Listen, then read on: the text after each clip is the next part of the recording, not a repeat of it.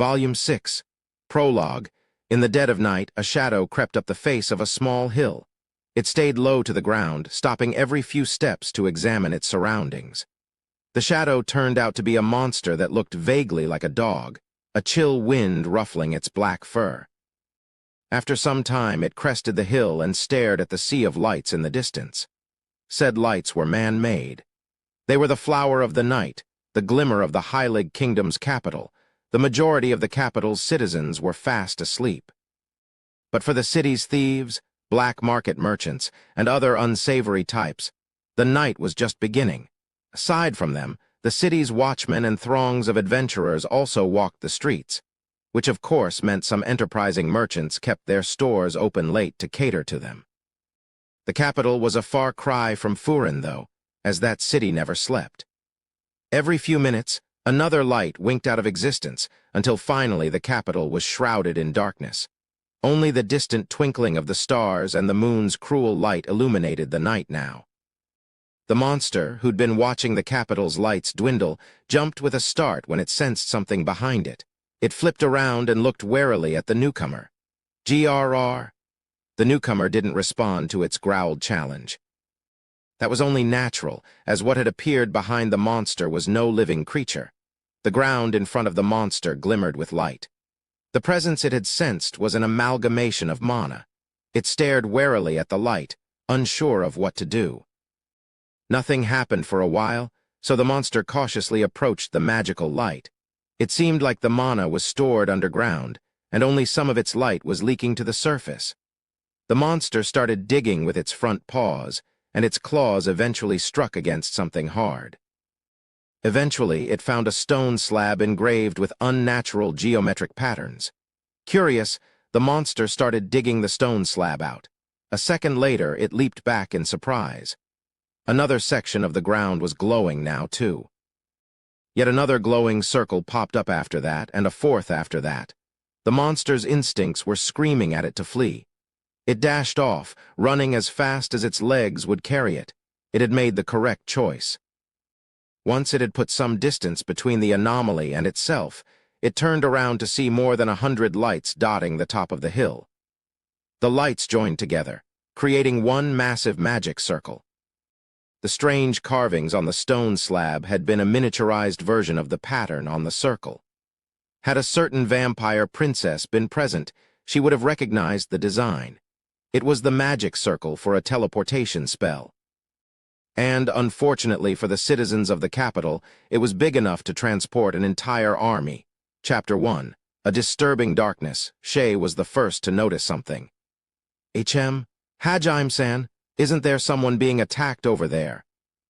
As always, Hajime and Yu had started flirting, which had led Kaori to interrupt them, distracting Hajime from his driving and making him swerve recklessly. Shay's words finally tore his attention away from the battle of the stands that was happening between Yu's Thunder Dragon and Kaori's now powered-up Ice Demon, so he looked out the front windshield. He spotted a merchant caravan under attack. They seemed to be holding their own for the moment. As they grew closer, Shay's ears picked up on the sounds of people shouting, and Hajime activated Farsight to get a better idea of what was going on. "Looks like they're fighting bandits. There's 40 of them, it looks like. They're all dressed in rags. Only have about 15 guards. I can't believe they're holding their own with only that many people. Yeah, that barrier's pretty good. Indeed, it's protecting them as well as a castle wall would. Those brigands cannot approach the merchants so long as it stands.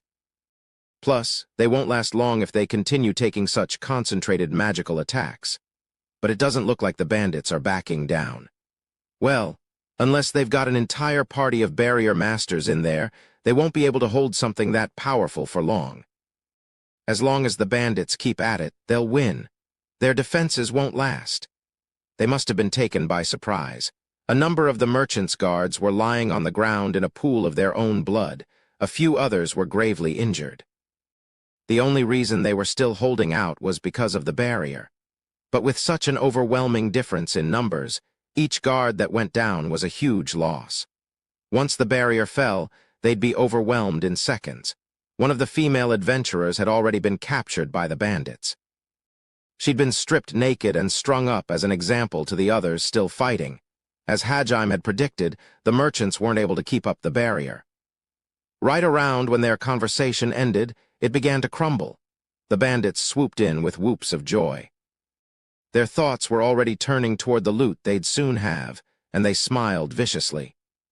The remaining guards fought valiantly, but they were completely outnumbered. One after another, they began to fall. Kaori raised her hands to her mouth and gasped. She turned to Hajime and begged him to help. "Hajime-kun, please, we have to save them. What if—" Hajime didn't even wait for her to finish. He poured more mana into Brise and sped up. The merchants would be doomed if he spent time debating whether or not they should help. He'd hear Kaori's explanation later. First, he needed to save them. If there was one thing Hajime prided himself on, it was his decisiveness, especially when it came to requests from his comrades. Brise roared down the plain, a trail of smoke rising in its wake. "Hajime-kun? Thanks." Kaori smiled, glad that Hajime was willing to listen to her. Hajime just shrugged his shoulders. Meanwhile, you and the others hurriedly strapped on their seatbelts. They knew what Hajime was about to do. Hajime-kun, you aren't planning on." Kaori's expression stiffened as she saw Brise hurtling toward the crowd of bandits. She knew she'd been the one to ask Hajime for help, but as someone who lived in a world with cars, she'd assumed he would have hesitated in doing something so unethical. Hajime turned to Kaori and replied with a straight face. "When you see criminals, you run them over. Isn't that what they teach in driving school?" "It's not. Stop making up your own traffic laws. Look, even you and the others agree with me." Hajime ignored Kaori and drove Brise straight toward the rear of the bandits, aiming for the one that appeared to be their leader. It was clear he believed vehicles existed to run over bad guys. The bandit leader noticed Brise too late. He started shouting panicked orders to his men and began casting a spell. He was sure this strange black box was some kind of new monster. He would never have guessed it was actually a metal vehicle made for transporting people. Hajime poured more mana into Brise and activated one of the gadgets he'd attached to it. Meter-long blades popped out of the sides in front of the hood. The men hurtled fireballs at the monstrosity bearing down on them, but they had no noticeable effect. Hajime ignored their pathetic attempts at resistance and powered forward. The bandits trembled in fear as they watched the black box shrug off their best attacks. There was a sickening crunch, and Hajime powered into the mass of unarmored bandits. Despair and confusion was etched onto their faces as they were blown away by Brise. A few of them were pushed up onto the hood and sliced apart by the blades on there. Others tried to dodge out of the way and were sliced apart from the blades on the side. Those fortunate enough to avoid death by slicing were blown apart by the force of a giant truck slamming into them at 80 km/h, their bodies utterly pulverized. In the span of a single second, 7 bandits were killed. After destroying the bandits' backline, Hajime drifted Brise to a halt. Both the bandits and the merchants stared blankly at Brise. The sudden carnage had left them speechless. Some of the guards and bandits had stopped mid-swing, even. Hajime ignored them and turned to Kaori. "If we're doing this, I'm not going to show any mercy. I'll kill them all. No healing any of them. You get that right?" "Yeah, I know." He knew how kind Kaori was, but he had no intention of letting her heal his enemies. If she did, she'd no longer be his comrade, at which point she'd have to return to Kuki's party. Kaori took a deep breath and nodded. "All right, then go. I won't get in your way." "Okay." Kaori leaped out of Brise and ran to the injured merchants. The bandits had been shocked senseless when Brise had showed up. However, Kaori just looked like an ordinary girl. That was something they could handle. They let their anger fuel them and attacked. "Die, you bitch!" One of the bandits brandished his sword at her. Kaori only spared the man a glance before turning her attention back to the injured. She continued running to the injured merchants and started chanting a healing spell. That only made the bandit angrier, but before he could vent his frustrations, he was slaughtered. Hajime had blown his head clean off. Bang, bang, bang, bang, bang, bang. With each gunshot, another bandit lost their life. Even the guards, who were the ones being saved, shivered in fear as they watched Hajime slaughter the bandits. It was just so merciless. In the span of a few seconds, over half of the 40-odd bandits were executed. Some of the bandits panicked and tried to take the merchants hostage, but they were met by Shay, who leaped in front of them. One of the guards shouted out a warning to her, but it was entirely unnecessary. At this point, Shay was so overpowered she could even give Hajime a run for his money. This fighting rabbit had no blind spots. She summoned Drucken from her treasure trove and held it aloft. Then she swung it with such force that a wall of air was pushed forward. The three men charging at the merchants crumpled to the ground with the upper halves of their bodies missing. Huh. Wah, look at all that blood. It had been so long since they'd fought an actually weak enemy, so none of them were able to hold back too well. Shay had been planning on only sending them flying, but she'd accidentally cut them in half. It was quite a gruesome sight. Shay jumped back away from the sudden fountain of blood that erupted in front of her. Yu and Tio spared Shay a single glance before obliterating the remaining bandits in a storm of magic. The few who tried to escape had their heads blown off by Hajime. They didn't even have time to beg for their lives. Their punishment was swift and thorough. Kaori used Holy Blessing, an Aoi healing skill, to heal the injured merchants and adventurers all at once. Unfortunately, a number of them were already dead. And sadly, not even restoration magic could bring back the dead. She ground her teeth, frustrated that she hadn't been able to save everyone. As she was lamenting their deaths, someone came running up to her. They were wearing a cowl over their face, so their features were unrecognizable. However, Hajime could tell by the color of the mana surrounding her that she was the one who'd cast that barrier earlier, and so he saw no reason to stop her. Kaori. The girl threw herself into Kaori's arms. Kaori was honestly surprised that her guess had been correct. Lily, is it really you? I thought I recognized that barrier, but I still wasn't sure. I can't believe you're out here. The person Kaori had called Lily was, in fact, the princess of the Heilig Kingdom, Liliana S.B. Heilig. Liliana breathed a sigh of relief and pushed back her hood to reveal dazzling blonde hair and sparkling blue eyes. She looked at Kaori in admiration and whispered something to her. I didn't expect to see you here either, Kaori. Thank goodness you were passing by, though. It seems my luck hasn't run out just yet. Lily, what's happened? Kaori looked worriedly at her friend. As if just noticing something, Liliana covered her face with the cowl once more.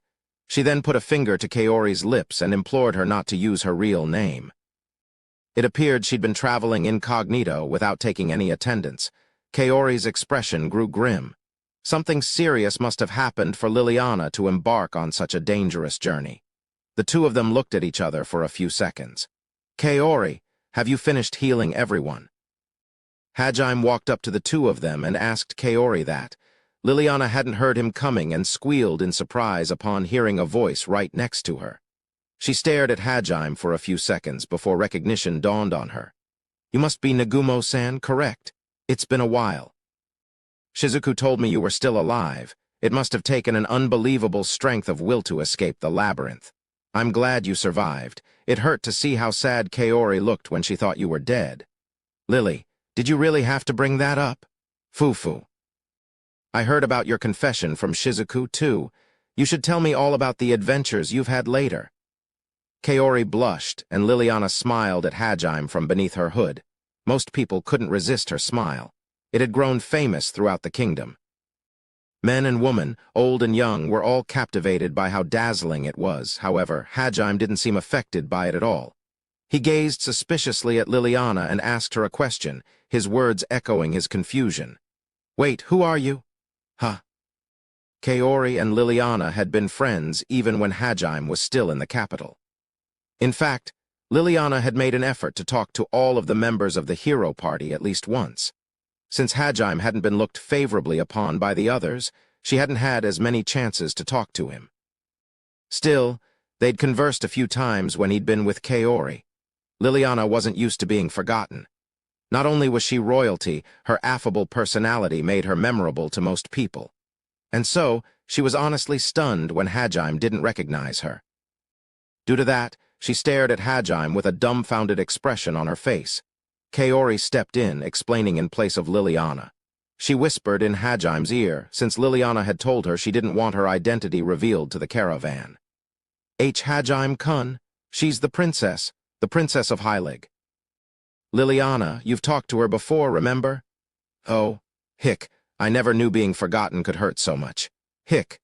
Lily, don't cry, Hajim Kun's just a bit, dense. No normal person would ever forget you, please don't cry. Hey, did you just insult me? Hajim hadn't expected Kaori of all people to just casually insult him like that. Even more surprising, Kaori snapped back with, shut up for a bit, Hajim Kun. No, it's fine, Kaori. I shouldn't be thinking so highly of myself anyway. Liliana smiled bravely, and Hajim found he couldn't really say anything back to that. Besides, it was his fault in the first place for forgetting about her. You and the others walked up to Hajim, along with the leader of the merchants. To Hajim's surprise, he recognized the man. It's been some time, hasn't it? You seem to be in good health. You're the energy drink guy? Energy drink? I do sell those, among other things, but I don't think my energy drinks in particular are all that famous. Ah, sorry, just talking to myself. Your name was Moore, right? Indeed. I'm honored you remember me. Moore Nos of the Nos Trading Company at your service. This is the second time you've saved me from certain death. I'm beginning to think we're connected by fate. The leader of this merchant caravan was none other than the same one that Hajim had escorted from Brook to Furin, Moore Nos. He still remembered that trip well. It was there that he'd learned just how far the merchants of this world were willing to go to make a sale. His mercantile spirit hadn't waned one bit, and he thumbed the ring on Hajim's finger as he shook his hand. It looked like he still hadn't given up on buying Hajim's treasure trove off him. Shay explained to Kaori and Liliana how they knew more, which caused the princess to sink further into depression. He remembers someone he met just once. But not me. The princess? She mumbled. Kaori tried everything she could to cheer Liliana up, while Hajim continued his discussion with Moore. It turned out he was en route to Ankaji via Horod. Everyone had heard of Ankaji's plight by now, and Moore was hoping to make a huge profit selling the starving city food. He'd already finished one trip. Then he'd gone back to acquire more food from the capital and was on his way back now. Judging from his smug expression, Hajim guessed he'd already made quite a profit from his first trip. On the other hand, Hajim and his comrades were on their way to the Haltina woods. However, they were planning on passing through Horod and Furin first. Horod was on the way, and they needed to tell Ilwa that they'd successfully reunited Mayu with her mother in Furin. As they would both need to pass through Horod, Moore asked Hajim if he'd be willing to guard them until then. However, Liliana interrupted them. My apologies, good merchant, but I would like to hire their services myself. I understand I'm being presumptuous, especially as you were so kind as to let me join your convoy, but... Oh, do you no longer need to go to Horod? Yes, this is far enough. Of course, I will still pay you the full fee. It seemed Liliana had originally planned on going to Horod too. However, now that she'd found Hajim and his friends, there was no need. Hajim wasn't sure he'd like what Liliana had to ask, but he knew if he said anything now Kaori would just yell at him for being mean to the princess, so he held his tongue. I see. I'm happy to know I was of assistance. You don't have to worry about paying me. Huh, but I can't just not pay you. Liliana seemed at a loss. The caravan had provided her with food and lodging, and she couldn't imagine not repaying them for their hospitality. In fact, she'd been expecting him to ask for more than the usual since she'd promised to pay him upon reaching Horod and not up front. However, Moore simply smiled at her. I doubt I'll ever say those words again. Let me give you one piece of advice before you go. Normally, you pay up front when asking to join a caravan. If someone doesn't ask to see your money right away, then they're either up to no good, or they have their own reasons for not wanting to take your money. Fortunately for you, this time it was the latter. Wait, does that mean? I have no idea why someone of your standing needs to sneak out of the capital, but I have no doubt it is a matter of utmost importance. If I didn't assist you in your time of need, then I could hardly call myself a proud citizen of Heilig. I may be a merchant, but I'm a patriot too. So he knew from the start. Despite that, he hadn't revealed Liliana's identity and had tried to help her to the best of his abilities. In that case, I owe you my gratitude. It was only thanks to you that I was able to leave the capital. I see. I'm sorry to change the topic so suddenly, but do you know what it is that merchants want most but find hardest to obtain? No, I don't. It's trust. Trust? Yes, trust. Without it, we would be unable to conduct any business. At the root of every merchant's profits lies a relationship built on trust. Furthermore, even if a merchant finds themselves bereft of money, as long as they have the trust of others, they won't be ruined. After our little trip, would you not say the Ainz Trading Company is worthy of your trust? If you do, then I've already made a far greater profit than any amount of money you could provide me. Liliana smiled to herself. He certainly knew how to give a speech. If she paid him now, it would be the same as saying she didn't trust him. Her thanks would have the opposite effect of what she intended. Liliana pulled back her cowl and looked more in the eyes. Your company is one I would trust with my life. I swear that I, Liliana S.B. Heilig, will never forget the kindness you have shown me. I thank you from the bottom of my heart. You are far too kind. Moore, along with the rest of his merchants, bowed deeply to Liliana. After all that, Moore left Liliana in Hajim's care and continued down the road to Horod. Just before they were out of sight, he turned around and yelled one final warning to Hajim. Moore had heard that Hajim was now a heretic, but despite that he chose to believe in the man who'd saved his life twice. He informed Hajim that something sinister was happening in the capital, and that he should be careful. In return, Hajim told Moore that his party had purified Ankaji's oasis and that they were no longer in dire need of food. That was all the information Moore needed to guess as to why the Holy Church had turned against Hajim. He left with a final. If you ever find yourself in need of supplies for your journey, please come to the Ainz Trading Company first. He really is a merchant through and through. Once Moore left, Hajim and the others took Liliana back to Bryce and asked her what she'd come for. The tension in her voice did not bode well, and Hajim was worried he'd get dragged into something he didn't want again. However, the first thing she said took him completely by surprise. Eiko-san has been kidnapped. This was far worse than anything Hajim could have imagined. Liliana explained her story to the shocked party. For a while, Liliana had been worried about how strained the atmosphere in the palace was. Her father, the king, had been spending more and more time with the Pope, and had grown far more religious. He'd oftentimes praise Ehit during meals or conversations, and his piety influenced the ministers and nobles to become more religious as well. Liliana had kept trying to tell herself that it was just a side effect of all the time he was spending with the Holy Church officials. Humans needed to be united in this time of crisis, or the demons would overrun them, she thought. However, things steadily got worse. Many of the soldiers started looking listless, as if someone had sucked out their souls. Whenever she asked any of the knights how they were doing, they'd always reply that they were fine. But to her, they all looked seriously ill.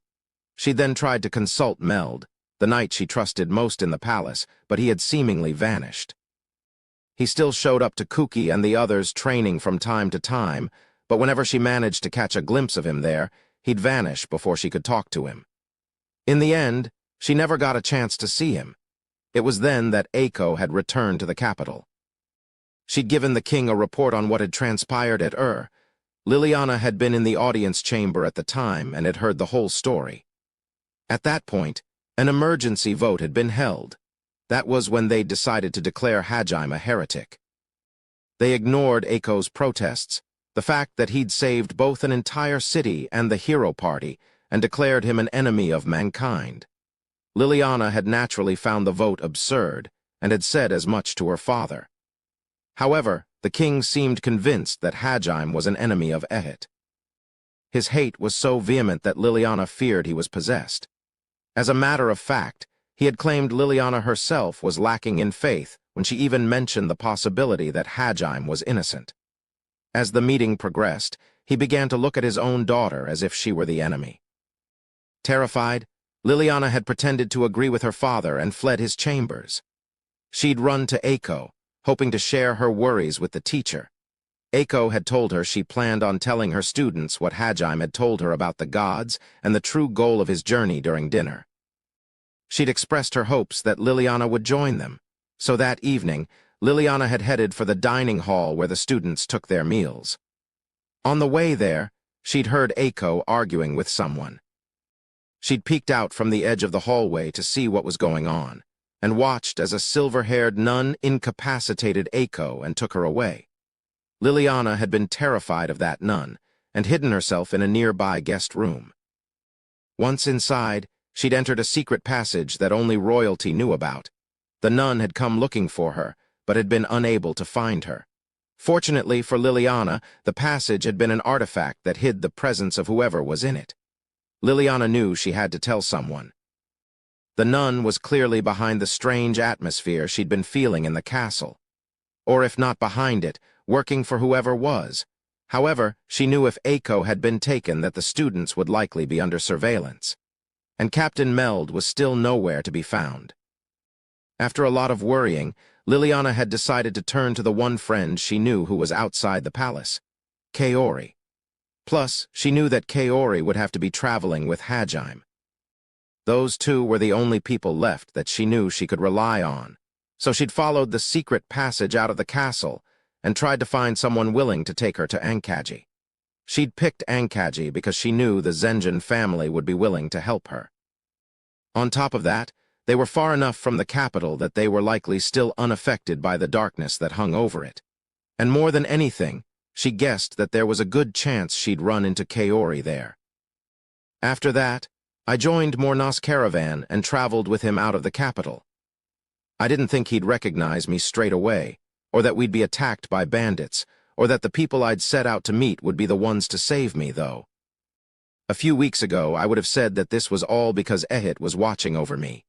But now, I'm afraid of the Holy Church. I don't know what's happening anymore. I have no idea who that silver-haired nun is, or what's wrong with my father. Liliana hugged her knees and trembled in fear. Right now, she looked less like the wise and confident princess she was reputed to be and more like an ordinary, frightened girl. Hajime couldn't blame her, though. Everyone she knew and loved had either gone insane or was missing. Kaori hugged Liliana tight. That was all she could do right now to ease her friend's worries. Hajime mentally shook his head. Liliana's story had borne a surprising resemblance to the visions they'd seen in the sunken ruins of Melusine. One by one, Ehit was starting to possess people. Things were not looking good. Under most circumstances, Hajime would have just washed his hands of this and said it had nothing to do with him. He would simply have sped up his schedule, conquered all the labyrinths as quickly as possible, and left this world without a second thought. However, Hajime could more or less guess why Aiko had been kidnapped. He couldn't say this had nothing to do with him. Someone affiliated with the Holy Church had likely taken her because she'd tried to tell the others what Hajime had told her. Ehit likely didn't want his own pawns, Kuki and the others, to stop following his script. She'd been kidnapped because Hajime had tried to use her for his own gain. Seeing as they'd kidnapped her, Hajime doubted they intended to kill her anytime soon. Still, he didn't want to imagine what kinds of things they might do to her. After all, the so-called gods had no qualms about manipulating people like pawns. He doubted they'd shy away from torture. More than anything, he owed his current happiness to Aiko. She was the one who had advised him to change the way he lived his life. Even if her kidnapping wasn't his fault, he wouldn't have abandoned her. That was why he knew there was only one option. Guess we've got to save Sensei. Hajime made his decision. I won't abandon her. This isn't someone else's problem but mine. Liliana looked up at him, relief flooding her face. She had been expecting him to refuse. Shizuku had told her how he'd said that the people of this world and even his own classmates meant nothing to him anymore. She'd been mentally preparing herself for a long debate. "You'll come back to help?" Liliana asked one more time, just to be sure. Hajime just shrugged his shoulders. "Don't misunderstand. I don't give a damn about the kingdom. I'm only going back to save Sensei. It's my fault she got kidnapped in the first place, and even if it wasn't, I do owe her." Aiko sans. While it was unfortunate that he cared nothing for her kingdom, it didn't change the fact that he would come back with her. Liliana was content to settle for that. Hajime's next words brought a smile to her face. And, well, if whatever's messing up the palace tries to get in the way of me saving Sensei, I'll beat the shit out of it for you. Yule, Fufu, in that case I pray it does try to get in your way. Thank you so much for agreeing to help, Nagumo-san. Eiko had been kidnapped by a nun. That, plus the strange fanaticism of the king, told Hajime that chances were the Holy Church was behind this. Saving Eiko would almost inevitably entail fighting against them. Hajime knew that too. In other words, he understood that accompanying Liliana back to the capital would mean he'd end up having to save her kingdom in the process. The corners of Hajime's mouth inched upward as he watched Liliana and Kaori smile at each other. He had a secondary reason for going back to the capital, too. After all, the Divine Mountain housed its very own labyrinth. In other words, an ancient magic that he needed was in there. However, he had absolutely no idea where that labyrinth's entrance was. Searching the area would be difficult with all the priests and clergy running around. It was because he hadn't wanted to start a fight with the Holy Church just yet that he'd decided to ignore the mountain and head for Haltina first. With the situation being what it was, though, he had ample reason to conquer the mountain immediately. Rescuing Eiko would put him in direct opposition with the Holy Church. In which case, it made sense to launch a preemptive strike against them. Plus, he'd be able to get his hands on ancient magic that he'd need eventually anyway. It was killing two birds with one stone. The silver-haired nun Liliana had spoken of reminded Hajime of the hooded figure who'd been by King Aleister's side in Melusine's visions.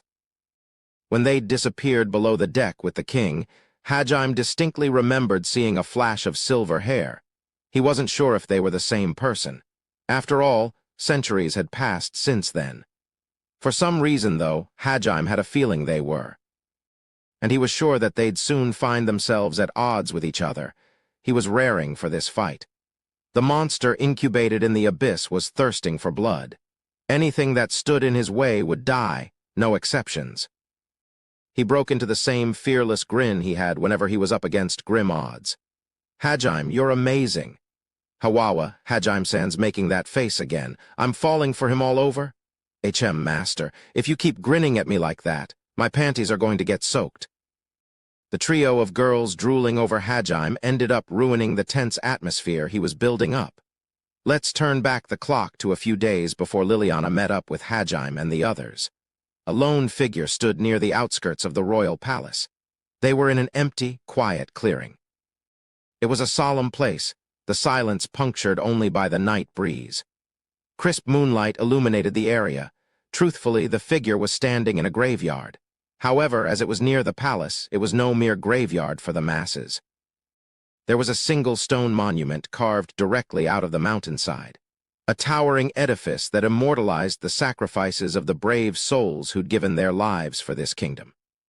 All those who died in battle for the kingdom had their names engraved there.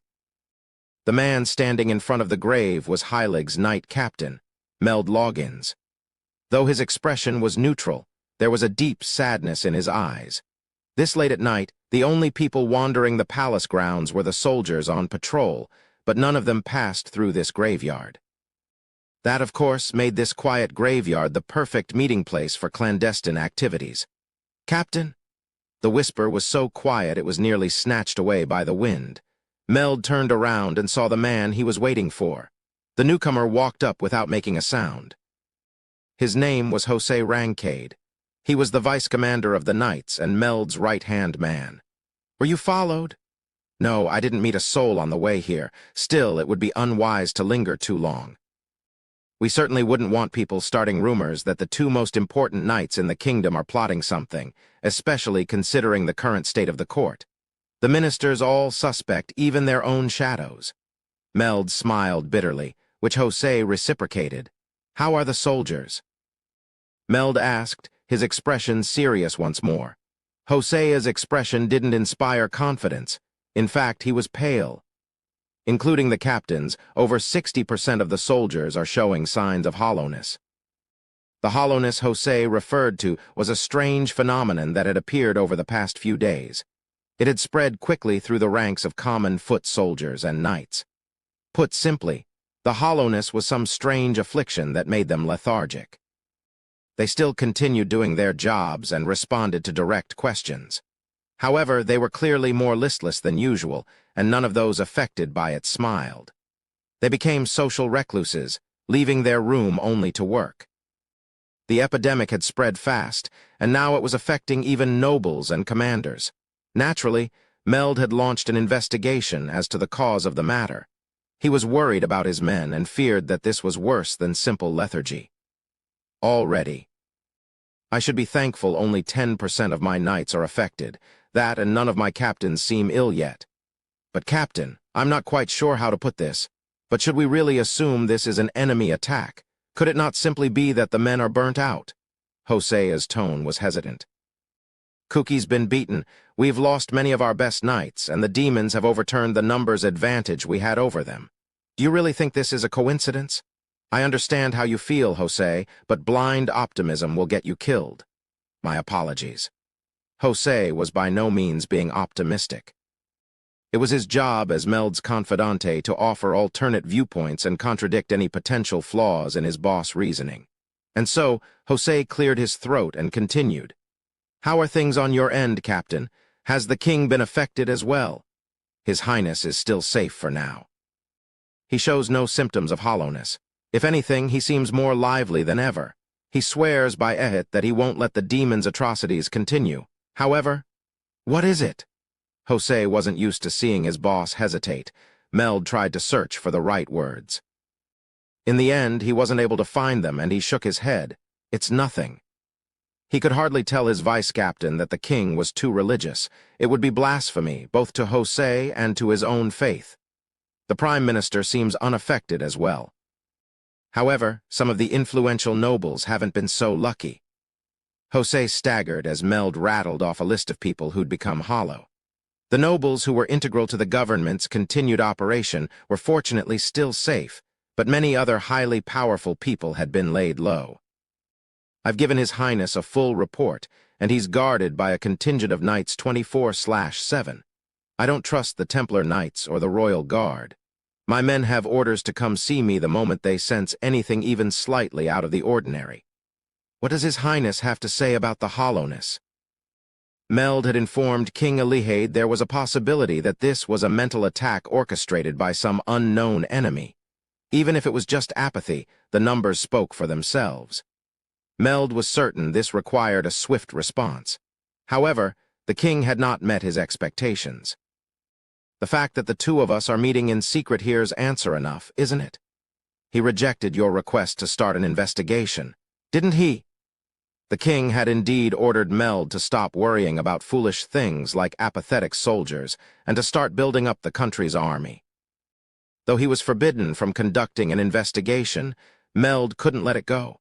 His instincts were telling him that this hollowness was dangerous. That was why he was operating in secret with his vice-captain. The demons have grown more powerful than ever.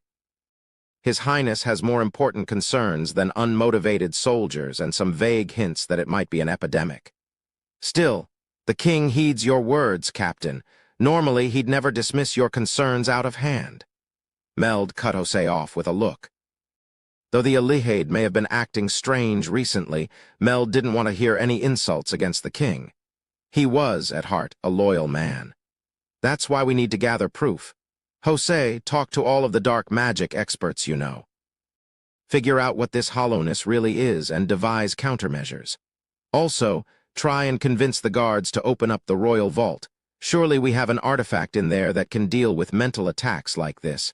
At the very least, get a catalog of items from the vault manager. Yes, sir. What about Kuki-kun and his friends? Let me worry about them. They're in a delicate state right now. I didn't want to burden them with more worries than I had to, but I suppose I have no choice but to tell them now. I'm really not cut out to be a teacher. Meld sighed, and Hosea smiled at him. I'm sure those kids understand how hard you're trying. Who cares if they understand me? The problem is that I don't understand them. It's honestly my biggest worry still. Fighting so much easier than this. Still, I think it would ease some of their worries if you talked to them. Prospective knights applied knowing what they were getting into. So Meld's way of cheering up his men usually consisted of training them until they collapsed and then sharing a few drinks. It usually worked. However, he knew that wouldn't be a good idea for Kuki and the others. They were students who'd been dragged against their will into his world's war, and they were only fighting to go back home. He had no idea how to help those kids come to terms with the fact that they'd have to kill. Jose snickered. Meld was acting just like a father who didn't know how to teach his kids. The two of them talked for a bit longer about less pressing matters. Once they gave each other their respective reports, they melted away into the darkness. Meld snuck back to his room while keeping an eye out for patrols. As he was the night commander, no one would challenge him even if they did spot him. But he didn't want anyone wondering what it was he'd been doing out this late at night. I can't believe I'm acting like an intruder in the palace I'm supposed to protect. Meld smiled to himself. A second later, though, his heart leaped into his throat as someone called out to him. "Captain Meld." He looked around, but saw no one. Despite the fact that he'd been on high alert, someone had managed to sneak up on him. In fact, they'd gotten so close that they were able to tap his shoulder. In other words, they could have killed him had they so chosen to. Zah! His overblown reaction was a symptom of how nervous he was. The moment he felt a hand on his shoulder, he pulled out his sword. It drew a silver arc through the air as he turned it on his assailant. His sword met only empty air, though. Whoever had snuck up on him had good enough reflexes to dodge out of the way in time, or well, at least trip over himself. He looked down to find his attacker in tears. Kusuk. The boy Meld had mistaken for his attacker was indeed Kusuk Endowu, the scout of the hero party. He was nodding, terrified. "See, Captain. Did I do something to make you mad?" Realizing his mistake, Meld hurriedly sheathed his sword and helped Kusuk up. Everyone knew how difficult it was to notice Kusuk. Even when his friends were talking with him, they'd sometimes forget he was there. Back in Japan, automatic doors often wouldn't even open for him. Furthermore, he was almost always forgotten during roll call in class. He was a natural master of stealth. Meld understood now why he hadn't sensed anyone. "And no, sorry, I was just surprised to find someone behind me and kind of. You sound like Galgo, Captain. You kind of almost chopped my head off." Meld cleared his throat and changed the subject. "Anyway, what are you doing out so late, Kusuk?" "After practice today, I fell asleep in my room. We went pretty hard and I was exhausted, but it was still pretty early and—" Meld looked pityingly down at his pupil. He could tell where this was going. "And no one thought to wake me up for dinner or anything, so I slept until now." I see. When I finally woke up, I hurried over to the dining hall, but everyone had already finished eating. They'd noticed there was an extra meal laid out, but they thought the chefs had made more by mistake and ate it. No one even realized I didn't come to dinner. I see. Well, I guess it was partly my fault for not arriving on time. I felt guilty about asking the servants to make food just for me, and I figured skipping just one meal wouldn't be a big deal. But then I got so hungry I couldn't sleep, which is why I figured I'd go to the kitchens to see if they had anything. I found some vegetable scraps left over and ate those, but, whatever they were, they didn't sit well with my stomach. I spent 2 hours fighting in the bathroom. You really don't want to go in there right now. What a night. Anyway, once I finished, I realized there was another problem. Your story's not over yet, and what on earth is in that bathroom? It's not what's in there, but what isn't. There wasn't any toilet paper. Kusuk didn't explain how he eventually did manage to find some toilet paper, but considering how far from the kitchens he was now, Meld guessed he must have spent a long time searching for it. "Kusuk, go rest." "Will do. Good night, Captain." He'd been forgotten, had his dinner eaten by someone else, gotten sick off the leftovers he'd found, and then spent the night wandering the halls looking for toilet paper only to nearly be killed by his teacher. Meld felt for the poor boy. As he watched Kusuk totter off to his room, Meld gave him a crisp salute. Meld made it the rest of the way back to his room without incident. He heaved a heavy sigh and put his sword up on the stand on the wall. After disarming, he flopped himself onto his sofa and massaged his temples. Once he'd rested for a while, he started planning. Magic that only affects troops' morale. It would make sense that demons are behind it, but I can't believe they've infiltrated the capital already. And if they have, Why not try something bolder than just hitting our morale? And why only target our rank-and-file soldiers? If they can cast spells undetected into the palace, why not come for me? Killing me would remove a powerful enemy and lower their morale anyway. So why? What on earth is going on? Meld spoke his thoughts aloud. He was still extremely worried about this unknown threat that had wormed its way into the palace. He wasn't exactly at his limits, but the constant planning and worrying had been taking its toll. Doubly so since his fellow palace officials didn't seem to share his concerns. Worse, the problems kept on piling up. He could feel his impatience permeating every inch of his thoughts, like an ink stain spreading through paper. I wonder what he's up to right now. Meld thought back to the boy he'd been reunited with in the Orcus labyrinth.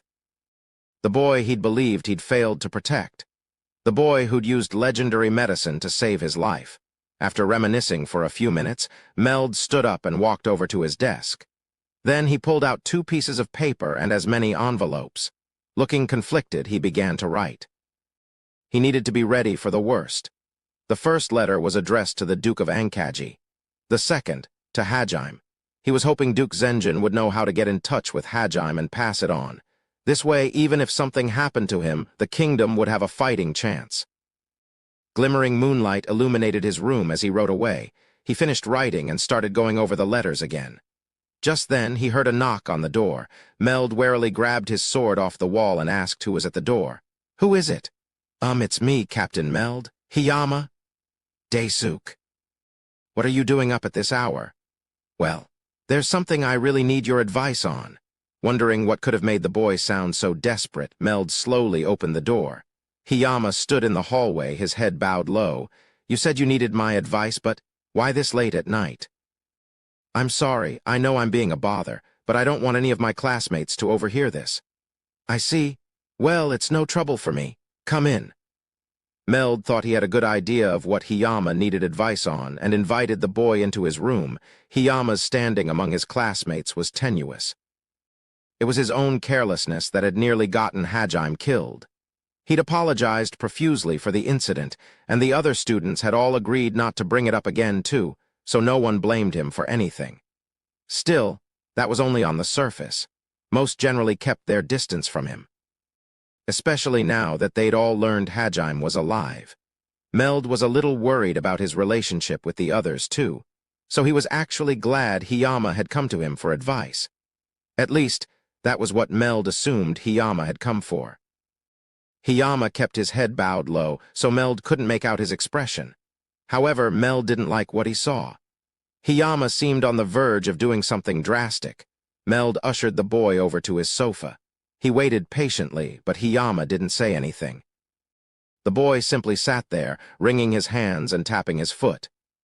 "Daisuke, I think I know what it is you wanted to talk about. You don't have to sugarcoat anything. Give it to me straight. Tell me what's troubling you and we can come up with a solution together."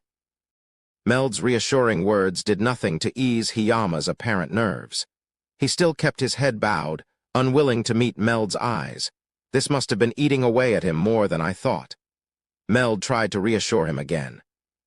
However, before he could get more than a few words out, he heard another knock at his door. "I sure am getting a lot of visitors today." He called out to ask who it was.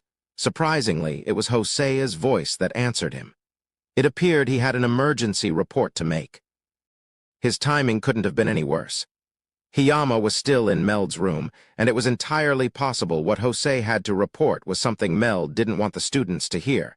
Hiyama noticed Meld's hesitation. "It's fine, Captain Meld. I'll just wait in the hallway until you're done." "If you're sure. Sorry, Daisuke?" "It's fine," Hiyama replied curtly and stood up. Meld walked to the door and turned the knob.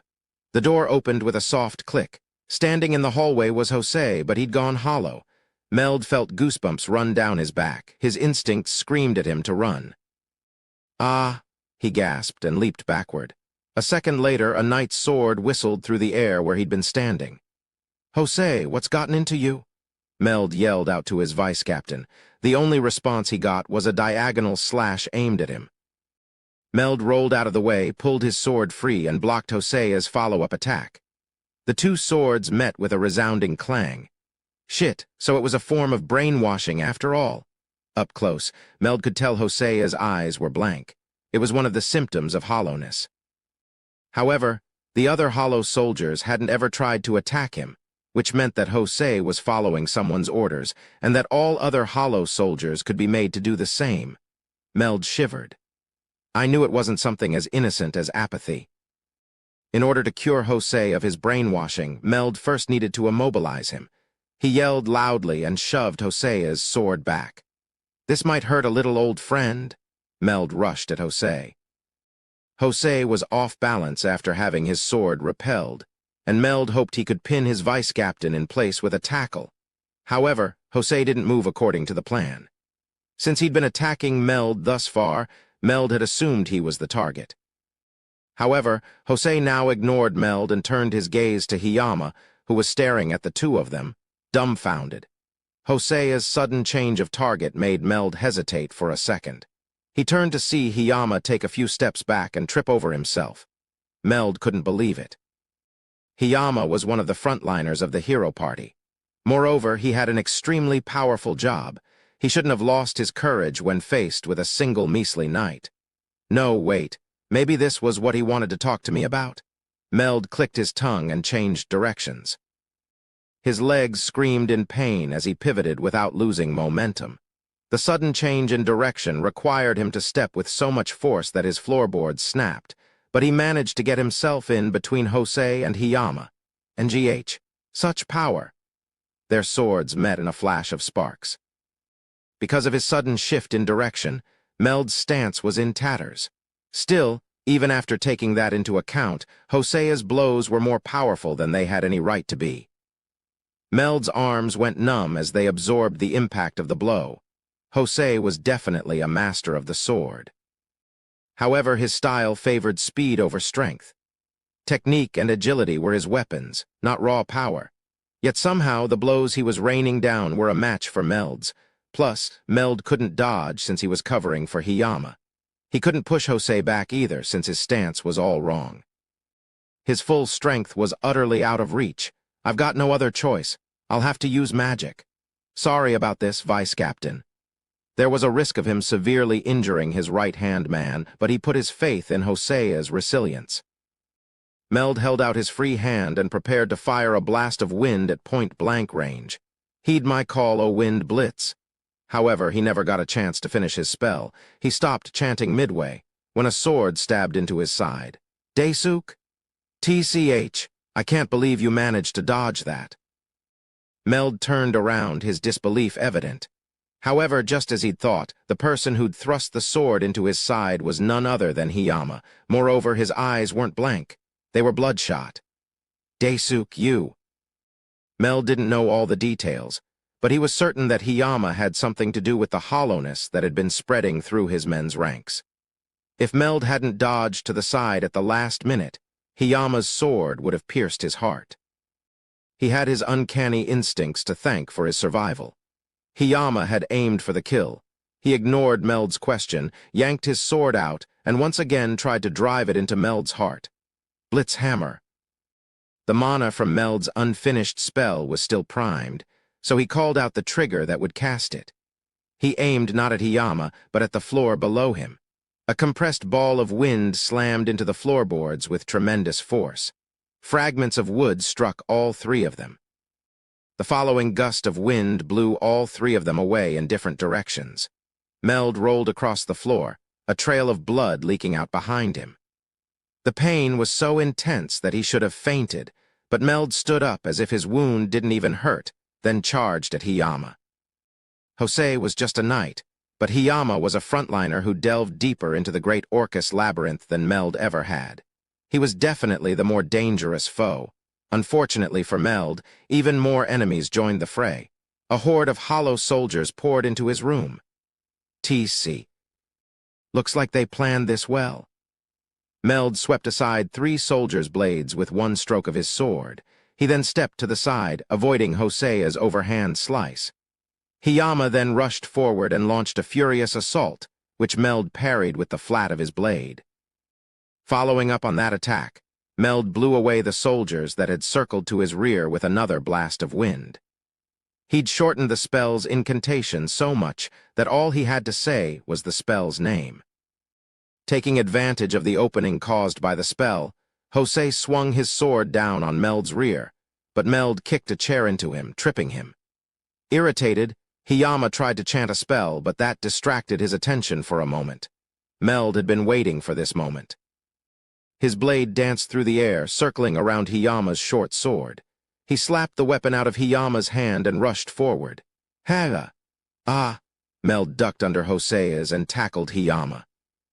His shoulder connected squarely with Hiyama's stomach, and the air was driven out of Hiyama's lungs as he slammed into the sofa and tumbled over it. Two of the soldiers tried to pincer Meld, but he rolled underneath them and blocked Jose's next attack with his sword. The blow sent him flying backward, but he used the distance he gained to straighten his stance. Scatter, wind wall. With the precious seconds he'd gained, he summoned a barrier of wind to protect him. Jose, who'd been in the middle of launching another attack, was knocked off balance. Meld then blocked one of the soldiers' swings and threw an uppercut at another. Though the soldiers' blows were powerful, their movements were clumsy. He knew he could handle them. Meld's uppercut connected squarely with a soldier's jaw and knocked him clean off his feet. The captain then swept his leg out, tripping Jose, and while the soldier was still stumbling, Meld slammed the flat of his sword into the man's head. There was a sickening crunch, and the soldier fell to the ground. Come on, Jose. I know you can do better than that. Normally, Jose fought with a lot more finesse, but right now he was letting his weapon swing him around. Meld parried another one of his blows and threw the man over his shoulder. Jose gasped as the air was forced out of his lungs. You stay quiet for a bit. Meld slammed his fist into Jose's stomach. The man spasmed, then went limp. Meld spared him one last glance before standing up and punching behind him. The last remaining soldier was blown away. Got him it. I even brought the vice captain over to deal with you. How's someone from this world so strong? Are you some kind of monster? Hiyama coughed and stumbled to his feet. Meld looked sadly over at his former pupil. You overestimate me. I just have a lot more experience fighting people. I am still the kingdom's greatest knight, you know. You may have me beat when it comes to fighting monsters, but I've had years of experience fighting people. So please, just surrender. Sadly, his unspoken plea didn't reach Hiyama. The young boy tore at his hair and glanced at the unconscious soldiers. What? You think you've already won? Hiyama sounded completely insane. Meld gasped as he saw the look in the boy's eyes. He knew that look. It was the broken look of a man who'd fallen too far to have any hope of salvation. Daisuke, what did? Meld broke off when he saw movement out of the corner of his eye. He couldn't believe it. They were standing back up, both the soldiers and Jose. It was as if they didn't feel any pain. They simply got back up with the same blank expression as before. Give it up. Heh, those guys won't stop even if you kill them. What? What have you done to? Before Meld could finish his question, two more knights walked into his room. There were at least half a dozen more standing outside it, all of them hollow. Whatever brainwashing magic had been used on them, it was extremely high level. Even if their movements were a little sluggish, the soldiers never tired and their attacks were abnormally powerful. Suddenly, it hit him. Despite how loud their fight had been, no one had come to see what was going on. Meld finally realized how dire his situation was. He'd completely fallen into his enemy's trap. There was likely some barrier around his room that kept the sound and vibrations from escaping. Chances were no one even knew he was under attack. They completely got me. This is what I get for putting too much faith in the castle's defenses. He hadn't expected his enemies to be capable of setting up such an elaborate trap in the heart of the capital. For the past few hundred years, humans and demons had been relatively equal in strength, which was why the castle's multi-layered defenses had never once been breached. That left only one possibility. Meld looked over at Hiyama. Considering the boy's skills, Meld knew he couldn't have been working alone. He was almost certain Hiyama had an accomplice. Said accomplice was probably the real brains behind this operation. In that case, this is no time to be thinking of making a valiant last stand. I need to escape alive and inform someone of this betrayal. Unfortunately, the doorway was filled with knights. He slowly backed up. Jose and the others surrounded him. "Just give up and die already, Captain Meld." Hiyama's mouth twisted into a sneer. "I refuse. As shameful as it is, I'm afraid I'll be escaping with my life." "Wah, you little—" Meld turned on his heel and dashed for the window. He slammed through it, the glass shattering with ease. For a moment he hung suspended in the air. Meld's room was on the 4th floor. A fall from that height would leave him crippled at the very least. Wind wall. However, he slowed his descent with magic and landed softly on the ground below. He knew Hiyama and the others would soon chase after him, so he hadn't truly escaped yet. Not by a long shot. However, he'd at least bought as much time as it would take someone to chant a high-level spell. Specifically, a very powerful fire spell. With it, he'd be able to buy himself enough time to find someone who wasn't brainwashed and tell them everything he knew. "I can do this." "Oh, Crimson." He stopped chanting almost as soon as he started. Or rather, something stopped him. He wasn't sure what. Hiyama and the others still hadn't made it down yet, and there was no one else in the palace courtyard. There was no magic stopping him from continuing, and no one had fired an attack at him. However, his instincts screamed at him to be silent. He knew not to make a sound or move a muscle. It felt as if his heart was caught in a vice. Cold sweat dripped from his chin. He stood stock still, wishing his breathing and heartbeat weren't so loud. It was exactly like when an animal sensed a predator nearby. Meld knew his only hope for survival was to hope whatever this thing was passed him by. "First, I had to step in to take care of the king, now the Knight Commander. I must say, your performance is quite disappointing. I suppose this is as much as I can expect from a human. Very well, it seems I must lend you a hand." The voice was so melodious that it sent chills down Meld's spine. It was also utterly devoid of emotion. Only after hearing that voice did Meld move. He slowly looked up, his head moving like a badly oiled machine.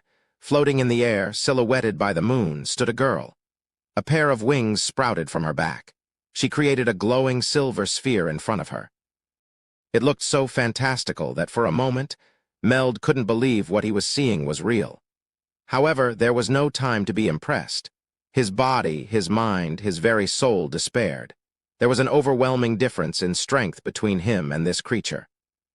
The sphere's silver light intensified. It looked like a miniature version of the moon. A very beautiful miniature version of the moon. The power stored in that light was anything but beautiful, though. It was cold and merciless. Meld knew full well what was about to happen to him. He also knew that there was no escape. Ehit. Meld, the strongest knight in the kingdom, prayed to the god he'd believed in since childhood. However, correct, this is what your lord desires. Ehit didn't stop the girl from bringing the silver sphere down on him. It was no larger than the type of balls children played games with, but its light eradicated all life. The silver light of death filled Meld's vision. This is what Ehit wanted. He wanted me to die. Meld thought back to what had happened to his subordinates. He was sure even worse things awaited them. So in the final moment of his death, Meld's thoughts turned not to Ehit, but to, "Please take care of the rest for me." "Well, even if I don't ask, I know you'll do it anyway. She's your enemy after all, so beat the shit out of her for me." The kingdom's strongest knight put his faith not in God, but in the monster who'd crawled his way out of the abyss. Soldiers with hollow eyes silently repaired the window and floorboards of Meld's room. Another figure looked down at the letters still on his desk. "Oh my, I guess I should have expected as much from the captain. He didn't miss a thing. That was close." "Huh, what are you talking about?" Hiyama walked up to the figure, not even attempting to hide his displeasure. "It's nothing. At any rate, how does your stomach feel?" "From the looks of it, he hit you pretty hard," the figure said with a sneer. Hiyama grimaced and spat his words back at them. "This is nothing." The figure's sneer grew. Hiyama turned to watch a soldier fit a new window frame in, and something occurred to him. "What about her?" "She already left." "She said our performance was disappointing." "I see. Well, I expected her to intervene. I've got to say, it really feels like we're blessed by God. Fufu, never expected her to be such a cruel bitch, though." Hiyama shuddered as he thought back to the girl who had killed Meld. Originally, the plan was supposed to have taken much longer. But thanks to her help, all of the obstacles standing in their way had been removed. Hiyama still didn't know why she'd chosen to cooperate with them.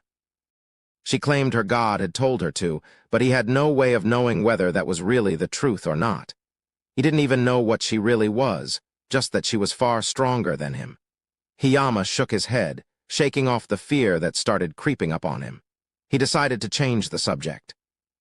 Well, all of the biggest problems have been solved now.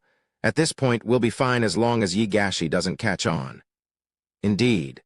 Thanks to our little accomplice, both the king and the prime minister are effectively our puppets. Plus, the Holy Church was never our enemy to begin with. With the captain gone, there's no one left who can stop me. A hint of madness tinged the figure's voice. Even Hiyama, who'd already killed someone, took an involuntary step back. The figure crushed something inside their hand. Upon closer inspection, Hiyama realized it was a letter. The letter Meld had written to Hajime. Things are going to progress very fast indeed now. The ball's rolling, and it's only going to speed up from here. There's no stopping now, not until we achieve the future I wish for. The figure grinned, and their pupils shrunk to tiny dots. Maniacal laughter filled the late Captain Meld's room. Chapter 2. Invasion of the Capital. A few rays of moonlight shone in through the barred window, lighting an otherwise dark cell. The stark contrast between the white light and the dark room was striking. The furnishings in the room were rather Spartan. The floor was made of metal, and there was only a single wooden pallet, a tiny desk, and a squat toilet. Frankly, prisons back on Earth were more comfortable than this cell. Eiko leaned back against the wall, huddled up in a corner of the bed with her face buried in her knees. 3 days had passed since she'd been imprisoned here. Thanks to the bracelet strapped to her wrist, she couldn't use any magic. At first, she'd tried all she could to escape. But even cutting herself and drawing a magic circle with her blood hadn't allowed her to cast magic. And naturally, she wasn't physically strong enough to break the bars of her cell. Nor had she been able to slip past the silver-haired nun who came to bring her food. The nun was far stronger than her, and had easily been able to overpower Eiko. The bars over her window prevented her from escaping through there. The most she could do was get one arm through, though even if there hadn't been any bars over her window, she wouldn't have been able to escape. Her cell was at the top of a tower on the summit of the Divine Mountain. It was unlikely she could reach the ground without dying, and even if she could, the mountain was crawling with priests. Avoiding all of them and making it back to the capital was an impossible task. In the end, Eiko had been reduced to huddling in a corner of her cell. Though she was worried about her students, there was nothing she could do for them. What are they trying to do to my students? What's happening? As Eiko mumbled that to herself, she thought back to what the nun had said before kidnapping her. Apparently, the nun's master would have found it inconvenient if Eiko had told her students what she'd learned from Hajime. The nun had wanted one of the students' plans to continue unhindered. Worry and despair swirled around inside her mind. Eiko thought back to the boy who died in Yukitoshi Shimizu. She worried that another one of her students might be trying to do something they could never take back, and she couldn't help agonizing over it. Stuck alone in this prison, she had plenty of time to think. The more she pondered over recent events, the more she realized that there had been something wrong inside the palace when she'd returned. Elihade and the other leaders of the kingdom had been acting strangely fanatical when she'd gone to see them. That silver-haired nun must have done something to them. If the strange spell she'd cast on Eiko had really been some kind of mind control technique, then it stood to reason that the king and his retainers had been brainwashed. However, neither Shizuku nor Liliana had been acting out of the ordinary. Still, there was no telling what might have happened to them in the time since she'd been captured, though. As she prayed for their safety, Eiko remembered one other thing the nun had said. She'd said that she needed to eliminate the irregular. That word brought to mind a specific student of hers. The boy who'd saved her life, and the boy who'd killed Shimizu. Despite being so strong-willed, he'd still seriously considered the advice she'd given him. And then, they'd maybe kind of natrialis ortof possibly almost kissed. As much as Eiko had tried to bury that memory, it kept surfacing when she least expected it. She blushed, despite knowing the desperate situation she was in. Eiko shook her head. trying to banish the memory from her thoughts. She was worried for his safety, but she also really wanted to meet him again. Nagumo-kun. Yeah, what's up, sensei? Wah. Eiko couldn't believe her ears. There was no way Hajime would be here right now. She glanced around her room but saw no one, then tilted her head. Am I hearing things? It wasn't just her imagination, though. Hajime called out to her again. Up here, sensei. Huh, I'm not just hearing things. Eiko looked up at the window. Hajime was poking his face between the bars. Huh, what? Nagumo-kun, how? This is the top floor, on the summit. Huh, yeah, I know. Just calm down, sensei. I need to make sure there aren't any traps here. Hajime swept his gaze across the room, confirming with his demon eye that the space was clear. There was a flurry of red sparks, and suddenly a hole appeared in Eiko's wall that was wide enough to let a person through. Eiko's room was at least 100 meters from the ground. And yet, Hajime just waltzed into the room as if the ground extended past Eiko's walls. Hajime smiled as he saw the shock on Eiko's face. Why do you look so surprised? I thought I was doing a pretty good job of hiding my presence, but it sounded like you knew I was already here. Made me lose confidence in myself, honestly. Huh, I did. How? I mean, you called my name, didn't you? Wasn't that because you knew I was here? Naturally, Eiko had known no such thing and had only muttered his name because she'd been thinking of him. Not that she could tell Hajime that, and so she hurriedly tried to change the topic. Anyway, why are you here? To save you, of course. You came all the way here just to save me. Really? Hajime raised an eyebrow. Her odd actions made him wonder if she hadn't already been brainwashed. He walked up to her and turned his demon eye on her, just to make sure she wasn't under the influence of some strange magic. Eiko blushed, and her heart began to beat faster. The boy she'd been thinking about had happened to come save her just when she was hoping for him to. And now he was standing next to her bed, staring intently at her. If they'd had a simple teacher-student relationship, Eiko would have simply asked him what was wrong. But they didn't, so she found she could do nothing more than stare back at him. Hajime's eyes found no traces of mana, so he decided that Eiko was likely still herself. He took her by the hand and examined her bracelet. It seemed he wanted to remove the artifact that was sealing her mana. But that wasn't what Eiko saw it as. She squealed and said some rather scandalous words. We can't, Nagumo-kun. This is too sudden, and I'm your teacher. Don't you want to be able to use magic again, or is there some kind of trap that'll activate if I break this? Doesn't look like there is, but... Huh, oh, that's what you were doing. What did you think I was doing? Ahahaha, I'm sorry. It's nothing. Hajime stared quizzically at Eiko, who tried to play it off with a laugh. She once again changed the subject, asking how Hajime had known she'd been captured. The princess told me. By the princess, do you mean Liliana? Yeah, apparently she saw you get taken. She couldn't tell Aminagawa or the others because she was worried they were under surveillance, so she slipped out of the castle to try and find us. So it was Liliana-san.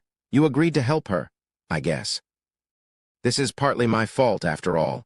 I know you probably didn't want to see my face again, but you'll just have to deal with it until we meet up with the others. Hajime smiled awkwardly, then shattered the bracelet sealing Eiko's mana and stood up. He probably thinks that because of what happened with Shimizu-kun. Eiko grabbed onto Hajime's arm. Then she looked directly into Hajime's eyes and told him her true feelings regarding the incident. I would never wish for something like that. I'm truly happy you came here to save me. It's true that I still haven't come to terms with what happened to Shimizu-kun. Honestly, I doubt I ever really will. Still, I'd like to think that I at least understand why you pulled the trigger. I don't hate you for it or bear any sort of grudge. Sensei. Eiko smiled, her gaze holding equal parts kindness and sadness. I was unable to tell you back then, so I'd like to tell you now. Thank you so much for saving my life. And I'm sorry I forced you to kill a classmate. Looks like you were right, you. She figured it out. Hajime smiled bitterly to himself. Regardless of whether or not she'd realized, it didn't change the fact that Hajime had done something terrible to her. I just did what I wanted to. I'll accept your thanks, but I don't need an apology. Anyway, let's get out of here. The princess should be with Aminagawa and the others right now. We'll decide what to do next after we've all met up. Very well. Be careful, Nagumo-kun. The Holy Church has branded you a heretic, and it's possible the person who kidnapped me is. I know. There's some stuff I need to do here once I get you to safety, so I'll probably end up fighting them sooner or later. I came here knowing that. Hajime nodded, his ironclad resolve evident in his gaze. Eiko blushed, but she quickly snapped out of her fantasies. There was one other thing she needed to warn Hajime about. Before she could, though, they both heard a loud crash in the distance. The air shook. Eiko stiffened and looked up at Hajime. He looked into the distance, his gaze fixed on a certain point. He guessed that the commotion had come from the ground and telepathically got a report from you.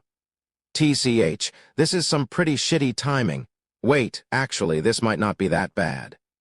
Hajime clicked his tongue and turned to Eiko. Eiko didn't know Hajime could use telepathy, but after all the artifacts of his she'd seen, she didn't doubt that he'd done something to find out what happened. She demanded an explanation with her gaze. Sensei, the demons have attacked. That noise was the sound of the capital's barrier being destroyed. Demons are attacking. Doesn't that mean? Yeah, Heilig is under siege. My comrades told me through telepathy. They've got a huge army of monsters with them, too. They caught the human army totally by surprise. Impossible. Eiko paled and shook her head. Her shock was understandable. It should have been impossible for the demons to bring an army capable of invading the capital this close to the city without anyone noticing. Moreover, the barrier guarding the capital was nigh invincible. It was unthinkable that the demons had not only shattered the barrier, but had also done it without being spotted. For now, we need to meet up with Aminagawa and the others. We'll discuss more later. Oh, okay. Hajime scooped Eiko up into his arms and prepared to jump. She squealed and threw her arms around his neck. However, just then, a blinding light rained down from above. Ah! It resembled moonlight, just more intense. Hajime's instincts told him it was dangerous, though, and he heeded their warning. Without even a backward glance, he leaped through the hole he'd made. He heard Eiko shriek and cling even tighter to him, but there wasn't any time to spare for her. A second after he leaped out of Eiko's cell, the silver light blew it to pieces. The light made a strange noise as it slammed into the stone wall. It wasn't the sound of a physical object slamming into rock, nor was it the distinctive hiss of heat melting stone. No, it sounded as if the light had simply dismantled the component parts of the wall. The top of the imposing tower blew away in the wind, its stone turned into particles finer than sand. Hajime steadied himself in the air with aerodynamic and muttered to himself. Was the tower disintegrated? Correct, irregular. Though he hadn't been expecting an answer, he got one anyway. The girl who answered him had a voice as pure as a bell's peal, but it was utterly devoid of emotion. Hajime looked up and saw a silver-haired, blue-eyed girl gazing down at him. She was floating above what had been the tower's summit. Her appearance matched the description Liliana had given of the nun who'd kidnapped Eiko. She wasn't wearing a nun's habit, though. Instead, there was a helmet on her head, gauntlets on her arms, and greaves over her legs. Over her torso, she wore nothing but a white sleeveless dress. There were, however, metal plates covering both sides of her waist. Though it was a bit odd, it was clearly a combat uniform. She resembled one of the Valkyries from Norse mythology. She soared into the sky as if gravity had no hold over her. With the moon framing her silhouette, she turned to face Hajime, a pair of glimmering silver wings unfurling from her back. The way they shimmered made it look like they were made entirely of mana. Her glorious silver hair fluttered in the breeze. There was a mysterious, otherworldly beauty to her. Unfortunately, her eyes ruined her good looks. While everything else about her shone like the moon, her eyes were as cold as ice. There was not even a trace of hatred in them, only a mechanical, emotionless frigidity. It was as if she was just a doll. The girl met Hajime's sharp gaze and spread her arms wide. Her gauntlets shimmered, and a pair of large, hiltless swords appeared in her hands. The 2-meter-long swords glimmered with the same silvery light as the rest of her. She swung them as if they were weightless and addressed Hajime in an emotionless voice. I am Noint, an apostle of God. My duty is to remove unwanted game pieces from my lord's game board, a clear declaration of war. The girl standing before Hajime was a true apostle of God. sent directly by Ehit himself. So those so-called gods finally decided to get in my way. He'd ruined too much of their fun, so now they were going to eliminate him. The air began to tremble as Noint gathered her silver mana. Eventually, a wave of pressure crashed down on Hajime and Eiko like a waterfall. Eiko grit her teeth and tried to withstand it, but she was as white as a sheet. The pressure was too much for her. However, just before she fell unconscious, she was surrounded in a veil of crimson mana. Hajime's aura of mana blocked the wave of pressure Noint exuded. Eiko's eyes snapped open and she looked up at Hajime. Despite the overwhelming pressure, he didn't seem the least bit cowed. On the contrary, there was a murderous glint in his eyes and a fearless grin on his face. Eiko was captivated by how confident he looked. Hajime stared Noint down and boldly declared his thoughts. "I'd like to see you try, God's puppet." 8,000 meters in the air, far above the skies of the divine mountain, God's apostle and the monster who crawled out of the abyss clashed. A short while before Hajime and Noint's battle began, Yu, Shay, Kaori, and Liliana snuck into the palace. Liliana was leading them to where Kuki and the others were. Yu and the others' primary goal in the capital was to find the labyrinth hidden within the divine mountain and clear it. So normally, they would never have bothered helping Liliana meet up with Kuki and assist in solving the kingdom's problems. In order to ensure Eiko's safety, though, they needed to make certain Kuki and the others weren't brainwashed. After all, they were the ones who'd be looking after her once Hajime got her out. Furthermore, the Divine Mountain was the Holy Church's base of operations. It was where their main temple was located. In order to infiltrate it unnoticed, Hajime would need to get Eiko alone. While they could take on the Holy Church, Hajime and his comrades didn't want to start an open war with them just yet. As there was nothing else for them to do in the capital, Kaori and the others decided to join Liliana as she snuck into the palace. Only Tio had remained outside. She was waiting on standby in case anything happened. Yu had thought it best that at least one person stay somewhere they could have a full grasp of the situation. The secret passage that Liliana led the girls through brought them out in an unused guest room. As the last person in line stepped out of the passage, an antique wooden drawer slid over the passage's entrance, hiding it from view. "Everyone will probably be asleep. Let's start by going to Shizuku's room," Liliana whispered quietly to the girls behind her. Her decision spoke volumes about who she trusted the most out of the students. It wasn't Kuki, who was ostensibly everyone's hero and leader. The girls nodded, and they filed out of the room. Shay, who had the best hearing of the group, took the lead this time. Shizuku and the other students' sleeping quarters were in another wing of the palace, so they had to jog through a number of hallways to get there. When they were almost there was a massive boom that shook the entire castle. A second later, the sound of shattering glass rang out through the capital. All of the windows in the hallway the girls were standing in blew out, littering the ground with glittering shards. "Wah, what just happened?" "Don't tell me." Shay crouched down and nursed her bunny ears. They'd been perked up, listening for even the slightest of sounds, so the deafening boom had hurt pretty bad. Behind her, Liliana paled and dashed over to a shattered window. Yu and Kaori followed behind her. What Liliana saw confirmed her fears. Impossible. The barrier's been destroyed. She brought a hand to her mouth and gasped. The night sky was speckled with 1,000,000 dots of light. However, most of those weren't stars, but the remnants of the now-destroyed barrier that covered the capital. There was a brilliant flash of light, and another thunderous roar. A second barrier flared into existence and bore the brunt of the blow. Still, cracks spread across its surface. Even the second layer can't. How did our defenses grow so weak? At this rate? The great barrier that protected the capital was actually 3 separate layers of defenses. Those barriers were created by an artifact held by the palace. Magicians worked day and night to pour mana into it, ensuring that it never waned. For centuries, it had stood firm, protecting the capital from invasion. Never before had it been breached. It was one of the main reasons humans had been able to fight evenly against demons, and yet it had been destroyed in an instant. Not only that, the second layer was nearly gone too. Each successive layer was smaller, but also more powerful. Despite that, it looked like the second layer would be destroyed in a few more seconds. The palace burst into an uproar.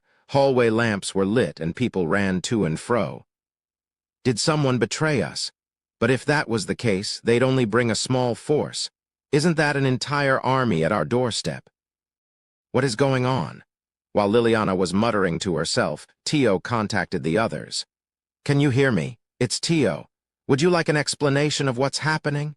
Yu, Shay, and Kaori's telepathy stones began to glow. Tio's voice rang out through them. It seemed she'd already grasped the situation outside. Yeah. Thanks, Tio. Understood.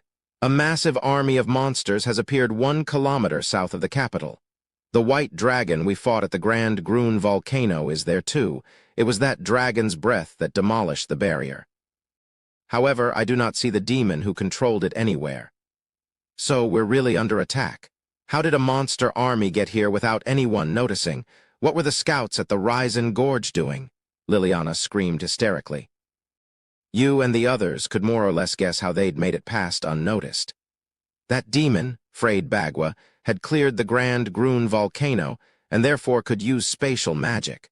Opening a portal large enough to transport an entire army was difficult, but not outside the realm of possibility. At her level of skill, you could even do it with some help. Only teleportation would have allowed an army of this size to escape the notice of not just the scouts posted at the Risen Gorge, but the villages and forts along the way to the capital. It was the only method that made sense. Seeing as Frayed wasn't riding his white dragon, you guessed he must have exhausted himself opening the gate and was currently resting. A second later, there was another sound of shattering glass. The second layer had been pierced. Liliana urged you and the others to keep going. They needed to meet up with Shizuku as soon as possible. However, you shook her head. We'll part ways here. You go on ahead. But why? We need to meet up with the others and set up a final line of defense as soon as possible. You glared out of the window and spoke clearly. That demon hurt Hajime. I'm going to make him regret being born. She still held a grudge about that surprise attack. The others took an involuntary step back. You rarely displayed her emotions, but right now her voice was burning with rage. Why, you're really mad, aren't you, Yusan? Aren't you, Shay? Or did you already forget what he did? Never. I won't let him die even if he begs for it. Shay's expression grew serious and the warmth went out of her voice. When it came down to it, she was just as pissed. It was rare to see Shay, who was always so cheerful, say something so violent. She, too, held quite the grudge. Which is why Kaori-san, Lily-san, will be going to teach that oversized lizard and its master a lesson. Yeah, we'll take out his army while we're at it. Before Kaori or Liliana could say anything, Shay and Yu leaped out of the window. Poor Frayed's fate was sealed. There was no way he would be able to hold his own against Shay and Yu in an even fight. While the overpowered bunny and her broken vampire companion spelled doom for their enemies, they inadvertently also served as the capital's saviors. At the very least, they would buy time for the humans to regroup, which was why Liliana hadn't tried harder to get them to stay. A chill breeze wafted through the shattered window, carrying with it the panicked screams of an entire city. Liliana and Kaori stood there for a few seconds. After a while, they exchanged glances and resumed jogging toward Shizuku's room. They really love Nagumo-san, don't they? Yep. When they get like that, well, they're terrifying. I wouldn't want to be their enemy. Kaori, do your best to not die. I'm rooting for you. I will. Thanks, Lily. Though they were ostensibly helping the humans in this fight, Liliana was sure neither Shay nor you actually cared about what happened to the capital. Their sole reason for fighting was Hajime. Inwardly, Liliana despaired a little. Even though I'm the princess. Everyone's just forgetting about me. Would Lily cry if I told her I kind of wanted to go with them too? Kaori thought absently to herself as she ran. The capital was in chaos. People all over the city had come out into the streets to watch the barriers keeping them safe shatter one after another. The city guard was frantically running around, trying to get people back into their homes. Some people had already packed their belongings and were trying to flee the city. Yet others had fled to the palace and were banging on its gates, begging to be let in. Barely a few minutes had passed, so people were still getting up. but there was no doubt that soon there would be riots in the streets. The palace didn't have the manpower to quell them right now, either. Especially since the uproar in the palace was even bigger than the one in the streets. That was only natural, though. The kingdom's top brass had awoken to find out that the demons already had a dagger pressed to the city's throat. They did their best to organize a counterattack, but, smash, they didn't make it in time. The final barrier shattered, and the demon army, bolstered with a horde of monsters made from ancient magic, swarmed toward the capital. The only protection the city had left were its stone walls. They were sturdily built, but everyone knew they wouldn't last a second against an army that had taken out their barriers. A wave of demons cast their strongest spells at the city walls. Gouts of fire, bolts of lightning, pillars of ice, and clods of earth all slammed into the ramparts. A massive monster the size of a cyclops smashed its mace into what remained. At another section of the wall, a massive boar over 5 meters long rammed into it over and over. Each impact shook the entire length of the wall. Up above, a flock of ash dragons and black, eagle-like creatures soared over the wall and began attacking the capital proper. The soldiers on the wall tried to stem the tide of flying monsters, but there just weren't enough of them. Moreover, they'd been taken entirely by surprise. It was like trying to stop a tornado with a fan. Tio stood atop a tall clock tower that was in the center of the city and surveyed the battle. A few seconds later, Shay and Yu alighted next to her. "Tio, did you see that disgusting demon anywhere?" "Tio-san, where's that bastard hiding?" "You too." "I understand how you feel, but Princess Liliana seemed quite happy when you offered to go with her. Are you sure you should have abandoned her so casually like that? Who cares about that? There's no time to waste now. You and Shay didn't feel the tiniest bit of remorse. I suspect this is Master's influence. When it came to people they didn't care about, the two of them could be quite blunt. Yu and Shay started scanning the army of monsters, looking for frayed Bagua. Just then, they received a telepathic transmission from Hajime. "Hey, Tio, get over here." "Whoa." "Master, what's wrong?" Tio was surprised by the urgency in Hajime's voice. "I've got a really dangerous enemy to deal with here. I need you to take Sensei for me. I can't fight at full strength while protecting her." "Understood, I will head over immediately." If Hajime was up against someone that required him to go all out, Tio knew there was no time to waste. She instantly transformed into her dragon form and shot up toward the divine mountain. "Hajime, be careful." "Hajime-san, don't you worry. You-san and I will take care of that stupid demon for you." "Oh, okay. Weren't you two with the princess? Holy shit. Crap, I can't really talk right now. I don't know what you two are up to, but don't die, all right?" Hajime was curious as to what Shay and Yu were planning, but he was a bit preoccupied at the moment. He cut the transmission and focused on his own fight. Yu and Shay hesitated.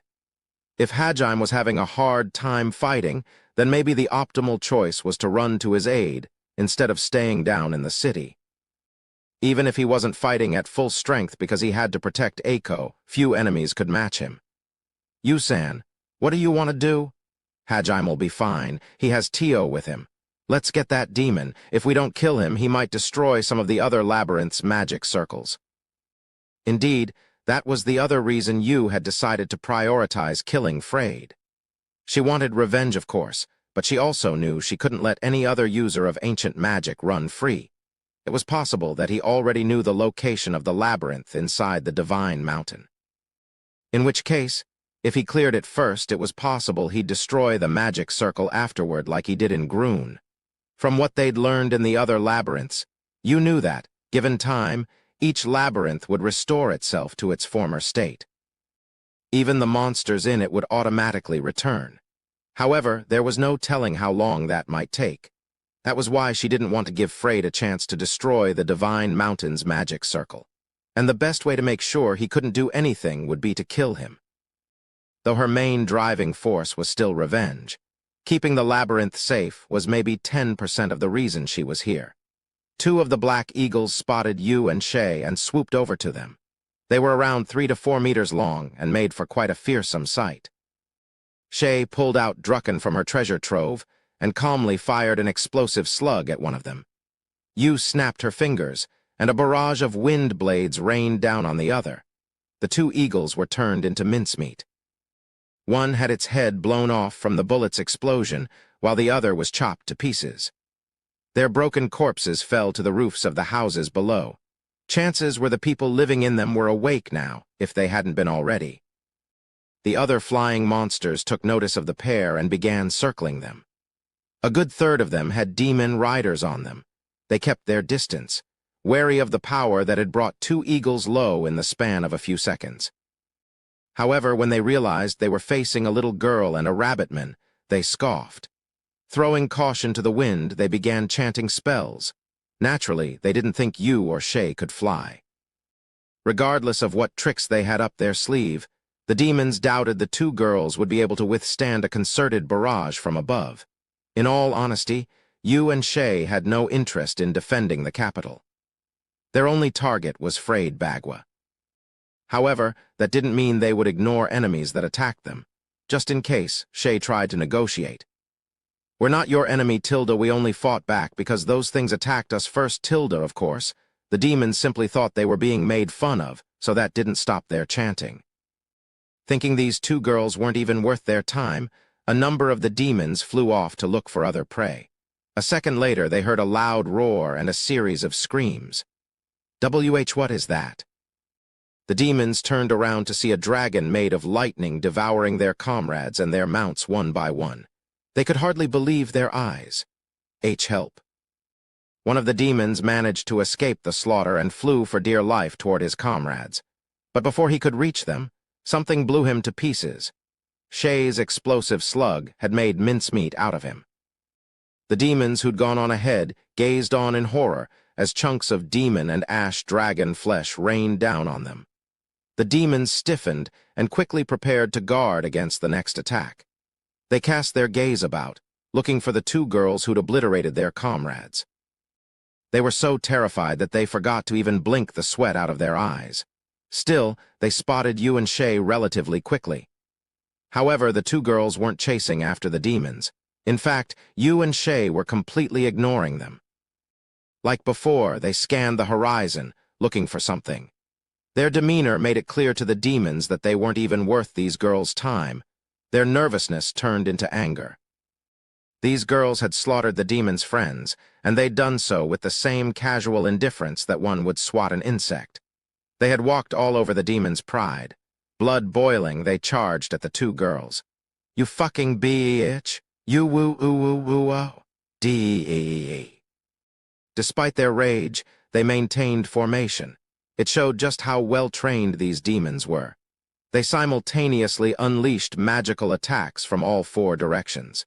Demons were far more skilled at magic than humans were. Normally, a barrage like that would be a death sentence for anyone. However, you just sighed. Then she waved her finger like a conductor's baton. "You should be able to tell the difference in our skill." Yu's thunder dragon coiled about her, protecting the two of them from the demon's magic. It then opened its maw wide, and the demons nearby practically flung themselves into it. At least, that was how it looked. The demons on the other side tried to cast a barrage of piercing spells, but before they could, a section of the dragon opened up and Shay shot out of it, charging straight at them. TCH, flame bullet. One of the demons cut his chanting short and instantly cast a beginner-level spell to try and hold Shay back. Countless tiny balls of flame hurtled toward the bunny girl. Shay fired Drucken and used its knockback to adjust her trajectory, easily avoiding the barrage of fire.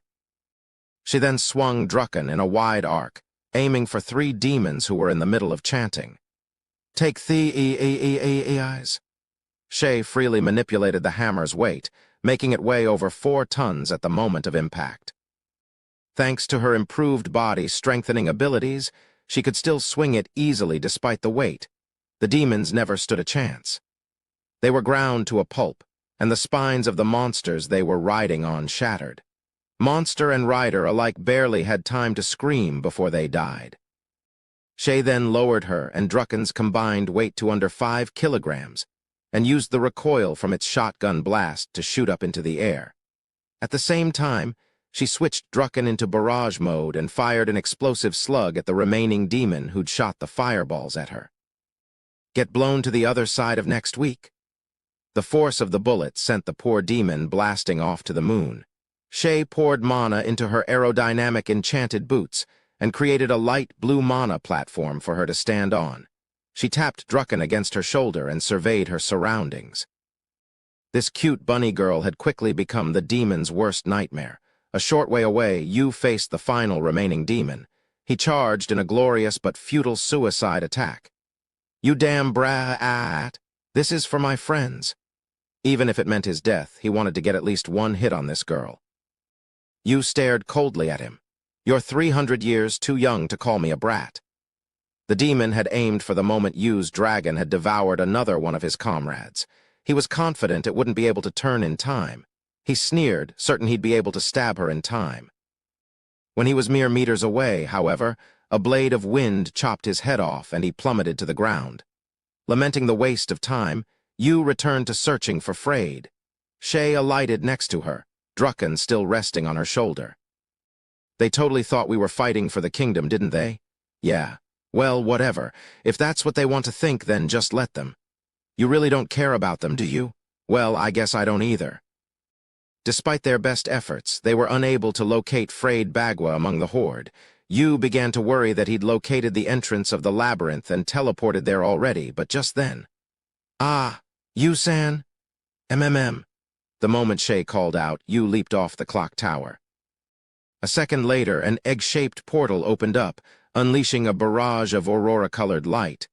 The light enveloped the clock tower, obliterating it. And it didn't stop there either. Eventually, it swallowed up all of the houses and buildings in its path. As I suspected, you do have some form of clairvoyance. How troublesome. They turned around to see the foe they'd been searching for, Freyed Bagua. He was riding his white dragon. He looked rather irritated that the two of them had managed to dodge his surprise attack so easily. As Freyed fully emerged from the portal, 100 ash dragons and their demonic riders surrounded Yu and Shay. There was a thunderous crash, and part of the city's outer wall crumbled away. Demons and monsters swarmed into the city. A number of squads broke away and started running toward Freyed. It looked like Freyed wanted to make sure he finished the girls off for good. To think you actually survived. That man's tenacity is something I should not have underestimated. He's dangerous. In order to defeat him, though, I shall have to make sure his comrades, you girls, die first. Yu and Shay grinned fearlessly at him. They spoke the same words that Hajime had said a few seconds ago, 8,000 meters above them. I'd like to see you try. Just try and kill me. The army of monsters and demons all attacked at once. Flaming javelins hot enough to scorch the very air. Jets of water powerful enough to cut through steel. Blades of wind sharper than swords. Blocks of ice larger than boulders. Dark gray spheres filled to the brim with petrification magic. And bolts of crackling thunder all hurtled toward the two girls. Finally, a massive aurora trailed behind all the other spells. There were 40 demons and more than 100 monsters. Their attacks flew in from every conceivable direction. The spells melded together into a storm of deadly magic. Still, neither Shay nor Yu seemed the least bit worried. In fact, they didn't even try to dodge. Most of the demons assumed they'd just given up. Freyed, however, had an ominous premonition. He hurriedly pulled his dragon up and away. Cosmic Rift, Yu cast her spell. 2 shimmering portals appeared in front of the aurora. Freyed narrowed his eyebrows. Since the 2 portals were right next to each other, even if the light went into one, it had just come out of the other and hit the girls anyway. Freyed's mistake had been assuming that Yu had summoned only a single pair of portals. This was because summoning a single pair at once was the most he could do. Because Freyed was distracted by the 2 portals in front of the girls, he noticed only too late that there was yet another portal behind him. Blast! Everyone run! Yu and Shay disappeared inside the first gate, while the second swallowed up the aurora and spat it out behind the demons. Freyed shouted out a warning, but there was no time for them to escape. Freyed was able to fly out of the way in time, but most of his army was decimated by the deadly aurora. How dare you make me kill my men? I underestimated you. I should have predicted that you would be able to open multiple gates at once. Through his anger, Freyd felt a burgeoning seed of fear. Yu was capable of far more impressive feats of magic than he was, even with the same spells. He was curious as to how Yu was capable of casting spells without any incantations or magic circles, but his priority was to find out where his opponents had disappeared to. Freyd-sama, over there. One of his men pointed at the outer wall. Yu and Shay were standing atop it. They hadn't wanted to fight in the city because there was a possibility innocent citizens would get caught up in the battle. Furthermore, they knew he wouldn't call off the entire invasion to chase them down. This was a challenge. If he wanted them, he'd have to fight them without his whole army. On the other hand, if he left them alone, he'd be leaving his rear vulnerable to attack. Freyd knew he couldn't just ignore them. He homed in on them with his farsight and saw Yu and Shay hold out their hands and curl their fingers back, as if to say, "Bring it on." The demons were livid. Not only were they being belittled by a bunny girl and a girl shorter than a kid, it was clear they were confident the demons wouldn't even pose a threat to them. Though they were few in number, demons were confident that they were the strongest creatures in the land. They took pride in that, and seeing that pride trampled over enraged them. "You little bitch. You're just a filthy little beast. Don't get so full of yourself." The demons spat out curses and charged. Still, they didn't rush forward blindly. They were wary of Yu's powerful magic, and sent the monsters first as shields. Many of the monsters and demons on the ground fired off attacks at Yu as well. Shay had an unbelievable amount of explosive slugs stored inside her treasure trove, so she knew she didn't need to hold anything in reserve. She fired off bullets one after another into the hordes of enemies. Pale blue shockwaves of mana exploded all across the battlefield, bringing death to anything they touched. All that remained in their wake were crushed corpses. In order to stop Shay's mad rampage, Freyd's white dragon and the ash dragons all fired their breath at her. Even Shay, with her body strengthening, wouldn't come out of such a concentrated attack alive. However, she wasn't the least bit worried. Spatial severance. Yu summoned a black sphere in front of Shay. The super-dense black hole bent the trajectories of the dragon's breath and absorbed them all. "NGH, you used that before, too.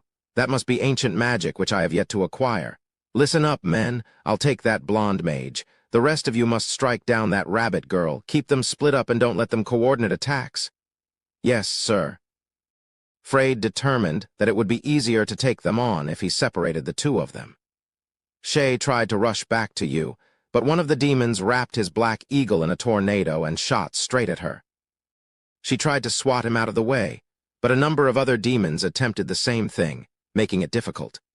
And so, she instead used Drukken's recoil to leap out of the way and swung her hammer in a wide arc, blowing them all away.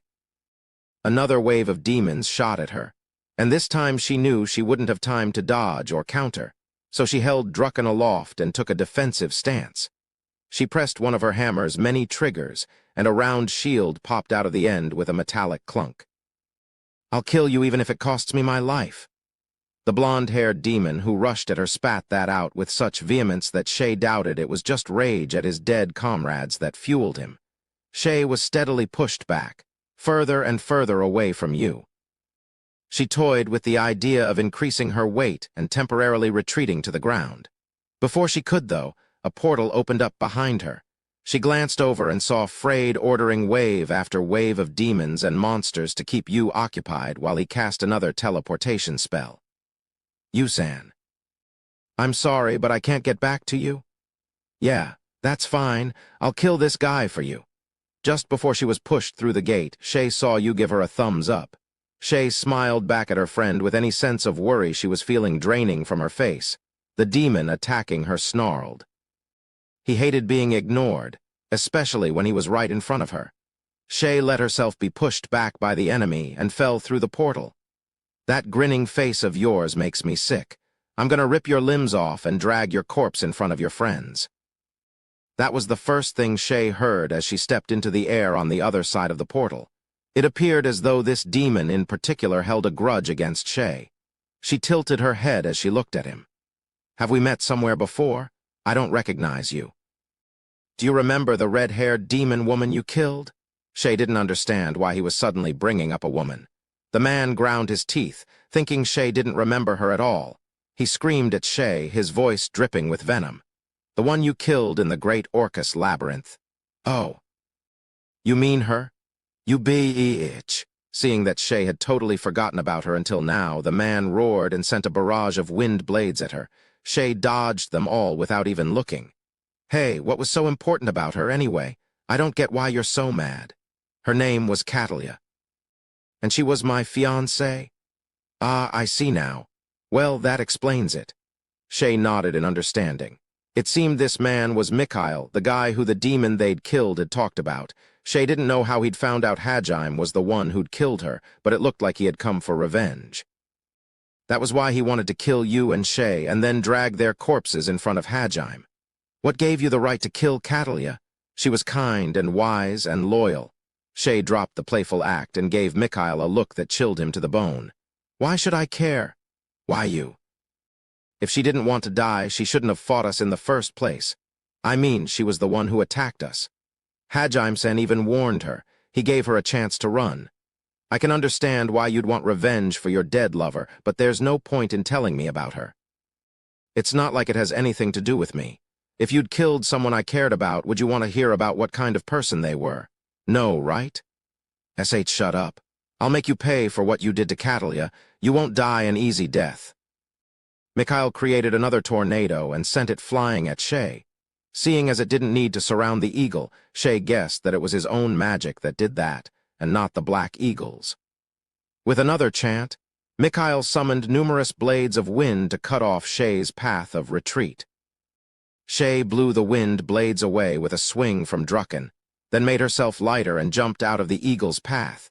However, in the time that they'd been talking, many other demons had appeared through the portal as well. Shay was now outnumbered. Judging from the fact that they were all riding black eagles, she guessed that these demons were Mikhail's personal squad. The demons simultaneously fired a barrage of stone needles at Shay. They fell upon her like a hailstorm. However, she simply diverted them all with an explosive slug from Drucken. Then, she jumped into the opening she'd created and closed in on one of the eagle-riding demons. Without mercy, she slammed Drucken into him. His bones and organs were crushed instantly, and he was sent flying off into the darkness. Shay then extended Drucken's handle and pulverized another demon-eagle pair a little further away. GRR, don't let her get close. We control the skies. Keep your distance and bury her in a barrage of magic and stone needles. Mikhail instantly grasped the scope of Shay's close combat strength and ordered his men to stay back. The demons surrounded Shay and once again rained spells on her, but she lightly dodged every attack, dancing through the sky with the help of her aerodynamic enchanted boots. Every time she tried to close in on an enemy, though, they instantly flew back, maintaining their distance. Shay was starting to get annoyed by their hit-and-run tactics. Sheesh, quit darting around like that. Fine, I'll just have to beat you all to a pulp. Her bunny ears standing on end, Shay pulled something out of her treasure trove. It was a red sphere made entirely of metal. And it was a good 2 meters in diameter. There were chains hanging off one section of the sphere. Shay attached the top of Drucken to those chains.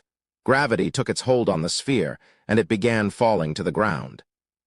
Shay kicked it back into the air and hit it as hard as she could with her hammer. There was a loud metallic clang, and the ball was sent flying at an insane speed. The demon it was headed toward tried to dodge out of the way, but the sphere fired a shockwave out of its side and adjusted its trajectory. Unable to escape, the eagle and its demon rider were crushed by a 10-ton ball. Their shattered remains fell to the earth below. With another swing from Drucken, the sphere reversed directions and headed back to Shay's side. In the time it took to return, Shay kept the demons busy with her explosive slugs.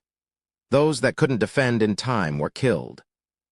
Once the sphere returned to her, Shay sent it hurtling off to a new target. This was the newest addition to Drucken that Hajime had fashioned. It was basically a massive kendama.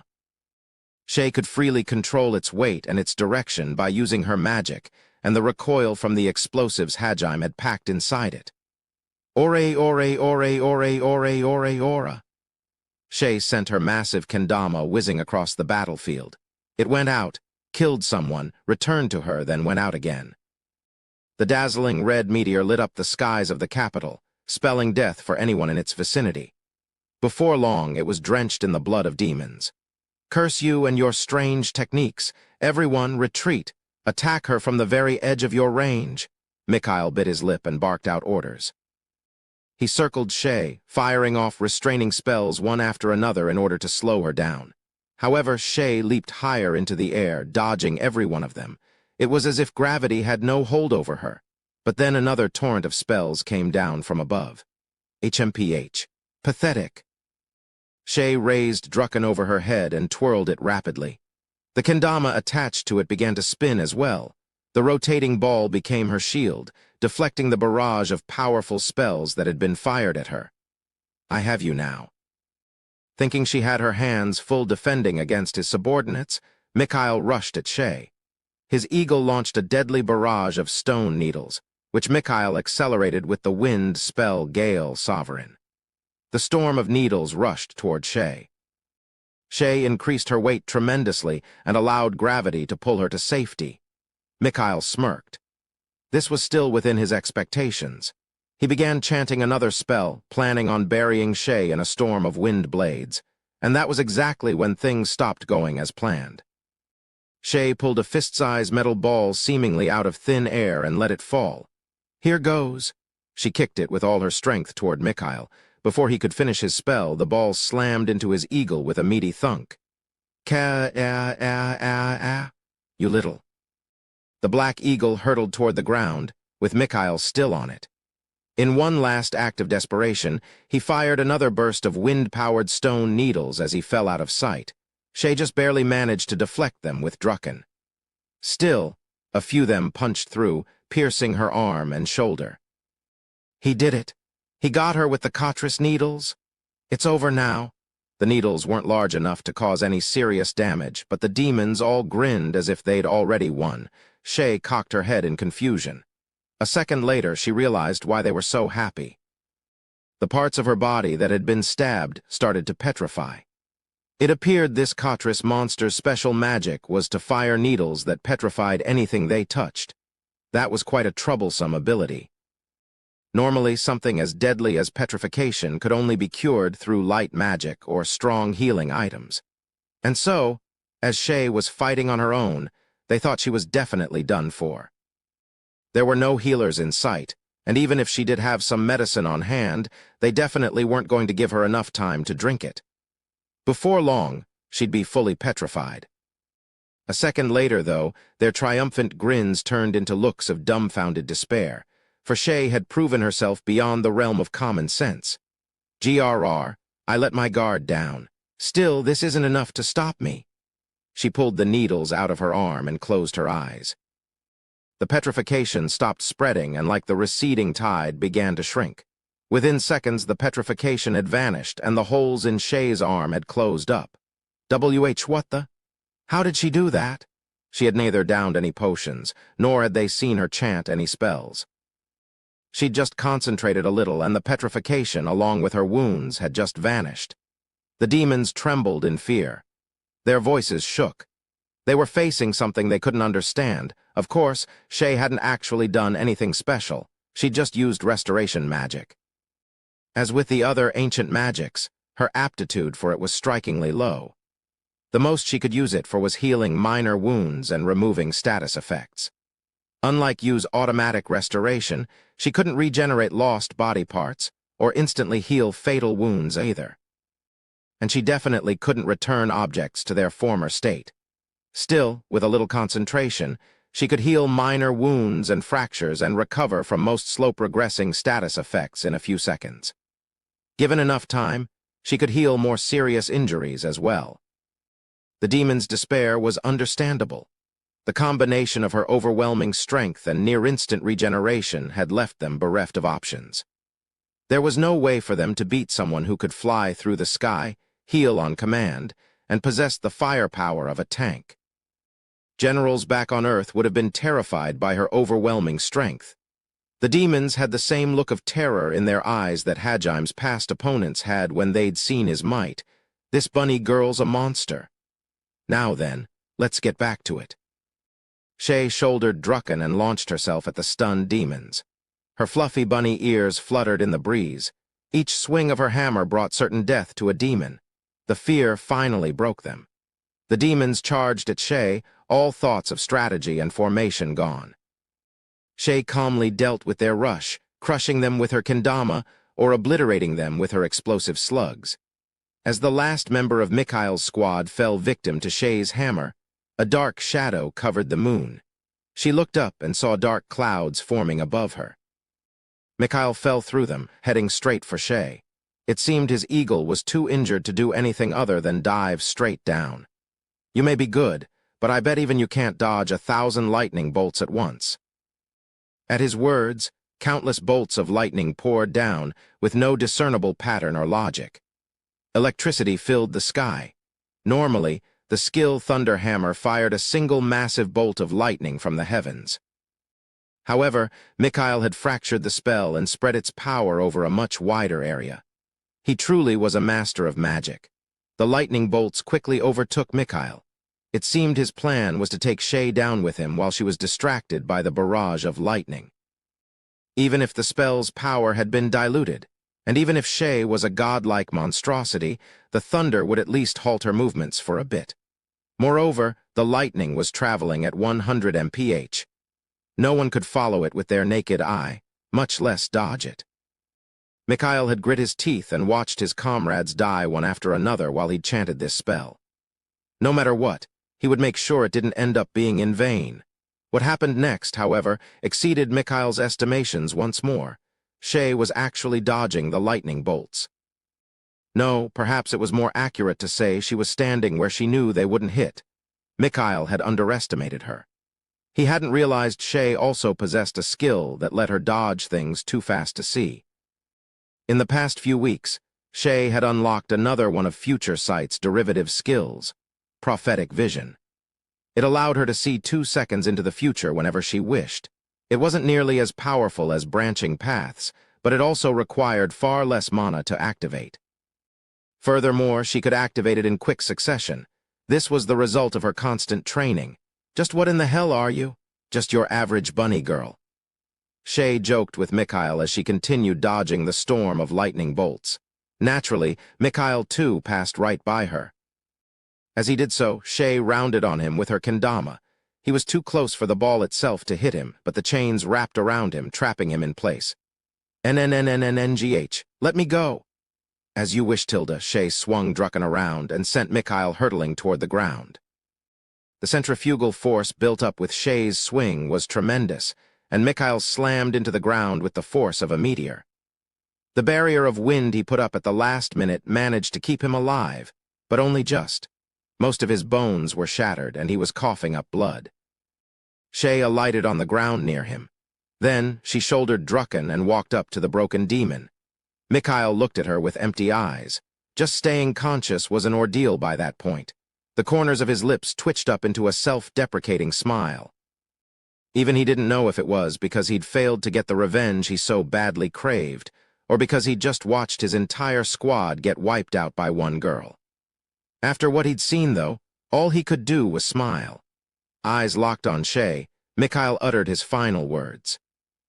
In his mind, he apologized to Catalia for not being able to avenge her.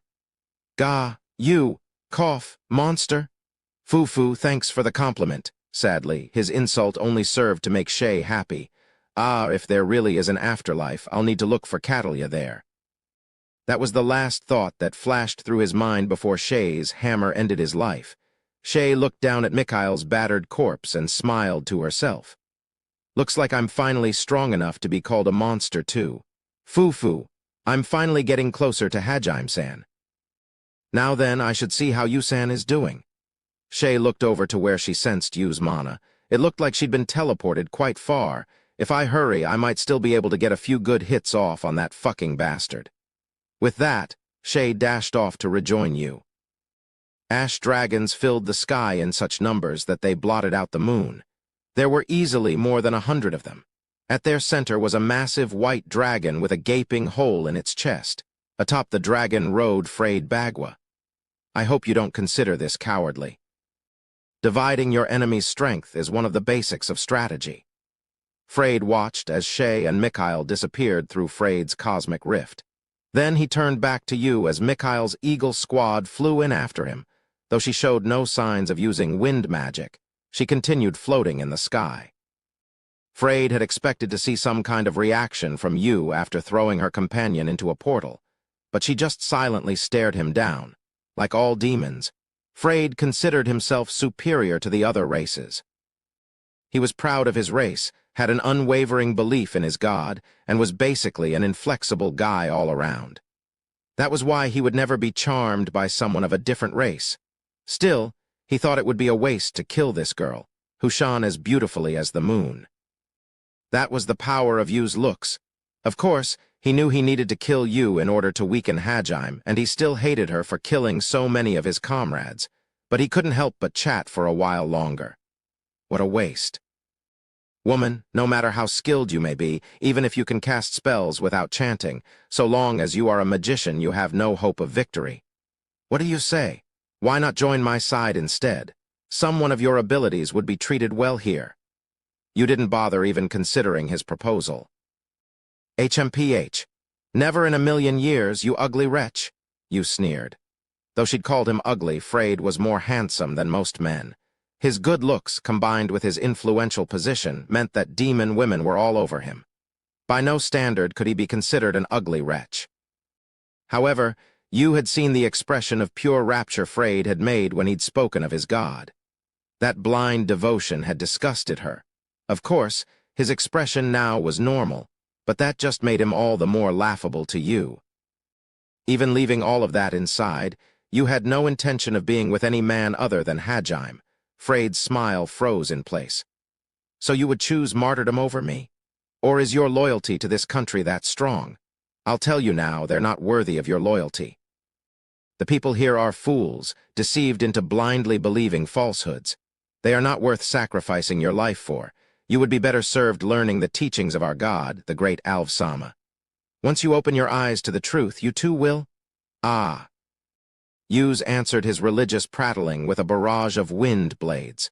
She couldn't bear to hear any more. A fountain of blood appeared in the night sky.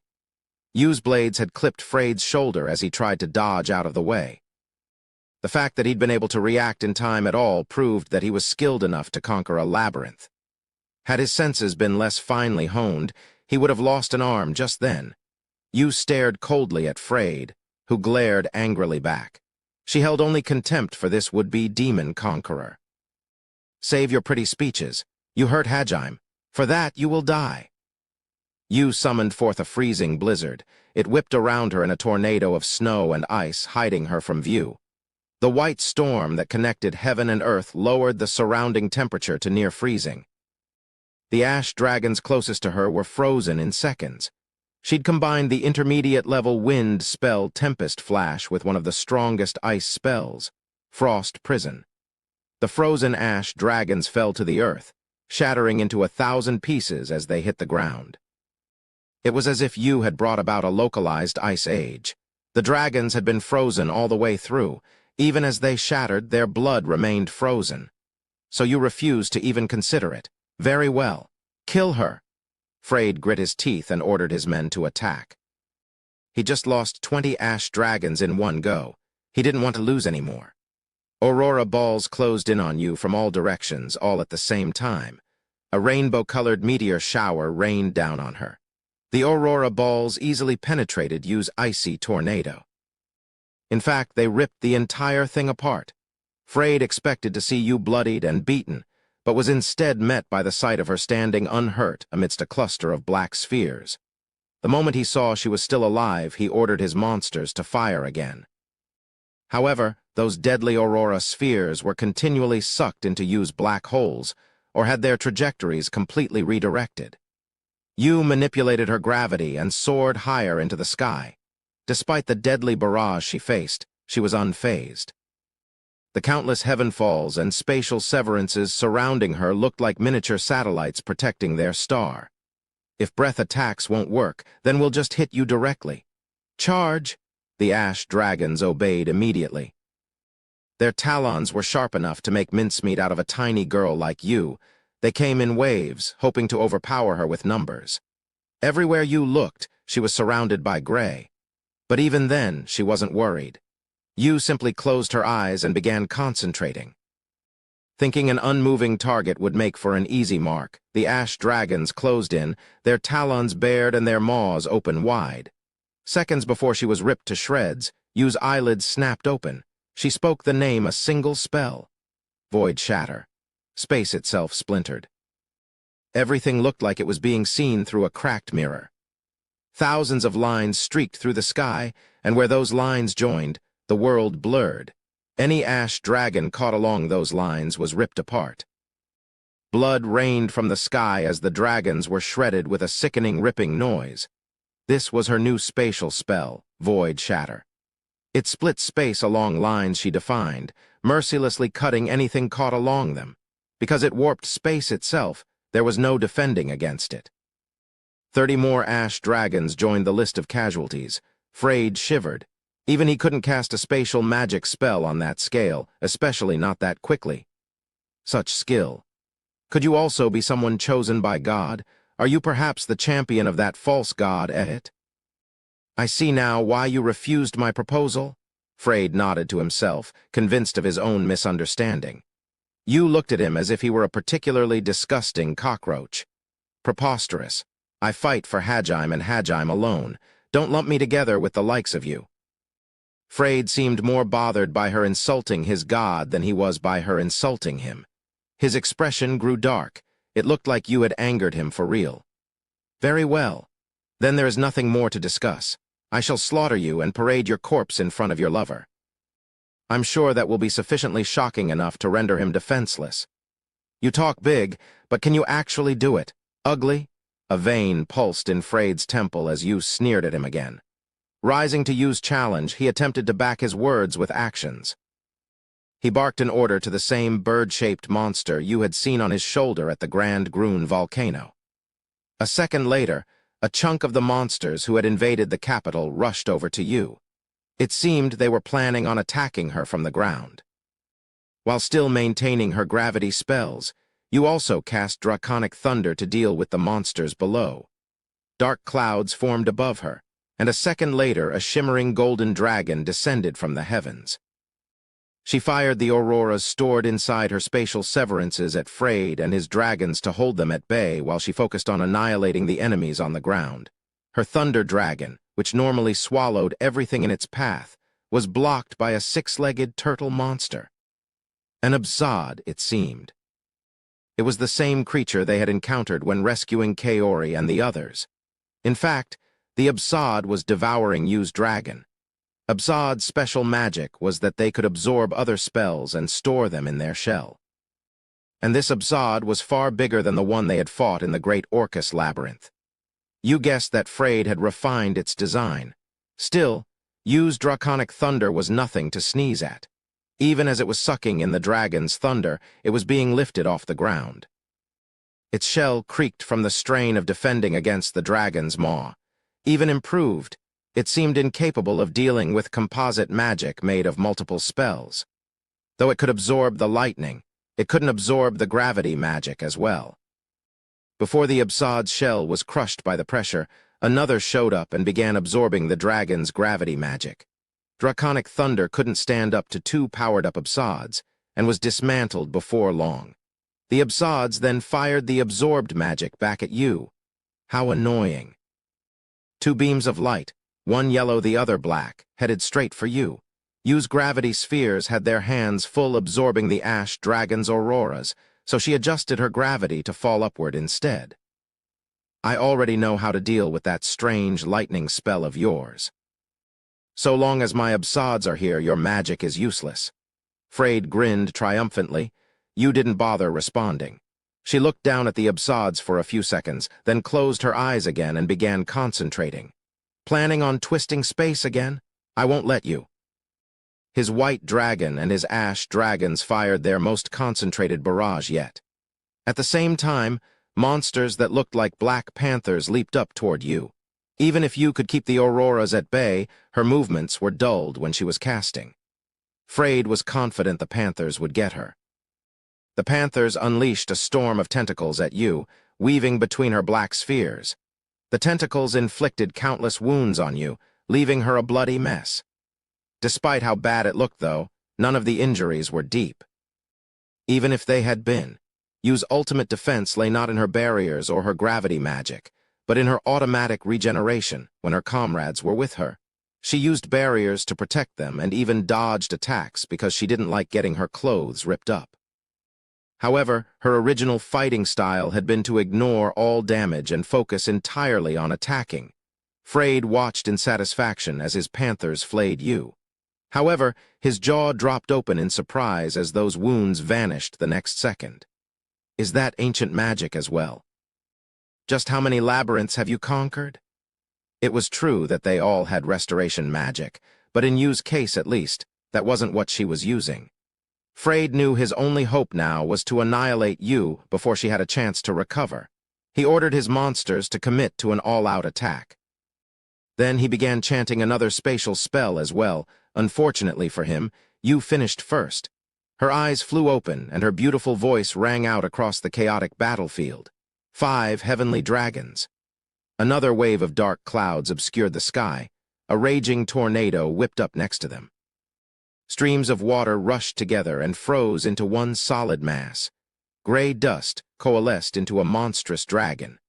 Blue flames burning hotter than hell coiled around her. 5 enormous elemental dragons appeared in the night sky above the capital. They were each comprised of a different element held together by gravity magic. The air crackled in the wake of these 5 heavenly beasts, and all the ash dragons screeched in fear. They had instinctively realized that these divine creatures were far more powerful.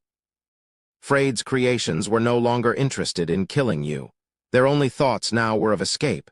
They looked pleadingly up at their master. How? Freyd stared blankly at the dragons. This was so far beyond his understanding of magic that he couldn't comprehend it. You hope to seal my magic. Know your place. Yu glared haughtily down at Freyd. She looked every bit the empress she'd once been as she pointed a single slender finger at the ground. The heavenly dragons obeyed their sovereign's will and descended upon her enemies.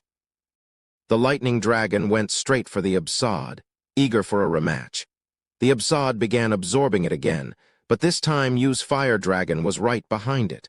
While the Absad was busy with one dragon, the other melted its shell with its blistering heat. The Absad screamed in pain. It was being liquefied while still alive. Freed once more, the lightning dragon sped on to find other targets, namely the other Absad, who was trying to absorb Yu's storm dragon. The thunder dragon swallowed the Absad whole, leaving only ash behind. Meanwhile, the frost dragon had frozen another Absad solid, while the earth dragon was petrifying everything it touched. Once freed, the storm dragon rushed off to slice through all the other monsters Freyd had summoned. Strong as she was, you still had difficulty controlling 5 dragons at once. Sweat beaded on her forehead as she continued directing them. Seeing an opportunity, Freyd commanded his ash dragons to attack. Yu recalled her 5 elemental dragons, and her primal forces of nature collided with Freyd's devastating ash dragons. The difference in strength was clear. Freyd's poor dragons were slaughtered one after another by Yu's creations. It was only now that Freyd began to understand that he was up against a monster far beyond his abilities to handle. That boy he'd managed to take by surprise at the Grand Grun volcano wasn't the only person Freyd needed to worry about. Hajim's companions were just as deadly. He finally realized how arrogant he'd been when he'd asked Yu to join him as his subordinate. The only way he'd even have a chance was to go all out. Shake the foundations of this world, which neither a dragon's roar, nor a giant's hammer, nor the marching of 1,000 armies can hope to touch.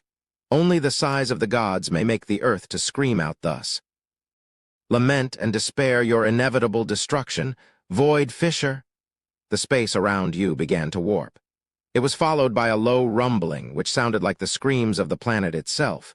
You knew what kind of spell Freyd had cast and instantly switched to defense.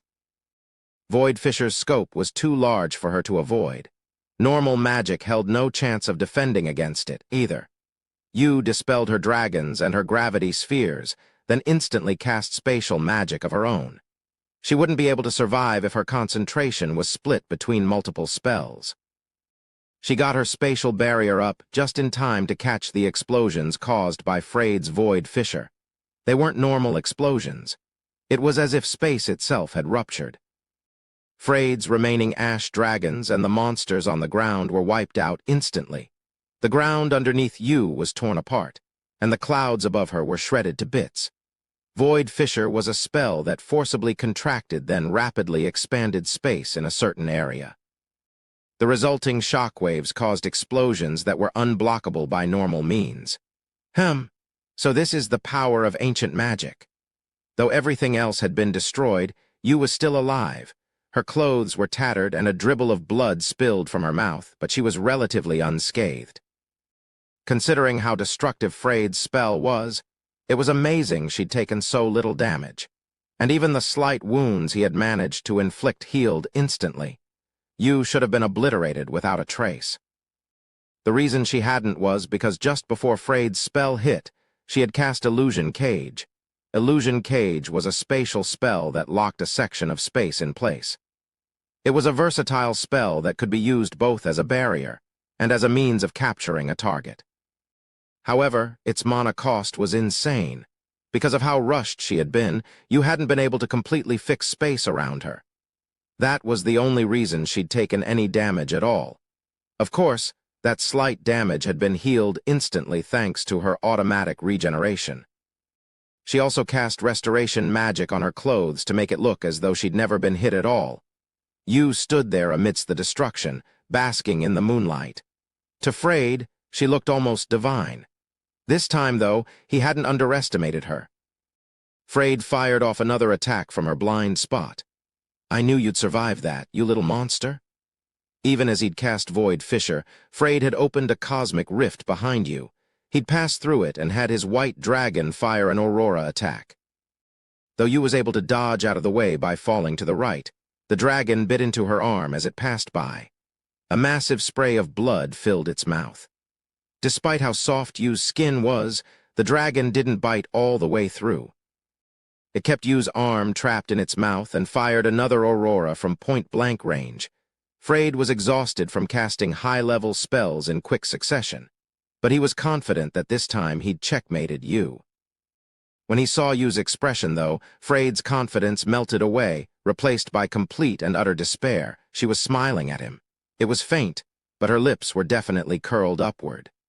Freyd found himself unable to look away. She no longer looked like a divine being. If anything, she looked more akin to a devil than a god. The moonlight, which had emphasized her solemnity before, now cast dark shadows over her face. Her crimson eyes, framed by her golden blonde hair, glowed in the night. "You dare bare your fangs at me." You whispered the name of the spell she had prepared. Revival Reversal. The river of time can flow backward, too. You didn't say those words aloud, but Freyd knew he was in trouble. Freyd and his dragon felt it hit at the same time. Ga-a-a-a, gra-a-a-a-a. The dragon bit Yu's arm off as it writhed in pain, but she didn't seem to mind. Once her body was free, she flew upward using gravity magic. Seconds later, her arm had grown back. Yu looked down at Freyd, who was by that point bleeding from multiple deep wounds. "How does it feel?" "Those were the wounds Hajime gave you before. It hurts just as much, right?" "Gah, you bitch, how did?" Freyd grit his teeth against the pain and looked up at the girl who was smiling sweetly at him. Both of them were covered in blood. The hole in the white dragon's chest looked raw and inflamed, as if the wound were fresh. It clawed at its injuries, struggling to stay in the air. Freyd's left arm was now crushed, and there was a massive gash in his chest. He was also coughing up blood, too. Both of them looked to be on the verge of death. All of those injuries were ones Hajime and the others had inflicted on Freyd during their fight in the Grand Grun volcano. Revival Reversal was a restoration spell that restored the injuries a target had suffered in the past. It was a terrifying spell that could reopen scars that should have long since healed. You had wanted to defeat Freyd with this spell from the very beginning. This was her way of getting revenge. Back in the Grand Grun volcano, she'd been forced to retreat without being able to land a single blow on the man who had hurt her precious Hajime. She'd sworn to herself back then that the next time they saw Freyd, she would beat him to a pulp. Once they'd cleared the sunken ruins of Melusine and learned restoration magic, she'd discovered the perfect spell to do it with too. Getting Freyd back by making him relive his defeat just seemed all too perfect. There was one problem that had made using this spell difficult, though. Revival Reversal required the caster to be within 3 meters of the target and touching some part of their body. Moreover, it could only replicate as much damage as the caster used mana. Close combat was Yu's Achilles' heel. She honestly doubted she would have an opportunity to close in on Freyd, especially as he was riding a mobile dragon. Her plan had been to batter Freyd down and get close once he was too weak to fight back. But before she could, he'd come to her of his own accord, which was why she'd smiled so happily when his dragon had bit her arm. He'd given her the perfect chance to get her revenge.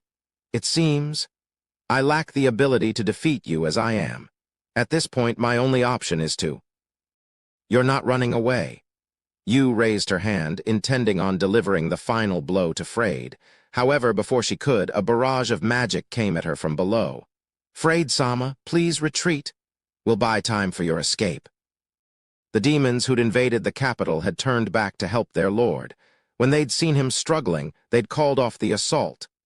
You guys, NGH, forgive me. Furious at what Yu had done to their master, the demons attacked without any regard for their own lives. Naturally, their pitiful barrage couldn't harm Yu. Still, they were able to buy just enough time for Freyd to slip away through a cosmic rift. He vanished just before Yu's flaming javelin hit him. Die. Yu looked coldly down at the demons who were shouting curses at her. With a wave of her hand, she cast Void Fissure, the same spell Freyd had used on her. Twisting explosions rocked the ground. She'd packed more mana into it than usual. It had irked her that these pests had interrupted her revenge. TCH, he's like a cockroach. Yu clicked her tongue. Next time she would make sure to kill him. Yu took a deep breath to calm herself. Just then, a cheerful voice rang out across the battlefield. Yu-Za-An, is that bastard still alive? If so, let me get a few good hits on him too. Whoa, what happened here? Did you cause an earthquake or something? Shay bounded up to Yu, leaping from one pale blue mana platform to the next. He ran away. Shay could guess more or less what had happened from those few words. His resilience surprised her. Shay smiled bitterly and comforted Yu. The two of them exchanged information and replenished their mana. While they were describing their respective fights, they saw a flash of rainbow-colored light above the palace, followed by a red streak. They watched as pillars of light descended to the ground, shattering the city's walls and vaporizing tens of thousands of monsters in an instant. Silence followed. The two of them looked at each other and said a single word in unison. Hajime. Hajime-san. No one else could have caused that. They two girls were one in mind. Let's go to the palace for now. Yeah. Yu and Shay looked down one last time at the wasteland that had once been the outskirts of the capital. With weary smiles, the two of them flew off toward the palace. Chapter 3. God's Apostle. Noint flapped her silver wings. It was not to gain altitude, but to shoot a torrent of magically enhanced feathers at her enemy. They cut through the air as they sped toward Hajime, who was floating 8,000 meters up in the air. He raised his revolver, the legendary artifact he'd created that had ended the lives of countless powerful foes, and fired. Schlag let out a roar, and Hajime's bullet powered through Noint's feathers, shredding them. He had angled his single shot to cut through a swat of the angel's projectiles. Then he stepped into the hole he'd created, letting the rest of Noint's wall of feathers pass him by. In order to truly avoid your opponent's attacks, you needed the courage to step forward. Hi-ah! A cute voice interrupted Hajime and Noint's deathmatch.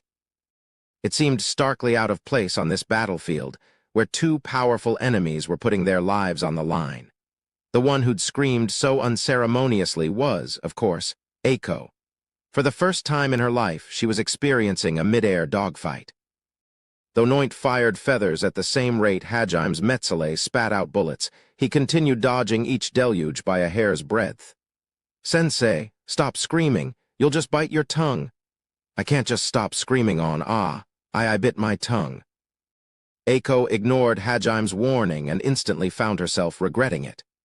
Tears sprang to her eyes, and not just because she'd bitten her tongue. Hajime knew Eiko, who wasn't particularly strong physically, wouldn't be able to handle movements that were too sudden, which was why he'd continued using Riftwalk and tried to dodge with as little movement as possible. Unfortunately, even that required moving faster than a roller coaster, and Eiko was already dizzy. That being said, there weren't any alternatives. He could hardly just dump her somewhere. He couldn't ignore Noint's attacks for even a second, and even if he could have, she'd have just targeted Eiko if he left her. As inconvenient as it was, fighting while holding Eiko was the only way to keep her safe. Fortunately, he wouldn't have to keep this up for too much longer. A trustworthy ally was on her way. Hajime shot down another wave of feathers with Schlag, then turned to Eiko. She was clinging to him for dear life and had her eyes shut tight. "Sensei, just hang on for a little longer. One of my comrades is coming here. She'll take you down to safety." "Oh, okay." "But what about you, Nagumo-kun?" "I still need to kill this emotionless puppet." "Awa, I'm sorry, I'm just a burden." It frustrated Eiko that she was just dragging her student down. Hajime didn't have time to reply. Instead, he hugged Eiko tight and did a backflip in midair. He watched as a blast of silver light passed just over him. It was the same mysterious skill that had disintegrated the tower Eiko had been confined to. Eiko did her best not to scream as she was swung about wildly. As she was pressed up against Hajime's chest, she noticed just how steady his heartbeat was. The fact that he was calm even in this situation helped ease her worries a little too. This isn't the time to be thinking about that. Eiko mentally berated herself and clung tighter to Hajime. "Don't worry about it. I expected to run into trouble when I came here." "Why you didn't? Have to go so far for me?"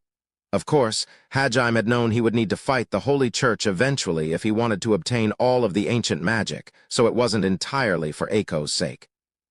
However, it seemed Eiko had misunderstood Hajime's intentions. It probably didn't help that Hajime was practically hugging her as he fought. "I'm probably gonna have to resolve this misunderstanding soon. I see you still aren't taking me seriously." "Whoa." Hajime was startled to hear Noint's mechanical voice right next to him. He instantly lifted his prosthetic arm and fired a shotgun blast out of his elbow. Using the recoil, he gained himself some distance as well. Noint raised one of her swords to block while she swept the other in a wide arc. Her glimmering silver swords were 2 meters long and 30 centimeters wide. Not only did they look intimidating, they had a very sinister ability as well. Anything wrapped in Noint's mana was granted the effects of her special magic, disintegrate. A single touch by them would inflict a fatal wound. However, Hajime couldn't move too fast or he'd injure Eiko, so he was forced to use Schlag to redirect the blade while he fell backward. Noint's sword passed inches above Hajime's face, cutting off the tips of his bangs. The only reason Schlag wasn't disintegrated was because Hajime had hardened the Azantium coating with steel skin. Even that wasn't enough to let his weapons or artificial arms stay in contact with Noint's swords for more than a few seconds, though. As it was, blocking the blow had shaved a few centimeters off Schlag's coating. If he kept it up, his weapons would be destroyed before long. Noint let the force of her slash swing her around, her glimmering silver hair fanning out around her like a halo. As she completed her turn, she swung down with her second sword, the one she had used to block earlier. The speed of her second swing was so fast that Eiko couldn't even follow it with her eyes. She just saw a silver flash. Hajime dodged to the side, using the recoil from a second shotgun blast. Once he was clear, he took aim with Schlag and fired 3 times. 3 streaks of red light headed straight for her. One went for her head, another her heart, and the last her stomach. However, Noint's reaction time was inhuman. The moment Hajime fired, she held her sword up vertically, blocking all 3 bullets. Hajime pulled back even further and sent out his crossbits for a follow-up attack. They fired powerful explosive slugs that created huge red shockwaves on detonation. Noint dissipated the shockwaves with a beat of her wings, but that gave Hajime more time to flee. Awawawawa, I can't even tell what's. Sensei, could you stop making those cute noises in the middle of a duel? It's kinda killing the mood. See cute. Nagumo-kun, that's not something you can say to your teach. It was more serious than Hajime made it seem. Eiko's oddly cute screams were sapping his concentration. In a fight between 2 people of their caliber, even a millisecond's distraction could get you killed. Noint had been right when she'd said Hajime wasn't taking this seriously. Of course, Hajime wasn't at all flustered by having a cute woman such as Eiko hanging around his neck, but the noises were still distracting. To think you could defend so well against my attacks while guarding that dead weight. You are far too strong. Strong people such as you are unfit to be my lord's pawns. Thanks for the praise. Can't say I'd want to be the pawn of some shitty neat who throws a tantrum every time things don't go his way, so I'm happy to hear I'm not wanted. There is no use in trying to taunt me, for I have no emotions. I'm not trying to taunt you, that's just what I really think. Noint silently spread her wings and crossed her swords in front of her. Does she really not have any emotions? Looks like she's trying to shake off her anger and prove it's not bothering her to me. Hajime quickly discarded the thought. There was no point in worrying about it. After all, he'd be killing her either way. Regardless of what she was thinking, regardless of what she felt, she would die by his hands. Noint flapped her wings again and unleashed another barrage of feathers. This time, though, they weren't aimed at Hajime. Instead, they gathered in front of Noint and arrayed themselves into an odd formation. As they overlapped over one another, Hajime realized she was making a magic circle out of the feathers. Noint glared coldly at Hajime through the shining silver magic circle. Once it was complete, she cast her spell. Hellfire Tsunami? Noint summoned a burning tsunami that scorched the very atmosphere, so she can use elemental magic too. She simply hadn't cast her elemental spells before because she'd believed her feathers would be enough. In other words, she hadn't been fighting seriously either. Crimson hellfire bore down on them, and all Eiko could see was red. The tsunami was large enough to blot out the horizon. Eiko looked up at Hajime, expecting him to have a solution. Sweat rolled down his cheek as he desperately looked around the tsunami, searching for the spell's core. So long as he could find it and shoot it, the flames would disperse. Of course, that required an ungodly amount of precision, but Hajime was more than up to the task. He had trained his sharpshooting skills extensively. However, Noint's spell was on a far larger scale than anything Hajime had faced before. Anyone on the Divine Mountain would have thought noon had come, since that was how bright and all-encompassing the flames were. It was like searching for a needle in a haystack. Time ran out before Hajime could find it. The massive tsunami swallowed Hajime and Eiko up. Anyone watching would have been convinced they had died. The tsunami that spanned a couple 100 meters should have left not even their ashes behind, but Noint continued staring at the center of the tsunami. So you can withstand even this? As she muttered that, the spell ended and the flames dispersed. At the center of the spell stood Hajime and Eiko, surrounded by 4 of his cross bits. They were both unharmed. The cross bits formed a pyramid around Hajime, their ends connected to each other by wires. Screens of crimson light filled the space between the wires. This is still a prototype, so I was a little worried. Thank God it worked. Why you? Hajime sighed in relief. This was the latest of his weapon enhancements. He had used creation magic to enchant wires with spatial magic, then equipped his cross bits with said wires. He'd also covered the surface of his cross bits with spatial magic enchanted ore. Unlike physical shields, barriers made by partitioning space were theoretically unbreakable. However, these were still in the experimental phase. Until now, Hajime hadn't tested them against a proper attack, so he'd had no idea how much they would be able to take. Eiko looked blankly from the barrier that had saved her life to Noint. The apostle was already preparing her next attack. This time she sent a few feathers at Hajime while she crafted over 100 magic circles at once. She was determined to bury him in an avalanche of magic.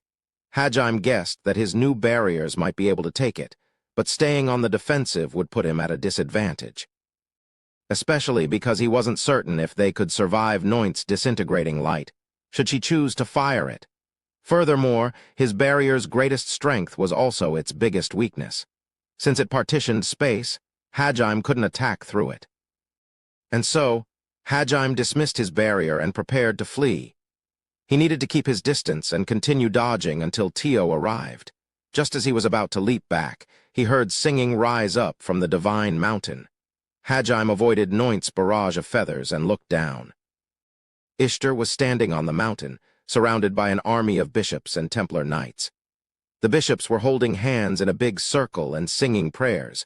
Seeing the 100-odd bishops chanting solemnly like that, Hajime was reminded of the time he'd heard a choir singing hymns back on Earth. But what on earth is the point of all that singing? Ah, what the, my bodies? Nagumo-kun? Ah, what is this? Hajime and Eiko felt something strange happen to their bodies. Their strength left them, and their mana began to disperse. It was as if their energy was being drained away. Moreover, motes of light started sticking to them, making it hard to move. And this must be some kind of debuff magic. So this is the strength of the Holy Church's best. Looks like they've got their defensive countermeasures all set up. Hajime's guess was spot on. When Ishtar had realized one of God's apostles was fighting, he'd gathered all of his followers.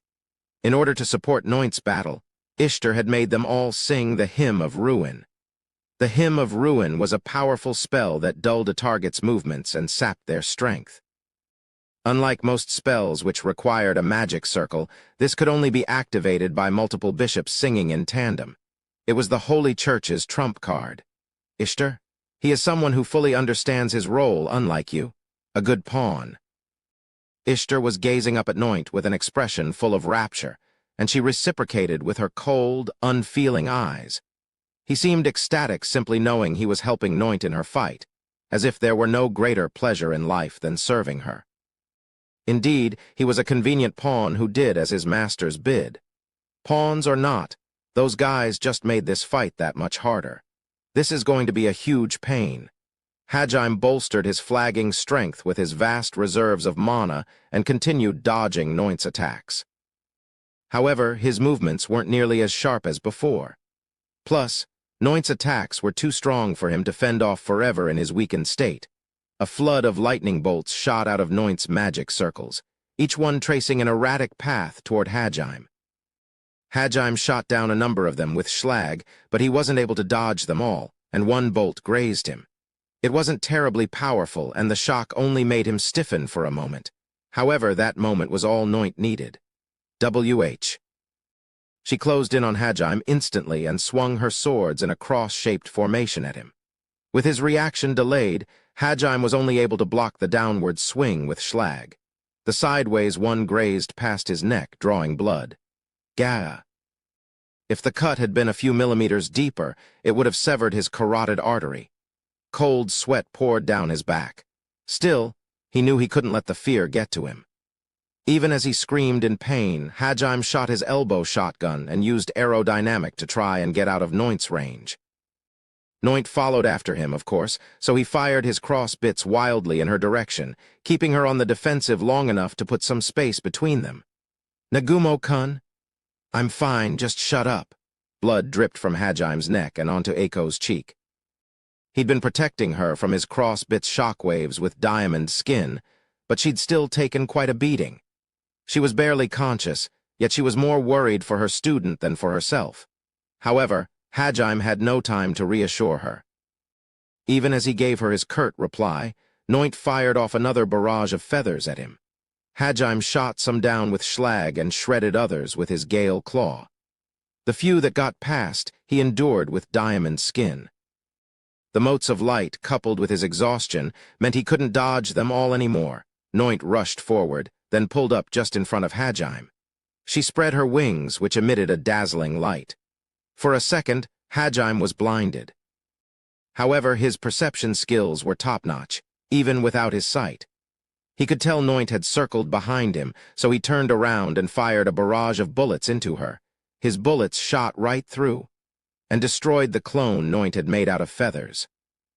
She had made a fake version of herself as bait. Ah, Hajime shivered.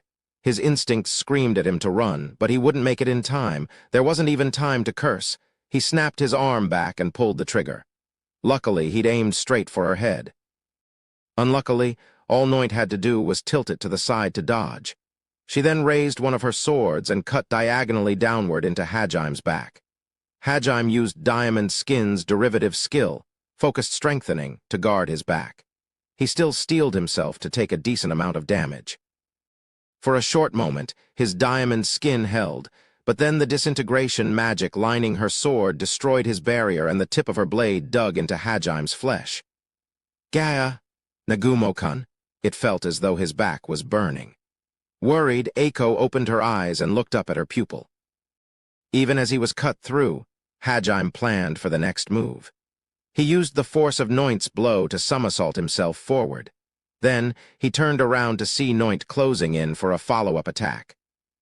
He knew his weakened body wouldn't be able to move in time, so he covered one of his cross bits in diamond skin and had it act as his shield. The others he had flank Noint and attack her from both sides. Noint twirled around without dropping speed, knocking down the explosive slugs with her wings. She then slammed her first sword into the crossbit Hajime was using as a shield. It stuck fast in the metal, so she slammed her second sword down on top of it, splitting it in half. Hajime's eyes went wide with surprise. Noint looked coldly at him. Her chilling gaze made it clear that this would be the end. But Hajime hadn't given up yet. He knew he'd have to make some sacrifices if he wanted to keep Eiko alive as well, so he was prepared to get hurt. If I'd known she was this tough, I would have used Limit Break earlier. I thought I could save it until Tio got here. Hajime raised his prosthetic arm, planning on sacrificing it to survive another attack. As Noint raised her swords above her, a thunderous roar split the air. Grab! A second later, a beam of black light closed in on Noint. It was Tio's dragon breath, the all-encompassing black light which could burn through anything. Noint had no time to dodge, and so she cut short her attack and wrapped her wings around herself. As Tio's breath hit Noint's wings, it began to disintegrate. Despite that, it still continued pushing her back. Black and silver mana warred against each other as Tio's breath pushed Noint all the way back into the cathedral tower. The force of the impact shattered the rest of the tower. Chunks of broken masonry fell to the ground. Ishtar's bishops and Templar knights cried out in despair. Seeing their beloved apostle get sent flying must have shaken their confidence. Hajime instantly pulled Orkan out of his treasure trove and mercilessly fired all 12 rockets at Ishtar and his men. This time they screamed for a different reason. Finally, Hajime heard the voice of someone he was actually eager to see. "Master, are you all right?" He didn't let his guard down, but Hajime smiled in relief. At long last, Tio had arrived. "Thanks, Tio, you saved my hide back there." Things got pretty dicey at the end. Tio smiled briefly, but then her expression grew grim again. If Hajime was hard-pressed, then this was an enemy that required her full attention. She flew up to where he was standing and stared at the tower along with Hajime. "It is heartening to know I made it on time. As a reward, may I ask for a thorough spanking? If you can get Sensei to safety, I'll think about it." "Truly? I will hold you to that, Master. Come, Sensei Dono, climb onto my back. Even now she puts her desires first, huh?" "Well, I guess you, Shay, and Kaori are like that too." Hajime sighed and put Eiko onto Tio's back. Eiko was pretty sure she heard some rather immoral things during that conversation, but she obediently let Hajime deposit her on Tio's back. She didn't want to be a burden any longer. Tio-san. I'm in your hands." "Indeed. Fear not. You are someone important to my master. I shall not let any harm come to you." Naturally, Tio meant that she was a teacher Hajime respected a great deal, but Eiko misinterpreted those words, thinking Hajime had a romantic interest in her.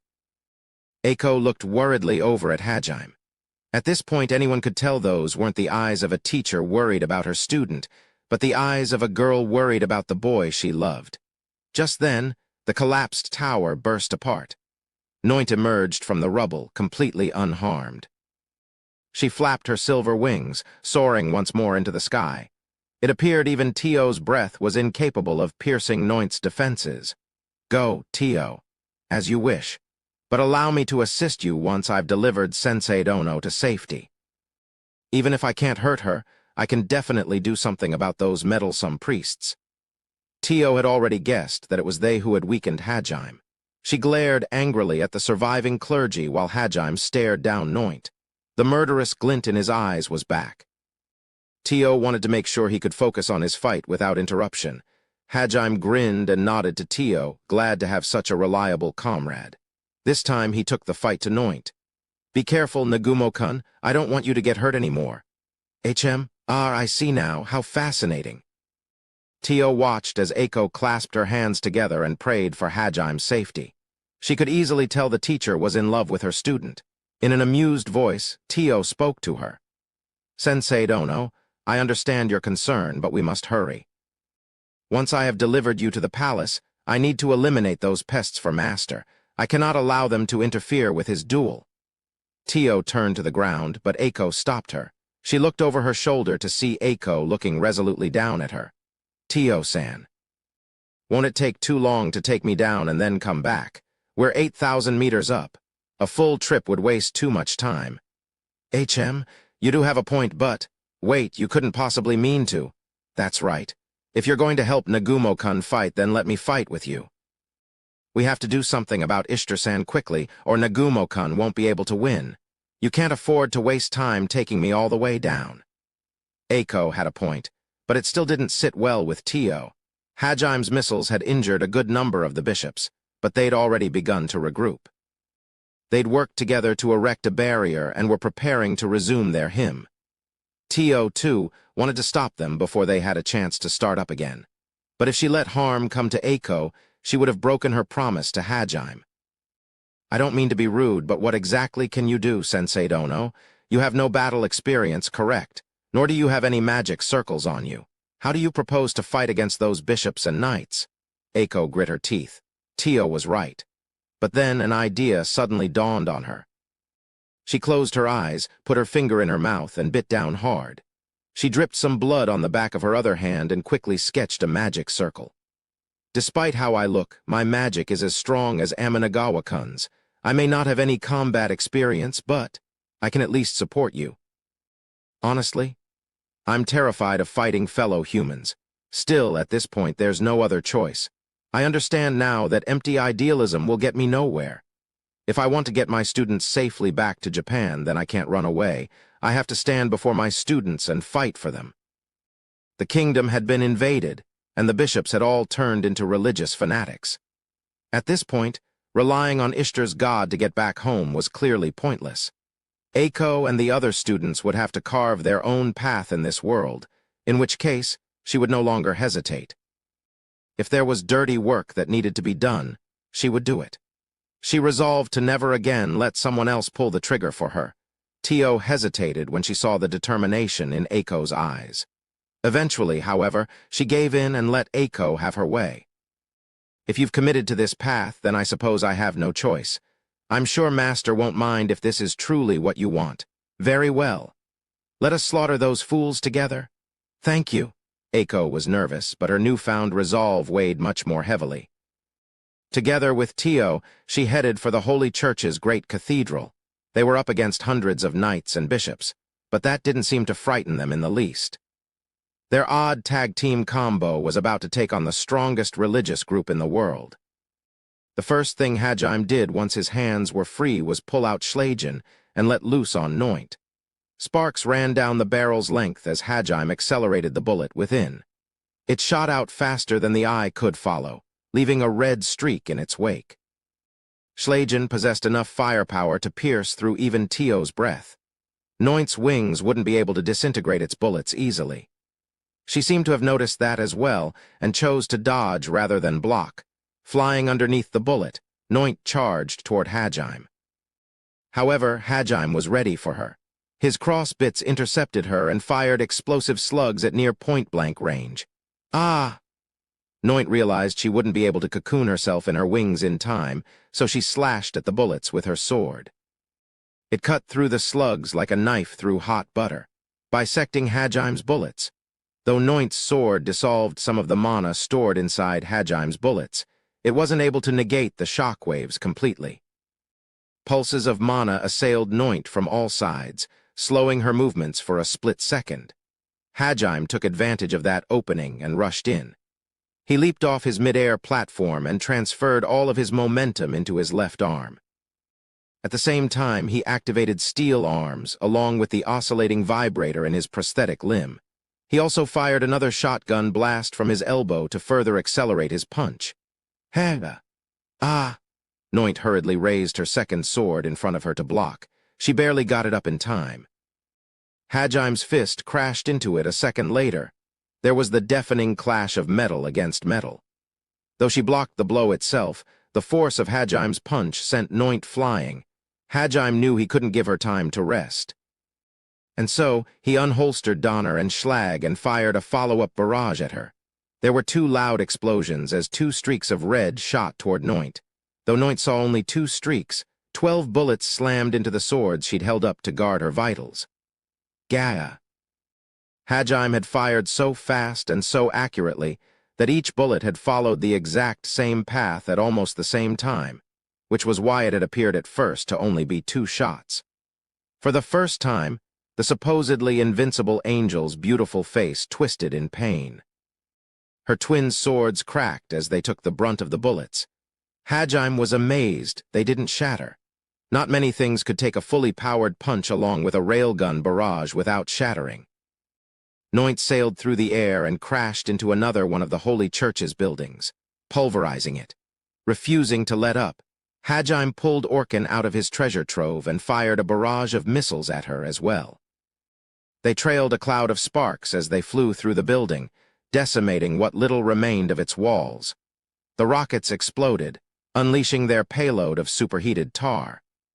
The tar ignited instantly, coating the building in sticky 3,000-degree flames. Hajim watched the flames dye the sky red as he prepared his next attack. He reloaded Orkin with missiles from his treasure trove and took aim at the burning rubble of what had once been a church. Just before he fired, however, he noticed his quarry was no longer there. TCH below, huh? Hajim looked down in time to see the ground below him erupt. Noint appeared from within, flapping her wings to close in on Hajim. It appeared she'd escaped his rockets by tunneling into the mountainside. Then, she swept her wings and fired another barrage of silver feathers at Hajim. He swayed from side to side, like a leaf blown in the wind, weaving between the storm of feathers. As Noint passed by, she swung down with her twin greatswords. Hajim somersaulted in midair, dodging out of the way. At the same time, he fired Orkin's missiles at her. Noint had tasted their power once already, so she wasn't very eager to do so again. She flattened her wings and sped forward like a silver meteor, outpacing the missiles chasing after her.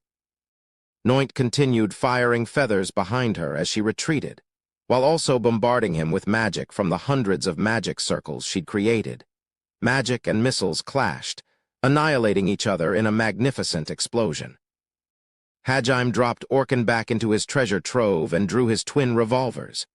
He shot down the remaining spells coming for him, blowing apart the core of each spell. For a few seconds, there was silence as Hajim and Noint stared each other down. Hey, you sure you should be wasting your time with me? What do you mean? There's no way someone from the Holy Church doesn't know about the invasion happening in the capital. Until now, they'd been fighting non-stop, so Hajim hadn't had a chance to talk. But since there was finally a pause in the hostilities, he figured he should ask. I'm talking about what's happening below. If things keep going like this, the kingdom's gonna fall, and once that happens, you know the Divine Mountain's going to be next. Shouldn't you be stopping the demons taking over your city instead of fighting up here? Hajim had thought it a perfectly logical question, but Noint looked at him as if he'd said something ridiculous. If that does happen, it simply means that is how this age is fated to end. That's it, huh? So in the end, Ehit doesn't see people as anything more than playthings. He just took their side this time, but in the next era maybe he'll side with someone else. So is the god the demons worship one of Ehit's lackeys or something too? Or is it just the guy himself in disguise? And if he is, I was just wondering whether or not the liberators had been telling the truth. If you ask me, you're both shady as hell. Noint's eyebrows twitched. It seemed being called shady didn't sit well with her. Still, despite her obvious displeasure, Hajime simply grinned at her and continued.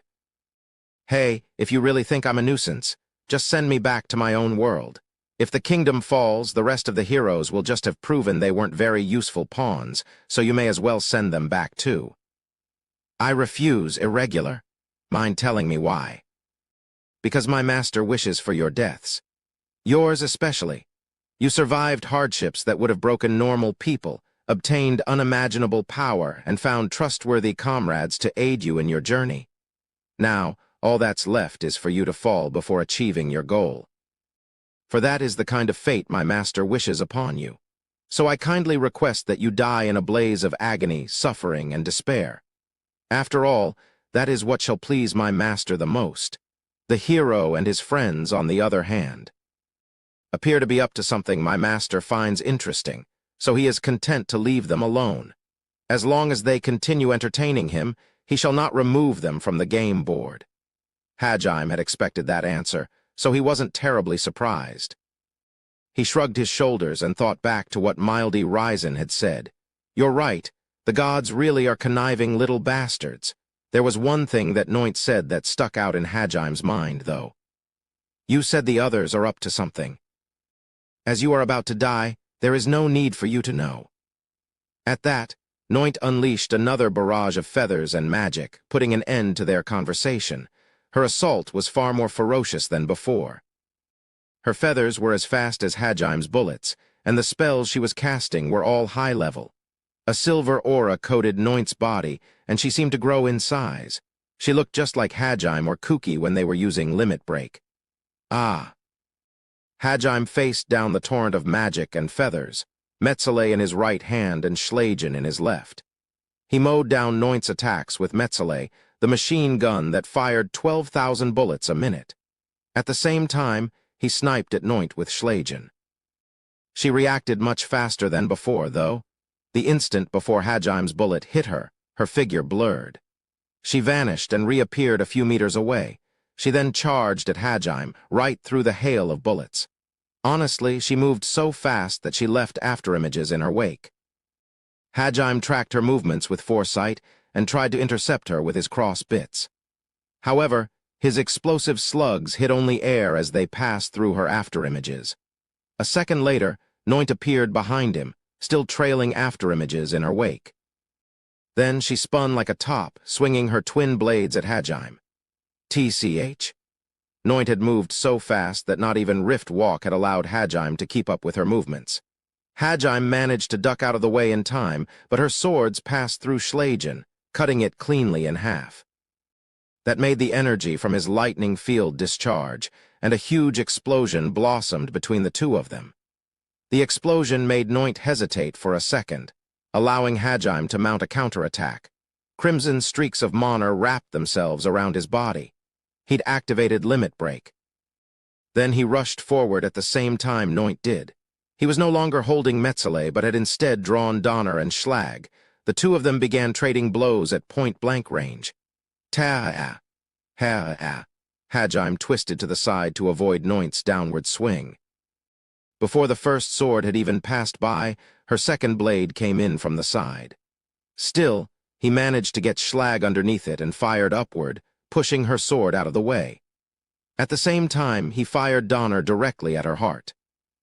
Noint circled out of the way, and Hajime's bullet passed harmlessly through an afterimage. She cut diagonally upward with her first blade as she did so. Hajime enhanced Schlag with diamond skin and focused strengthening. He hardened only the part of the barrel that he used to block Noint's sword, allowing him to multiply the skill's effects. Due to that, Noint's sword knocked Schlag out of the way, but didn't break it. He blocked Noint's second sword with Donner's muzzle and fired just as the sword made contact.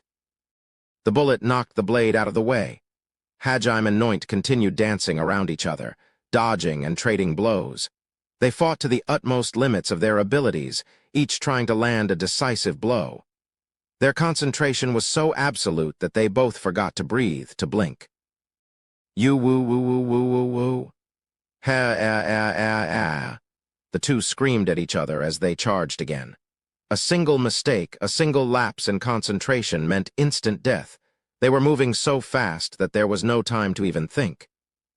They simply moved on instinct, trusting in their abilities, experience, and reflexes to carry them through. Streaks of silver and crimson light dotted the sky as Noint's swords and Hajim's guns clashed over and over. The storm of blows unleashed pulses of energy like a solar flare. The two continued speeding up, each trying to gain an edge over the other. Before long, they were both drenched in blood, covered in a dozen small wounds. Hajim had shallow cuts all over his body, while Noint had bullet holes everywhere. The two of them were evenly matched.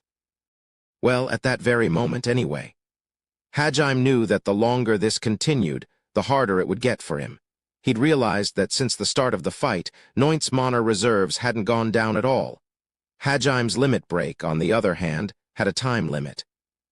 Once he hit it, the spell would be forcibly cancelled and he'd be left in a weakened state. Though Hajim's own mana reserves were vast, they weren't infinite. Noint, however, seemed to be receiving unlimited mana from some unknown source. She would be able to maintain this state indefinitely. Hajim examined her with his demon eye, trying to find what was supplying her with so much mana. He noticed a brilliantly glowing mana crystal was where her heart should have been. He knew a protracted fight would be the end for him, so he bet everything on an all-or-nothing attack. Take this. Hajim brought forth all of his cross bits and fired a full-powered barrage of explosive slugs. He knew at this range the shockwaves would hit him too, but he was prepared for that. Have you lost your mind? Surprise colored Noint's normally emotionless eyes. Hajim's actions seemed suicidal to her. Dozens of explosive slugs shot out of Hajim's 6 cross bits, enveloping the both of them in a whirlwind of shockwaves. Noint wrapped her wings around herself, while Hajim activated Diamond Skin. A massive crimson flower blossomed in the sky. Dozens of shockwaves mercilessly pummeled Hajim and Noint's bodies. They punched through Hajim's diamond skin, severely damaging his internal organs. He gasped in pain and coughed up blood. The attack had left him devastated. Noint, too, had suffered greatly. Her wings hadn't been able to protect her completely, so she coughed up blood, her bullet wounds bleeding more than before. Her innards had been hit just as hard. Were you planning on dying together with me? Give me a break. Who'd want to do a double suicide with you? Try saying that again when you're at least half the woman my girlfriend is. Hajim was panting with exhaustion, but his tone was light, as if he wasn't worried at all. He scoffed at Noint. Who the hell would waste their life trying to kill you? He pulled another weapon out of his treasure trove. It was small enough to fit between his fingers, and he flung it at Noint as if he were throwing a playing card. The object made no sound as it traveled through the air and was barely visible in the night sky. Yet Noint casually batted it aside with her sword. The 15-centimeter-wide, donut-shaped object spun away into the darkness. It resembled the chakrams Hajim had seen back on Earth. Did you honestly believe something like this would work? Have you finally run out of idea? Ah. Noint had thought this was simply the final, futile struggle of one who'd already lost. But then Hajim pulled out his revolvers and started firing them to his sides. Though Noint was directly in front of him, the bullets he fired suddenly appeared to her left and right, with all of them aiming for her head. She instantly raised her swords to either side, using them as shields. 12 bullets slammed into Noint's swords in a burst of sparks. Like before, they all slammed into the same point. Somehow, Hajim's bullets had gone right for Noint, despite the fact that he'd fired them in a completely different direction. The secret to their sudden change in direction was in the chakrams he had thrown earlier. They had been enchanted with Hide Presence and Gale Claw, making them very useful assassination tools, but that wasn't all they were capable of. He'd also enchanted them with spatial magic. They functioned as the same kind of warp gate that he'd made to kill the sea angel in the sunken ruins of Melusine. If he shot something through one of his chakrams, it would appear out of the one paired with it. Furthermore, he'd made his chakrams of spirit stone, so he could control them freely like his cross bits. Hajime had calculated everything from Noint's reaction time to her position to the approximate direction she'd knock his chakrams away to. And now his barrage of bullets hit her swords exactly where he'd expected them to. Crack, crack, both of Noint's swords snapped in half. Wah, how? It shouldn't have been that powerful. She sure gets surprised a lot for someone who said they don't have emotions. Noint hadn't noticed, but Hajime had been focusing his attacks on a certain point of her swords. During their entire close combat fight, he'd made sure to aim his attacks at her swords. It was precisely because he'd known their abilities were around equal that he'd tried to tip the scales by going for her weapons. Hajime took advantage of the opening he'd created and pulled more artifacts out of his treasure trove, all of which he sent hurtling toward Noint.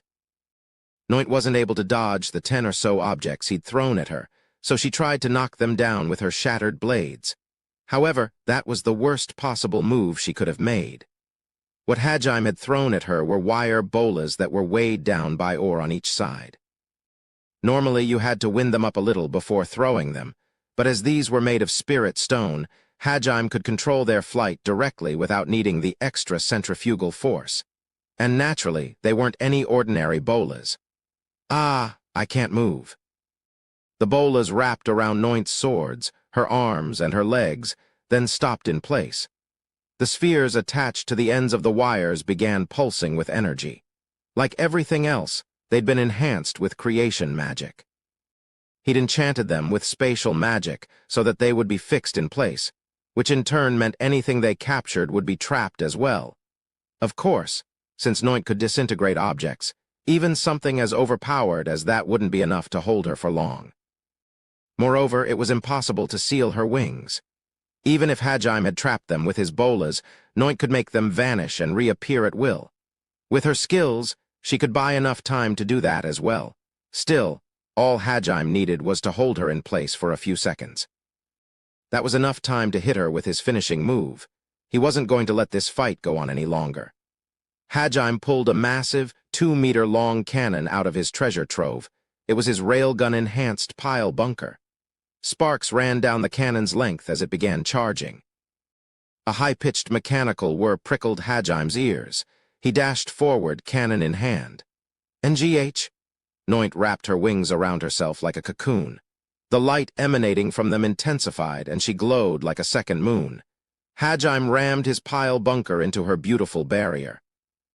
The 4 arms attached themselves to her wings, fixing the cannon in place. They'd been enchanted with spatial magic, so Noint wouldn't be able to dissolve them easily. The cannon's length was coated in red sparks. It seemed the bunker was nearly charged. Let's see you block this one.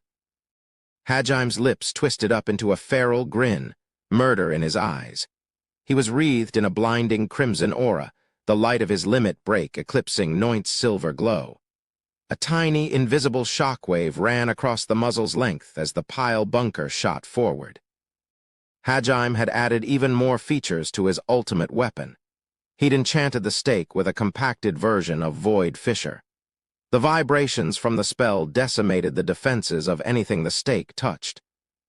On top of that, gravity magic increased the weight of the stake to over 20 tons as it shot out. There was a thunderous bang as the charged energy drove the stake down. The atmosphere trembled as it slammed into Noint's wings. Powered by Blastrock, Hajime's lightning field and the force of his mana, the spinning Azantium stake bore through her defenses. It shredded her wings easily and punched straight through her heart. The tip of the stake passed through her back where her wings sprouted and kept going. It flew off into the horizon like a meteorite, trailing red sparks behind it. Ah! There was a gaping hole where her crystal heart, the source of her mana, had been. As Hajime's lightning field had surrounded the stake, it had cauterized the wound, so no blood dripped from the hole. The last remnants of Noint's wings dissipated, leaving her looking smaller than before. Even now, there wasn't a trace of human emotion in her eyes, though Hajime couldn't help but feel that there was a hint of reproach in her expression. The light slowly left her pupils, and she fell lifelessly to the mountainside below.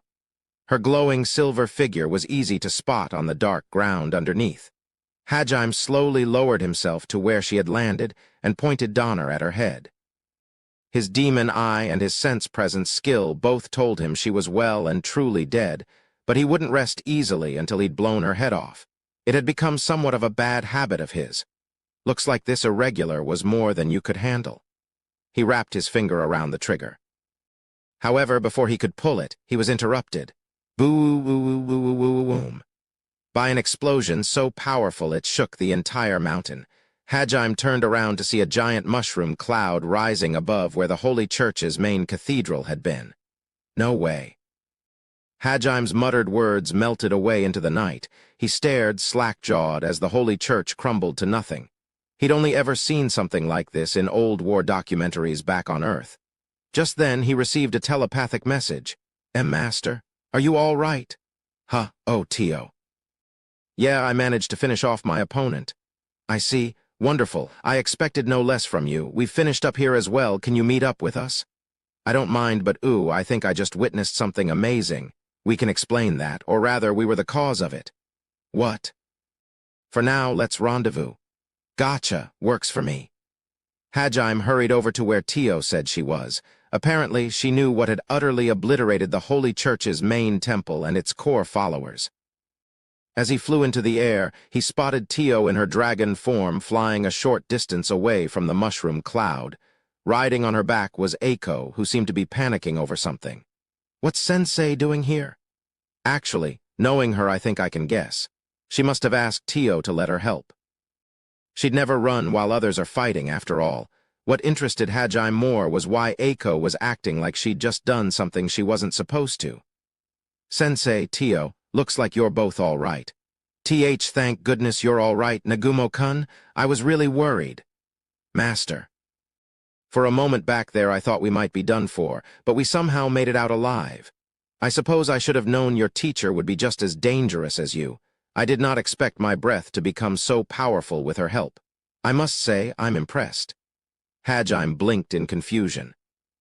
Then, with an incredulous look, he turned to Eiko. Sensei, what on earth did you do? Awawawawa. It's not what you think. I didn't mean for it to end up like this. It's just the Pope's barrier was really strong so. I thought maybe if I amplified the strength of Tio-san's breath, she'd be able to break through it. Eiko began panicking once again, her relief from seeing Hajime safe forgotten. Though her explanation was a little haphazard, Hajime more or less got the gist of what had happened. Eiko had decided to help Tio fight Ishtar and the other bishops in order to prevent them from weakening Hajime. However, she'd had no magic circles handy. So even though she was an outstanding magician, she hadn't been able to offer any offensive support.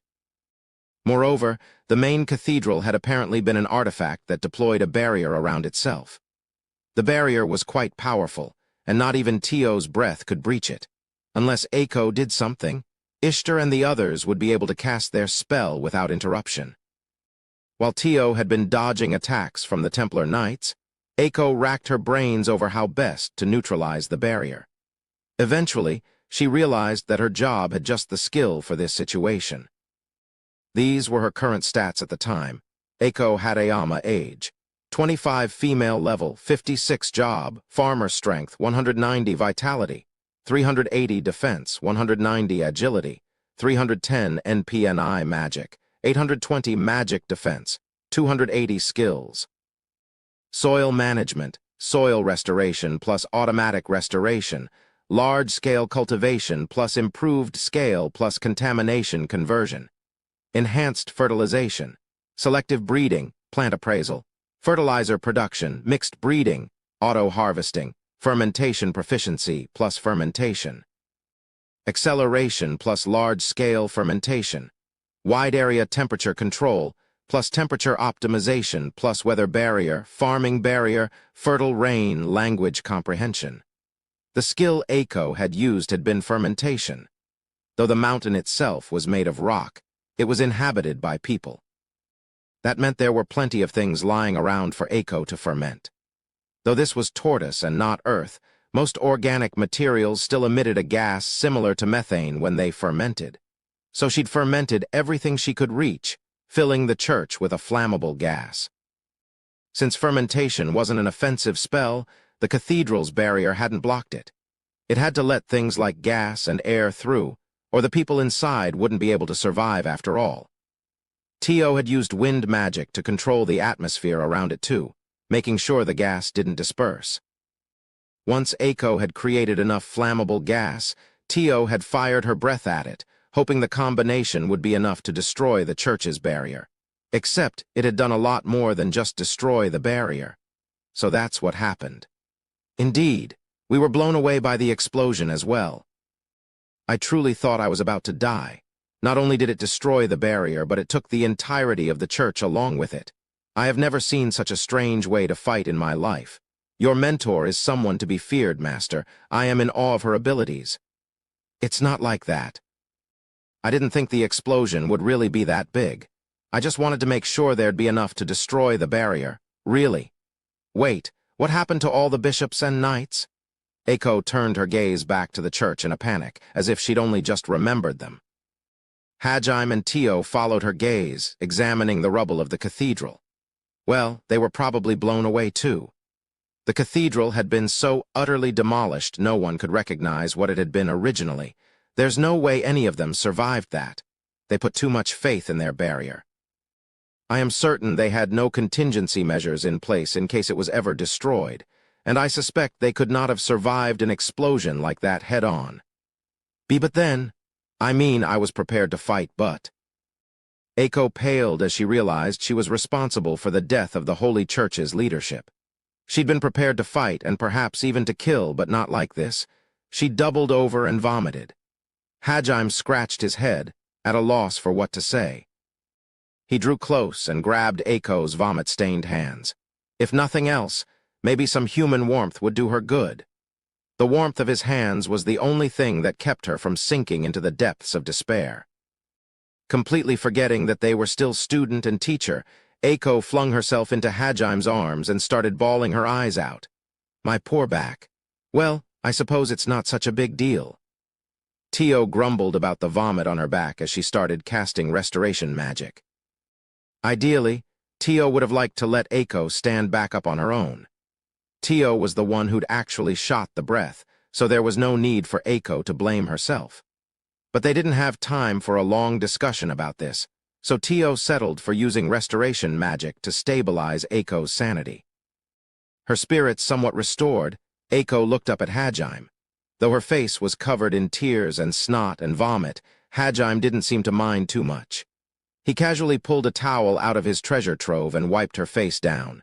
Embarrassed, Aiko meekly let him clean her up. Have you finally calmed down, Sensei? Why, yes. I'm fine now. Nagumo-kun. Aiko flushed red. A slight hint of longing entered her voice when she said Hajime's name. It was clear from the way she was looking at him that it wasn't just embarrassment that had caused her to blush. Until now, Hajime had only seen Aiko as his teacher and nothing more. But now that she was looking at him like that, he was forced to consider that she might be in love with him. You're kidding, right? This isn't really happening, is it? Hajime thought with a stiff expression. Hajime quickly averted his gaze just as Tio called out a warning. Master, there's someone here. They don't appear normal. What? Did someone actually manage to survive that explosion? Hajime followed Tio's gaze, incredulous. Standing in the ruins of the church was a bald, white-robed man. He was staring directly at Hajime. Like Tio had said, there was something off about the man. For one thing, he was translucent.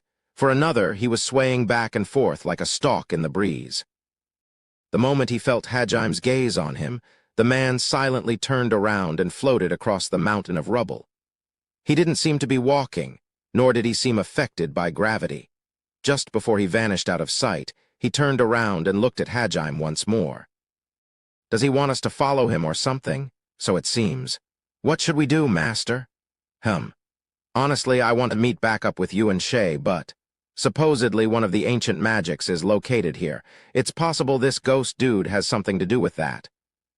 Better not to let any leads slip past us. HRM. Very well, let us follow him then.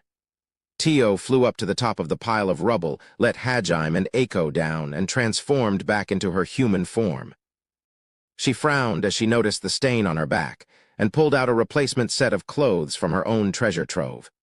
Hajime, too, changed out of his bloodied, vomit-stained clothes into something clean. "Ugh, I'm sorry. I got your clothes dirty." Eiko seemed to shrink into herself as she apologized. Vomiting all over someone was one of the most embarrassing things there was. Though neither Hajime nor Tio seemed that bothered by it, Eiko still couldn't get over her feelings of shame. Especially because she was coming to terms with the fact that she might be in love with Hajime. Vomiting on someone was bad enough without it being the guy you have a crush on. Hajime didn't have time to wait for her to get over it, so he decided to change the topic. "Sorry, Sensei, but you're gonna have to come with us. There's no telling what might happen up ahead, but we can't let this chance go. I want to find out what that bald guy is." "Oh, okay. I understand. I'll come with you." She put an awful lot emphasis onto that last sentence. Hajime pretended he hadn't noticed and continued following after the strange, bald man. The translucent man stayed ahead of them, guiding Hajime and the others through the maze of rubble. After about 5 minutes of walking, they arrived at their destination. The man silently turned back to Hajime and stood in place. "What exactly are you, and what do you want with us?" The bald man didn't reply. Instead, he lifted a finger and pointed deeper into the rubble. Hajime couldn't see anything special there, but it was clear that was where the man wanted him to go.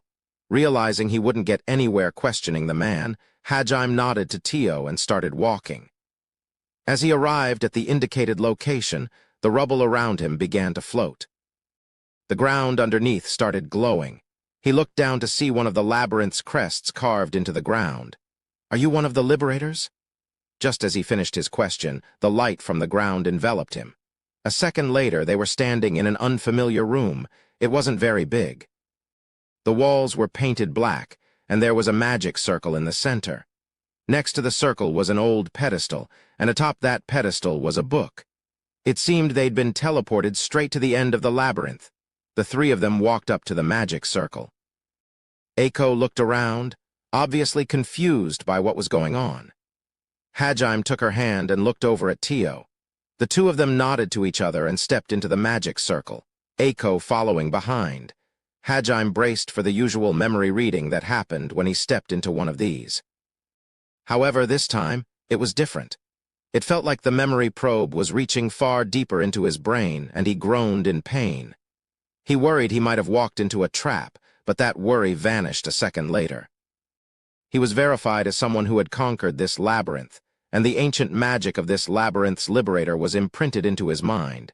Spirit magic? HRM. It seems this magic lets you interfere directly with others' souls. I get it now. So this is how Mildy was able to transfer her soul into that golem. Eiko crouched down and cradled her head. It was her first time receiving ancient magic, and the experience of something engraving itself directly into her memories was disconcerting. Hajime watched her for a few seconds out of the corner of his eye, before walking over to the nearby pedestal and picking up the book on top of it. He flipped through the pages. It appeared to be a memorandum left behind by Laus Barn, the creator of this labyrinth. It was written similarly to Oscar Orcus' journal. The memorandum detailed Laus' life with the Liberators and what he did with his life. As Hajime had little interest in the Liberators' lives, he skimmed over it. Laus Barn's legacy didn't interest him in the least. The memorandum mentioned why he hadn't left his soul behind in this world like Mildy had, and what he'd had to repent for, but Hajime skipped through those sections. At the very end, it explained the conditions needed to clear his labyrinth. First, you had to have cleared at least 2 labyrinths. Second, you needed to have disavowed the gods of this world. Third, you needed to have defeated someone under God's direct influence. Only then would Laus' ghost apparition appear and guide challengers to this room. In other words, the theme of this labyrinth was to test challengers' resolve. They needed to prove their desire to overthrow the gods was unshakable. Hajime guessed that if they had taken the normal route through the mountain, they would have faced a number of trials that tested their determination. Though Eiko hadn't officially disavowed this world's gods, she had always prioritized her students over everyone else. On top of that, she'd contributed to the destruction of the main cathedral. That had been good enough for Laos to consider her an official conqueror of this labyrinth too. Most native residents of this world would be hard-pressed to fulfill Laos conditions, but for Hajime and the others, it was easy to denounce the gods. Hajime took Laos' ring and his book. Eiko had recovered from the shock of having her mind probed, and business here was concluded, so the three of them walked back to the magic circle that had brought them here. Laos Barnes' crest glowed, and they returned to the mountain. "You all right, Sensei?" "Ugh, yes, I think I can manage." "I'm amazed that such magic exists, though. If there's something like this out there, then maybe magic that can take us back to Japan really exists too." Eiko rubbed her temples and nodded to herself. The events of the past few days had taken their toll on her, but she was excited about the prospect of finding an alternative way home. "All right, we know where the labyrinth is now.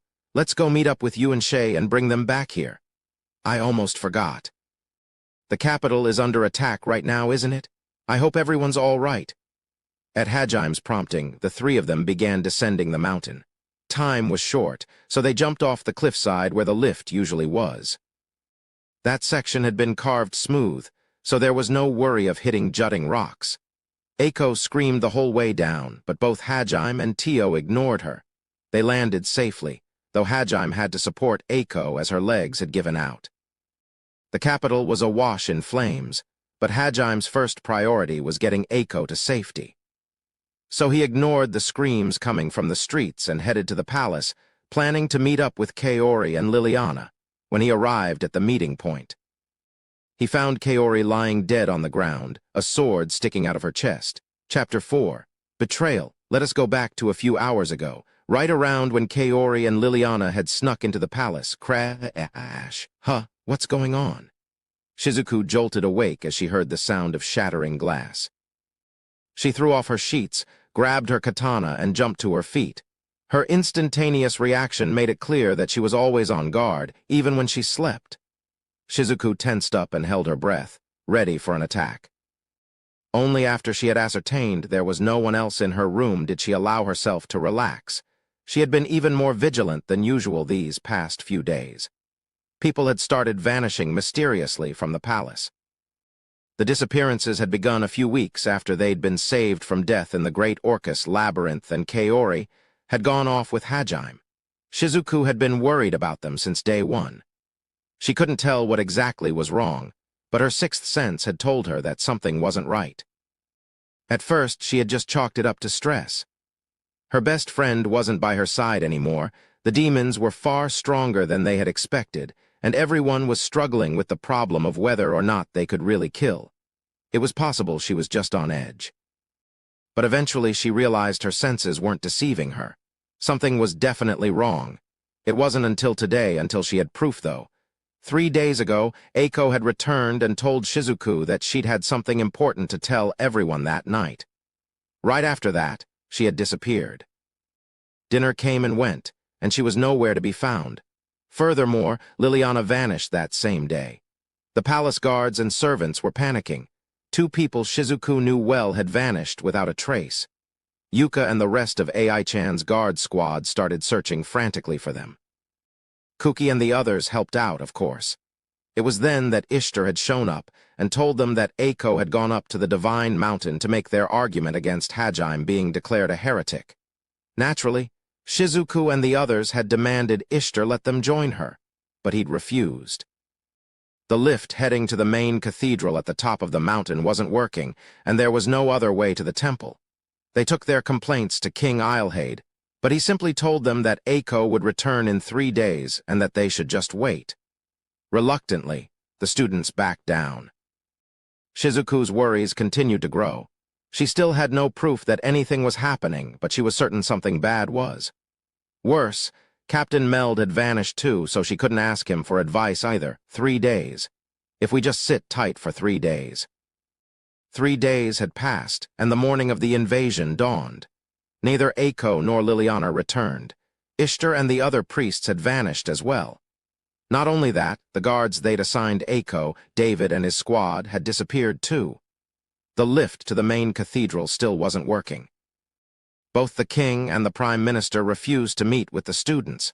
In another day, It would be 4 days since Eiko and Liliana disappeared. However, it seemed only Yuka and Shizuku were worried about that. Though Kuki did think it was odd Eiko hadn't returned, he couldn't fathom that something dangerous might be going on within the palace itself.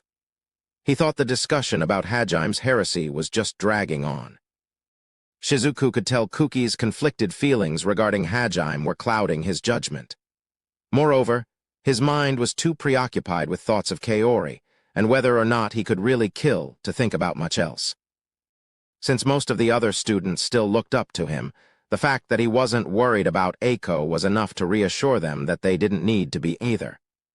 If he said she was okay, she was okay.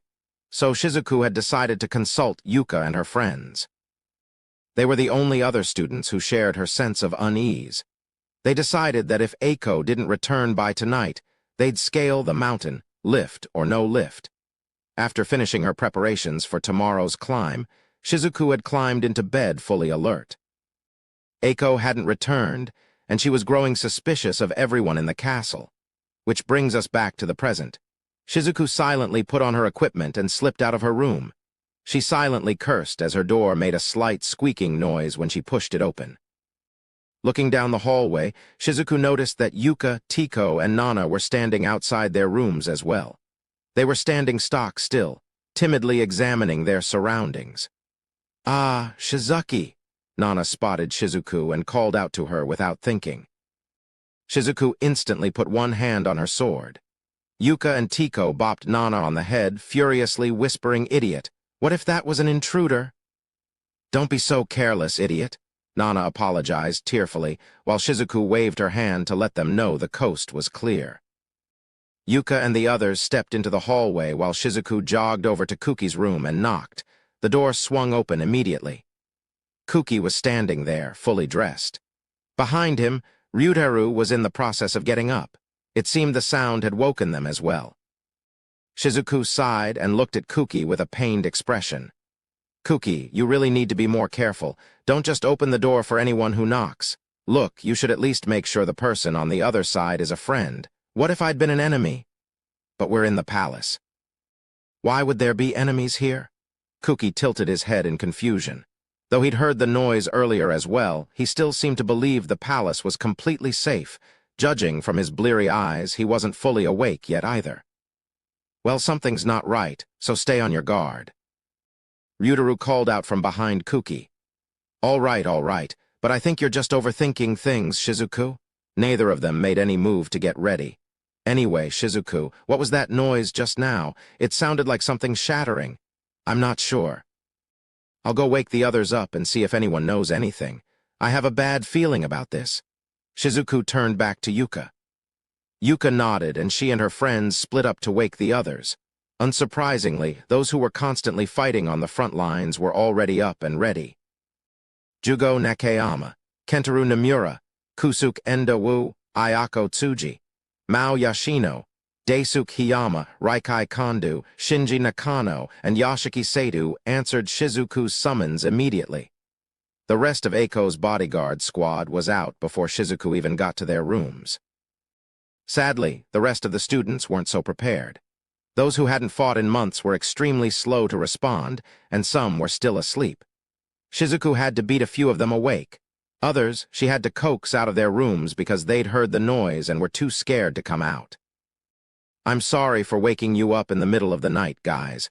But most of you guys heard that noise, right? It should be safe inside the palace, but I think we should go see what's going on still.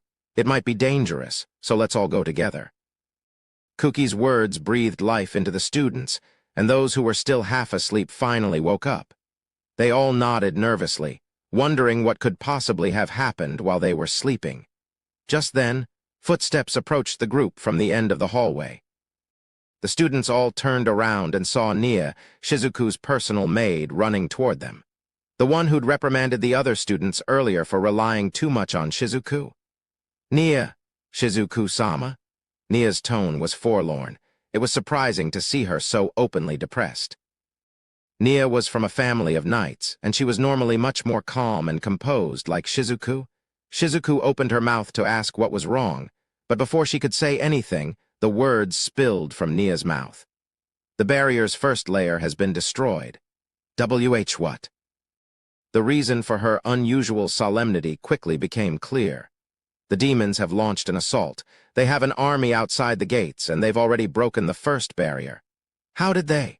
Nia's report was so shocking that even Shizuku couldn't remain calm. The other students broke out into an uproar.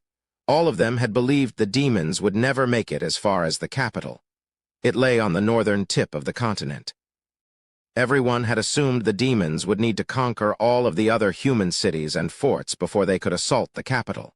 And even if they did reach the capital, the students had believed the barrier would hold.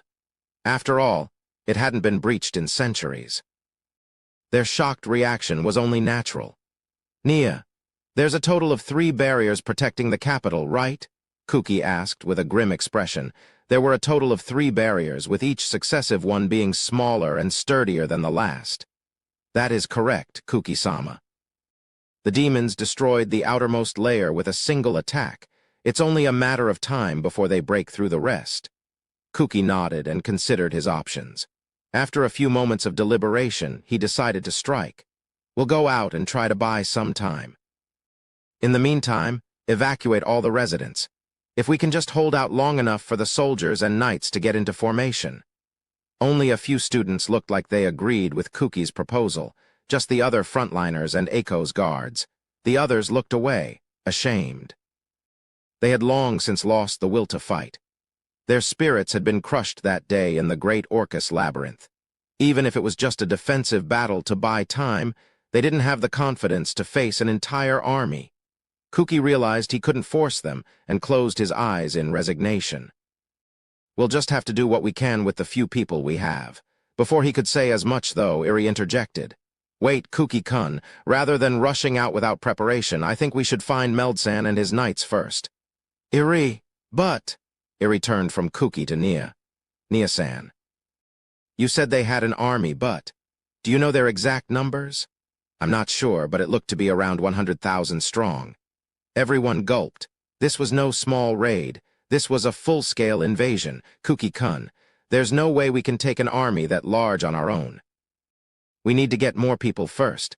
We're the strongest resource the humans have. We can't just waste ourselves recklessly, which is why I'm thinking it would be smarter to find Meld-san first. Though she spoke softly, her words were resolute. She was still a member of the hero party, after all. Moreover, her suggestion was logical. Yeah, I agree with Aririn. That's the smart thing to do. I knew those glasses weren't just for show. G-glasses don't automatically make people smart, Suzu. Foo-foo, I agree with Iri as well. It seems she was the only one thinking rationally among us. What do you say, Kuki? Kuki hesitated for a moment, but in the end he gave in. Like the rest of the party, he trusted Iri's rational judgment. You're right. It's especially in times like these that we need to stay calm. Let's link up with Meld-san and his knights first. Nagayama, Hiyama, and Yuka all agreed with that assessment as well. And thus, the search for Captain Meld began. First, they headed for the staging area where they figured the knights would be. In their haste, no one noticed that one among their party was grinning evilly. There were plenty of soldiers and knights gathered at the training grounds when Kuki and the others arrived. It had been designated as the staging area during emergencies, so that wasn't surprising. Jose Rancade, the vice-captain of Heilig's Knights, was explaining the situation to everyone. Most of the soldiers were pale-faced. Hearing that the barrier had been broken must have shaken them. Kuki despaired when he saw how low morale seemed to be among the soldiers. Jose spotted him as he walked into the courtyard and interrupted his explanation to address him.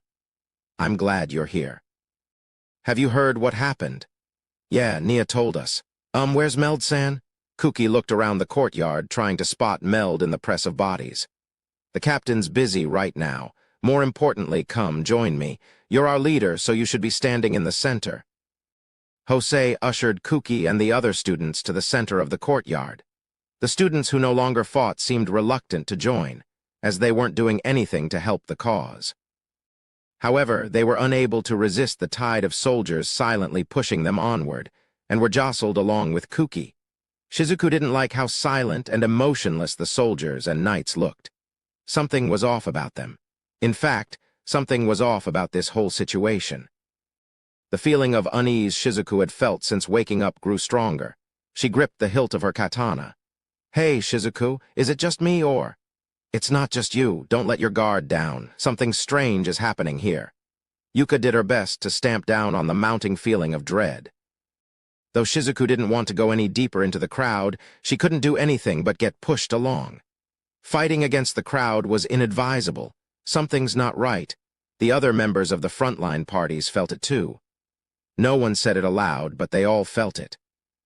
Finally, Kuki and the others were shoved into the center of the courtyard. Jose continued his speech. Shizuku grew more worried by the second. "Comrades, the situation is dire. However, there is no need to fear. There is no one who can match us. There is no one who can defeat us.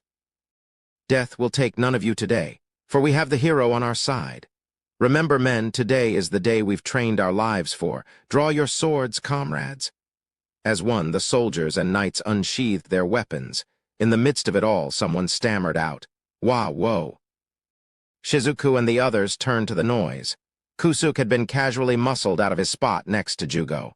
"You, Another confused voice. This time it was Yuka who was separated from the group. They weren't the only two, either. Before long, many other students, mostly those who fought at the front lines or were part of Eiko's guard, had been split up. Each of them was surrounded by a platoon of soldiers and knights. Goosebumps rose on Shizuku's arms. Her instincts screamed at her to get out of here. "Everyone, run. Behold, this marks the beginning of a new age." Before Shizuku could finish her warning, Jose pulled something out of his pocket and raised it high above his head. At his words, the soldiers all turned as one to him. Confused, the students followed suit. A second later, there was a bright flash. Whatever Jose had been holding emitted a burst of light as bright as one of Hajim's flash grenades. Kuki and the others screamed as the light pierced their eyes. They quickly turned away, but they were already blinded. A second later, there were a number of meaty thuds. Og, ga, gwa. They were immediately followed by a series of screams. Not screams of surprise, like the screams the students had given when the light hit them, but screams of pain. After that, there were a few loud thumps as people fell to the ground. Amidst the chaos, Shizuku drew her weapon and readied herself. She just barely managed to block the sword thrust that came for her. Like the others, she'd been blinded by the light. But thanks to her years of training, months of experience, and excellent senses, she was able to fight back even while unable to see. Finally, her sight began to return, and Shizuku examined her surroundings. What greeted her was a nightmare. Her classmates had all been stabbed in the back by soldiers and were lying on the ground. Wah! She'd been prepared for something terrible to happen, but this was beyond her expectations. What on earth is happening? Why are they doing this? Shizuku's voice caught in her throat. The wails of her classmates pierced her ears. The scene in front of her was so shocking that Shizuku's brain shut down.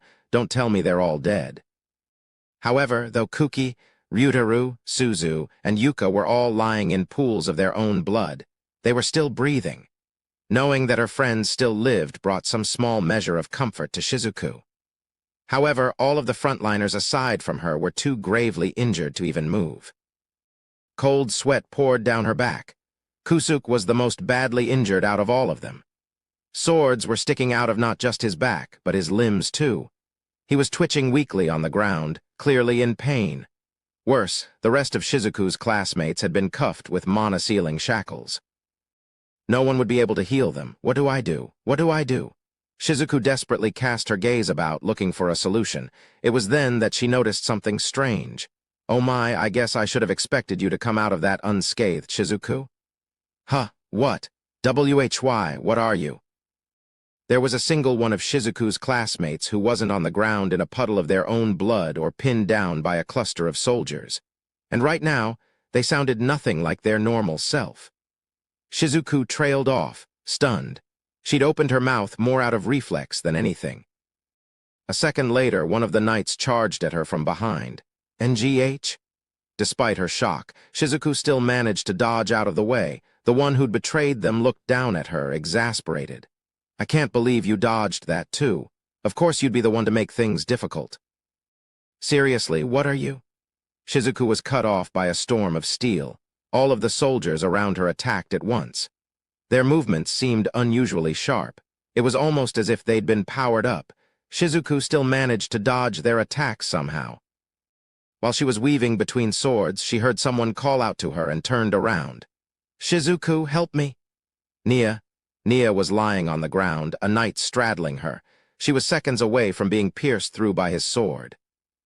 Shizuku dashed to Nia, ducking through the horde of soldiers using a combination of no tempo and supersonic step. She bashed the knight away with her sheath, sending him flying. "Nia, you all right? Shizuku-sama?" Shizuku helped Nia to her feet while warily observing the nearby troops. Nia hugged Shizuku from behind, seemingly terrified. Then a second later, she drove a dagger into Shizuku's back. "And Nia, why?" Shizuku's mouth twisted into a pained grimace as she looked down at her friend. Nia's eyes were devoid of their usual warmth. She looked expressionlessly up at Shizuku, as if she were an unthinking doll. It was then that Shizuku finally realized Nia hadn't been acting oddly because the capital's barrier had been destroyed. Her subdued demeanor and empty eyes were exactly like the knights and soldiers surrounding them. In other words, she was under the influence of whatever it was that had made them all go crazy. Unfortunately, Shizuku had come to this realization too late. Nia pinned Shizuku to the ground, twisted her arms behind her back, and shackled her with the same magic sealing cuffs the soldiers had put on the other students. "Ahahaha. I guess even you couldn't predict she'd stab you, huh?"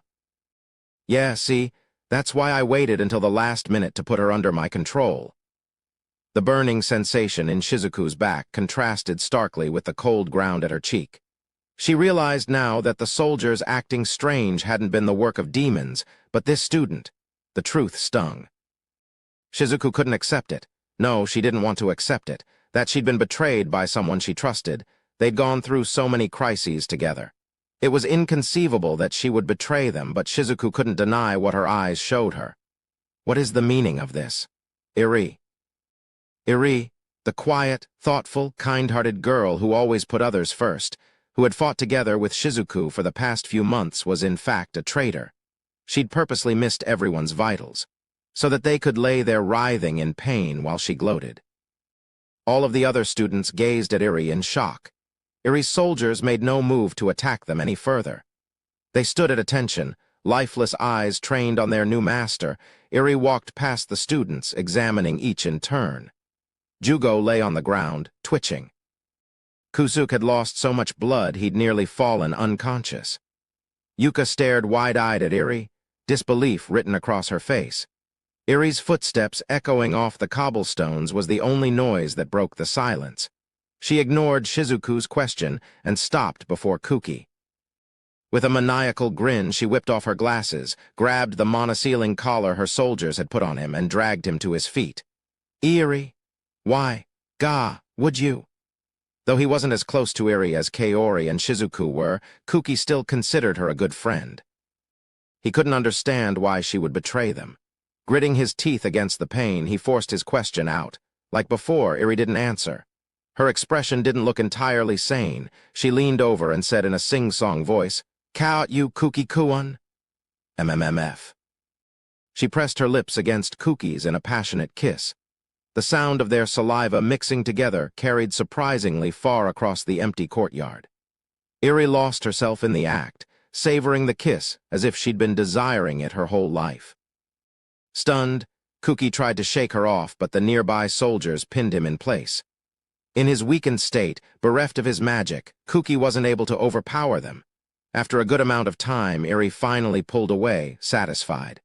A silver thread of drool connected the two of them. She licked her lips seductively, then suddenly turned to the other students. They were all looking at her, their expressions a mixture of confusion and pain. Iri nodded in satisfaction and focused her attention on Shizuku. "Well, that's how it is, Shizuku." "What do you mean, that's how it is?" Shizuku glared at Iri, blood leaking from her mouth. Iri shook her head in an exaggerated motion, as if talking to a particularly slow child. "Still haven't figured it out. You see, I've always wanted Kuki-kun to myself. I just did what it took to make him mine. Makes sense now." If you loved Kuki, all you had to do was confess. You didn't need to go this far.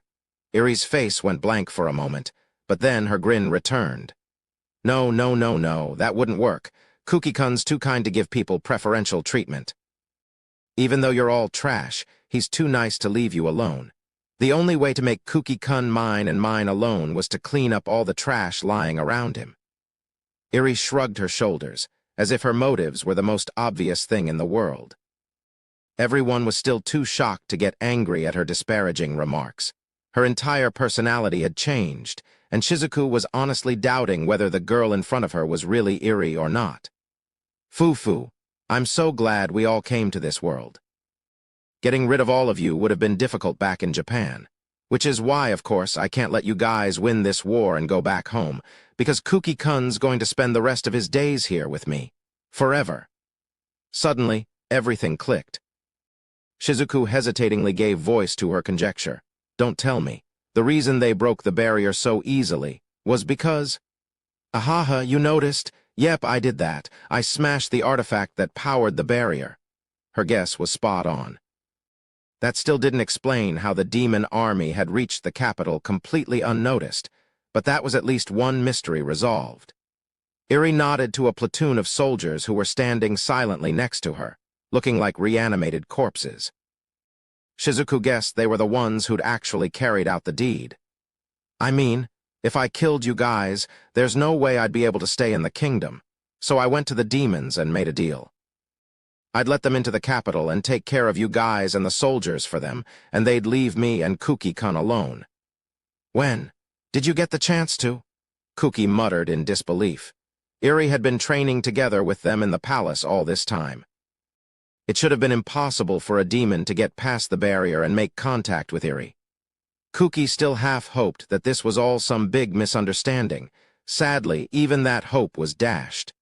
Remember that woman we fought in the Great Orcus Labyrinth?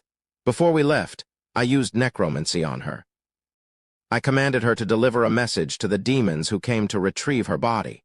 To be honest, I was scared it wouldn't work. I needed to get in touch with them without getting killed, so I ended up using necromancy. But I'd wanted to keep those skills hidden so they wouldn't get suspicious. It turned out all right in the end, though.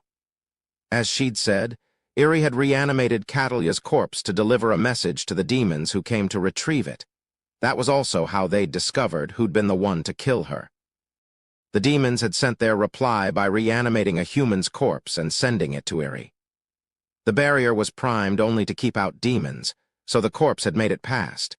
Shizuku, already pale from blood loss, paled even further when she realized the implications of what Iri had said. Necromancy was an art that utilized the lingering regrets people left behind when they died.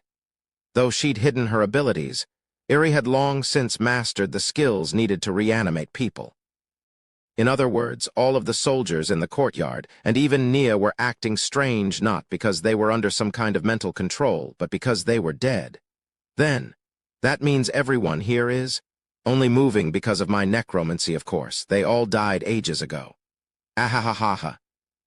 Shizuku grit her teeth, her mind refusing to accept the answer her reasoning had brought her to. Why, you're lying. There's no way a dead person should, be able to talk. I'm just that good. I can give my corpses a portion of the personality and memories they had in life, so they're capable of holding a conversation. It's an original spell I came up with, spirit binding. Normally, all necromancy was capable of was reading the last thoughts of the deceased, or creating a corpse by injecting mana into the lingering regrets they left behind. Skilled practitioners could even reanimate corpses, but they would still be mindless. Their abilities would be inferior to their living versions, and as they were incapable of thought, the corpses would need to be controlled directly by the necromancer. Of course, a simple command like attack didn't require constant management, so a necromancer could set a horde of corpses on someone without having to micromanage them all. But something like holding a full conversation like Nia and Jose had been doing should have been impossible with just necromancy. What Iri had done with her spirit binding was rip out her victims' memories and personalities from their souls and implant them into their corpses. In other words, she'd interfered directly with their souls. With just her own skills, Iri had managed to create an inferior version of ancient magic. That was how overpowered her necromancy abilities were. Despite saying she was bad with necromancy, she had actually been a genius at it. Furthermore, she'd devoted all of her free time to secretly honing her arts. What was truly terrifying was the warped motives that had driven that growth. In fact, the only reason Iri hadn't killed all of the students right away was because she could only use her spirit binding on one person at a time. Still, Shizuku found it hard to believe that not a single person noticed she was slowly taking over the army. Iri's spirit binding took time, and the first cases of soldiers acting odd had appeared quite a few days ago. Suddenly, a terrible thought ran through Shizuku's mind. Don't tell me. You killed Ai-chan and Lily too. HM? Nah, I didn't touch them. I've got nothing to do with what happened to them. Shizuku breathed a sigh of relief. She'd been worried Iri had eliminated them because they'd caught onto her plan or something. Iri saw some of the tension drain out of Shizuku and grinned wickedly. It's too early to relax. Huh. The girl who took Ai-chan's pretty scary. She knew what I was up to, and she actually decided to cooperate. All of the most important people in the kingdom are under her control, you know. Remember how the king and all his nobles started acting weird recently? Ah. Shizuku wasn't the only one who gasped. Yuka and the others had spent the past few days searching everywhere for Eiko, only to now discover that she'd been kidnapped. Thinking back, the king and his ministers certainly had been acting odd. But no one had suspected that everyone at the top of the kingdom had been brainwashed. You know, I was pretty worried when she told me she knew my plans. I thought I might have to end up killing her. Iri wiped an imaginary bead of sweat off her brow. Obviously, a lot more must have happened during that encounter, but Iri didn't bother explaining any of it. Anyway, it's thanks to her that everything went so smoothly. I was able to speed up my plans by months. Heaven itself is on my side. Everything I do has God's blessing. Don't worry, everyone. Your deaths won't have been in vain. I'll put your corpses to good use as vanguards in the demon army. Iri danced under the moonlight, flitting between her former classmates and the reanimated corpses of the soldiers she killed. Arms spread wide, she spun in a circle at the center of the courtyard. She truly believed that her actions had been ordained by God. Finally realizing that she was serious, Kuki interrupted her deranged cackling. NGH, stop this, Iri. If you keep going like this, You won't forgive me. Ahaha, I knew you'd say that. You're so kind, Kuki-kun. But you know that's why all this trash always gravitates to you. So I'm going to have to spirit bind you too. That way you'll only look at me and only say what I want you to. You'll be mine and mine alone. It's going to be so wonderful. Iri wrapped her arms around herself and shivered in ecstasy. No one could believe this was the same quiet, thoughtful, bookish girl they all knew. She had gone crazy. That was the only explanation. Though Spirit Bind preserved some of the host's original personality and memories, the necromancer still had full control of them. No sane person would want an undead puppet for a lover. This isn't real. It can't be. The Aririn I know would. Never do something like this. Somebody's controlling her. That has to be it. Open your eyes, Iri. Blood dripped from Suzu's mouth as she yelled. It hurt to move, even to talk, but Suzu still tried to crawl her way over to her best friend. Iri turned to Suzu and grinned maniacally. Then she walked over to the student closest to her, Kandu. Afraid of where this was going, Kandu whimpered in pain and tried to back away. Unfortunately, he was still pinned down with his mana sealed. All he was able to do was squirm in vain. Iri stopped right in front of him, that same maniacal grin still on her face. He shivered in fear, knowing full well what was coming next. Kuki and the others yelled at Iri to stop. Esto ga... Kandu's pleas transformed into a garbled scream. A single sword had been plunged into his heart. This wasn't a wounding blow, this was fatal. Raikai, ga... Damn you, Nakamura! I'll ga... Seitu and Nakano yelled out, but the knights pinning them dug their swords in deeper, cutting off their remarks. The students could only watch. Kandu's spasms slowly faded, and he eventually grew still. Tough as he was, even he couldn't survive a stab to the heart. Iri raised a hand over him and began an incantation no one had heard before. Once she finished her chant, a transparent version of Kondu appeared. His apparition overlapped with his corpse and melted into it. The knights who had been holding him down stepped back, leaving him free. Kuki and the others gulped as they watched Kondu's dead body slowly get to its feet. He had the same lifeless expression that Nia and the other soldiers all had. "And done. That's one puppet complete." Iri's cheerful voice rang out through the silence. She didn't sound like someone who'd just killed her classmate and desecrated his corpse. "Iri." "Why?"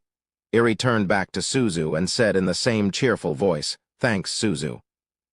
It's because of you that I was able to stay by Kuki-kun's side, both here and in Japan." "Huh, you don't get it. The whole time it was like there was this unspoken rule that only Kaori and Shizuku could be next to Kuki-kun. If you tried to approach him, the other girls would band against you. Since I was powerless back in Japan, somehow getting myself into that circle would have taken forever. That's why I'm so glad you were there. You were so stupid that everyone just laughed at anything you did, so no one would get mad at you even if you did join Kuki's circle. So being known to everyone as your best friend was the best thing that could have happened to me. I could be by Kuki-kun's side, and no one would say anything. And once we got brought to this world, I was even able to be in the same party. You're the most convenient best friend I could ask for." "Thank you so much?" Something inside Suzu broke. Her best friend, the person she'd trusted the most in the world, had just been using her. Everything Suzu knew about Iri was a lie. The light went out of Suzu's eyes, her mind shielding her from the pain of reality by granting her the bliss of unconsciousness. "Iri, how dare you?" Shizuku screamed at Iri and tried to struggle out of Nia's grip. Nia grabbed Shizuku's hair and slammed her to the ground. Shizuku continued glaring at Iri through the pain. Being rendered immobile had done nothing to dull her anger. "Fufu? Uo, you're mad now. I love it when you make that face. You know, I've actually always hated you. You always got to be by Kuki-kun's side, and yet you always looked like it was a chore to look after him. I hated that arrogant attitude of yours, which is why I've prepared a very special role for you." "What do you mean?" "Fufu, I wonder what your best friend will think when the first thing you do after your reunion is kill her." Shizuku's eyes opened wide as she realized what Iri was trying to do. "You're going to make me kill Kaori?" Iri clapped her hands theatrically, as if to say, "Good job figuring that out." The corners of her lips twitched up into a smile. Iri wanted to turn Shizuku into a puppet and use her to kill Kaori. To be honest, I wouldn't have minded letting her live since Nagumo took her with him. But there's someone here who really wants to make her his puppet. He's been a huge help, so I guess he deserves a reward. Plus, I'm a good girl who keeps her promises. Don't fuck with Ga." Shizuku forced herself to move, even though she knew it would exacerbate her wounds. But before she could even get up, Nia stabbed her again. "Haha, does it hurt?" "It does, doesn't it? Don't worry, I'm a nice girl. I'll let you sleep real soon." Iri slowly walked over to Shizuku. It appeared she would be next. The other students all started struggling against their captors. They didn't want to see anyone else end up like poor Kondu. "Stop. Please stop this, Iri." Kuki especially struggled valiantly against his bonds. The 5 mono-ceiling shackles restraining him cracked. In his attempt to activate overload, he was putting an inordinate amount of strain on his restraints. However, the undead knights held him in joint locks, keeping him pinned down. As their brains no longer functioned, there were no limiters to keep their muscles in check, and they were actually stronger than their living versions. Despairing, Kuki could only watch as Iri drew closer to Shizuku. Shizuku did her best to remain conscious. At the very least, she wanted to face her death head-on. She refused to give Iri the satisfaction of passing out right before she died. Iri smirked at Shizuku and took a nearby knight's sword. It seemed she wanted to do the honors herself. Sword held high, she gloated one last time. "Bye, Shizuku. I gotta say, pretending to be friends with you made me want to puke." Shizuku glared at Iri, but her thoughts turned toward her best friend. She knew there was no way her warning could reach Kaori, but Shizuku still sent off one final message to the girl who was traveling the world with her crush. "I'm sorry, Kaori, but please don't trust me the next time we meet. Live a long life." and be happy." Silver moonlight glinted off the sword in Iri's hands. She brought it straight down, like a stake she was trying to drive into the heart of a vampire. As she watched the point come down, Shizuku prayed, "Please, let my best friend survive this ordeal. Please let her find happiness. I'll be dying before you, and I know I might end up hurting you, but still, I'm sure you'll be fine. You have Nagumo with you, after all. Live happily together with him. I hope." Time slowed to a crawl, and Shizuku's entire life flashed before her eyes. Looks like that really does happen when you're about to die. Feeling the end of her life at hand, she awaited the moment when everything would turn black. "Huh? Wah!" Both Shizuku and Iri cried out in surprise. Iri's sword had been stopped by a palm-sized barrier of light. The two were startled out of their reverie by a voice that shouldn't have been here. A strained, almost panicked voice, the voice of the girl Shizuku had just wished happiness on the voice of her best friend. "Shizuku-chan." 10 glowing shields appeared around Shizuku, surrounding her in a glowing dome of protection. Kaori created a few more and sent them flying in front of Nia and Iri. These flashed brightly and exploded in a supernova of light. Kaori had overloaded the mana in her barriers, causing them burst. It was a makeshift way to turn her defensive skills into offensive ones. "Ah!" Iri raised her arms to try and block out the light, but the resulting shockwave and shards of shattered shield that assailed her bowled her over. Nia, too, was blown away by Kaori's barrier burst. She quickly recovered and moved to restrain Shizuku again, but was stopped by Kaori. Divine shackles. Chains of light slithered up from the ground and restrained both Nia and Iri. Still dumbfounded, Shizuku turned toward the sound of Kaori's voice. There was no way her best friend should have been here, but there she was, standing between the ranks of zombified soldiers. It wasn't an illusion. Kaori really was standing there. Tears of happiness spilled down her cheeks. This time she'd made it in time. Barely, perhaps, but this time she'd protected the people she wanted to protect. Kaori. "Shizuku-chan, just sit tight. I'll save you." Kaori saw how injured everyone in the courtyard was and quickly moved to heal them. She started chanting the greatest light recovery spell, Etherflow. Their wounds were serious enough that she needed to prioritize healing them over everything else. "Why are you here? Why is it you all have to keep getting in my way?" Face twisted in an insane snarl, Iri ordered her soldiers to attack Kaori. The soldiers rushed at her, intent on stopping her chanting. Their swords were met by a glowing wall of light. Not a single one managed to reach Kaori. "What happened to you all? Why are you acting like this? Come back to your senses. Iri, what is going on here?" Liliana had raised a golden dome to protect Kaori while she cast her healing spell. Liliana stood behind Kaori, trying to make sense of this situation. She couldn't fathom why her soldiers and knights were attacking the students, nor why Iri seemed to be the one in charge of them. She demanded an answer from Iri, but Iri ignored her. Though she was a princess, Liliana was also a skilled mage. Skilled enough that she'd single-handedly been able to protect Moore's caravan from over 40 bandits. Holding back a group of knights, even knights that had been strengthened via zombification, long enough for Kaori to finish her spell was an easy task for someone of her caliber. Panic colored Iri's face as she realized her plan was starting to crumble. TCH. Guess I've got no other choice. Impatient, she looked over to where her classmates lay. She didn't have time to turn them into her puppets anymore. Her only option was to kill them before Kaori finished her spell. Before she could make a move, though, one of the knights banging on Liliana's barrier lost his head. His decapitated corpse slumped to the ground. Standing over the knight's body was none other than Daisuke Hiyama. "Shirasaki, Princess Liliana, are you two all right?" "Hiyama-san, how are you moving with such terrible wounds?" Liliana paled as she saw the condition Hiyama was in.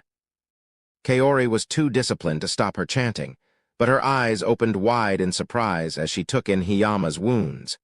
His shirt was soaked in blood, and there was still more spurting out of the hole in his chest. It was obvious he'd pushed himself to the absolute limit to break free from his bonds. He staggered and leaned a hand against the barrier to steady himself. Liliana hurriedly opened a Hiyama-sized hole in it to let him into its protection. Once he was safely inside, he collapsed to the floor, A second later, Shizuku yelled out a warning. "Wait, get away from him." Blood dripped from her mouth as she shouted. It hurt to talk, but she had to warn them. Eri had mentioned that one of her accomplices wanted Kaori as his own, and Hiyama had been able to escape his bonds when even Kuki hadn't. The connection was obvious. Hiyama had to know Liliana's barrier would hold until Kaori finished her spell. Yet he'd gone to save them anyway. There could only be one reason why. Kaya. Sadly, Shizuku's warning was too late. Hiyama leaped to his feet and shoved Liliana out of the way, breaking her concentration and dissolving the barrier. He then circled behind Kaori and stabbed her through the chest. Kaori Shizuku's devastated yell echoed through the courtyard. Hiyama buried his face into Kaori's neck. There was a madness in his eyes. He still had one hand wrapped around the hilt of the sword sticking out of Kaori's chest. From the very beginning, Hiyama's injuries had been faked. He'd only pretended to have been done in with the other students. In reality, he'd been Iri's insurance against any more of Kuki's heroic bursts of strength. The moment Kaori had appeared, Hiyama knew she'd heal everyone and ruin their plans, so he'd put on act to lower her guard. Finally, I finally did it. I knew it. I really am better than Nagumo. I am, aren't I, Shira? I mean Kaori, right? I'm totally better than that loser. Hey Nakamura, hurry up and bring her back. You promised you would. Iri shrugged non-committally. Then she started walking over to Kaori, but before she could start casting, Kuki interrupted her. How dare ya, woo. He pushed so hard against his restraints that they all cracked. Watching Kaori get stabbed before his eyes had caused him to go berserk. The cracks in his restraints grew larger, and the knights holding him down looked like they were struggling. His strength was immense. Unfortunately, it wasn't quite enough to break free. Hiyama, who'd been watching everything with detachment, suddenly heard whispering next to him. Looking down, he noticed Kaori was still breathing. The wound was fatal, but she wasn't dead yet. He brought his ear to her lips, trying to make out what she was saying. Mother, heaven, embrace, ether, flow.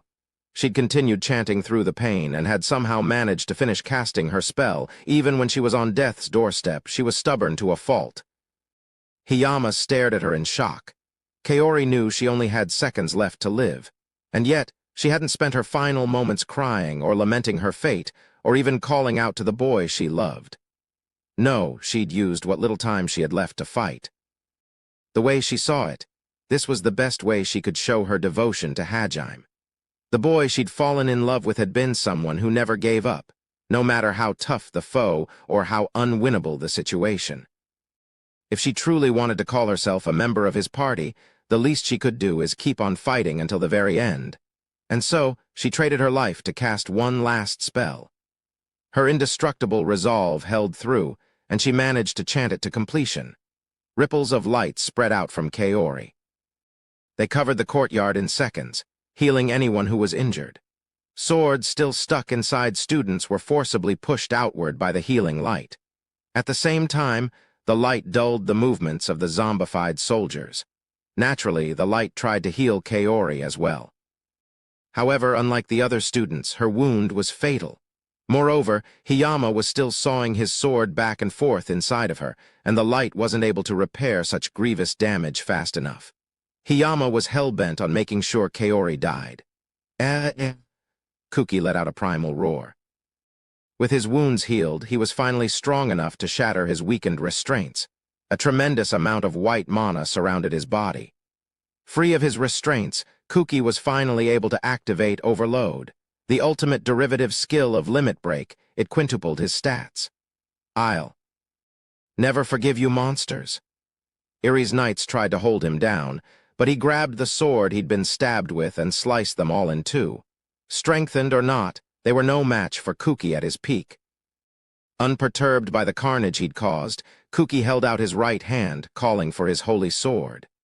Iri's soldiers had taken it when they'd ambushed the students, but it was wrenched out of their grasp and spun through the air toward him. Hold him down. Iri commanded in a flat voice, and her soldiers rushed at Kuki. Out of my way, Celestial Flash. He mowed them all down with a single attack. Kuki still hadn't overcome his aversion to murder. However, right now, he was too angry to care. Furthermore, his opponents were technically already dead. Killing zombies wasn't the same as killing people, and Kuki laid about without hesitation. In his reckless rampage, he managed to kill a few of the soldiers holding some of the other students down, more by luck than anything else. Of the ones that had been freed, one ran back into the castle without anyone noticing.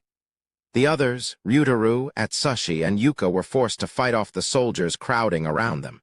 But as always, no one took any notice of Kusuke. Even when his mana had been sealed, no one had noticed him. But then, his innate talent at going unnoticed wasn't something that required magic to use. So long as they weren't staring directly at him, people would forget he was even there. Tamai, Sanobe, here. Kusuke grabbed Atsushi's artifact, a powerful cutlass, and one of Yuka's artifacts, a set of 12 throwing knives, and threw them at their respective owners. He wanted to get them armed before the soldiers restrained them again. Even his shout wasn't enough to get their attention, but when the two of them saw their artifacts show up at their feet, they guessed what must have happened. "Be careful, Tamai. Don't cut my hands. How clumsy do you think I am?" Yuka held her hands out, and Atsushi cut through her shackles with impeccable precision. His job was cutlassier, so it stood to reason he knew how to use his weapon. Freed and able to use magic, Yuka instantly activated the abilities of her own artifact. So long as she had one of the knives in her hand, she could call back all the others. The knives themselves weren't that strong, but the fact that she could always call them back made them quite powerful. Yuka's remaining knives flew toward her, cutting through the soldiers holding Tiko and Nana along the way. In the meantime, Atsushi succeeded in freeing Akito and Naboru. "Suzu, put up a barrier for us. Protect the guys who aren't fighting." Ryutaru barked out orders while Atsushi, Yuka, and Kusuke ran around freeing everyone they could. He knew the stay-home group would be too scared to fight even after being freed, so he asked Suzu to guard them. Iri had realized turning everyone into puppets would be impossible now, so she changed tactics. Her soldiers now struck to kill, not to immobilize, hence why Ryutaru had hoped Suzu could save all of the other students now that she was free. But when he glanced back, he saw her still sitting there. Huh, her eyes were glazed over, and it looked as if she didn't even register the battle going on around her. "Suzu?" Sorry." Her usual cheeriness was nowhere to be seen. It was obvious from her expression that she was in no state to fight. Cursing Iri for doing something so horrible to Suzu, Ryutaru scooped her up and went to defend the remaining students himself. Most of the rear guards still had their shackles on and were unable to assist. Jugo, Atsushi, and the others knew that, so they formed a protective circle around the remaining students. Ryutaru muscled his way into the ring and began punching people. This was a fight to protect his comrades. It was natural that he participated. But no matter how many zombie soldiers the group defeated, more rose to take their place. Just how many damn people did she zombify? Fucking hell! Calm down, Sakagami. Jugo tried to keep Ryutaru in check. The two of them were serving as the students' living shield. It was only because they were taking the brunt of the enemy's blows that Yuka and the others were able to attack. Without Ryutaru, the students would be overwhelmed in minutes. Jugo knew how much Kaori's death pained Ryutaru, but if he leapt into the fray, everything would be over. "Get out of my way, Kaori." Tears in her eyes, Shizuku tried to claw her way over to Kaori, but the waves of zombie knights held her back. She was too distraught to fight effectively, and her blows missed their mark more often than not. Seeing how badly she was fighting only made her more distressed, which in turn dulled her blade even more. It was then that Kuki used brute force to punch a hole in the wall of soldiers and create an opening. Pure hatred oozed from him as he charged forward, wrapped in an aura of blazing white light. "Iri, hima." "That's as far as you go, Kuki-kun." Iri used her final trump card. She knew Kuki well enough to have all of his weaknesses charted. A single soldier stepped in between Iri and Kuki. As she'd expected, Kuki lowered his sword. In a trembling voice, Kuki called out, "No, not you too, Meld-san. Standing in front of him was none other than the captain of the kingdom's knights, Meld Loggins. He was why Kuki had stayed his sword. Kuki, why are you pointing your sword at me? I didn't teach you to fight so you could kill humans. Huh, Meld-san, I'm not. Kuki, don't listen to him. Meld-san's already dead. Shizuku's words shocked Kuki out of his reverie. But by the time he'd returned to his senses, Meld's sword was bearing down on him. Kuki hurriedly raised his own sword to block. Meld's blow was so powerful that the ground beneath Kuki cracked from the force of it. Like the others, Meld's internal limiter had been removed, allowing him to exert the full strength of his muscles. Meld-san, I'm sorry about this. Face twisted in anguish, Kuki nevertheless fired off a series of lightning-quick slashes, but even in death, Meld's swordplay was impeccable. Though Kuki was using overload, Meld was still barely able to keep up. Part of that was because Kuki was still hesitating a little to kill Meld. He knew in his head that Meld was already dead, but that didn't make it any easier to fight him. But even with that handicap, Meld had no chance against Kuki as he was now. After a furious flurry of blows, Meld's sword was knocked out of his hand. Kuki stepped in and swung wildly at Meld's neck, but just before he parted Meld's head from its shoulders, "Please don't kill me. Kuki." Ah! Kuki's sword stopped inches from Meld's neck. Could it be that Captain Meld hasn't been killed, and he really is just being controlled? Can we still save him? This was Kuki's greatest weakness. He was easily swayed by his emotions and couldn't commit. He should have made a decision and stuck with it. Either save Meld or kill him. However, Kuki couldn't be that decisive. He continually restructured his priorities based on whatever new information became available. Though he never doubted his own righteousness and always interpreted things in a manner convenient for him, it still meant that when it came down to the wire, he stumbled. Meld kicked a nearby sword up into his hand and once again struck at Kuki. This time, however, it was Kuki who being pushed back. "Ah, what the? I suddenly feel weak." The strength drained from Kuki's limbs, and he sunk to his knees. It wasn't because Overload's time limit was up. There were still a few minutes until that happened. Besides, the recoil from Overload didn't leave Kuki vomiting blood. He retched, another mouthful of blood splattering the ground. "Phew! Looks like it's finally working. I used a potent poison, but I guess I should have expected you'd be able to resist it, Kuki-kun. If I hadn't kept the captain handy, I might really have lost," Iri said nonchalantly. Kuki hugged himself and looked questioningly up at her. Iri ran a finger across her lips and smiled sweetly. "He. If the prince's kiss is what wakes the princess up, then it's the princess kiss that puts the prince to sleep and makes him hers. Permanently. Don't worry, the poison's not lethal. You'll just be paralyzed for a little bit. Fear not, I'll be sure to kill you with my own 2 hands, Kuki-kun." So that kiss back then was? Gah. Indeed, when Iri had kissed him after springing her ambush, she'd fed him poison. She'd taken the antidote beforehand, which was why she hadn't been affected. Nobody would have expected her to poison someone with a kiss, especially not the boy she ostensibly loved. "Iri, you really are. Gah." Kuki was once again reminded of the fact that Iri's nice girl act had been just that, an act. The poison finished paralyzing his limbs, and Kuki slumped to the ground. He lay there, spasming uncontrollably. No matter how hard he struggled, he couldn't reassert control over his limbs. "Just wait right there. Kuki-kun Tilda," Iri smiled in satisfaction as she confirmed that Kuki was fully immobilized. She then turned on her heel and headed over to Kaori. In another few minutes, Kaori's soul would leave her body, and Iri would no longer be able to bind it.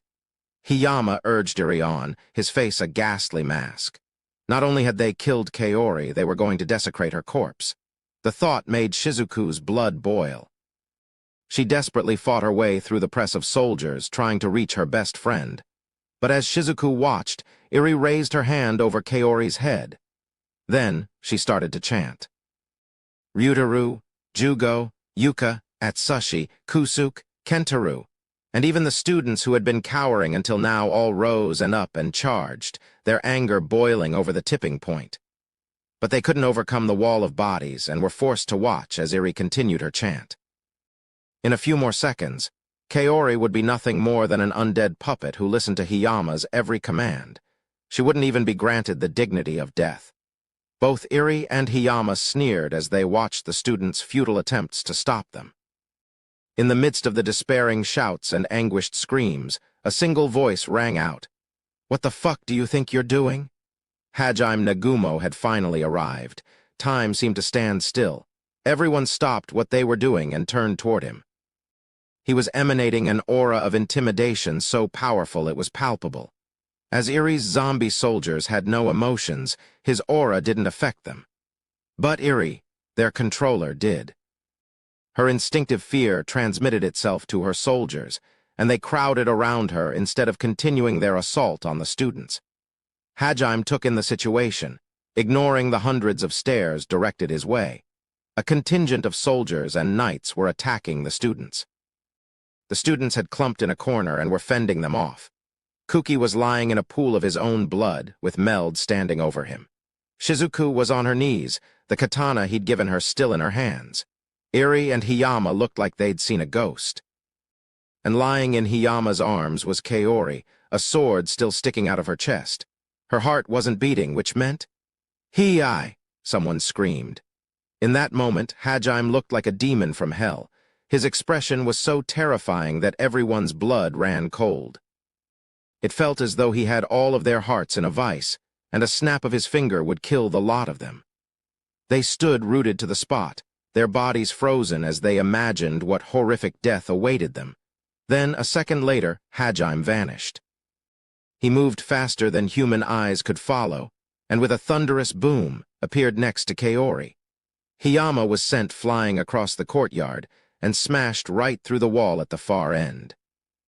Hajime had held back a little to avoid hurting Kaori any further, which was the only reason he hadn't died instantly. Ga, cough, ngh. Half buried in the wall, Hiyama spasmed and coughed out a lungful of blood. His internal organs had been pulverized, and most of the bones in his upper body shattered, but he still lived. The pain was so great that it knocked him unconscious, and then woke him up again.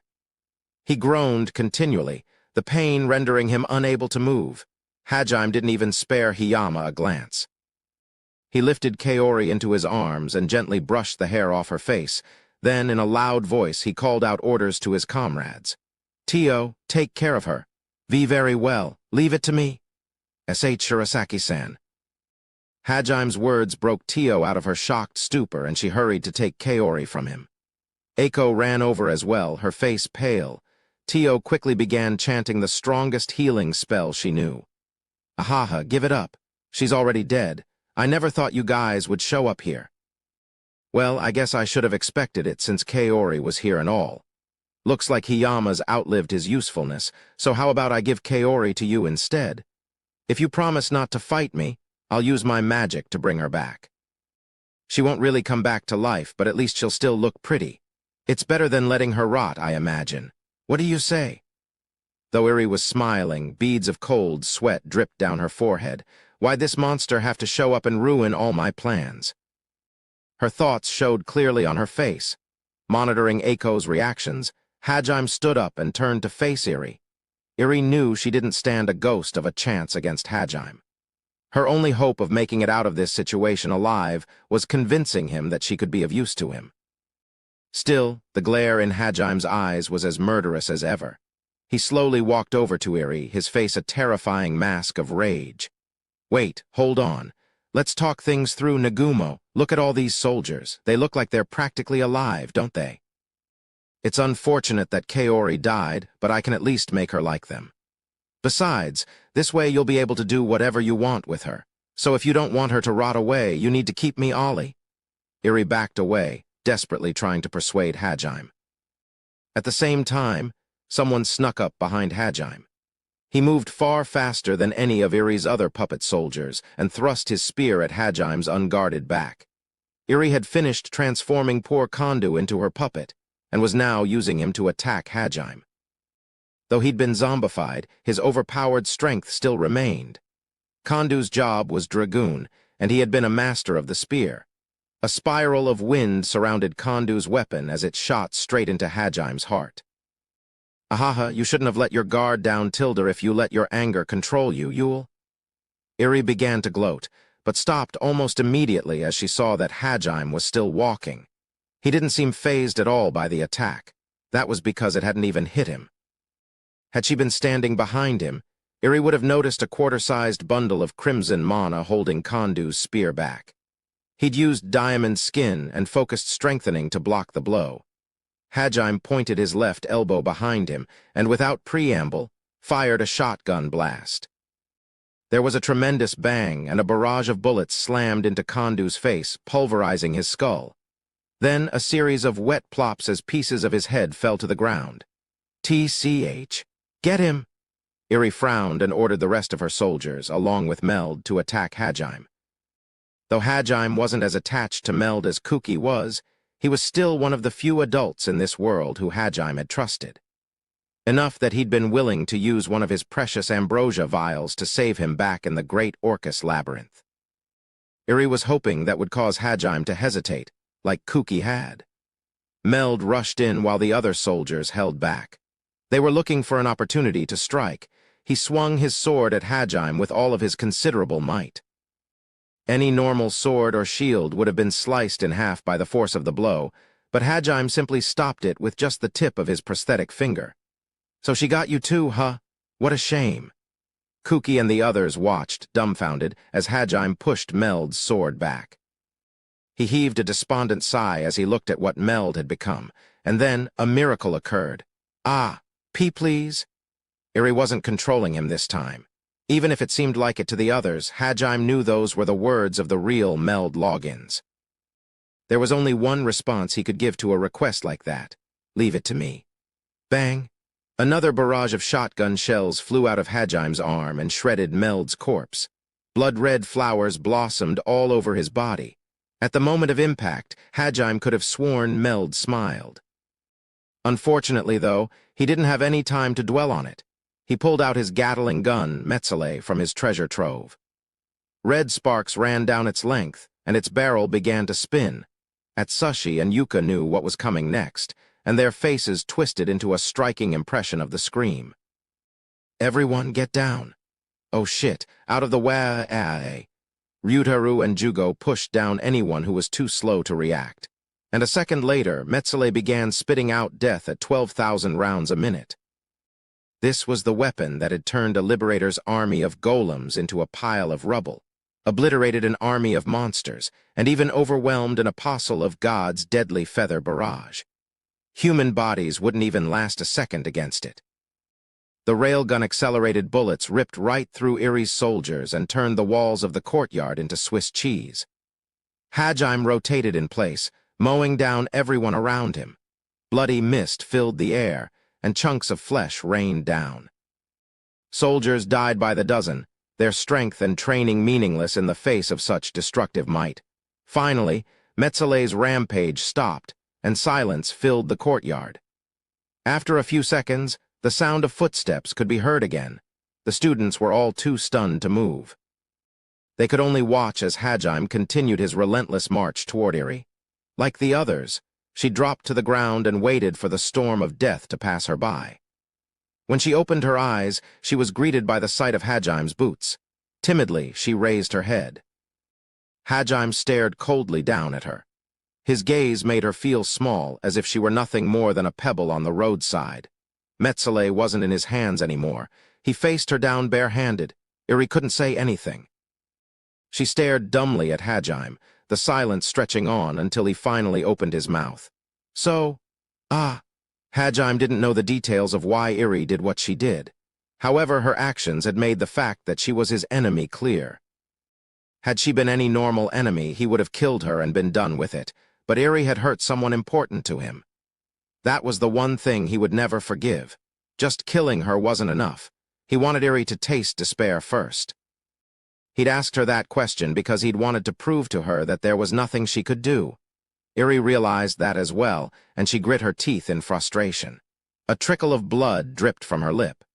A few moments ago, she'd been in complete control of the situation. Everyone had been dancing to her tune, and her dominance was but a simple fact. Somehow, Hajime had come in and destroyed all of that in seconds. The unfairness of it all infuriated Iri. She glared daggers at Hajime, her hatred overpowering her fear. "You little—" Before Iri could finish her insult, she felt a cold, metallic object press into her forehead. Hajime had drawn Donner so fast that she hadn't even seen it. "I don't care what drove you to this.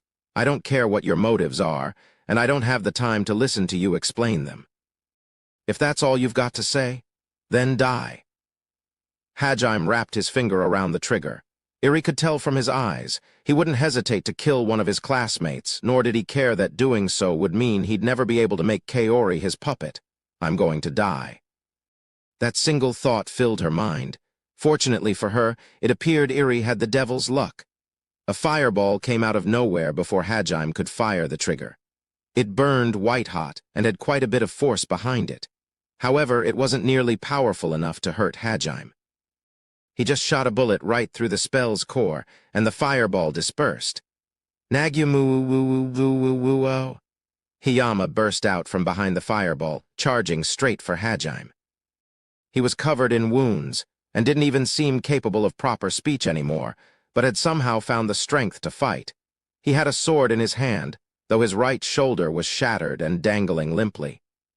Blood dripped from his mouth as he ran. Fact of the matter was, he looked utterly pathetic. "Shut up!" Annoyed, Hajime kicked Hiyama in the chin. He rose a few inches into the air, but didn't go flying. The force of the impact had been transferred entirely into his body, which was why he didn't move much. Hajime then raised his leg up high and brought it down in an earth-shattering axe kick. His heel slammed into Hiyama's skull and smashed it straight into the ground. The floor cracked as Hiyama's head hit it, and a fountain of blood spurted from his forehead. Then his eyes rolled back into his head and he fell unconscious instantly. It was obvious he was at death's door, but Hajime didn't stop beating on him. As Hiyama's head bounced back up, Hajime kicked it again, sending him flying into the air. He held back so that Hiyama would regain consciousness instead of die. As Hiyama fell back down, Hajime grabbed the back of his collar and held him up. Hiyama struggled against Hajime's grip, but his weak thrashing achieved little.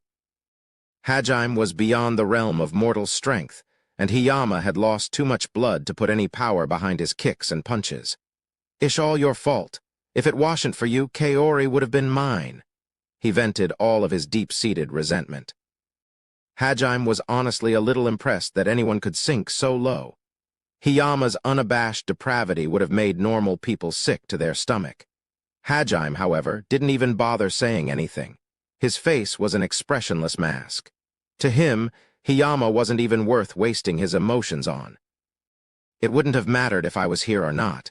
Hell would have to freeze over before you'd manage to do anything worthwhile with your miserable existence. It's all your fault. Don't pin the blame on other people. You're the one who decided to stoop to this level. Both here and in Japan, you've always been the loser. You didn't lose to other people. You've lost to yourself. You never once tried to take responsibility for anything. All you ever did was sit on the sidelines and insult everyone else, when the real loser was always you. I'll kill you. No matter what ish take ish, I swear I'll kill you." Hiyama had gone completely insane. Hajime gave Hiyama one last pitiful glare before looking off into the distance. He had just noticed that the demon army had made it all the way to the castle gates. He threw Hiyama into the air once more and punched him with his artificial arm as he came down. The force of the blow made Hiyama start spinning like a top. "Good luck surviving out there. Knowing you, you probably won't make it." Hajime spun around and slammed a roundhouse kick into Hiyama's chest. There was a rippling shockwave and a sickening crunch as Hajime's foot connected, and Hiyama was sent flying out of the courtyard, right into the path of the oncoming demons. Hajime had unconsciously held back just enough to keep Hiyama alive. He was making Hiyama's death a much more painful ordeal, not because Hiyama was the one who'd knocked him into the abyss all those months ago, but because he'd tried to kill Kaori. Hajime himself was only dimly aware that was the reason, but it was clear from his actions that deep down he cared that much for Kaori. Hence, why he'd kicked Hiyama into the horde of monsters and demons to let them rip him apart. Unfortunately, because he'd taken his time with Hiyama, he'd run out of time to kill Iri. Not because she'd managed to run away, but because a new pest had appeared. Hajime looked up to see a beam of aurora-colored light headed straight for him. TCH. He clicked his tongue, leaped to the side, and fired Donner at the light. 3 streaks of red light shot through the deadly beam like dragons scaling a waterfall. A second later, the beam's trajectory suddenly changed, and it headed for Kuki. Iri hurriedly pulled him clear before it could vaporize him. Iri wanted him for a puppet, so she couldn't let him get turned to ash. As the light dissipated, Frayed descended into the courtyard on his white dragon. "Stay right there, boy. If you try anything funny, I'll kill your precious comrades." Frayed appeared to be under the misconception that Hajime was fighting for the sake of the kingdom. Looking around, Hajime saw that they were surrounded by a sizable army of monsters. Frayed had used his specialty, teleportation magic, to bring them here. Frayed knew he wouldn't be able to beat Hajime in a head-on duel, so he'd tried to take the students hostage. Though Hajime didn't know it, this was Frayed's last resort. Yu's spell had left him gravely injured, and he was in no condition to fight. The white raven on his shoulder was healing him, but it would still be some time before he was fully recovered. Just then, Tio called out to Hajime. "Master, I have stabilized her for now, but restoring her will take time. If possible, I would like Yu's assistance for this." "She will not last long like this?" Hajime looked over his shoulder and nodded. His classmates looked at him in confusion, not comprehending what he was trying to do. Frayed, however, looked over at Tio in surprise.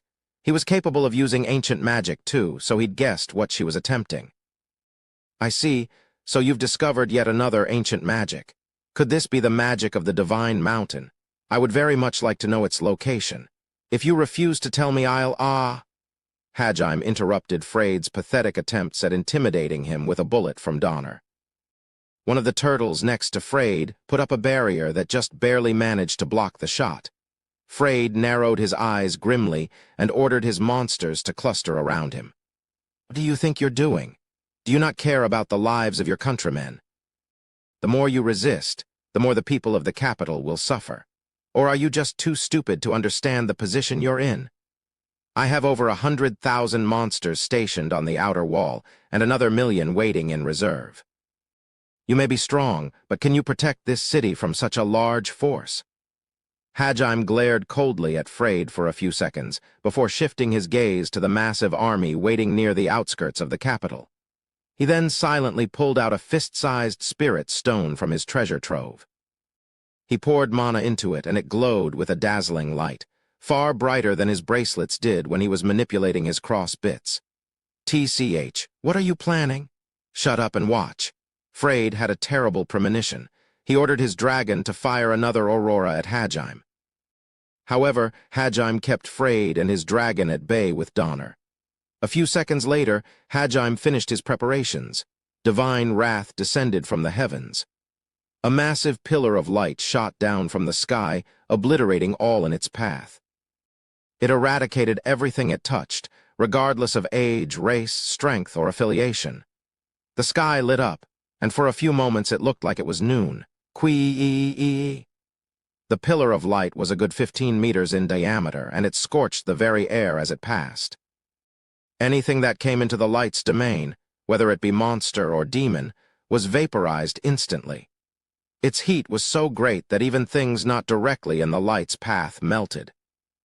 Hajime poured more mana into the spirit stone, and the pillar began to move, swallowing up the monsters and demons trying to flee.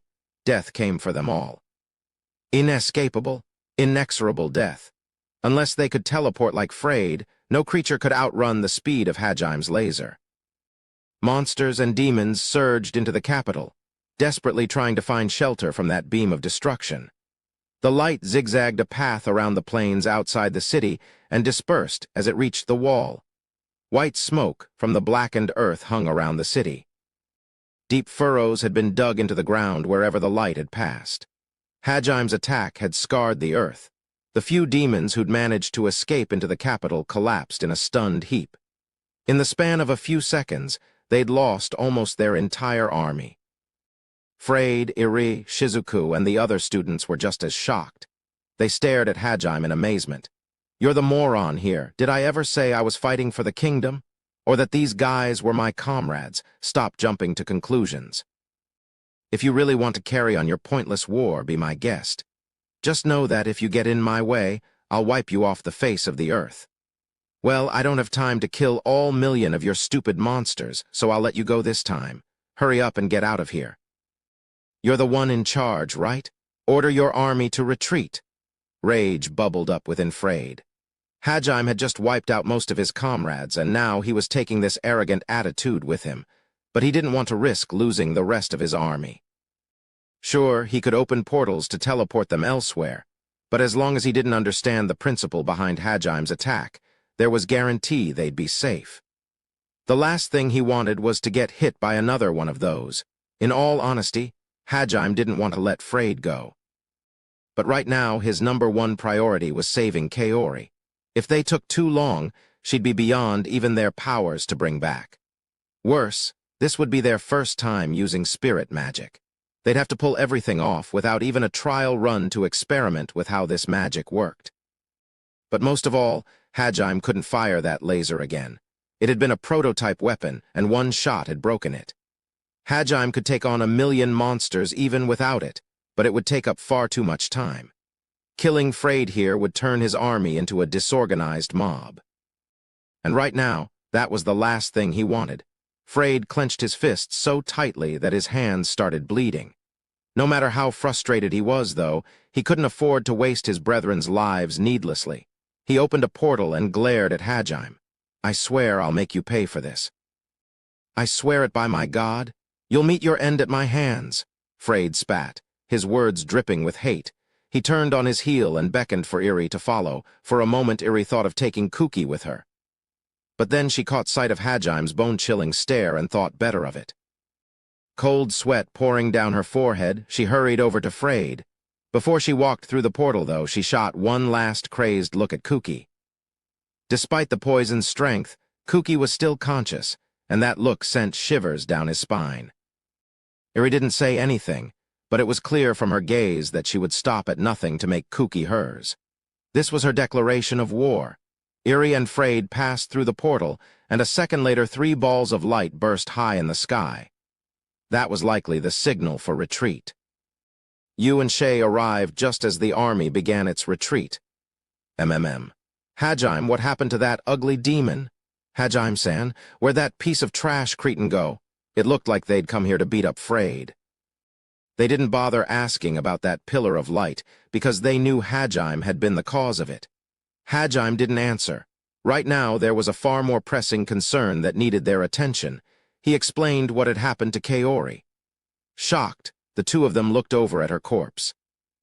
When they saw Hajime's grim expression, though, they quickly composed themselves. In an almost pleading tone, Hajime begged Yu to save her. "Okay, leave it to me," she replied instantly. Though she didn't fully understand the situation still, she knew what took priority here. The party all headed over to Tio. Hajime gently took Kaori from her and began walking out of the courtyard. Before he could leave, Shizuku staggered over and called out to him. "Nagumo-kun, she's... What should I do?" Shizuku looked far more ragged than Hajime had ever seen her. She was on the verge of breaking down. The earlier battle had kept her from dwelling on Kaori's death for too long. But now that the immediate threat had vanished, the reality of what had happened crashed into her. When he saw Shizuku's expression, Hajime hesitated. After a moment's deliberation, he shook his head. "Shay, take care of Kaori. Tio, show everyone where the labyrinth is. I'll be there soon." "Kaori-san, I promise we'll keep her safe." "Understood. Shay, Tio, we're heading for the summit. Follow me." Shay took Kaori from Hajime's arms and held her tight.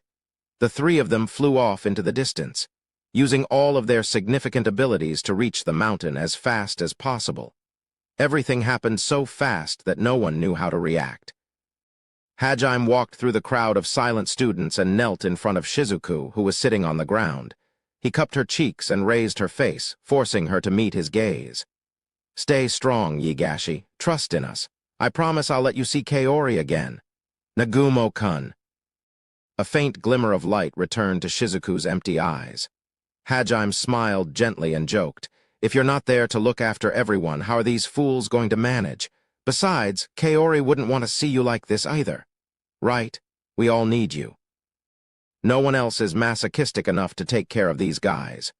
Who are you calling a masochist, you dork? Can I really trust you? Hajime's smile faded and he nodded sincerely. Looking into his eyes, Shizuku could tell he was serious.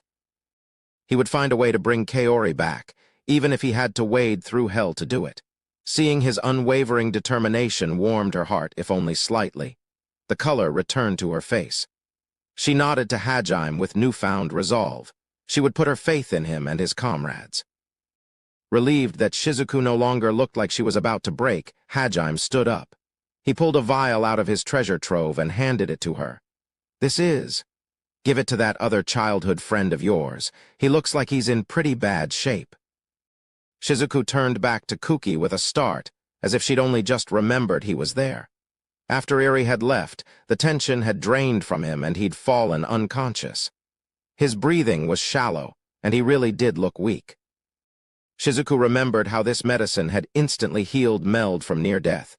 It was obviously extremely valuable and rare. Thank you, Nagumo-kun. Shizuku clutched the vial to her chest, tears in her eyes. Hajime nodded and turned around.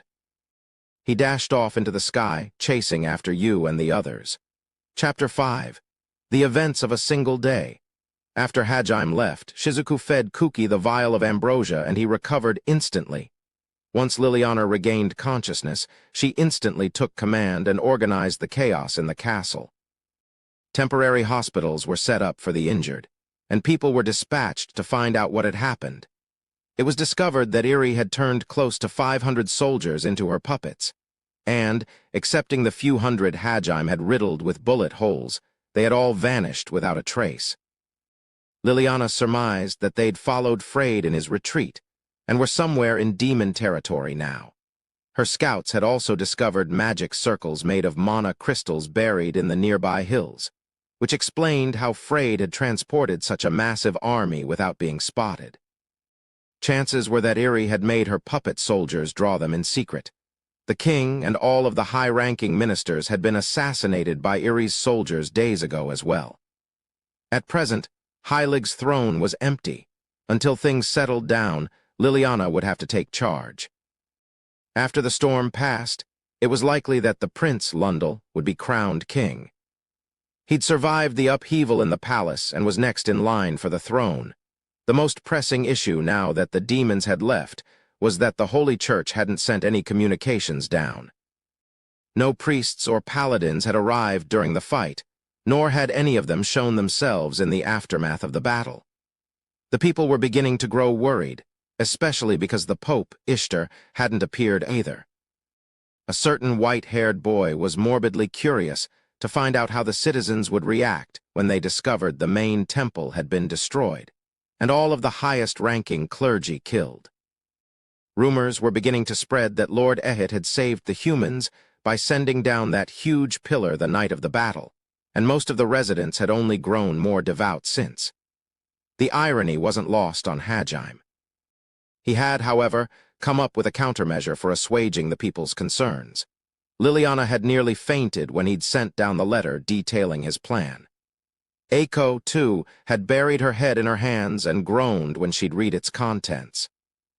They hadn't been able to vent their frustrations at him either, as he hadn't descended from the divine mountain. Naturally, there were a lot of people advocating a search party be sent up the mountain to see what had happened. But everyone in the capital was busy with the reconstruction effort, and no one could be spared to make the 8,000-meter climb. The lift that went directly to the summit still wasn't working, so that climb would be the only way up the mountain. Hiyama's remains had been discovered a short distance away from the courtyard. His body had been half devoured, making it clear that he'd been eaten by monsters after Hajime had kicked him out of the courtyard. There were traces of a struggle, so it was likely he'd been eaten alive. His left arm was completely gone. The bloodstains suggested that after he'd lost it, he'd tried to crawl to safety, only to be caught and eaten from the feet up. A death so gruesome and painful that no one even wanted to think about it. The more people searched through the wreckage, the more they came to understand how the demons had taken them so completely by surprise. 5 days after the battle, most of the pieces had been put together. Kuki and the others were assisting Liliana in rebuilding the city now that they'd fully recovered from the ordeal. Their thoughts often turned to Hajime, who hadn't reappeared since that day. Most of the students had seen Hajime in action, so they'd had an inkling of how strong he was. But even they hadn't expected he could call down an all-powerful laser from the sky. They were once again vividly reminded of the power gap between them. His strength was shocking enough to Kuki and the others, but for the students who had chosen not to fight it, was a complete eye-opener. The others had told the stay-home group of Hajime's strength, of course, but now they realized they hadn't truly understood how overwhelming he was. It wasn't surprising that he and his comrades were a hot topic among the students. Another common topic of gossip was Shizuku. She seemed to be doing fine and completed every task assigned to her, but she'd often stop in the middle of her work and look off into the distance. Everyone knew she was taking Kaori's death hard, but no one knew what they should do to comfort her. They had all heard what Hajime had said, that he'd bring Kaori back somehow. But none of them really believed he could revive the dead, so it wasn't much comfort to most of them. A few of the students worried he might bring her back as an undead doll, like Eri would have. Doing so would only hurt Shizuku more, which was why some of the students, especially Kuki, mistrusted Hajime.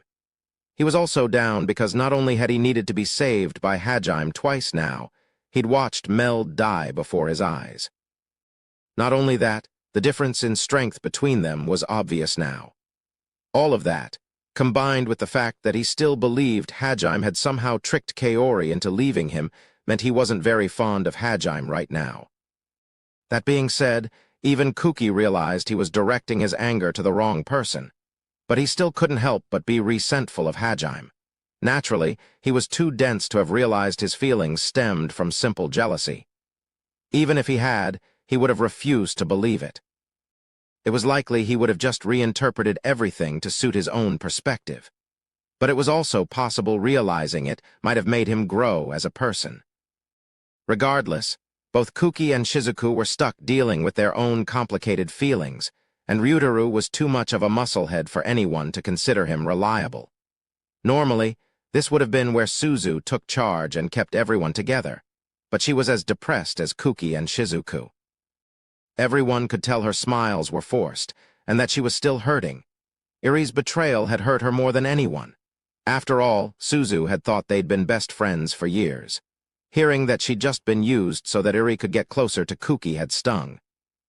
As all of the people who could have potentially held them together were busy sorting through their own feelings, it wasn't surprising that a pall had fallen over the regular students. Hiyama and Kondu's friends had retreated into themselves, and the other students had started growing suspicious of each other. There was no telling who might be a potential traitor, and many stayed holed up in their rooms to avoid contact with each other.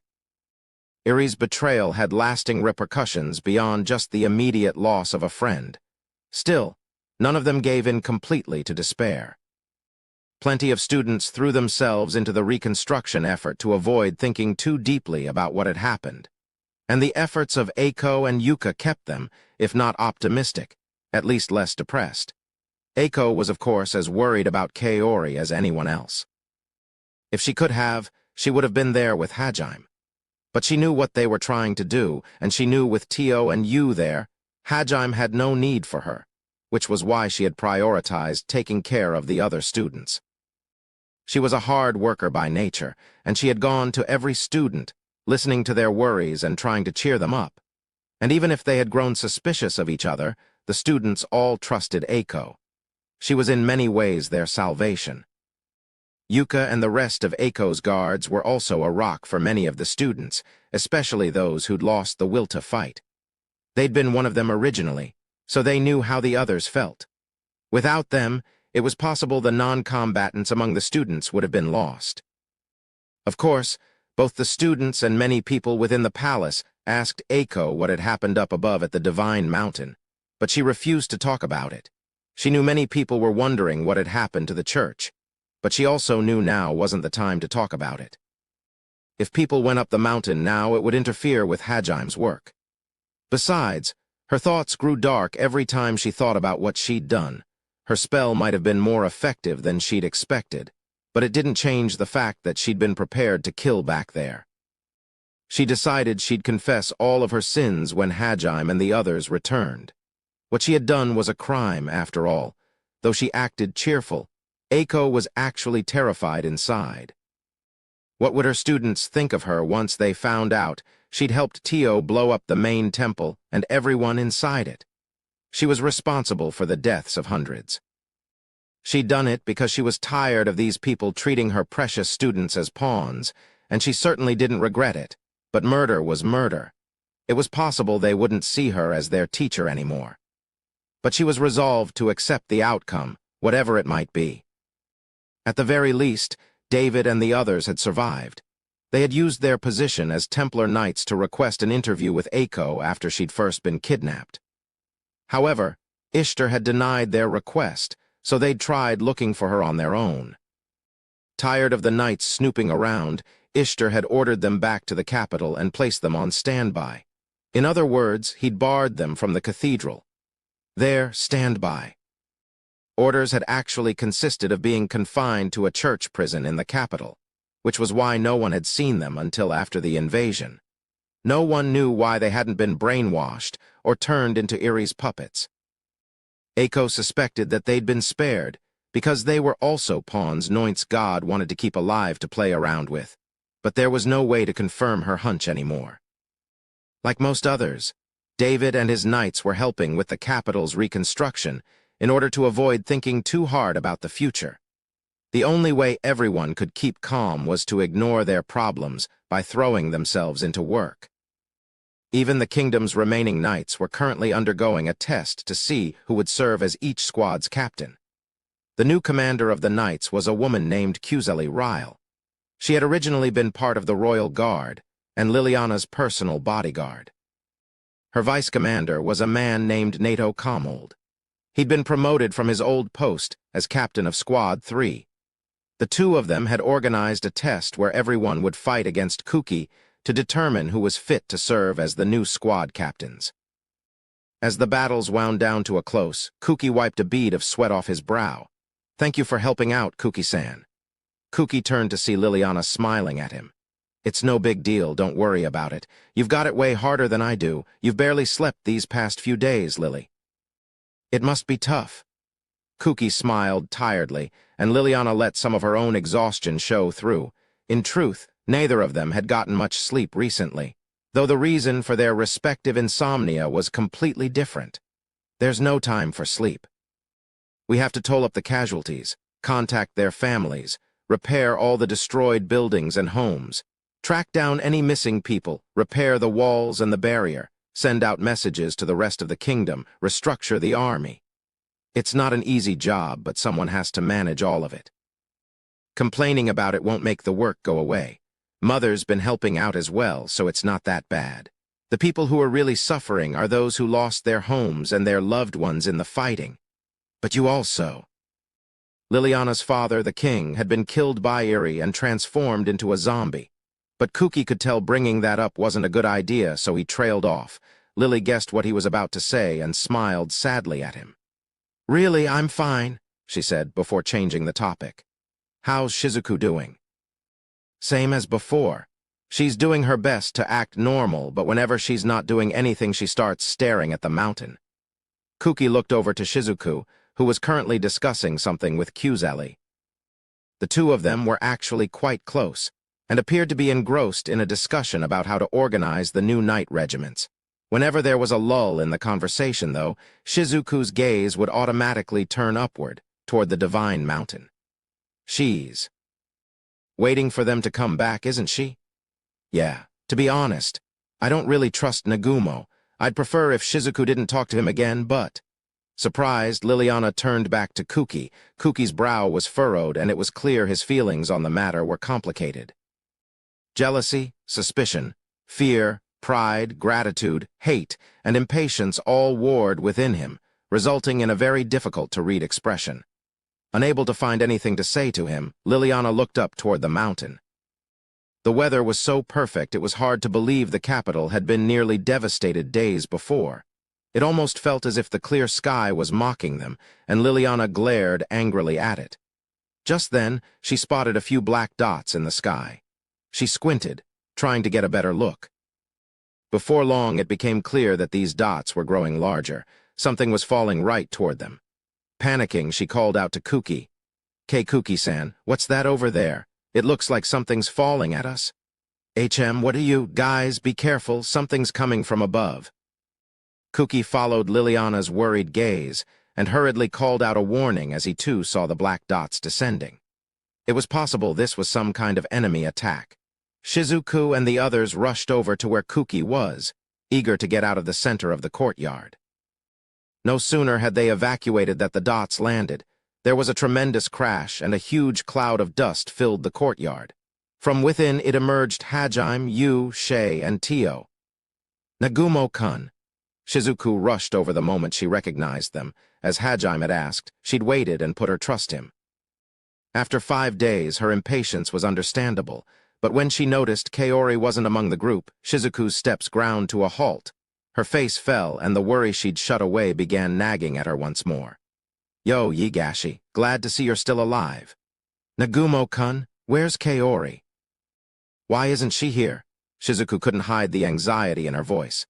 Hajime's casual tone had reassured her somewhat, but the fact that she didn't see Kaori anywhere still worried her. What if Hajime hadn't been able to bring Kaori back? Hajime looked away awkwardly.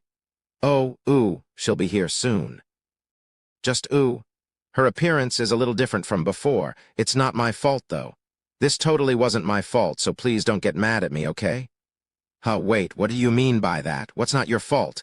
You're making me really worried now, you know that. What did you do to Kaori? Depending on your answer, I may have to cut you down with the sword you gave me. Shizuku's expression grew deadly, and she grabbed the hilt of the black katana at her waist. Hajime hurriedly tried to placate her, but before he could say anything a scream from above distracted them both. Kaya Hajime ku-won. Catch me. Shizuku looked up and saw a silver-haired girl falling toward them at high speed. Her outstanding kinetic vision allowed her to get a good look at the girl as she fell. She had beautiful blue eyes to match her silver hair, but her tearful expression ruined the effect of her looks. She flailed around wildly as she fell, as if flapping her arms and legs would somehow slow her descent. She fell straight toward Hajime, confident that he'd catch her. But of course, Hajime wasn't that nice of a guy. A second before she crashed into him, Hajime jumped out of the way. She looked over in surprise before slamming into the ground face first. Is she dead? The students thought collectively as they stared at Hajime in terror. Liliana and Eiko were terrified as well, but for a completely different reason. They'd never forget that face for as long as they lived. The blue-eyed, silver-haired girl groaned in pain as the dust around her cleared. Liliana and Eiko hurriedly yelled out a warning. What are you doing here? Everyone, get out of here. She's the woman who kidnapped Eiko-san and helped Iri take over the castle. The students and knights all grabbed the hilts of their respective weapons. Shizuku, who had reacted faster than anyone, was already in her drawing stance. Hatred glimmered in her eyes. She wouldn't forgive anyone who'd had even the slightest involvement in Kaori's death. The moment this newcomer showed an opening, Shizuku would strike. The beautiful girl, Noint, got to her feet instantly. The fall hadn't damaged her in the slightest. She shot Hajime a reproachful glare before turning to Shizuku. She spoke to her in a flustered voice, a stark contrast to the emotionless tone she'd possessed when Hajime had fought her. Wait, Shizuku-chan? It's me. Shizuku stared at her suspiciously. She definitely didn't recognize this girl. You're not gonna sound very convincing if you say it like that. Hajime muttered, but then trailed off when she glared venomously at him. The two of them seemed too close to be enemies. And though this girl looked and sounded nothing like Kaori, her mannerisms and the way she addressed Shizuku were exactly the same. Shizuku slowly took her hand off her sword and stared dumbly at Kaori. Rai, is that really you? Glad that her best friend still recognized her, Kaori's face lit up with a dazzling smile. Yep, it's me, Kaori. Kaori Shirasaki, your best friend. I know I look pretty different now, but I'm alive. Kaori. Kaori. After a few seconds of silence, the realization that her best friend lived sunk in. Shizuku burst into tears and hugged Kaori. She had no idea what had happened to turn Kaori into this, but it was clear that even if she was in a different body now, she was really, truly alive. Kaori hugged Shizuku back and whispered softly, "I'm sorry for making you worry, but everything's okay now. Sniffle, sob, thank goodness you're alive." The two of them clung to each other, burying their faces in the other's chest. All the others present watched on in silence as the two cried their hearts out under the noonday sun. "So what exactly did you do?" Eyes still red from crying and blushing slightly in embarrassment, Shizuku rounded on Hajime and demanded an explanation. They had gone from the courtyard to the feasting hall that Kuki and the others usually ate in. All Hajime had managed to explain to Shizuku was that Kaori's soul had been transferred to Noint's body before Liliana had suggested they go somewhere more suitable to talk. Only the students Eiko and Liliana were present to hear this conversation. Well, put simply, we used magic to preserve Kaori's soul and transferred it to Noint's healed. Remains, corpse, whatever it'd be classified as. I see, that makes absolutely no sense. Shizuku glared at Hajime. Her gaze seemed to say, "Are you really trying to explain this properly?" Kaori sighed, and seeing that Hajime had no intention of expounding, took it upon herself to explain. So Shizuku-chan. You know how all the magic we use is a degraded version of the magic they had in the Age of the Gods, right? Yes. I studied up a little on this world. Ancient magic is the stuff that comes up in all the old histories, right? They were able to control the core elements that govern the laws of this world, while the elements we have are all derivatives. Wait, is that how Nagumo-kun did it? He's capable of using ancient magic that can control people's souls. And that's how he kept your soul intact even though you died. And then after that, he transferred it to a new body. Yep, you're so smart, Shizuku-chan. Kaori puffed her chest out proudly. Shizuku really was quick on the uptake. Hajime had known that too, but it was still impressive to see how quickly she connected the dots. But then why are you in that body? Was yours damaged beyond repair? I'm sure even regular healing magic should have been able to heal those wounds. Oh, actually we managed to preserve Kaori's body, and at first we actually put her soul back into it. Of the magic they'd obtained so far, spirit magic was likely the most broken. With it, one could theoretically attain immortality by transferring their soul every time their body grew old. Whenever a person died, their soul lingered for a few minutes before dispersing.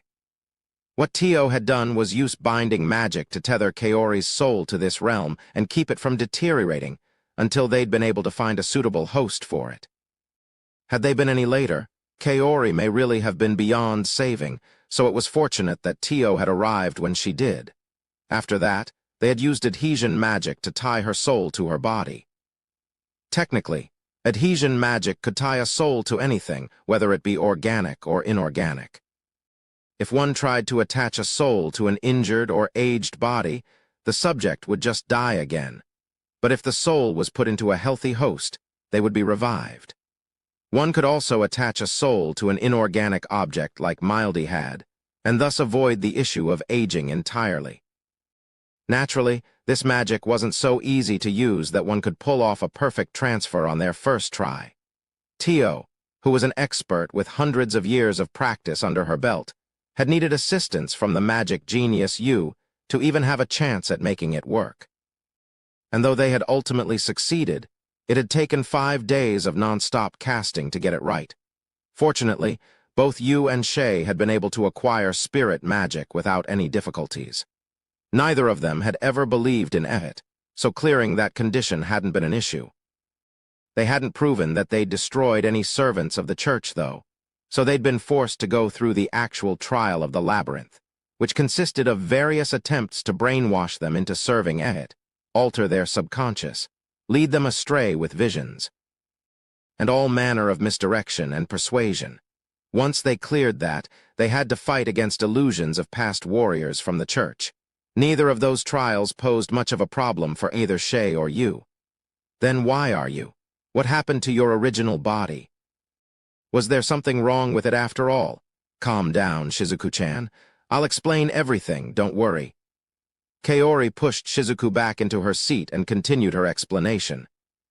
At first, Hajime had fixed Kaori's body with restoration magic, and they had attempted to revive her in her original form. However, it was Kaori herself who had objected to that. With spirit magic, it was possible to converse with people who were just souls using Soul Link, a magic similar to telepathy. Kaori, still in her spirit form, had asked Hajime to put her soul into a golem like Mildy had. She was confident he would be able to make one far more powerful than her original body. Though Kaori had come to terms with her own weakness in the sunken ruins of Melusine, that didn't mean she wanted to remain weak. She had no intention of leaving Hajime's side. But because of how weak she was, she'd been killed trying to fight alongside him. It had been humiliating, frustrating, and pathetic, which was why she'd wanted strength at any cost, even if it meant throwing away her human body. And once she made her decision, there was no changing her mind. Hajime knew full well just how stubborn she could be. Hajime and the others did try and persuade her not to, but she refused to listen. In the end, Hajime had to give in. Just as he was about to get to work crafting the strongest golem he could, a flash of inspiration came to him. Maybe we can use her instead. By her, Hajime had of course meant Noint. Her body wasn't too different from a regular human's, but her strength and abilities were far superior. It seemed just as likely to work as putting Kaori's soul in a golem was, and it would save Hajime the time of crafting one from scratch. Hajime had brought Noint's remains back and asked you to restore them. They had then attempted to attach Kaori's soul to Noint's inhuman, apostle, body. Surprisingly enough, the procedure succeeded. Unfortunately, the magic crystal that served as Noint's heart no longer supplied her body with an infinite source of mana. Kaori was still able to use the special magic, disintegration, that Noint had possessed. On top of that, she could wield Noint's twin great swords and use the power of her wings freely. At the moment, Kaori couldn't even fly properly in Noint's body, but once she got used to using it, she'd be every bit as powerful as the original god's apostle had been. All the experience and skills Noint had accumulated over the centuries were all stored in her body's muscle memory. Kaori just needed to learn how to tap into it. She could also control mana directly in her new body, so she was every bit as broken as the rest of Hajime's comrades now. Her reaction upon examining her new body had been quite a sight to behold, not in the least because of how strange it had been to watch Noint's body frolic around joyfully. Having someone who'd tried to kill you a few days before smile and hug you was a surreal experience, even for Hajime. Even if it wasn't actually the same person in Noint's body. In fact, he'd almost ended up punching Kaori on reflex. It was only because Shay had grabbed his wrists that he hadn't. You had then frozen Kaori's original body to preserve it. It was currently resting inside Hajime's treasure trove. She looked like Sleeping Beauty, if Sleeping Beauty had been encased in a block of ice. You was confident she could restore Kaori's ruptured cells using restoration magic, so if Kaori ever wanted her original body back, Hajime was relatively certain it could be managed. I see. You've done a lot of crazy things over your lifetime, Kaori, but this really takes the cake.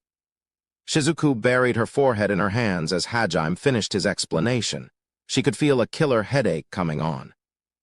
This was even worse than when Kaori had run into the 18-plus section of the game store to get one of the eroge Hajime said he'd liked. Back then, when the man at the register had told her she had to be at least 18 to purchase the game, she'd blurted out, "I'm getting it for my dad." That episode had become legendary within that store. It had been so embarrassing Shizuku had practically died then and there. I'm sorry I made you worry, Shizuku-chan. It's fine. All that matters is that you're still alive. Shizuku smiled at Kaori, who still looked a little apologetic. She then turned to Hajime with a serious face and bowed her head. Nagumo-kun, Yu-san, Shay-san, Tio-san, thank you so much for saving my best friend's life. You've done so much for me, and I honestly can't think of any way to repay you, but at least know that I'll never forget this debt. If there's anything at all that I can do for you, don't hesitate to ask. I'll do it in a heartbeat. Uptight as always. Don't worry about it too much. We just saved one of our own. Shizuku smiled wryly at Hajime's casual reply. He had saved not just Kaori's life, but that of all the other students. This made for the second time he'd saved their lives. Shizuku knew that he'd probably only done it because helping them had aligned with his goals at the time, and that he really didn't think anything of it, but his cavalier attitude still irked her. Shizuku pursed her lips and glared at Hajime. So you say, but didn't you also console me and give Kuki that rare medicine of yours? Dealing with Kaori would have been a pain if you'd broken down, ye gashi, so? That's a horrible way of putting it, Hajime-kun. Hajime met Shizuku's gaze and continued, but more importantly, a certain teacher told me that I shouldn't live my life in such a lonely way. I'm not sure I can always follow that advice, but I figure I can at least try. Nagumo-kun? Eiko had been listening quietly to Hajime and Shizuku's conversation thus far, but at that, she turned to him teary-eyed. Most of the students were impressed that her words had reached even Hajime, who seemed like he didn't listen to anyone anymore. They suspected that was what had moved Eiko, but you, Shay, Tio, Kaori, the members of Eiko's personal guard, and Shizuku could tell that there was a slightly different emotion packed within that gaze. Unable to believe it, Kaori turned to you, who nodded sharply, confirming her suspicions. She then looked over to Shizuku, who averted her gaze and looked up at the ceiling. Atsushi ground his teeth while Yuka smiled dryly and refused to meet anyone's gaze. Realizing the atmosphere was starting to grow awkward, Shizuku quickly changed the subject. There was still a mountain of things she wanted to ask, so it wasn't hard to think of a new topic. By the way, Sensei, what was it you wanted to tell us the day you were kidnapped? Is it related to why Nagumo-kun is going around acquiring ancient magic? Hajime silently turned to Eiko. Go on. His gaze seemed to say. Eiko cleared her throat and began explaining how the gods were crazy, why Hajime was traveling the world looking for ancient magic, and the details of her kidnapping and the subsequent destruction of the Holy Church's main temple. The first to speak after she finished her story was Kuki. What the hell? So we've just been dancing to their god's tune this whole time? Why didn't you tell us sooner then? You could have said something when you saved us back in Orcus. Kuki glared at Hajime, who just silently watched the outburst. Infuriated by Hajime's attitude, Kuki leaped out of his chair and stalked over to him. Say something. Why didn't you tell us? Calm down, Kuki. Kuki was too angry to listen to Shizuku. Hajime furrowed his brow and heaved a weary sigh. Annoyed, he finally turned to Kuki and said, If I'd told you, would you have believed me? What? We're talking about you here. The guy who only believes evidence that fits his worldview. If I'd told you the god everyone else believed in was crazy, and that what you were doing was completely pointless, you definitely wouldn't have believed me. Hell, you'd probably get mad at me instead. But if you'd explained it enough times, maybe? Moron. Why do I have to go out of my way to make you listen? Just because we're classmates, it doesn't mean I have to bend over backwards to help you. If you keep spouting crap like that, you'll end up like Hiyama. The other students averted their gaze, unable to meet Hajime's cold eyes. Only Kuki continued glaring at Hajime. That explanation wasn't good enough for him. Yu looked disparagingly down at Kuki, but he was too angry to take any notice. But if we're going to be fighting the gods together from here on out, then... Wait. When did I ever say I was going to fight the gods? Don't just jump to conclusions, hero lol. If they come after me, yeah, I'll probably kill them, but I have no intention of going looking for them on my own. Once I've cleared all the labyrinths, I'm going home to Japan. Kuki's jaw dropped open. Why, you mean you don't care what happens to the people of this world?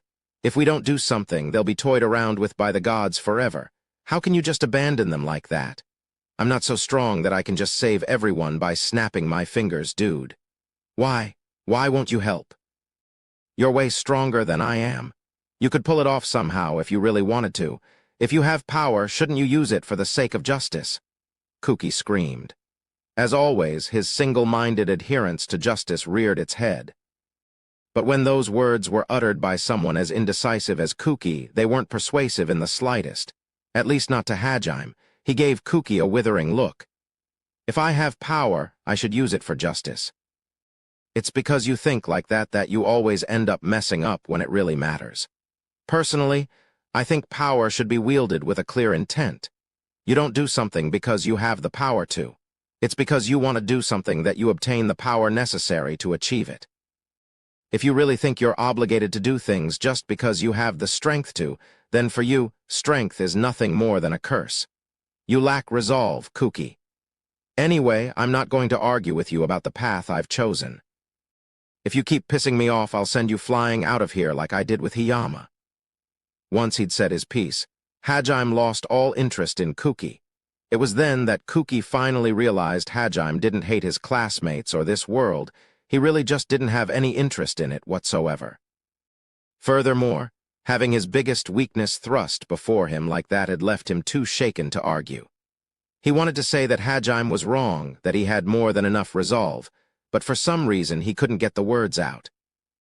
The rest of Hajime's classmates had more or less realized that it was too much to hope that Hajime had come back to help them. Naturally, the other frontliners and Eiko's guards already knew that he wasn't going to rejoin their party. In fact, they were a little terrified of Hajime since they knew they'd really end up like Hiyama if they crossed him. After all, he hadn't hesitated to kill Meld, Kondu, and all of the other knights. Sure, they might have already been undead zombies, but normally you'd still have a few reservations about killing people you knew. Moreover, most of the students who'd chosen to stay in the castle after Hajime's fall had bullied him at one point or another, so they couldn't even meet his gaze. Is there nothing I can do to convince you to stay? If not permanently, at least until the capital's defenses are in working order again, Liliana asked in a pleading voice. The capital was still reeling from the battle, and though Liliana had made sure all of the teleportation magic circles near the capital had been destroyed, there was no telling when and where the demons would attack from next. Hajime was the only trump card she might have against them. Their general had only retreated 5 days ago because of Hajime and his comrades' actions. Their mere presence was enough to deter another invasion. Now that we've killed one of God's apostles, we need to hurry. It took 5 days just to bring Kaori back. I was planning on leaving tomorrow. Liliana's shoulders slumped, but she couldn't afford to give up. There was no telling when Frayed might next attack.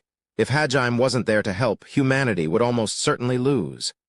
In that case, that beam of light that destroyed the demon army had come from your artifact, right? Could you perhaps leave that behind to protect the capital? In return, I'll do anything in my power as princess to aid you in your journey. Oh, you mean the Hyperion? Sorry, can't do it. Actually, it was just a prototype, and that one shot busted it completely. I'm gonna need to improve its design before I can use it again. Hajime's newest weapon, Hyperion, was effectively a massive laser that focused sunlight. He'd launched it up into the atmosphere before descending from the Divine Mountain. There were a series of lenses inside it that focused sunlight and funneled it as heat into a partitioned space in his treasure trove. Once it had charged up enough heat, Hyperion enchanted the light with gravity magic and fired it out of a focused lens toward the ground. Hyperion's greatest strength was that it could be charged even during the night. That was because he'd linked his treasure trove to the artificial sun located in Oscar Orcus' hidden chamber. That artificial sun had been created through a combination of spatial magic, restoration magic, and likely some other ancient magic Hajime had yet to acquire. It was the joint work of multiple liberators, and from what Hajime had seen, was probably their best work yet. With his current skills, Hajime knew there was no way he'd be able to duplicate that. Moreover, Hyperion was still in a prototype state. It hadn't been able to withstand its own heat, and had shattered after one shot. Hajime had created a few other anti-army weapons, though, so he could have potentially left one of those behind. However, he was reluctant to do so. I see. Liliana's shoulders slumped once more. Kaori, Shizuku, and Eiko all glared at Hajime. The three of them knew what he was like. Though he had softened around the edges somewhat, his fundamental stance of not giving a shit about the people of this world hadn't changed. In fact, he'd only helped out as much as he had because he didn't want to make you and the others unhappy, even indirectly. Which was why none of the three of them said anything. They didn't have to. Their disapproving glares was all they needed. Hajime sipped his tea and tried to ignore them, but they didn't give up. Eventually, he grimaced and gave in. Fine, I'll repair the capital's barrier before I go. Nagumo-san. Thank you so much. Hajime ignored Liliana and turned to Kaori and the others. This good enough for you? The three of them beamed at him.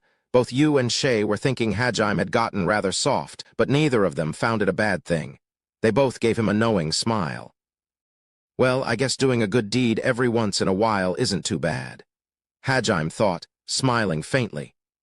By the way, where do you plan on going next, Nagumo-kun? If you're going after the ancient magics, then your goal would be conquering the remaining labyrinths, correct? And since you're heading east, I suppose your current destination would be the Sea of Trees? Yeah, that's the plan.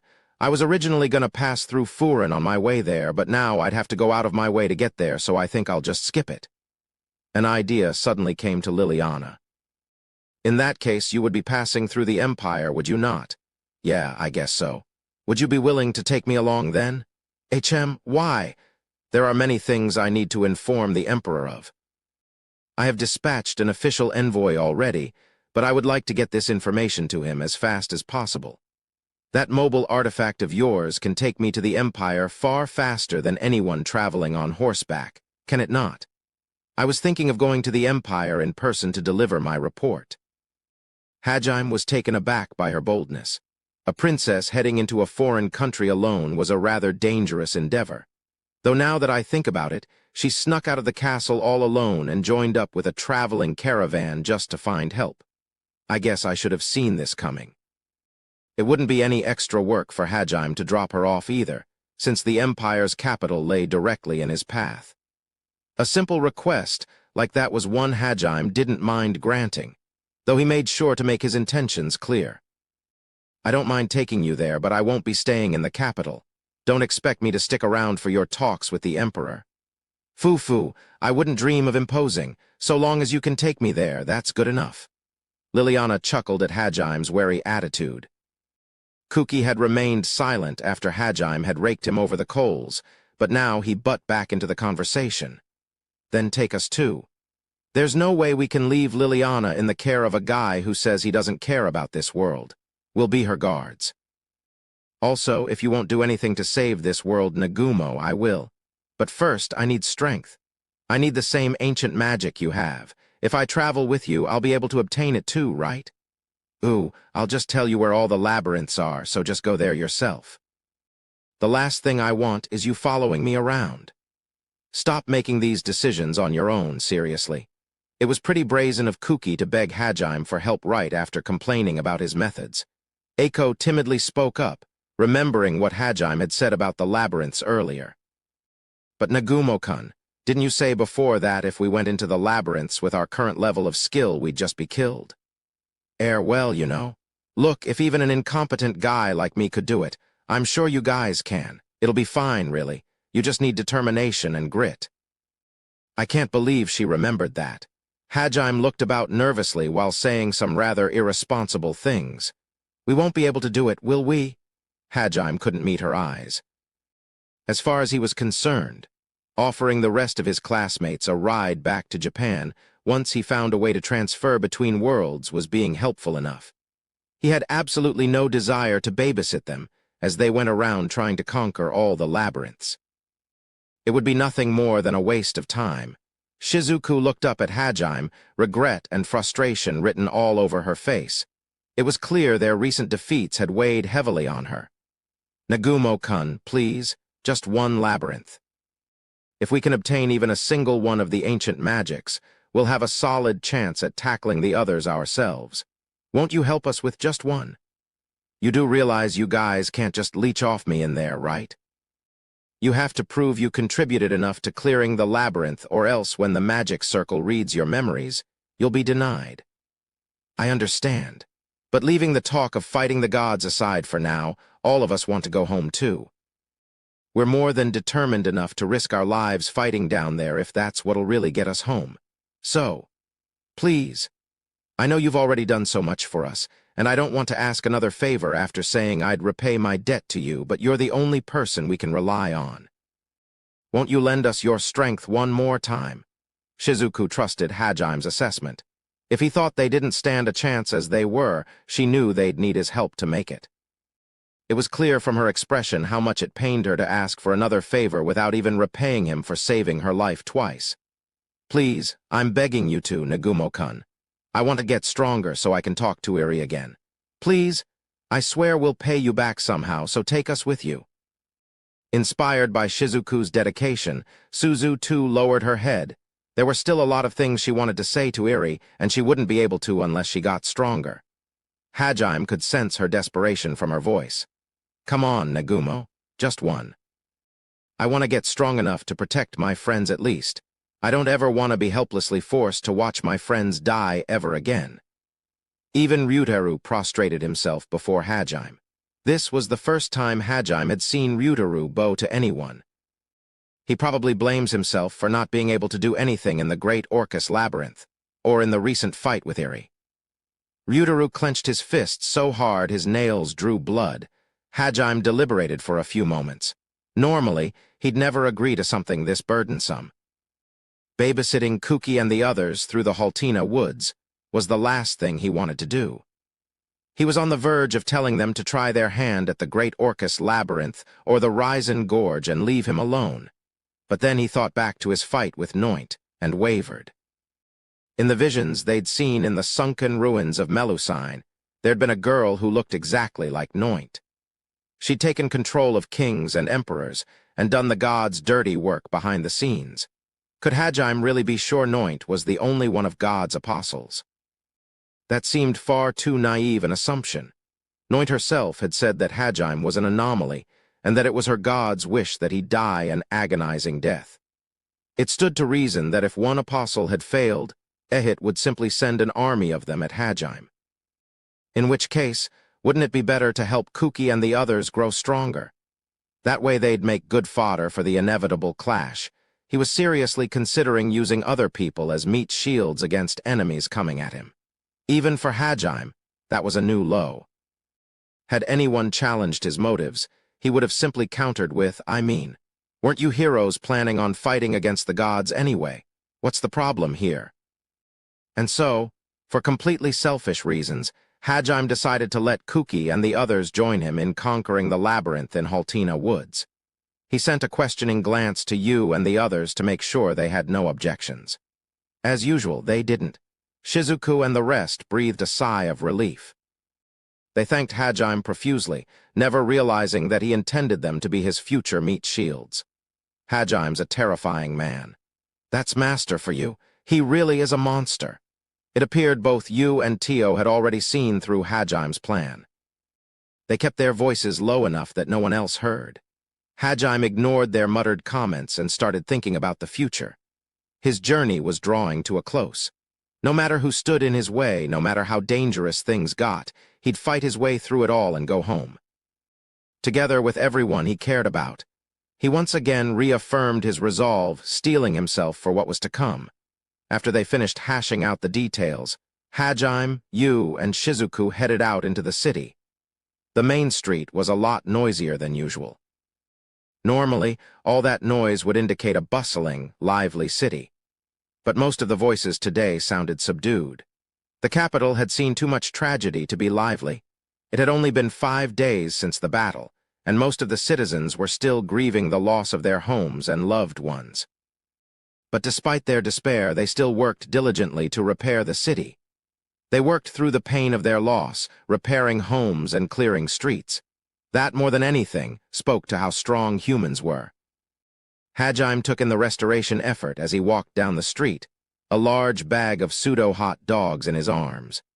Tortoise version of the popular street food used some kind of meat that was somewhat different than a sausage to fill its buns. Hajime, Yu, and Shizuku all stuffed their faces full of food as they headed to the Adventurers Guild. Once they finished their business there, Hajime would be going to repair the city's barrier. Shizuku had tagged along because he needed someone to guide him there. Shei, Kaori, Eiko, and Tio were waiting inside the castle. Shay had realized non-humans wouldn't be very welcome in the city right now, and had chosen to remain of her own volition. Even if the people knew in their heads that it had been demons specifically who'd attacked them, right now any non-human was a fair target to vent their anger on. As the capital was the seat of the church's power, there weren't many non-humans living there to begin with. Even possessing beastmen slaves was frowned upon. So Hajime had to admit Kaori and the others had made the right choice. Though Kaori's current body looked passably human, no one who saw would think she actually was one. Eiko could have tagged along, but she decided to help Liliana with her mounting workload. Tio could easily pass as a human, but she was exhausted after casting spirit magic non-stop for 5 days and was taking a well-deserved rest. So, what exactly are we going to the Adventurers Guild for? Shizuku took another bite of her cheese-coated pseudo-hot dog and looked at Hajime. I need to let them know I've completed a quest. To be honest, I wanted to go to Furin to tell the person who issued it directly, but it's too much of a pain to detour south from here. Besides, I'm sure headquarters will pass the report along. Is this about that Mayu girl? Come to think of it, I haven't seen her around anywhere. Hajime explained how he'd returned her to her real mother, and Shizuku muttered sadly, I wish I could have hugged her. Though Shizuku hadn't known Mayu for long, her cuteness had won Shizuku over already. Yu's reply to that was one Shizuku certainly hadn't been expecting. Don't worry, you'll be able to see her again. Hajime's taking her to Japan. To Japan? Nagumo-kun, what's that supposed to mean? Exactly what it sounds like. I promised Mayu that I'd show her what my home looks like. Wait, but Mayu's a Dagon? Hajime shrugged his shoulders as if that wasn't any issue at all. I get what you're trying to say, but it's really not a problem. There's probably plenty of ways to make her blend in on Earth, and if that doesn't work, I'll think of something else. You know what they say, it's not about whether you can or can't, it's about whether you do or don't. I suppose you do have a point, but... Besides, it's a bit late to be worrying about this now. Shay's got bunny ears. Hell, even you doesn't look that normal. She's whiter than any person on Earth, and her teeth are pointed. It's not like I can change how they look. You didn't think I'd leave them behind here, did you? I suppose that's true. Shizuku smiled to herself. Next to her, Yu smiled faintly as well. She tugged on Hajime's sleeve. Is it just me, or did it suddenly get hotter around here? Shizuku finished off her hot dog and started fanning herself.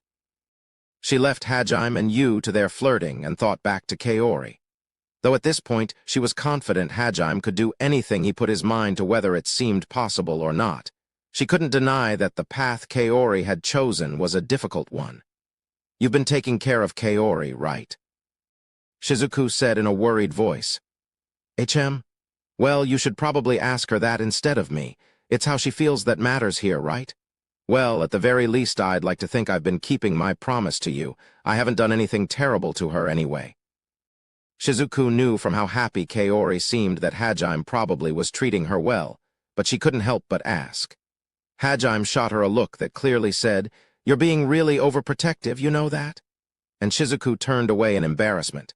Yu sighed and dropped a bombshell statement. It's because you're so soft that she tries to assault you. You need to be sterner with her, Hajime. Oh, okay. Wait, what? Hold on a second. Hajime's getting assaulted by who? By Kaori. She already managed to sneak in a kiss. Curse you, Kaori? I see. You've climbed the stairs to adulthood before me, Kaori? Shizuku gazed off into the distance, marveling at how far Kaori had come. In more ways than one, it left her feeling a little lonely. Watch out for Eiko too, Hajime. She's dangerous. You don't seriously think she's in love with me, do you? Hajime muttered, averting his gaze from Yu's sharp stare. Their conversation snapped Shizuku out of her reverie, and she too gave Hajime a hard glare. It appears to me that you're well aware of the possibility. So what did you do to her, Nagumo-kun? Hey, don't automatically assume that this is somehow my fault. You know, AI-chan was acting pretty weird when she came back to the capital from She'd start blushing whenever your name came up. I get the feeling you did more than just kill a monster army while you were over there. Now hurry up and confess. This is important. I need to know whether or not Kaori has more rivals to contend against. Look, I really didn't. Hajime desperately racked his brains for anything he could have done that might have made Eiko like him. Before he could figure it out, Yu spilled the beans. He kissed her, passionately. "Nagumo-kun, how could you? She's your teacher." "Wait, calm down. There's a perfectly good explanation for this, so stop shaking me." "You damn harem protagonist." Shizuku thought to herself as she grabbed Hajime by the collar and rattled him back and forth. Hajime hurriedly explained that Eiko had been poisoned, and that he'd needed to feed ambrosia to her directly, or she would have died. Naturally, Yu supplemented that by mentioning that he'd shot Shimizu to spare Eiko mental anguish and rescued her from the church's clutches as well. Now I'm certain. Ai-chan's fallen for him. Well, I get that you weren't doing it on purpose at least, but surely you must have noticed Ai-chan's feelings too, Nagumo-kun. When did you first suspect it? Probably around the time I comforted her after she blew up Ishtar and the others. She was looking at me kinda. Longingly, I guess. I wasn't sure, but I was starting to think, maybe, so she really is in love with me. Yep, she is. She definitely is. Yu and Shizuku nodded without hesitation. Hajime looked tiredly up at the sky. He couldn't believe the possibility he'd written off was actually the case. "What are you going to do about it?" Yu and Shizuku both asked, their gazes piercing into him. Hajime agonized over what to do for a few seconds before coming to a simple, if inelegant, solution. "All right, I'll just pretend I never noticed." "Well, I doubt Ai-chan's going to try to come on to you. I suppose it's better than trying to address it and making a mess of everything." "HM? Oh, I get what you mean now. She definitely cares a lot about being our teacher. So as long as she still thinks of me as her student, pretending I haven't noticed is the best course of action. I really just thought it was the easiest way of dealing with it." Of course, Hajime didn't say that aloud, but Shizuku's penetrating stare told him she'd guessed as much anyway. Hajime ignored her and started on another pseudo-hot dog. By the time they reached the guild, the three of them had eaten their way through the entire bag. The capital's Adventurers Guild was even more impressive than Furin's. The grand double doors sat wide open, and throngs of adventurers came in and out. After the invasion, the number of requests brought to the guild had increased exponentially. The three of them stepped into the guild and got in line at one of the reception counters. There were 10 in total, and all were busy. But the receptionists were all consummate professionals, and the line moved forward at a steady pace. For some reason, each and every one of the receptionists were beautiful women. Beautiful and cute. Very, very cute. However, their looks didn't stir Hajime's desire in the slightest. As far as he was concerned, there was no one cuter or more beautiful than Yu. Plus, she was holding his hand. There was no way he'd let his gaze wander to other women in this situation. Which was why he really wished Yu would stop trying to crush his fingers. "No, really, I don't care about any of those other girls." Hajime lamented to himself. Shizuku breathed an exasperated sigh, which Hajime ignored, and walked to the now free receptionist's desk. He parsed over his status plate, and the documents proving that he had fulfilled the request to deliver Mayu safely to her family at Arifureta. "By the way, would it be possible to report the completion of this quest to Ilwa, Furin's branch chief, from here?" "I believe so." Was this a personal request? "Please excuse me for a moment, sir."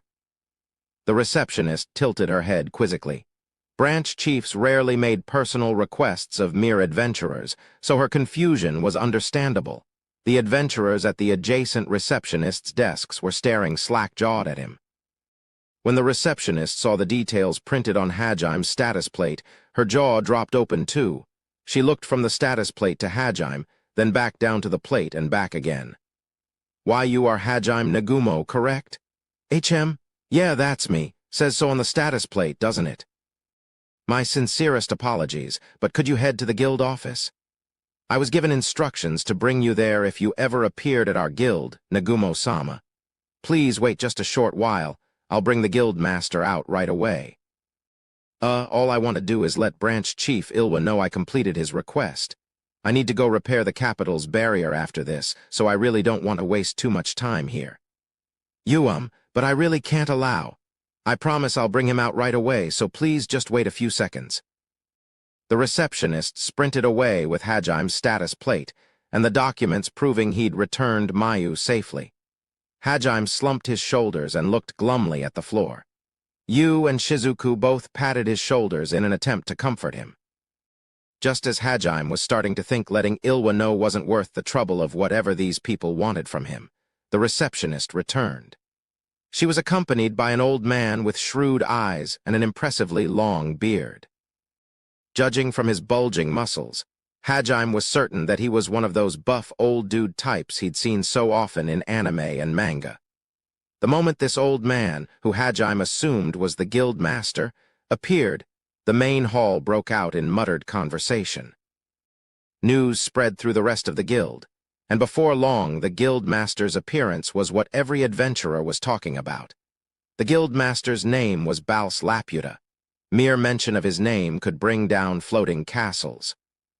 Fortunately, it seemed Bals didn't have any requests to make of Hajime. He had just heard a lot about Hajime from Ilwa and had wanted to meet him in person. So far, every one of Hajime's visits to an adventurer's guild had ended with him getting mixed up in something he wanted no part of. So he breathed a sigh of relief when he discovered Bals just wanted to talk. Sadly, nothing Hajime did could ever end without some kind of incident occurring. Bals Dono, would you be so kind as to introduce me to your guests? If you hold them in high esteem, they must be admirable adventurers indeed. I would love to get to know them better. Especially those two pretty ladies over there. A gentleman such as myself simply cannot leave without learning their names. A handsome, blonde-haired man sauntered up to Hajime and the others. 4 beautiful women followed behind him. The other adventurers all began whispering to each other as they spotted him. Apparently his name was Abel, and he was a gold-ranked adventurer. Furthermore, he'd earned himself the nickname of Blade Lord among other adventurers. Bals introduced Hajime to Abel. When he mentioned that Hajime was also a gold-ranked adventurer, the others in the guild hall started whispering even more furiously. Hajime didn't like where this was going one bit. He hurriedly tried to usher Yu and Shizuku out of the Adventurers Guild, but Abel wasn't going to let them leave so easily. It was obvious his interests in Yu and Shizuku were anything but pure. Shouldn't this guy know Shizuku's part of the hero party? Abel flashed Hajime a dazzling smile and said, "Oh, so you're also gold-ranked. You look rather young. How did you gain such a prestigious rank so quickly? Let me guess, you cheated your way into gold.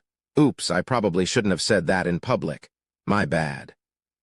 His perfect smile didn't even waver as he spewed vitriol. At this point, Hajime was certain Abel wasn't worth his time.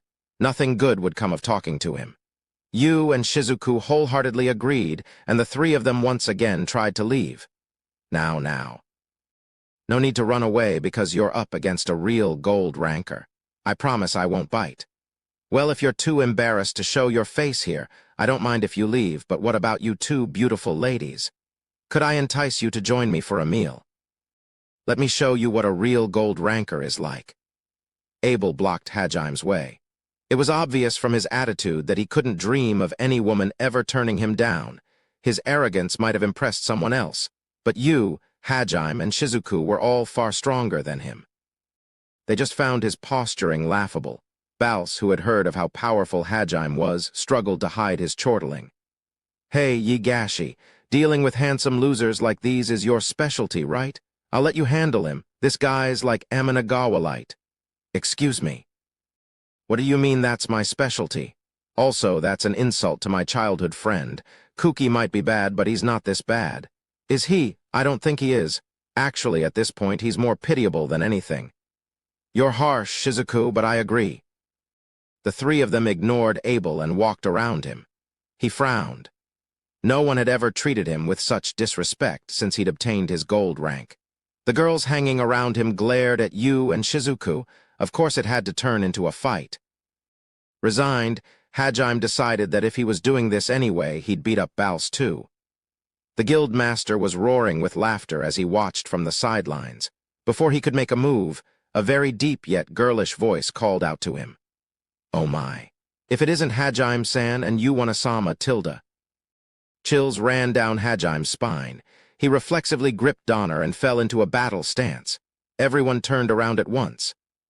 "It's a monster," Abel screamed.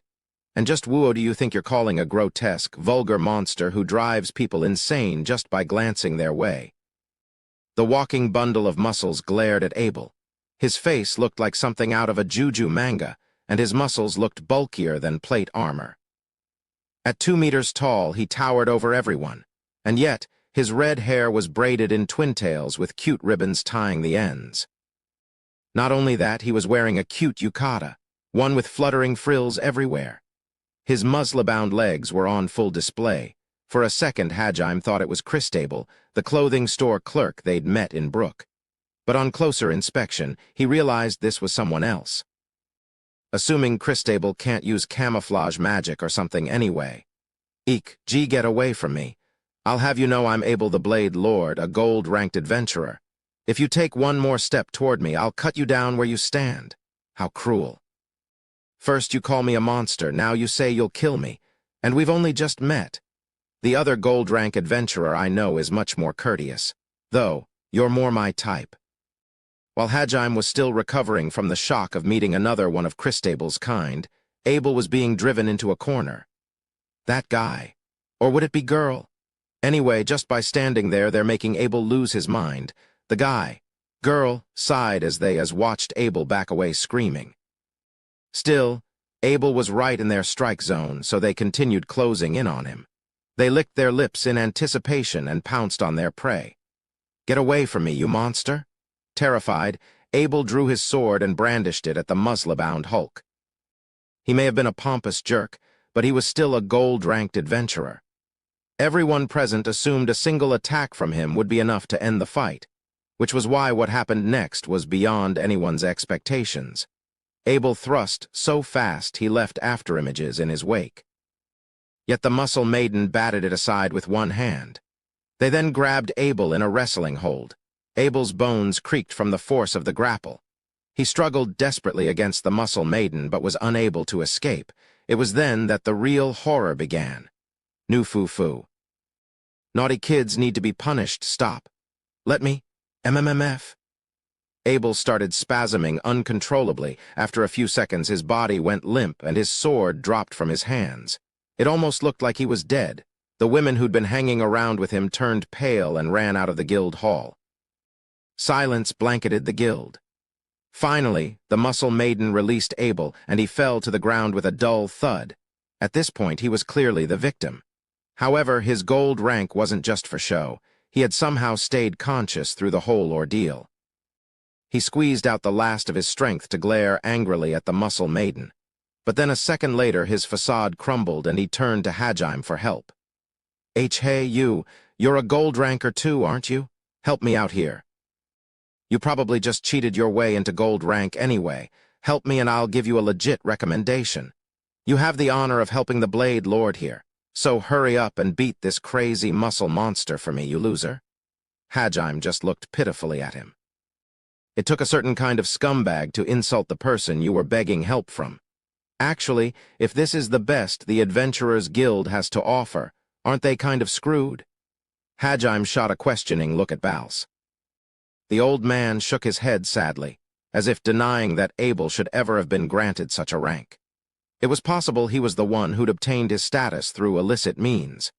Tired of hearing Abel insult Hajime, Yu stepped forward to put an end to him. Abel misunderstood and thought she was coming to his rescue. Oh, you're really going to help me? In that case, I promise to set aside my evening for. Shut your mouth. Though her tone was still neutral, Hajime and Shizuku could tell she was pissed. It appeared Abel had gone too far. Yu held out her hand, and a tiny black sphere appeared in her palm. If you don't have the balls to fight on your own, then you don't need them anyway. Huh, what do you mean? Wait, And so, yet another man vanished from Tortoise and was reborn as a maiden. After crushing Abel's testicles, Yu returned to Hajime with a satisfied look on her face. Every male adventurer in the room was grimacing, their hands over their family jewels. A few of them were weeping. Just watching had traumatized them. The silence was eventually broken when the adventurers started whispering to each other. Hey, do you think that blonde-haired girl and that white-haired boy with the eye patch are actually? Wait, why you really think she's the ball crusher? No way. So then those two are the Love Smashers. What kind of nickname is that? You haven't heard of them. They're adventurers who came out of nowhere a few months ago. They say that blonde-haired, red-eyed girl is like a rose. If you let her beauty fool you, you'll find yourself stung by her thorns. She might look like a goddess, but she's actually a demon who goes around crushing men's balls. That white-haired boy with the eye patch is her companion. He's the very embodiment of irrationality. Words can't get through to him. Don't meet his gaze. Don't talk to him. Don't even let him know you exist. If you value your life, you'll never get near those two. Those are the stories I heard from a bard who came from Brook. Apparently there's a bunch of guys in Furin and Horod who had their manhoods crushed too. That's terrifying. It appeared traveling bards had carried rumors about Hajime and you all the way to the capital. The adventurers shivered in fear and averted their gazes. They were fully convinced that Hajime would kill them if their eyes met his. They edged away, keeping their balls firmly tucked behind their legs. What on earth did you guys do? Shizuku turned to Hajime and Yu, amazed. Yu didn't seem to mind the rumors, but Hajime's lips twitched as he heard the nicknames people had made up for him. Before either of them could reply to Shizuku, the muscle maiden interrupted them. It's been ages since I last saw you two. I'm glad you're still the same as always, the muscle maiden said with a wink. Seriously, who the hell are you? Are you a friend of Christable's? Hajime asked warily. The things Christable had done to him the day they'd left Brook still appeared in his nightmares. Shizuku, who was normally so tactful, was at a loss for words. Her face spasmed, and she hid behind Hajime, using him as a shield. Oh my, not even a greeting. Where are your manners? Though I suppose you wouldn't recognize me like this. I confessed to Yu Wanasama long ago, and she crushed my balls for me. Do you remember now? Oh, is that really you? Surprised, Yu looked up at the muscle maiden's face. They smiled, glad that Yu still remembered them. It turned out that they were a former adventurer who'd confessed to Yu at Brook. The same one who'd been so persistent that Yu had ended up crushing their balls. After that incident, they'd come under Christable's wing and learned the ways of a muscle maiden. Their name now was Mariable, as you can guess. Christable was the one who named them. I understand now how inappropriate my actions had been before. I'm sorry, Yu Wanasama. You've learned well. You can enjoy your new life with your head held high. Yufufu, I thought you'd say that, Wansama. By the way, there's plenty of other people who have come to Christable seeking to be her disciple. We had some former black-ranked adventurers, some former gangsters, and a few mercenaries who used to operate out of Horod. There's so many Christables thinking of expanding her shop. I actually came here today to find a suitable place to open a branch store. Shivers ran down Hajime's spine as he imagined an army of Christables. It appeared that thanks to his and Yu's actions, this world had received in an influx of muscle maidens. The strangest thing was that before, Mariable had been of middling height. Yet in the span of a few months, she had grown to her current hulking size. Whatever methods Christable used to rear her disciples, they weren't normal. Moreover, as Mariable had accidentally let slip, Christable was actually a gold-ranked adventurer herself, which was why all of her disciples were such skilled fighters. Mariable had proved as much when she'd incapacitated Abel without a fight. A massive army of muscle maidens was the most terrifying thing Hajime could think of. We really need to get back to our own world fast. Hajime thought to himself while he watched Yu and Mariable converse amicably. You reap what you sow, Shizuku muttered behind him. Annoyed, Hajime pushed Shizuku closer to Mariable. Mariable took quite a liking to Shizuku and ended up hugging her until she was blue in the face. After they'd left, Shizuku and Hajime got into a huge shouting match, which ended up leading to a lot of people speculating that the two of them were secretly lovers. But that is a tale for another time. Hajime did his best to avoid thinking about the new threat he'd unleashed onto the world as he headed to where the city's barrier generator was located. The building was heavily guarded by a contingent of soldiers who glared warily at Hajime as he drew close. Though their expressions softened when they saw it was Shizuku who'd brought him there. No one challenged them, so Shizuku led them to a spacious marble hall inside the building. At its center stood a cylindrical artifact with magic circles engraved on its sides. It would have stood 2 meters tall at its full height, but something had smashed it in the middle. The top half lay in ruins a short distance away. A number of men and women milled about the artifact, scratching their heads and muttering to themselves. They were probably the people originally charged with repairing it. "Oh, if it isn't Shizuku Dono, what brings you here?" An old man with an impressive mustache walked over to Shizuku. He appeared to be in his mid-60s and had the look of a veteran craftsman. Judging from his tone, he and Shizuku knew each other relatively well. "Good afternoon, Vulpin-san. I've brought a synergist who might be able to repair the artifact here." "Truly? You mean that boy standing next to you?" Vulpin turned his gaze to Hajime and examined him. Though he didn't say it to Shizuku's face, he doubted this young boy could do something so difficult. Vulpin was the head of Heilig's synergists, and the best craftsman the country had. The barrier-generating artifact was a relic from the Age of the Gods, and even someone with his considerable amount of skill was having trouble finding a way to repair it. That was why he found it difficult to believe a teenage boy would be able to accomplish the task.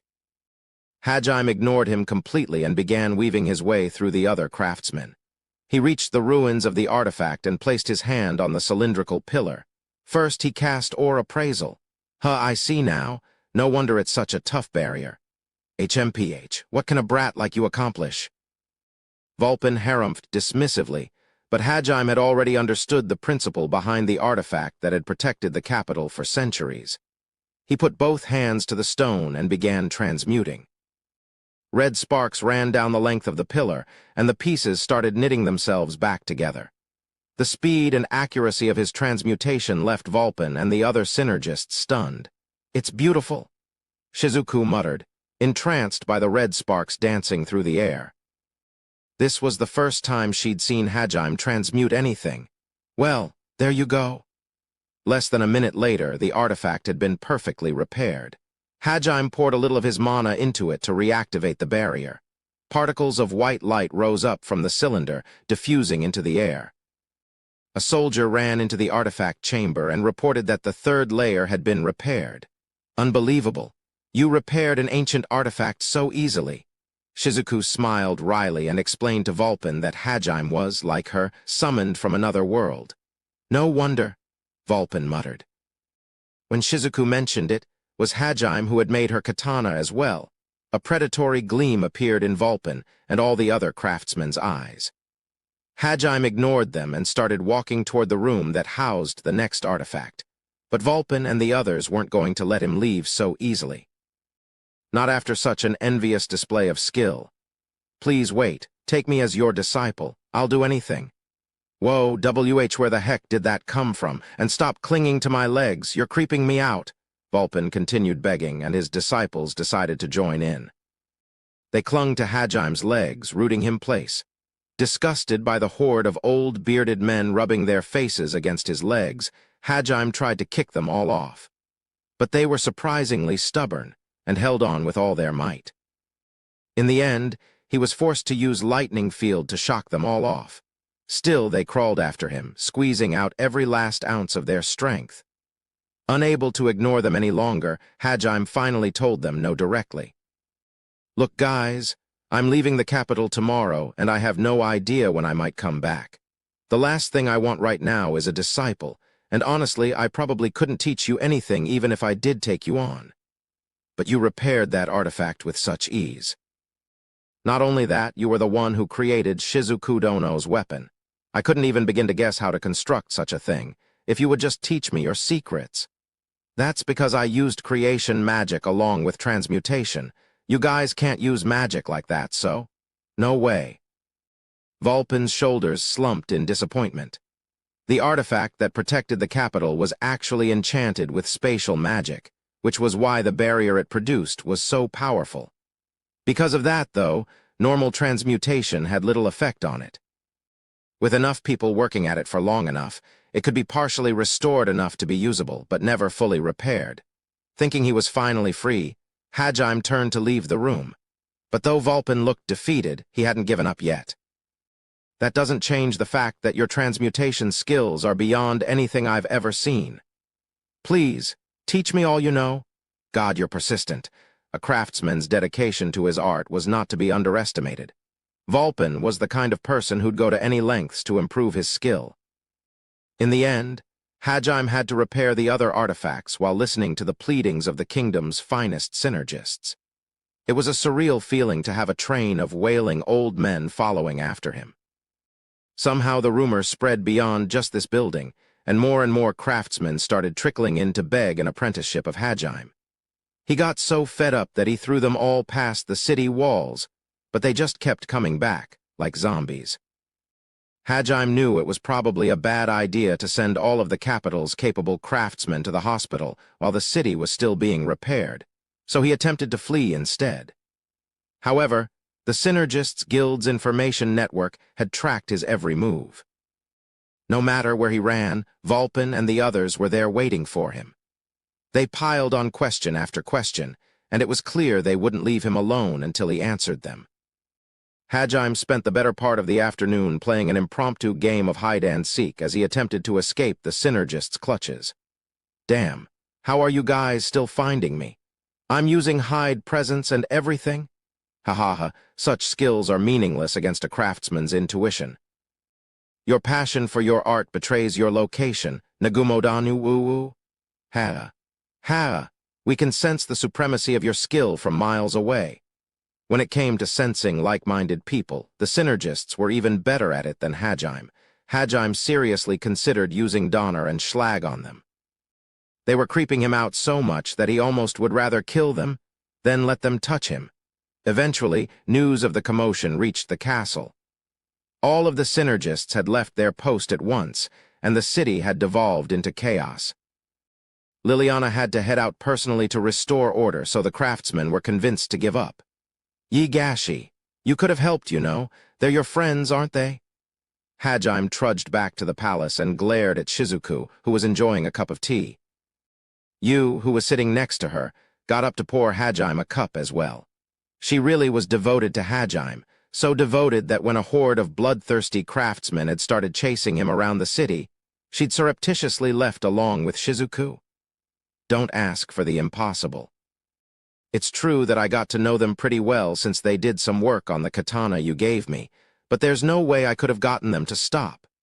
You must be tired, Hajime.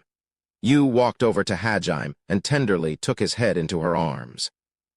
He hugged her back and then carried her over to his seat. Now that is just unfair. You left you too, so how come? What are you talking about? There's no way I'd treat you and you equally, is there? There's a lot of things that would piss me off if you did it, but if you did it, I wouldn't care. Well, seeing as she is your girlfriend, I can understand that, but I still want to punch you in the face.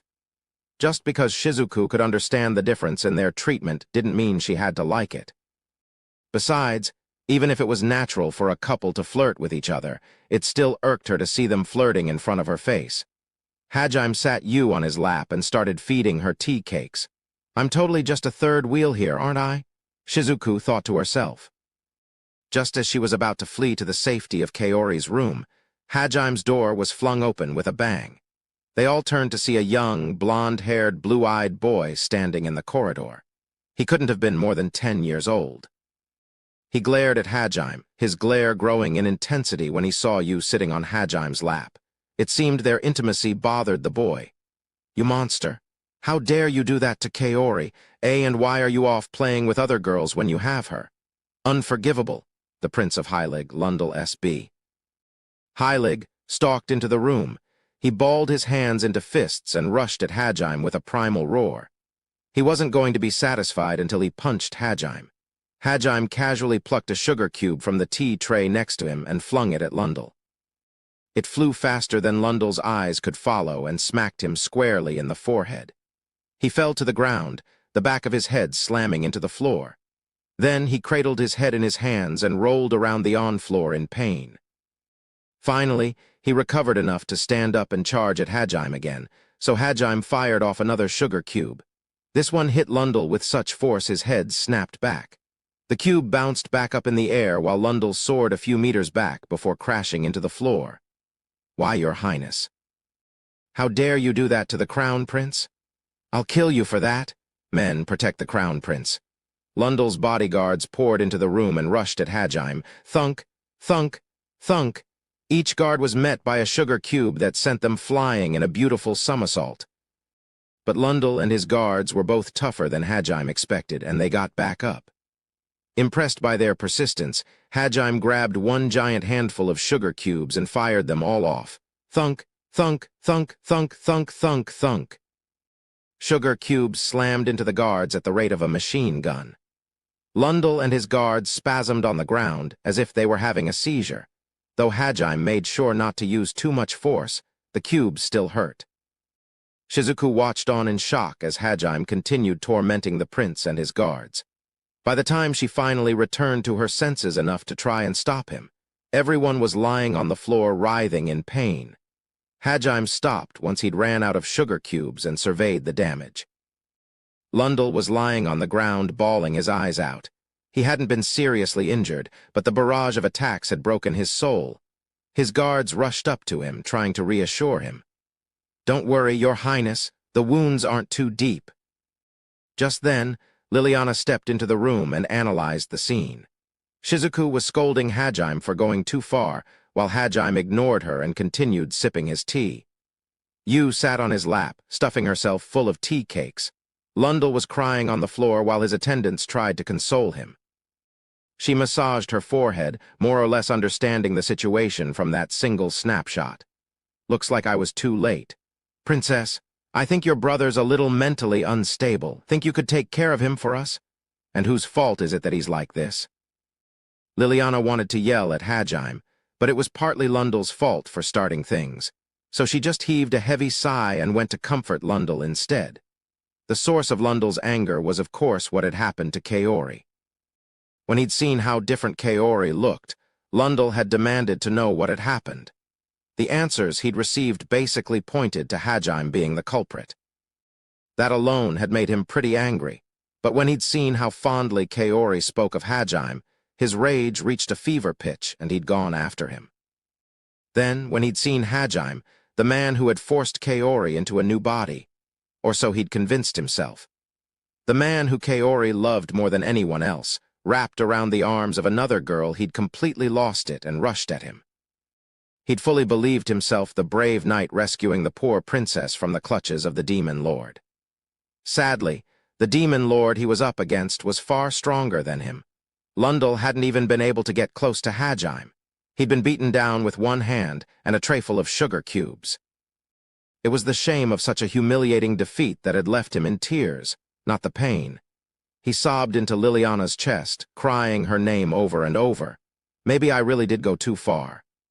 Hajime thought as he scratched his cheek awkwardly. Shizuku shot him another angry glare. Yeah, that was probably really immature. Sadly, Lundell's travails were far from over, for it was then that Kaori walked into their room. "Oh, Prince Lundell, and Lily, you're here too." "Wait, is Lundell crying? What's wrong?" Kaori. "Ooh, I wasn't crying in my sister's arms or anything." Lundell quickly extricated himself and wiped his tears. No man wanted to be caught crying in his sister's arms by the girl he loved. Kaori could easily tell what had happened when she saw Hajime, Shizuku, and Liliana's expressions. She rebuked Hajime, but in a way that did more damage to Lundell than her intended target. "Geez, Hajime-kun, don't go making the prince cry. You shouldn't be bullying little kids." "Hey, he's the one who came at me. I just thought I'd punish him a little for it." The fact that Hajime had never been taking him seriously in the slightest shocked Lundell, but what hurt him even more was the way Kaori had talked about him. Lundell clutched his chest and groaned in pain. "Punish him? Did you at least go easy on him? Remember, the prince is still a child." The searing pain in Lundell's chest grew tenfold. Being treated like a child by the woman you loved was the greatest shame a man could suffer. "Of course, I just flung a few sugar cubes at him. Look, he's not even that hurt. You don't really think I'd pull my gun out on a kid, do you?" But he was crying in Lily's arms. Plus, look at how red his forehead is. How could you ruin his cute little face? I know he's a little prone to misunderstanding things and rushing in without thinking, but Lundell's a good kid at heart. You should be nice to him. and now Kaori was pointing out how cute he looked. Furthermore, she'd clearly seen through the fact that he'd been crying in his big sister's arms. Lundell fell to all fours and hung his head in despair. "Oh," Lily muttered to herself. Shizuku and Lundell's bodyguards begged Kaori to stop.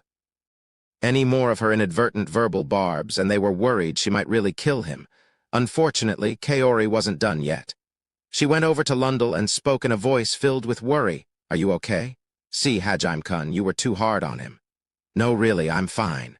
More importantly, Kaori. Do you think of me?" Though he was covered in scars, Lundell worked up the courage to ask the question burning in his heart. "What do I think of you? Let's see. I'm kind of jealous of Lily, I guess. I wish I had a rambunctious little brother like you." Little brother." Kaori delivered those words with a smile, but they were poison to Lundell's ears. "Why do you have to rub salt in the poor kid's wound?" Shizuku yelled to herself. She implored Lundell to quit before he hurt himself any further with her gaze. Lundell, unfortunately, had far too much foolhardy courage to stop now. His father had died only a few days ago, and until just recently he'd been crying into Liliana and his mother's arms every night. But just the other day he'd made a promise at his father's grave, that he'd be strong. And he wasn't going to turn back on his word. He would be king one day. He couldn't let himself be so weak that a little pain could deter him. So then, "You'd rather be with him. What's so good about that guy anyway?" Lundell glared daggers at Hajime. It was obvious he thought himself the better man. Even now, Yu was nestled in Hajime's lap. You couldn't blame Lundell for thinking of Hajime as a terrible womanizer. Sadly, Kaori had set her heart on Hajime and Hajime alone. What's this all of a sudden? Geez, that's so embarrassing. But Fufu, yes, I suppose I would. He's the man I love the most in the world. As for what's good about him, well, everything. Fufu. With that, Lundell's hit points finally reached 0. He sunk to all fours again, his entire body trembling. Kaori worriedly rubbed his back, but he slapped her hand away and struggled to his feet. Once he was up, he dashed straight for the door. Before departing for good, he turned back at the doorway and screamed, "I hate you, Owl." After that, he dashed down the hallway and out of sight. Tears glistened in his eyes as he fled from the room. His screams echoed loudly through the halls. His dumbfounded bodyguards returned to their senses and hurriedly chased after him. That's youth for you. Don't sound so unconcerned. It's your fault he's crying right now. Nah. I guess I started it. But Kaori's the one who finished him off. I can't deny that. Hajime and Shizuku bantered with each other as they watched Lundell's first love wither away in a spectacular fashion. Kaori made to go after Lundell, but Liliana stopped her. Kaori had done enough damage. Liliana knew her brother would eventually have had his heart broken by Kaori, so she was prepared for this. She'd just sleep together with him tonight and comfort him like usual. Lundell would be the king of Heilig very soon. It was probably best he experienced having his heart broken once or twice before he had to deal with the rigors of kingship. Liliana closed the room's door and walked over to Hajime, with Kaori following behind her. It appeared she'd come here not to find Lundell, but to speak with him. She sat down in the seat next to Shizuku, while Kaori attempted to situate herself on the other side of Hajime's lap. A short wrestling match between Kaori and Yu ensued where they each tried to push the other off. In the end, they both remained sitting on the edge of Hajime's knees, their arms locked. If Kaori had been in her old body, she wouldn't have stood a chance against Yu. While Yu might have specialized in magic, her ability to control mana directly and strengthen her body had still put her leagues above Kaori. But in her new form, Kaori was the one with the advantage. "Kaori, you've become so strong," Shizuku muttered. Shizuku. "Could you stop staring and break them up already?" Liliana replied, watching Yu and Kaori worriedly. The shock of Kaori's death, however temporary, had turned Shizuku into a far less capable woman than she had been. Letting the only person with common sense left in their class devolve into a blubbering mess was something Hajime wanted to avoid, so he flicked Kaori's forehead and forced her onto the seat next to him. "Awa, why is it always you?" "Fufu, I'm the only one allowed on Hajime's lap." "Can we get back on topic, please?" Liliana asked hesitantly. Everyone ignored her. Hajime-kun. Don't give me that look, Kaori. Isn't sitting next to me good enough? Fine, you can have his hand. Huh, really? Then can you stroke my cheek like you always do for you, or is that too much? If that's all, then I don't mind, I guess. Thanks, Hajime-kun. Okay, I'll wait until you're all done. Then you'll finally listen to me, right? Sniffle. Liliana sobbed to herself, having completely missed her opportunity to butt into the conversation. It was only thanks to Shizuku's intervention that Hajime and the others finally returned their attention to the princess. Now that she'd had her fill of Kaori, Shizuku was back to her normal, serious self. The fact that Hajime was willing to indulge Kaori a little now proved that their bond had grown deeper, but Shizuku knew it wasn't the time to dwell on that.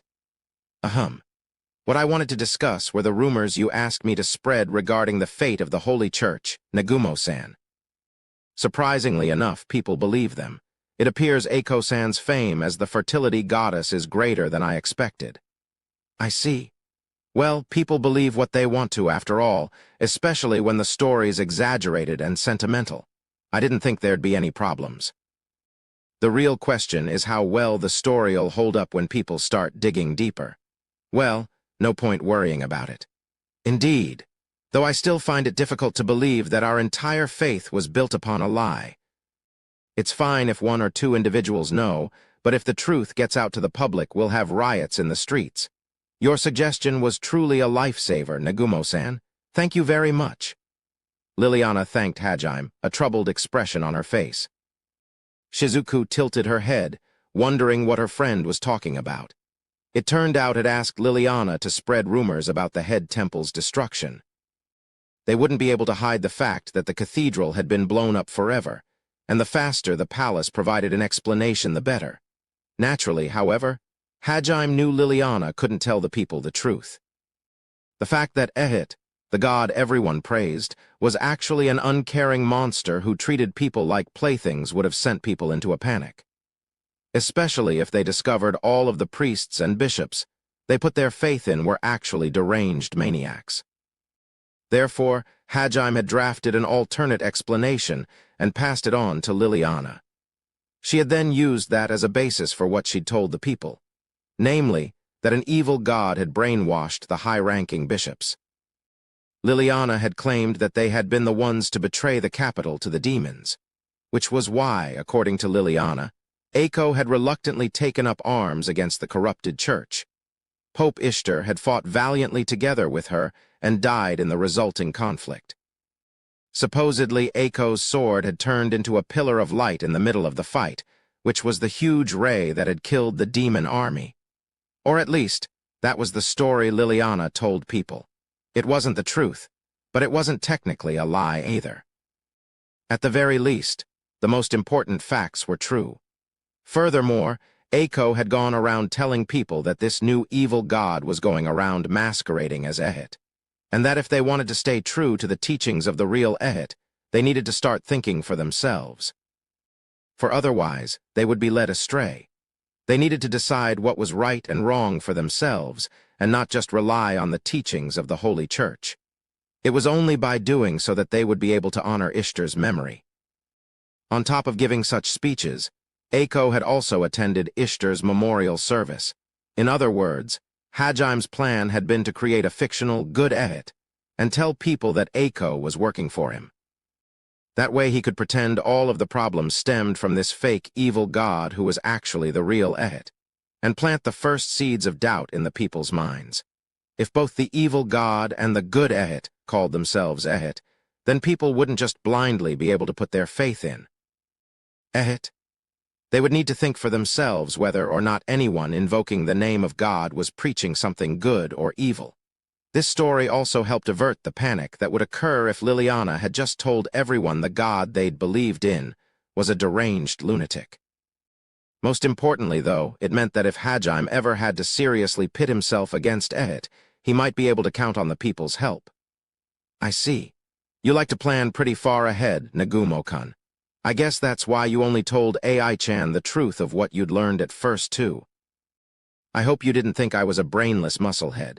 Though, usually they're just things I come up with on the spot and try in the hopes that they might work. It's not too much of a loss if they don't, and I can always fall back on shooting my way through things if I have to. Foo-foo. I didn't mean it like that. I was praising your foresight. If anything, it's reassuring that you think this far ahead. Shizuku looked at Hajime, impressed. He simply shrugged in response. Kaori and Yu glared at Shizuku, angry that she understood Hajime in some way that they didn't. Shizuku started when she noticed their glares and stammered. What's wrong? Yu, what do you think? She's still okay. They're just friends for now. I suppose. For now, anyway. We must be careful. Yu and Kaori whispered to each other. Shizuku couldn't hear them, but she had a sinking feeling she knew what they were discussing. And once again, Liliana was ignored. Hajime stared at the two of them warily, worried about their whispered dealings. Whenever those two started colluding, nothing good came of it. That evening, a single figure stood in front of the massive monument honoring the spirits of Heilig's dead. The sun's final rays cast the palace grounds a dazzling shade of crimson, and the monument cast a long shadow into the mountain wall from which it had been carved. I'm so sorry, Eiko muttered. Numerous flowers and offerings dotted the monument. Many brave soldiers had died recently. The battle was still too recent for the dead to have all been tallied, so the most recent casualties didn't have their names carved into the stone yet. Once all of the names were in, though, Captain Meld would be the first to be added here. Among the offerings, Eiko spotted a pair of weapons that she recognized, a long sword and a spear. They had been the artifacts of choice for two of Eiko's students, Daisuke Hiyama and Raikai Kondu. Eiko wasn't even sure what she was apologizing for anymore. Was she sorry she'd never be able to bring them back to Japan? Sorry that her students had caused the deaths of innocent people? Or sorry that she herself had killed so many? Dispirited, Eiko hung her head. She only stirred when she heard footsteps heading her way. Eiko knew he'd made his footfalls heavy to alert her of his presence. Hajime normally walked much quieter. Eiko slowly turned around. Nagumo-kun? Fancy meeting you here, sensei. Her eyes met his. The fading orange light of the sunset was reflected in his clear pupils. In his hands he carried a single flower. It appeared he'd come here to make an offering. Eiko was surprised that Hajime of all people would do such a thing. Hajime saw the bewilderment on her face and smiled awkwardly. Even I feel a little sad when people I know die, sensei. I didn't mean to imply that. Flustered, Eiko flailed her arms around wildly. She hadn't expected to hear such hurt in Hajime's voice.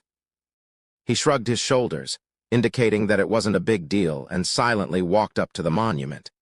Eiko kept shooting him sidelong glances, but his attention was completely occupied by the memorial in front of him. It seemed he had no intention of talking either. Eiko found the silence unbearable and spoke more to dispel the gloomy atmosphere than anything. Are those flowers? For Hiyama-kun and Kondu-kun? Hell no, they're for Meld. Hajime raised an eyebrow at Eiko. You seriously thought that? Why Meld-san? Well, it's not like we knew each other that well or anything, but I respected that guy. He was the country's knight commander. He could have had anything, but he still worked so hard for us. And even though he messed up a bunch of times, he always kept on trying to improve himself. He deserves at least this one flower for all of that. Nagumo-kun? Yes, I suppose he does. Eiko watched Hajime with a gentle look in her eyes. She was glad there was still so much humanity left in Hajime. He might kill his enemies without any mercy, but he also mourned for those he cared about. Enough that he was willing to bring an offering to their graves. In truth, Hajime had just wanted to escape being dragged into the bath by you and the others. He'd been walking down the palace halls and spotted a flower in a vase, and had thought bringing Meld an offering would be a good way to kill time. Of course, he didn't mention that to Eiko. Besides, he'd meant what he said. He may have come here on a whim, but he truly believed Meld was someone who deserved to be remembered. Hajime put thoughts of Meld in the back of his mind and focused his attention on Eiko. You're not blaming me. Eiko tilted her head in confusion. About Hiyama's death. This isn't like what happened with Shimizu. Sure, maybe monsters were the direct cause of his death, but I'm the one who killed him. I killed one of your precious students. Kondu too. Even if he was already dead, I was the one that blew apart his body. I figured you'd be mad at me. Eiko's smile vanished, replaced by a brooding frown. Hajime waited patiently, giving Eiko as much time as she needed. The two of them stood there silently for what seemed like hours. Finally, Eiko spoke hesitantly. To be honest, I'm not sure it's that simple. Hiyama-kun murdered Shirasaki-san. That's not something I think can be easily forgiven. Of course, I do think he should have lived so he could repent for his crimes, but I can understand your choice. The same goes for what you did to Kondo-kun. You must have been furious, Nagumo-kun. You cared deeply for Shirasaki-san, and she had been murdered before your eyes. It would be unfair of me to get angry at you just because this wasn't the outcome I hoped for. Besides, I no longer have the right to judge you. Eiko crossed her arms and absently rubbed her elbows, as if trying to warm herself up. Because of what you did to the Holy Church? She nodded silently. Hajime's words and Tio's restoration magic had helped Eiko keep her sanity right after the event. But as time passed, the guilt had started eating away at her again. Hajime noticed that there were dark circles under Eiko's eyes that she'd hidden with makeup. She hadn't been sleeping well the past few days. She probably sees nightmares about that explosion. Silence returned to the small field they were in. Hajime didn't know what to say. Unable to withstand the oppressive silence, Eiko once again spoke up. Nagumo-kun, doesn't it ever bother you? The fact that I've killed people? No, not really. I think the time I spent in the abyss broke those parts of me, so I can't really sympathize. Eiko's looked sadly up at her student. It pained her that Hajime had suffered so much that he'd been forced to throw away parts of his humanity to survive. No one blames me. HM. Eiko's true feelings spilled out. No one blames me for killing them. My students still look at me the same, and the people in the palace even thank me for what I did. It was true. The other students had been too shocked by Hajime's display of brutality to think much of the fact that Eiko had killed a couple of bishops and the Pope. In fact, they respected her for fighting on their behalf. The nobles and ministers, too, all were grateful to Eiko for saving them from Noint's brainwashing. I told David-san and the others what I'd done, but all they said was that they needed some time to think. Even though I was the one who destroyed the foundations of their faith, even they didn't blame me. Eiko bit her lips so hard she drew blood. She wanted someone to condemn her. After all, she was a murderer. Knowledge of that sin was a heavy burden. Only madmen and monsters thought nothing of killing. Most people would be agonized by guilt. It would actually have eased her pain if someone condemned her for her crimes, which was why Eiko had unconsciously looked for someone to denounce her. However, no one did. Hajime was confident that Tio would have been able to obliterate the Holy Church, even without Eiko's help. It might have taken some more time, but she would have done it. So to Hajime, it felt like Eiko was taking on too much responsibility for something that wasn't really her fault. He scratched his cheek awkwardly, looking for the right words to say. I mean, in the end, it was Tio's breath that killed everyone. You just helped her do it, right, Sensei? You don't have to take responsibility for all of their deaths. That doesn't matter at that time. I helped Tio knowing that it might lead to their deaths. That makes me no different from a murderer. Eiko retorted with more vehemence than Hajime expected. Embarrassed by her outburst, she shrunk back into herself. After a moment's silence, Hajime asked her a question. Do you regret helping? No, I was prepared for the consequences. There was no way I could ignore what the Pope and the bishops were trying to do. And I didn't want you to die. Plus, if I'd left them alone, it would have been my students who would have suffered later, so. Pain though her voice was, there wasn't an ounce of regret in it. She'd known Ishtar was trying to help Noint kill Hajime, and she'd also known that the rest of her students would be next. She'd resolved herself to dirtying her own hands if it meant saving them. Even now, she still believed that was the right decision. But that logic didn't help ease the anguish she felt at being a murderer. Feelings weren't rational, after all. Hajime let out an inaudible sigh. I'm the student here, so how come I'm the one who has to give out advice? I just came here to kill time, too. He thought back to what you and Shizuku had said about Eiko being in love with him. Maybe that was why she was confiding to him now. She was starting to see him more as a man and less as a student. Hajime glanced about, trying to think of the right words to say. "Sensei, are you going to continue being my teacher?" "What?" Eiko didn't expect that line of questioning. She remembered Hajime asking her something similar before. Back then she'd replied, "Of course," without hesitation, but now. She hesitated. Was it really all right for someone who'd murdered to guide others? Eiko grit her teeth so hard they almost cracked. She felt incredibly conflicted. Hajime knew she'd have a hard time replying, so he continued, "If you still want to keep being our teacher even after this, could you listen to this one selfish request of mine?" "A selfish request?" Eiko looked up at him in confusion. Her face was pale, and she looked ready to collapse at any minute. "Yeah." Hajime turned away from the monument and looked Eiko in the eyes. There was a warmth to his gaze that sucked Eiko in. She felt a little more reassured. Hajime saw himself reflected in Eiko's eyes and felt the weight of responsibility settle on his shoulders. He made sure to choose his words carefully.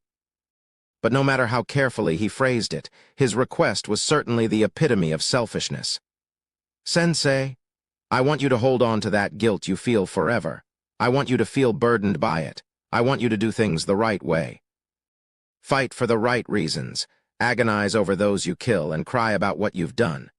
To me, you're the most human person here. You feel all these emotions I've long since lost. You're the role model I look up to as what it means to be truly human. That's why I want you to continue suffering. Because you're the example I'm learning from. I think if I keep watching you, I'll at least be able to act more like a human should when we return to Japan." "Nagumo-kun?" Eiko's eyes opened wide in surprise. Hajime hadn't tried to comfort her or condemn her. No, he'd asked her to continue suffering. Yet it was these words that chased away the dark clouds that hung about her heart. This selfish request had done what no amount of comfort or condemnation could have. Accepting the consequences and necessity of her actions would be the hardest thing Eiko had ever done, especially because of how traumatizing the event had been.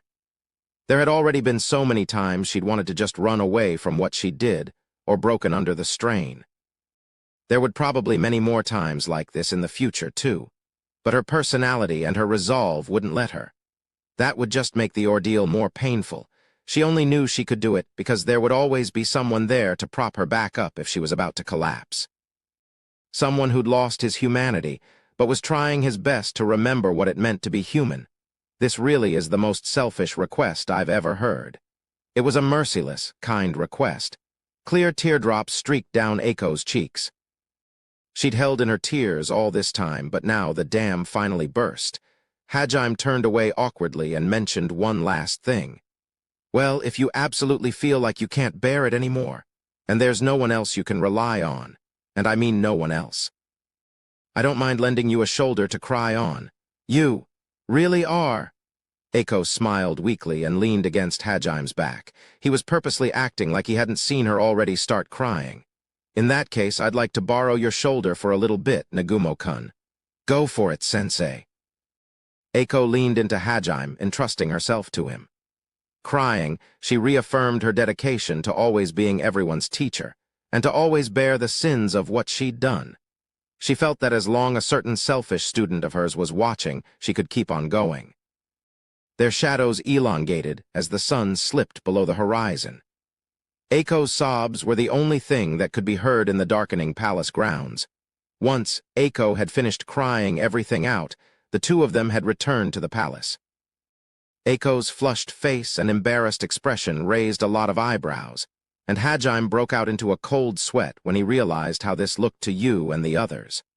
As always, Yu, Shay, Tio, and Kaori had then dragged Hajime into their room. Shay's noisy complaints did bother him a little, but what truly terrified him was Yu's silent glare. In the end, David and the others returned to serve under Eiko again. It appeared their love for her had won over any loyalty they might have felt to the Holy Church. Traveling with Eiko had introduced them to many different ways of thinking, and their perspective on the world was different from when they'd first been assigned as her guards. Plus, they'd started growing suspicious of the Holy Church when Ishtar had refused to let them meet Eiko and ordered them to remain on standby in the capital. Naturally, the knowledge that Ehit cared nothing for them and that the Holy Church had been decimated had still come as a shock. But in the end, they'd come to accept that they couldn't hate Eiko and that she'd made the right decision. It was of course possible that they were just looking for something to cling to, for they had converted and become adherents of the fertility goddess Eiko. Either way, they had sworn to protect her with their lives. Their love for Eiko had sublimated into a kind of cult fanaticism, but it was possible that was what they needed to accept the destruction of the Holy Church. "I can't believe you. Why do you keep doing this?" Hajime-kun. "You really should be more careful about what you say to people."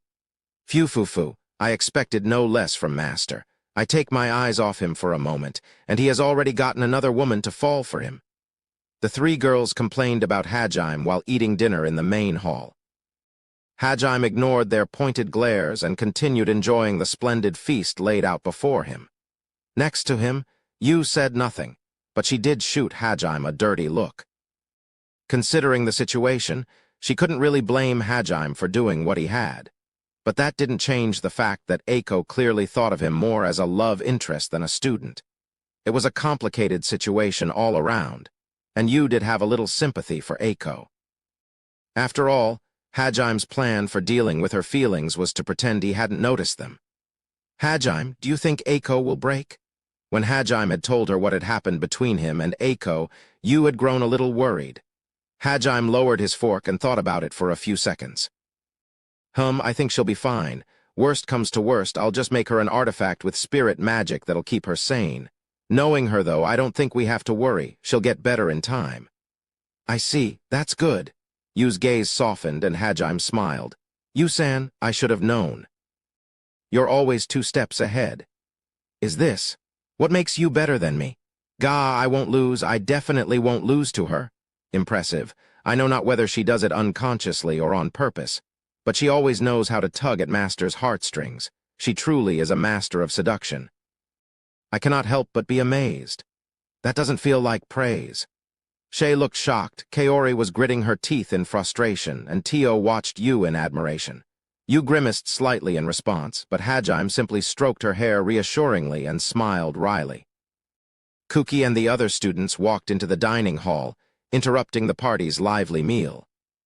Eiko was with them as well, so everyone who'd been summoned from Earth was gathered here. Hajime looked over at them and raised an eyebrow.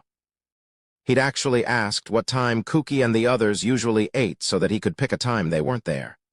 However, it seemed his plan had failed. Well, it's not that big a deal, Hajime thought and returned to his meal. Yu went back to eating as well. The classmates all milled about uncertainly. Some were brimming with curiosity, others weren't sure how to approach Hajime and his friends, while others felt uncomfortable in their presence. They kept on shooting Hajime furtive looks throughout their meal. The students all knew by now that he had absolutely no interest in any of them, and didn't see himself as one of their comrades anymore, which was why they hesitated to speak to him. Eiko was shooting Hajime glances as well, but for a very different reason. Shizuku-chan, come sit with us." "Is it really all right if I sit next to you guys?" "Of course it is." Hajime wasn't sure he'd ever get used to Noint's grim face smiling so openly. Shizuku didn't seem to mind, though, and she took a seat next to Kaori. The other students had found it hard to believe that Kaori had really been reborn in a different body. But that smile was just so her that they had to accept it was really Kaori in there. Even in Noint's body, Kaori's warm smile had the power to make an entire room relax. Compared to the time everyone had thought Hajime had died, Kaori's temporary death had been far less of a shock.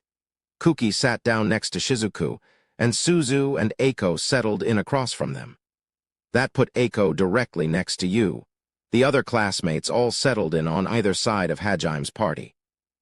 Suzu appeared to be rather nervous in the presence of Yu. When she first sat down, she stammered some odd words. Sorry for interrupting your meal, ma'am." Yu tilted her head, wondering why Suzu had referred to her as ma'am. The moment Kuki and the others were seated, the palace servants brought out food for them. It was the same high-quality fare they had served Hajime. As everyone began eating, Eiko accidentally met Hajime's eyes. She blushed betrayed and turned away. After a few more furtive glances, Eiko whispered, Nagumo-kun, if possible, could you not tell anyone? You felt a little miffed that the two of them were talking with her sitting right in between them, but she held it in. She knew how embarrassing it must have been for Eiko to cry in front of Hajime, and she could understand wanting to make sure he didn't say anything to anyone else. Hajime mentally thanked Yu for not saying anything and turned his gaze to Eiko. When their eyes met again, Eiko blushed to the tips of her ears. Shizuku and the others knew it was already too late to do anything about Eiko's infatuation, but that didn't stop them from glaring at Hajime. Fortunately, the other students couldn't see Eiko from their angle, so most of them didn't even notice. Only Kuki and the other frontliners sitting nearby saw, but they didn't immediately understand the reason for Eiko's blushing. Atsushi and the other male members of Ai-chan's guard squad all glared resentfully at Hajime. That bastard, he's totally gotten her to fall for him now, they muttered under their breath. Yuka, Nana, and Tiko tried to look uninterested, but it was obvious they were trying to sneak glances at Eiko and Hajime. What are you talking about, sensei? Did something happen? Huh, Hajime put on a perfect act. For a second, Eiko was confused, but then she realized he was playing dumb on purpose and smiled knowingly. No, of course not, she replied. Though it was a little vexing that Hajime was always looking out for her, Eiko felt a little happy about it too. She smiled faintly. The more they watched, the angrier all of the girls got at Hajime. Only Yu was still on his side. She patted his shoulder affectionately and started feeding him food. Such was the power of the main heroine. She was on a completely different level from the others. I really do have the best girlfriend in the world. Hajime fell for Yu all over again. As he was mentally thanking Yu, Shay tugged on his sleeve from the other side. Hajime-san, say ah. Shay was tired of all these new rivals popping up, and was determined to remind them that she was vying for his affections too. Blushing slightly, she brought her fork to Hajime's mouth. She made sure her bunny ears brushed against him as she did so. Shay was just as crafty as the others. Hajime was used to this at this point, and he let her feed him without a fight. Shay's ears and tail twitched happily as she watched Hajime eat her food. Naturally, Tio and Kaori weren't going to let this go without a fight. The two of them thrust out their forks as well, intent on feeding Hajime themselves. Hajime-kun, have some of mine too, say ah. Master, I implore you to try some of my food. Please open wide. Just this once, you two. There was only so much of the same food he could eat before he got tired of it. To be fair, he ate some of Kaori and Tio's food, then put a stop to the feeding. Both Kaori and Tio melted when they saw him eating it. This is starting to get really awkward. Shizuku muttered, her expression stiff. Suzu, Kuki, and Ryutaru all grimaced awkwardly. For a moment, Eiko considered trying to feed Hajime as well, but then snapped back to reality and mentally berated herself for even considering such a thing. The others ignored her one-woman comedy act. Fortunately, the other girls all started squealing to each other, dispelling the awkward atmosphere. They'd been afraid of Hajime before, but now they were gossiping about his love life. On the day Hajime had fallen into the abyss, no one would have even imagined that he would have returned with a harem of girls. It stood to reason that all of the girls in the class were burning with curiosity regarding his relationships. Even the guys had stopped being so timid around Hajime. Though that was mostly because they were burning with jealous rage instead. Every single one of the girls in Hajime's harem was a beauty without peer. Shay especially drew a lot of attention. Otaku or not, most guys found bunny girls irresistible. The way her bunny ears twitched when she smiled at Hajime had everyone smitten. But no matter how jealous they were, no matter how badly they wanted to ask Hajime the secret to getting tortoise girls to fall for him, none of the guys had the courage to speak to him. They felt bad for making fun of him before, back when they'd all thought he was incompetent. Furthermore, the innate pressure Hajime exuded made it hard to go up to him. Only those who had spent some time with Hajime were able to converse normally with him. And those that could, like Nagayama and Yuka, were eager to ask him questions. But before they could engage him, Hajime turned his attention to Kaori, who was blushing while looking at her fork.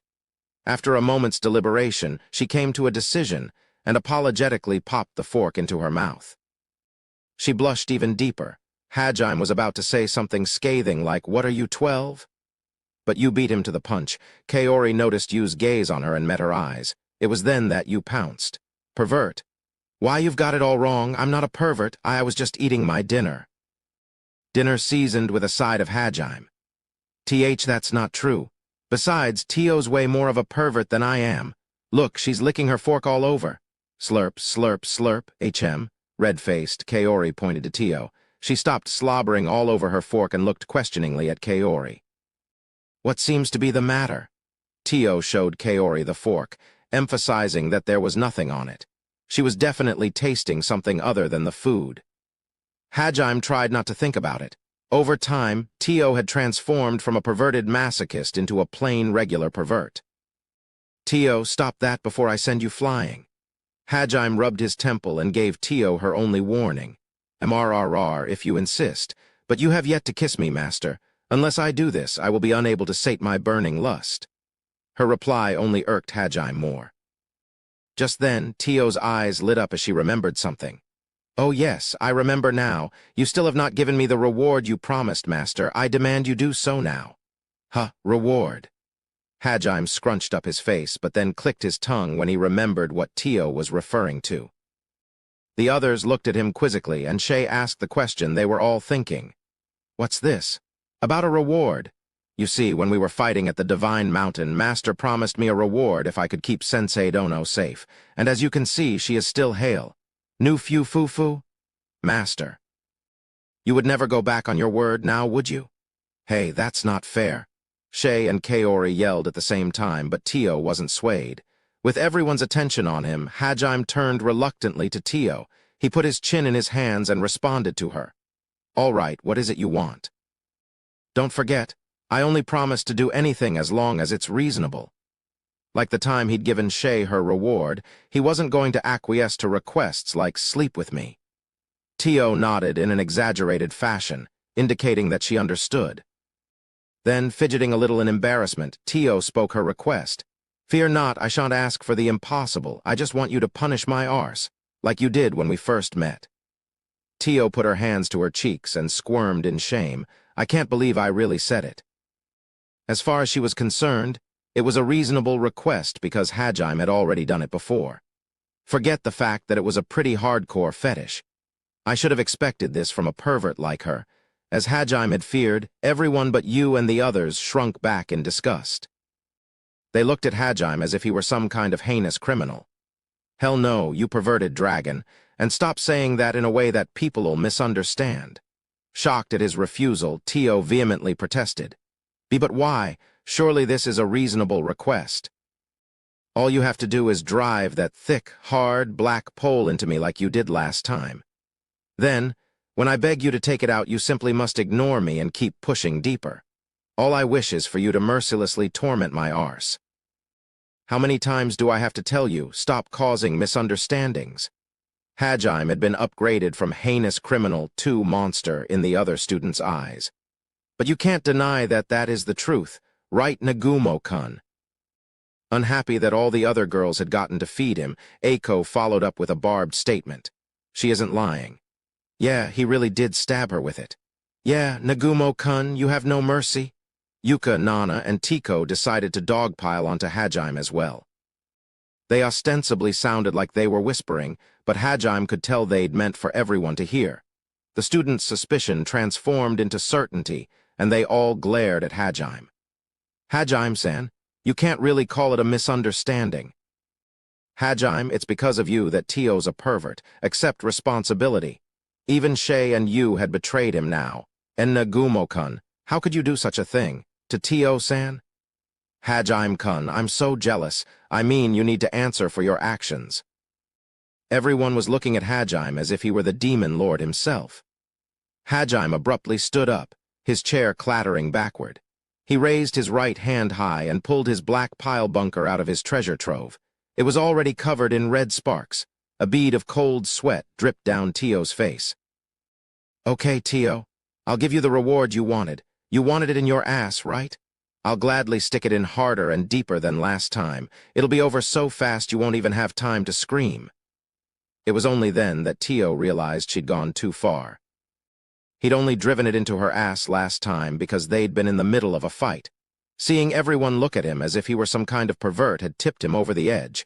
Perhaps the most maddening thing was that he couldn't actually say Tio was wrong. W8 Master. I know this is what you used last time, but that doesn't necessarily mean I want you to use it every time. If you put that inside me, I'll truly die. I'll apologize for being so impertinent, so please put that dangerous weapon away. No need to be shy, Tio. Didn't you say you wanted this? Going to your room would take too much time, so let's just do it here. Oh no, Master serious? You, Shay, Kaori, help me. Stop him. Sobbing, Tio turned to you and the others for help. Even she wasn't so much of a masochist that she wanted to die, or perhaps she was.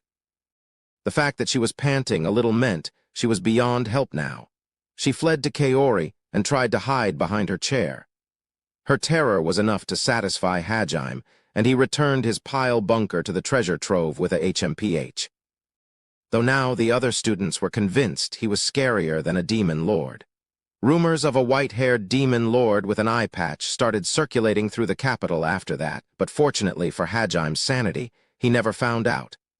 All right, what do you really want? I don't mind giving you a reward as long as it's nothing perverted. Sighing, Hajime flopped back into his chair.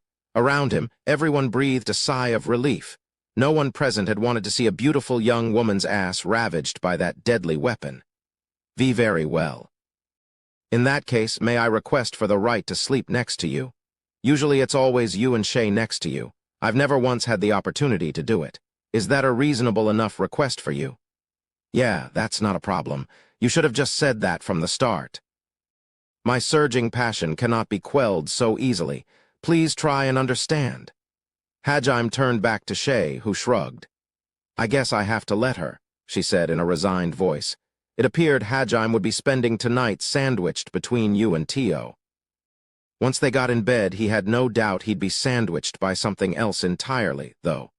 The girls began gossiping with each other again, while the guys muttered angrily to themselves. After that, Hajime was treated to a lecture from Eiko about how indecent it was to sleep with multiple women. Though she sounded respectable, her issue wasn't so much that Hajime was sleeping around than it was simple jealousy. Shay interrupted midway to point out that after the things he'd done with you, something as innocent as sleeping was hardly a problem. That led to you smiling seductively and flirting openly with him, which in turn led to the students getting even noisier, and a number of the male students got very uncomfortable boners. Needless to say, it was quite a chaotic dinner. Hajime watched the ruckus while thinking back on the events of the day. He'd brought Kaori back from the Divine Mountain and showed everyone her new body, watched as a gold-ranked adventurer was robbed of his family jewels, and spent an afternoon running from crazed synergists, which had resulted in Liliana having to personally come to put an end to the chaos in the city. He had then beaten down the Crown Prince and watched his first love wither away. And after all that, he'd run into Eiko while looking for a way to kill time and ended up consoling her. Finally, at dinner he'd struck terror into the hearts of his former classmates, all that in a single day. It seemed that trouble and mayhem were fated to follow him wherever he went. Tomorrow he would leave for the Empire together with Liliana. He had no intention of actually stepping foot in the Empire's capital, but he'd learned now to never say or think, never. I wonder what'll be waiting for us in the East. Hajime smiled his usual fearless smile, ready for anything the world might throw at him. Epilogue: a thick fog hung over the Haltina woods. This vast sea of trees was the least explored part of Tortoise, and was considered one of the 7 great labyrinths. The mist that covered the forest made it impossible to see more than a few meters in any direction. The forest itself couldn't be navigated, either through magical means or mundane. It was common knowledge that fending off the dangerous monsters that lurked within the forest with half of their senses blocked was nigh impossible. Beastmen, the only species unaffected by the forest's misleading mist, prowled the forest's depths, killing any humans lucky enough to survive the monsters. It was for this reason that people referred to it as the Forest of the Forgotten. Neither humans nor demons had any hope of returning once they stepped into its uninviting depths. It was precisely because of these harsh conditions that the beastmen had made the Haltina woods their home. The sea of trees acted as a natural barrier against the outside world. Within the forest center was Verbergen, the greatest of the beastmen cities. Inside its walls, all of the beastmen races lived together, and the city boasted the forest's greatest military. Outside the forest's protection, beastmen were weak. Unlike humans and demons, they couldn't use magic and were often hunted for sport or to be turned into slaves. But here, in their stronghold, they were undefeatable. Or at least they had been, until this fateful day. Charred trees littered the floor. A section of the forest had been completely burned away. Beyond the hellscape lay a transformed Verbergen. Wails of lamentation and furious roars filled the streets. The normally tranquil forest was ablaze. Smoke, ash, and blood filled the streets of the beastmen capital. Bootprints and animal tracks covered the forest floor, and many of the city's houses had been burnt to a crisp. Verbergen's assailants were no longer here, nor were most of Verbergen's citizens. They hadn't been killed, though. They'd been kidnapped. HMPH. They sure got beat bad. They fought to the death, and they still couldn't stop these guys. A shadow observed the decimated town from atop the ruins of the main gate. Their rabbit ears flapped in the wind, and a wisp of smoke blew past them. Though people often thought of rabbit men as adorable, harmless creatures, the one currently surveying the wreckage had an unbelievably grizzled look to him. Cam Haulia, for it was indeed him, seemed more like a hardened war veteran than a cute rabbitman. He was the chief of the Haulia clan and Shay's father. One after another, more shadows alighted around him. Below, a number of rabbitmen gathered before the main gate. They were all members of the Haulia clan. Cam's entire clan had come, and they all looked like veteran fighters. Anyone who'd seen them would have wondered what happened to the stereotype that all rabbitmen were gentle, weak, peace-loving creatures. These rabbitmen had killers' eyes. Even though Verbergen had been destroyed, they were all smiling fearlessly. "Sir, I've finished gathering intelligence from the outlying villages. Let's hear your report." Cam folded his arms and observed the newcomer.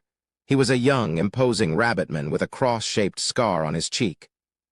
According to the rabbitmen, many of the non-Haulia rabbitmen living in Verbergen and the surrounding villages had been taken away by this new enemy. "Did you suffer any losses?" "Of course not. No Haulia would be so foolish as to get caught. A few of my men are injured, but all are still in fighting shape." "Good. Organize a pursuit team to tail the enemy. I'll be taking command of the operation. Have everyone else fortify our defenses and prepare for the next attack." "Roger." The youth saluted crisply and vanished as suddenly as he'd appeared. Cam had his men step a few paces back and took in Verbergen's destruction. "Those damned murderers?" he spat, a murderous gleam in his eyes. After a moment's silence, Cam quietly called out orders. "The scum who invaded our homeland are still out there somewhere." The other rabbitmen licked their lips in anticipation. "They've kidnapped our brethren and plan to work them like slaves." A passing bearman spotted the group of bloodthirsty rabbitmen. He screamed and quickly fled in the other direction. Supposedly, bearmen were the strongest among the beastmen, but one had just fled from a group of rabbitmen. He looked like a little girl who'd seen a bear in the forest. Cam ignored him and asked quietly, "Will we let this stand?" "Never. Never." Never. The rabbitmen's roars shook the trees. The people in the city trying to organize rescue efforts shivered. "Are we going to cry ourselves to sleep like we used to in the past?" "Never. Never. Never. That's right. We will never let this stand. We're not the same weak rabbitmen who ran whenever things got dangerous. And we never will be again. In the name of our esteemed boss, we will drive these invaders from our homeland." Cam spoke with a fiery passion. He made a fist and pumped it into the air. "Let's show these bastards how sharp the weakest race's fangs are. We'll teach them a lesson they'll never forget. We're going to strike fear into the hearts of these worms. Cut their heads off, rip out their entrails, gouge their hearts out, kill them all." There was a soft, rustling noise. as a wolf-like monster fled to the safety of its den. It had been planning on making a meal of some of the beastmen left in Verbergen, but after seeing how terrifying the rabbitmen army was, it had run with its tail tucked between its legs. The rabbitmen's bloodlust was so great that it was palpable. Cam smiled in satisfaction as he looked over the frenzied members of his clan. He sucked in a deep breath and looked his people in the eyes. Let's make those imperial motherfuckers regret ever stepping foot into Haltina. Cam slammed his fist into his palm as if bringing down the hammer of holy retribution. In response, the others screamed. Yaha, The entire forest trembled. In the distance, alarm bells and cries of enemy raid, could be heard. The people remaining at Verbergen had mistaken the bloodlust rolling off the rabbitmen for an actual attack. All things considered, it was understandable. Confusion and chaos spread through the ravaged city. The rabbitmen ignored it all and continued shouting their war cries. A certain monster of the abyss had trained them well. Their anger was so great it could be felt even hundreds of miles away. Ha! Whoa, Shay, what's wrong? Back in Heilig Palace, Shay's rabbit ears stood on end and she jumped to her feet. Hajime yelled out in surprise, and Yu, Tio, and Kaori all turned to see what the commotion was. Ah, sorry, don't worry about it. I just thought my dad was doing his gangster yells again. The heck's that supposed to mean? Anyway, you sure you're not just overexcited since you'll get to see your family again soon?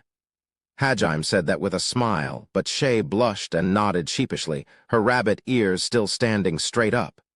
Maybe. I hope everyone's doing all right. And I hope they haven't gotten themselves mixed up in anything dangerous. Who knows, I know it's partly my fault, but those guys are tough and really belligerent now. Gah, now you've gotten me all worried. Please be all right, guys. Her ears started flopping back and forth.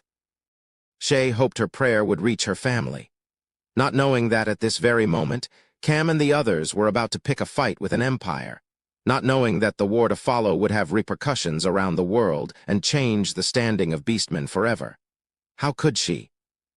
No one could have predicted what would soon come to pass. Extra chapter, The Secret Society, Soul Sisters. This is a record of our beloved One-sama, Shizuku Yigashi's daily activities. I understand how insolent it is for someone like me, a lowly royal guard attached to the princess, to even write about our beloved One-sama. But I wish to leave behind an accurate record so that historians 100 or 1,000 years later do not misconstrue the kind of person she was. First, I suppose I must address the question of who One-sama is.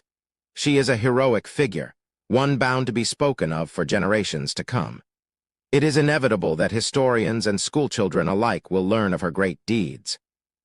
And it is for this reason that I must leave behind a detailed record of her true nature.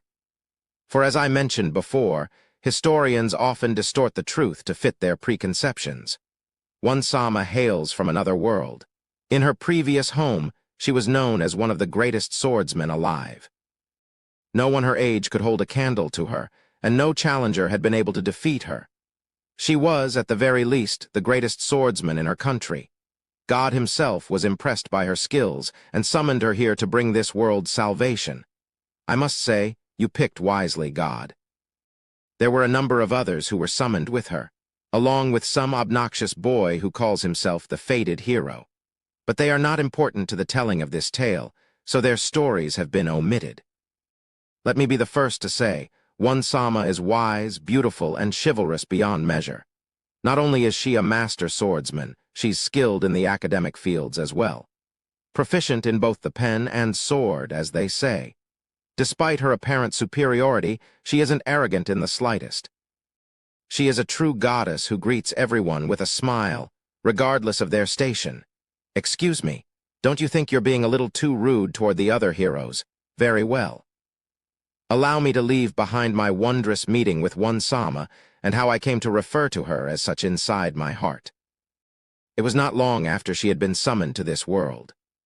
One-sama, along with the other heroes, they were technically summoned by him, so I suppose I must refer to them with reverence, were training outside the city walls. The female knights had been put in charge of training the female heroes. However, there were not enough to go around, and I had been temporarily pulled from the Royal Guard to assist in the hero's training. I must say, you picked wisely, Captain Meld. As the heroes hadn't had to fight in their old world, they had trouble even with captured, weakened monsters. Occasionally, a few of them would even take so long that they were attacked. Naturally, it was my job to dispose of them if they became a threat to the heroes. However, one time when I was killing a monster that had gotten too close to a hero, she panicked and fired off a spell. I was able to avoid it in time, but just barely. As a result, I twisted my ankle. I was embarrassed I had let myself get injured, and I did not wish to worry the heroes, so I pretended nothing was wrong. Around the time training was over, my ankle was smarting quite fiercely. I slipped away from the others and headed toward the infirmary. However, I was unable to walk properly at this point, and the going was rough. Just as I was beginning to wish a horrific curse that made them sweat profusely from their armpits on the hero who had caused my injury, I felt my body suddenly grow light, wondering what happened. Brimming with curiosity? Very well, let me tell you. One Sama had appeared and was carrying me princess-style to the infirmary. You hurt your leg back there, didn't you? I'm sorry I didn't notice sooner. Those gentle words enveloped my trembling body, leaving me in a daze. Before I knew it, she had carried me all the way to the infirmary. I understand it might be difficult for you, but you don't have to be that formal with us. After all, we're the most inexperienced ones here. So please guide us, Sensei. One Sama had said that with a dazzling smile. Though I was just a lowly knight, she had thought about my position and gave me the most comforting words she could. I could feel my heart beat faster, and I suddenly grew embarrassed. I told One Sama I could walk now and asked her to let me down. Not only had I caused our divine One Sama trouble, I was still wearing my armor. I must have been so heavy. If One Sama had actually said as much to me, I would have hung myself then and there, and yet, all One Sama gave were comforting words. I can't do that. It's my fault you ended up like this, so at least let me carry you. Besides, even in your armor, you're as light as a feather. One Sama gave me a playful smile and lifted me up and down to prove how light I was. It was then that I wrapped my arms around her. She chuckled and hugged me back. It was at this point that I was smitten with her, One Sama. When I called her that, One Sama had smiled gently at me. It seemed to me that her smile was a little forced, but I suspect that was just my imagination. I'm younger than you know that, right? Her voice seemed a little strained, but I ignored that. After all, I wanted so badly to be her younger sister. If not in truth, then at least in spirit. I could be her soul sister at least. It was in that moment that my entire world went pink. I respect and adore my wonderful One Sama, but if I had to mention one thing that bothered me about her, it would be that she's made everyone else also want to be her soul sister. In fact, there was a silent but bloody conflict to decide who would be One Sama's true soul sister. In the end, it was decided that we would form the secret society, Soul Sisters, and keep watch over One Sama from the shadows. Our organization's present objective is to somehow snatch the position of One Sama's personal maid away from Nia. There is no doubt in my mind that that vulgar girl thinks herself One Sama's closest confidant. How presumptuous of her. Though I must admit, I am jealous. By the way, One Sama has a single best friend. Her name is Kaori Shirasaki. Us soul sisters have fallen in love with Kaori-sama. She treats everyone with kindness, no matter who they are. For some reason, Kaori-sama is infatuated with a fellow hero, if he can even be called that, lol, Hajime Nagumo. She tries to woo him every chance she gets. Naturally, this means One Sama inevitably comes into contact with Hajime-sama quite often as well. How much of One Sama's precious time will he take up before he's satisfied? It appears she seems to be more interested in him than she is in any other man, too. I cannot for the life of me understand it. All he can do is make things out of rocks. Of more important note is the self-styled hero, Kuki Aminagawa. He is quite close to One Sama, and everyone agrees that they would make for a good couple. For his impertinence, I cursed him with dark magic to always sneeze at the most inopportune moments. Captain Cusely discovered that I had done so and punished me with a beating. How did she find out? This is heartbreaking. One Sama has gone to train in the great Orcus labyrinth. She is no longer here. All of us soul sisters have been reduced to walking corpses. Great news.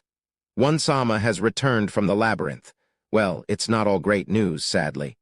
Hajime Sama has perished in the labyrinth. Kaori Sama suffered such a shock that she is still unconscious even now. One Sama refuses to leave Kaori Sama's side. Though she is maintaining her composure, it hurts to look at her when she's like this. She is worried about Kaori Sama, of course, but it seems Hajime Sama's death is weighing heavily on her mind as well. One Sama has recovered a little now that Kaori Sama regained consciousness. However, I've come to realize that I have misjudged One Sama. I had believed she was an unshakable rock, someone that couldn't be hurt no matter what happened. A true angel sent to us by God. However, that isn't the case. In truth, One Sama is a girl like anyone else. She gets hurt, she cries, and she mourns like any other person. It's because I've been watching her all this time that I know. Though she's putting up a strong front for Kaori Sama, One Sama is hurting just as much as she is.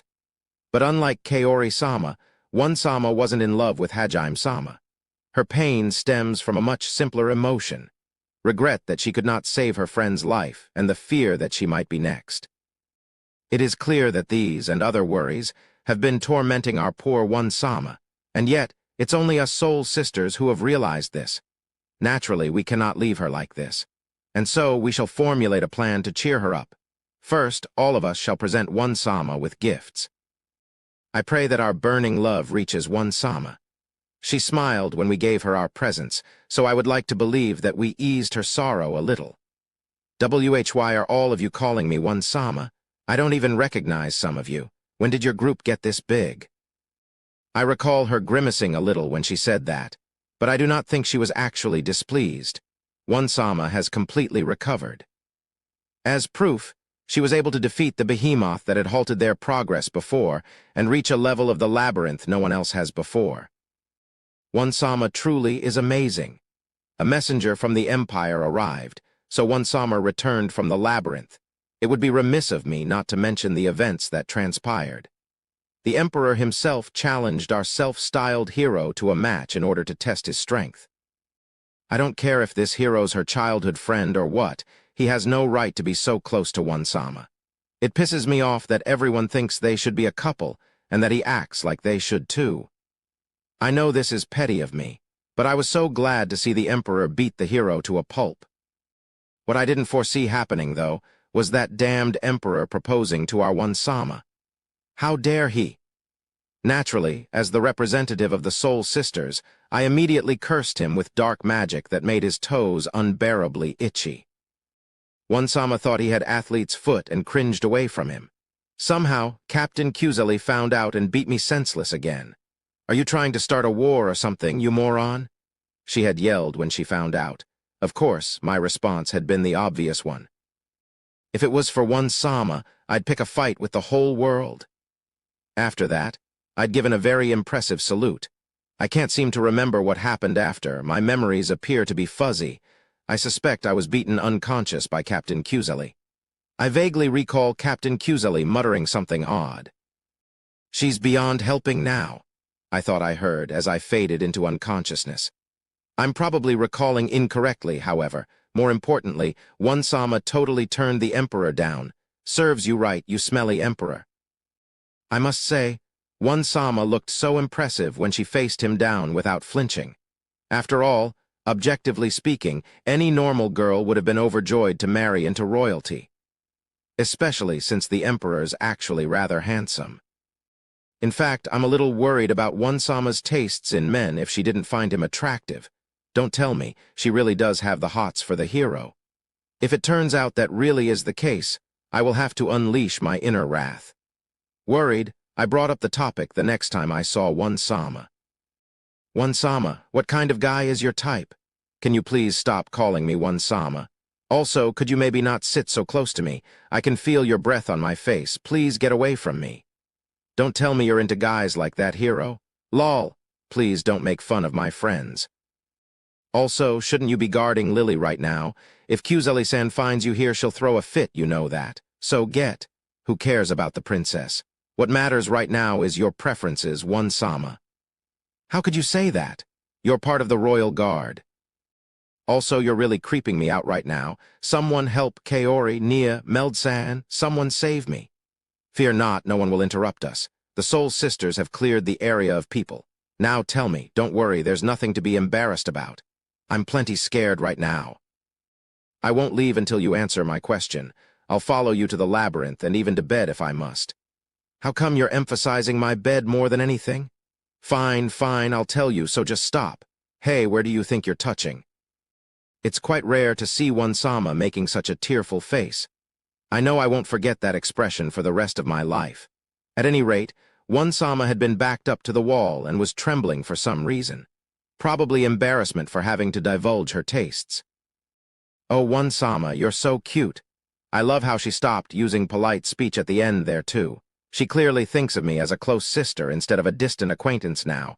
For some reason, one Sama gave my questions serious thought. She was trembling the whole time, too. Hum. I guess I'd like someone who could protect me. So that's one Sama's tastes.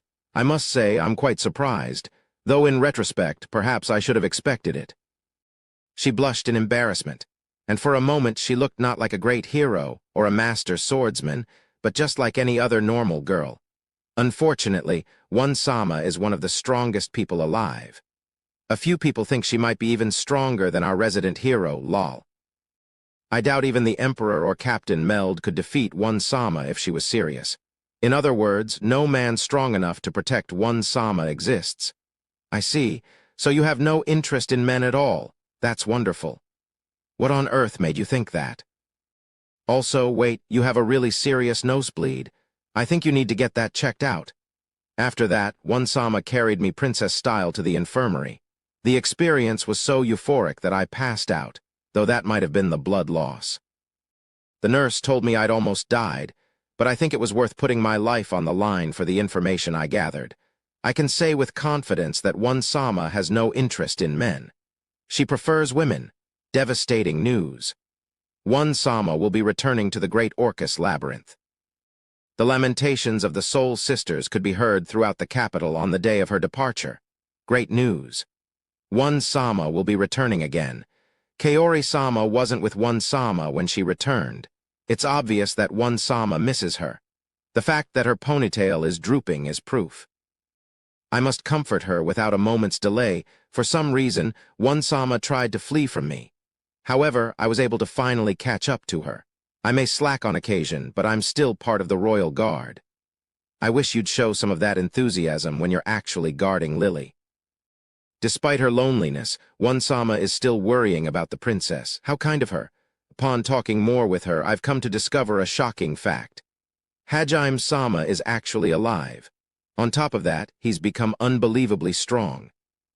I can't imagine that bootlicking boy is actually that powerful now. Apparently, he defeated a bunch of monsters and a demon that not even one Sama could stand up to. On top of that, he saved her from certain death. Good going, Hajime Sama.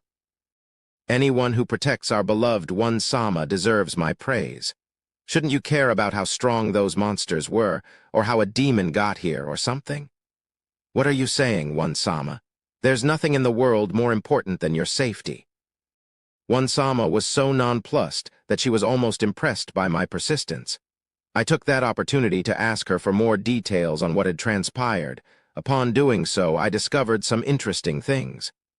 I was really surprised back then. Can you believe it? He drilled straight through the labyrinth ceiling to get to us. I think he called his weapon a pile bunker.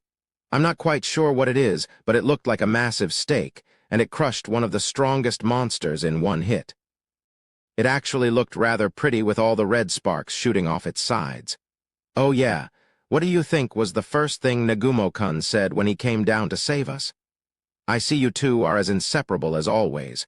Couldn't he have said something more fitting?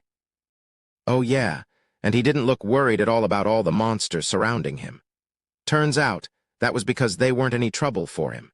It was ridiculous. He pulled out railguns and all these other crazy weapons you only see in sci-fi stories that he'd all made himself and... One Sama talked non-stop about Hajime Sama. Even though I have a photographic memory when it comes to things involving one Sama, I wasn't able to remember the entire conversation. I do remember that her eyes were sparkling as she spoke, though. She must have been very excited. I'd never seen one Sama like this before. It was as if she'd met the hero of her dreams and, allow me to digress for a moment. The whole time one Sama was talking, there was this strange black sword sitting on her lap. I'd never seen that weapon before. Since she would have gone on forever if I hadn't stopped her, I interrupted her story and asked about the sword. Can you believe her response? Oh, this? I got it from Nagumo-kun, actually. He said I'd need a new weapon since my old one broke. I really owe him a lot. Did you know my style of swordsmanship actually works better with curved blades like this? They call these katanas back in my world. I'm extremely grateful he made this for me. Oh, and can you believe it? He said it would cut really well, but that was an understatement. It's like it's enchanted or something with how easily it can slice through anything. On top of that, it's balanced perfectly and it's just the right weight. It feels like the katana was made just for me. It's unbelievable, and the craftsmanship is amazing. You get what I mean. Oh, and Nagumo-kun also said, that settles it. I'm going to kill Hajime-sama. I can't let that bastard live. I swear here that I will end his life no matter what it takes. I mean, can you blame me? One Sama was talking about Hajime-sama non-stop, and she was hugging the sword he'd given her the whole time. I was honestly worried she'd start blushing and cupping her cheeks. It was obvious how happy she was. For my own sanity, I convinced myself that her happiness stemmed from how good the sword was, not the fact that Hajime-sama was the one who'd given it to her. That absolutely, positively, surely must have been the case. Still, Hajime-sama deserves to be cursed for what he's done. It's time to gather, my soul sisters. Our foe this time is stronger than any we've faced. After that, the palace started to grow strange, and I was suddenly called back home. My father is actually an earl, and our estate lies northwest of the capital. Anyway, it seemed my grandfather had passed away. To be honest, I didn't want to leave one Sama's side, but my older brother, who was also an officer in the army, drugged me and carted me back against my will. I can't believe I was so careless. I'll never forgive you for this, brother. I've finally returned to the capital. I can't believe what happened in my absence. The beautiful grassy plain that lay in front of the capital has become a charred wasteland. The city's walls are crumbling and full of holes. Even the training grounds within the palace look like they've seen a fight. Oh, and the king's dead. Captain Meld and a lot of my comrades are dead as well. What in Ehit's name happened here? When we were given a report on what happened, my brother groaned and fainted. At any rate, it turns out one Sama's safe. That's all that matters. It's time to use my one Sama locating magic and jump into her arms. One Sama, one Sama, thank goodness you're safe. Where have you been this whole? Oh yeah, you went back home before the attack happened, didn't you? Or something like that. I'm glad you didn't get mixed up in the fighting.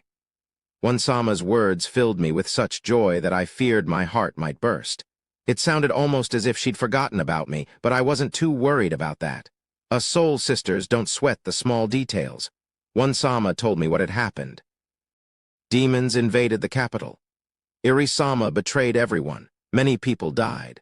Hajime-sama came back. He fell from the sky like before.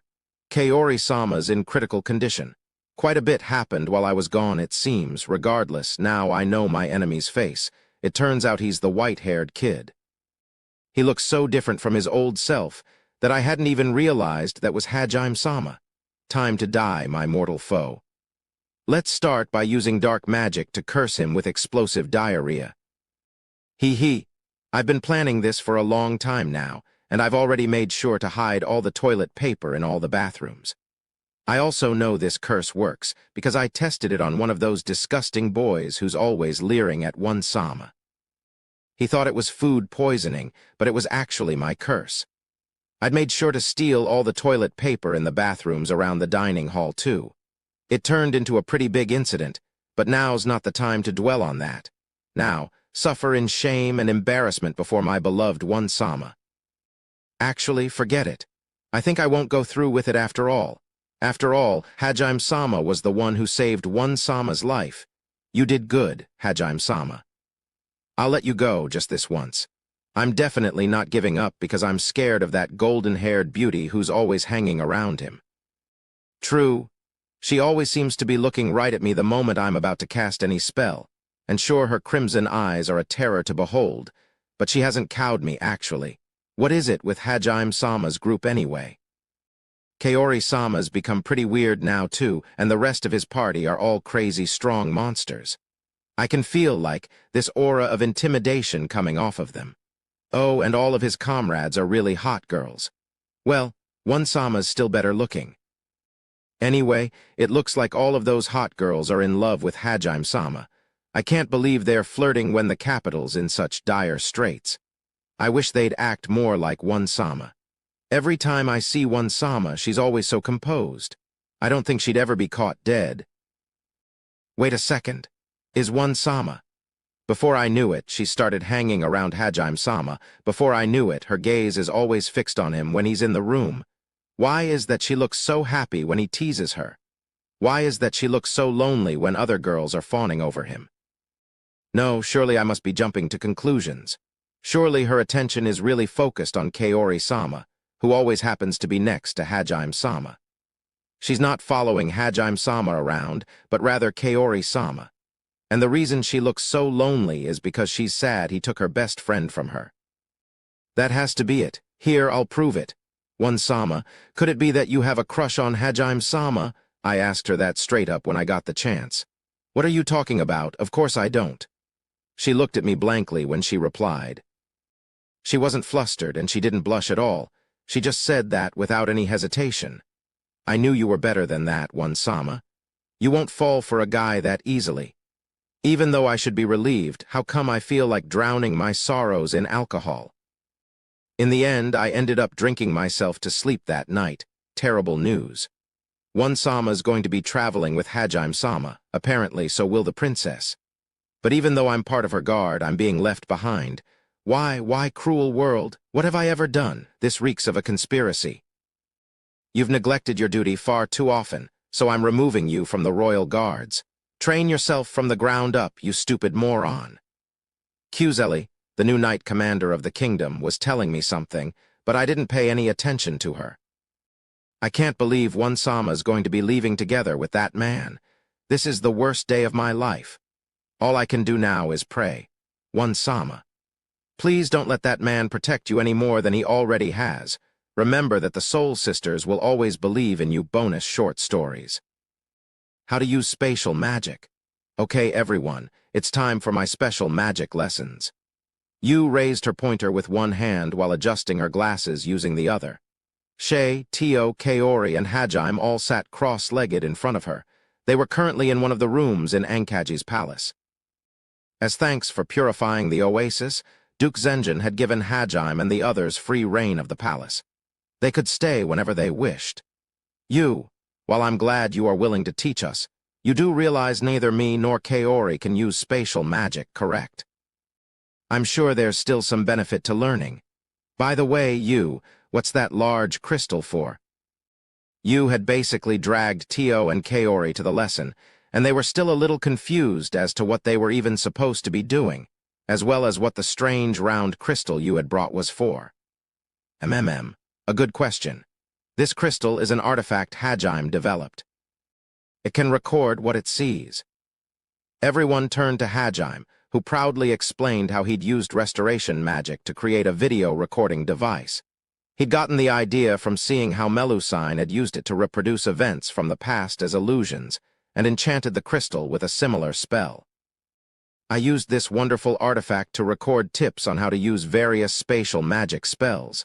It's a very useful item. I love you, Hajime. Please stop throwing in I love you, Hajime, in the middle of conversations like that, Yusan. That doesn't even follow logically. I love you too, you. Glad to have been of service. All right. We know you two flirt every chance you get. Can we just get on with the lesson? Hajime and Yu entwined their hands and looked passionately into each other's eyes. Pouting, Shay voiced her displeasure as her bunny ears flopped back and forth.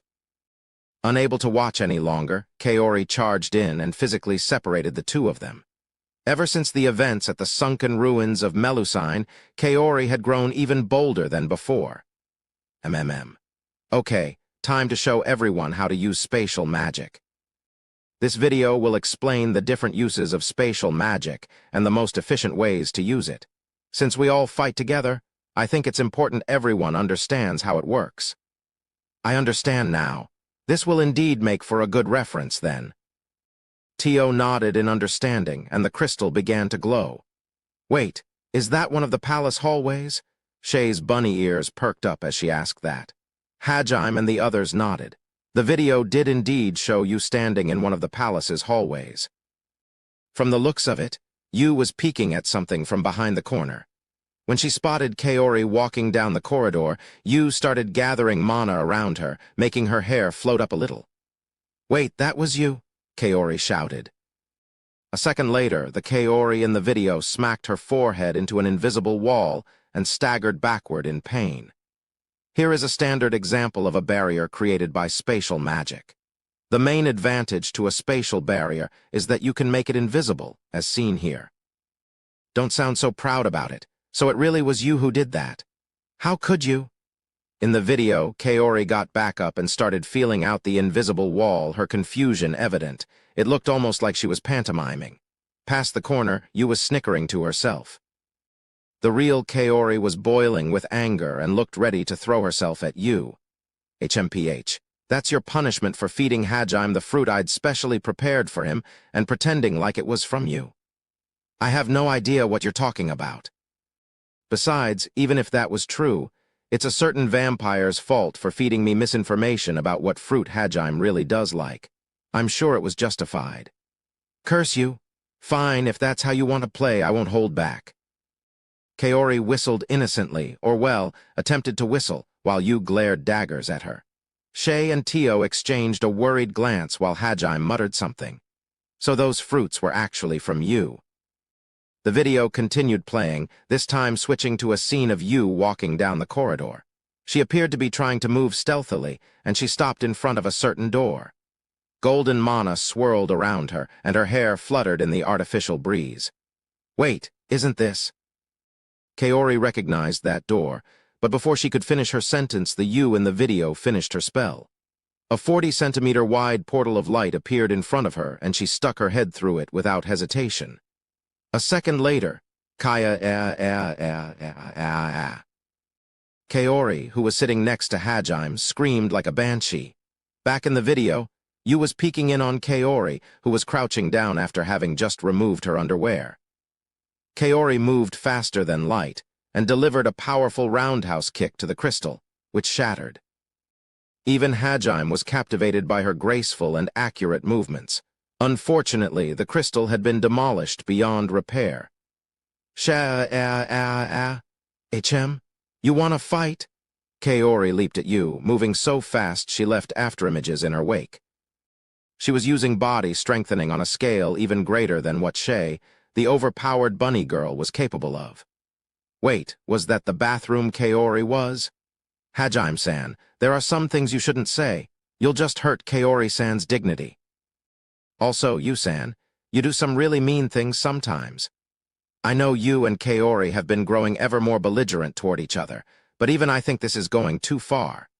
Shay flattened her bunny ears in terror while Tio slowly backed away from Yu. Hajime smiled bitterly as he watched Yu and Kaori's catfight. I imagine you just wanted to get back at her. A few days ago, Kaori tried on Yu's underwear in front of me and said I knew it, the chest area's too tight. Are you sure you didn't accidentally get a kid's bra? With a smile. Shay and Tio gasped. Just how badly do those two hate each other? They thought to themselves.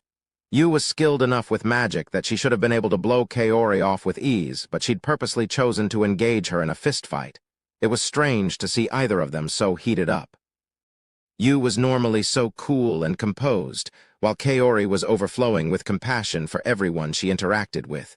Yet right now they were snarling and growling at each other.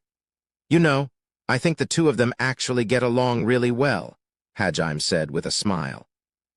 Shay and Tio exchanged glances. It certainly was rare to see either you or Kaori express these kinds of emotions. You might have a point. Indeed. The two of them smiled as well. Yui, today's the day I end you for good, you damn perverted vampire, Kaori I. It's time you learned your place, you sneaky lecher. They certainly did seem like good friends, probably. Hajime hoped anyway. Arifureta Academy 5, sports tournament. A few days before the Academy sports tournament, a certain rumor started to spread. Supposedly, if someone managed to win every event, the chairwoman would grant any one wish of theirs. It appeared a certain magic teacher wanted to be transferred into the health department and made into one student's exclusive nurse. A certain student wanted to get a certain teacher fired. A certain other student wanted a special class made for just her and her crush. A certain chairwoman wished for a certain boy to become her master. A certain student council president wanted leave to quit.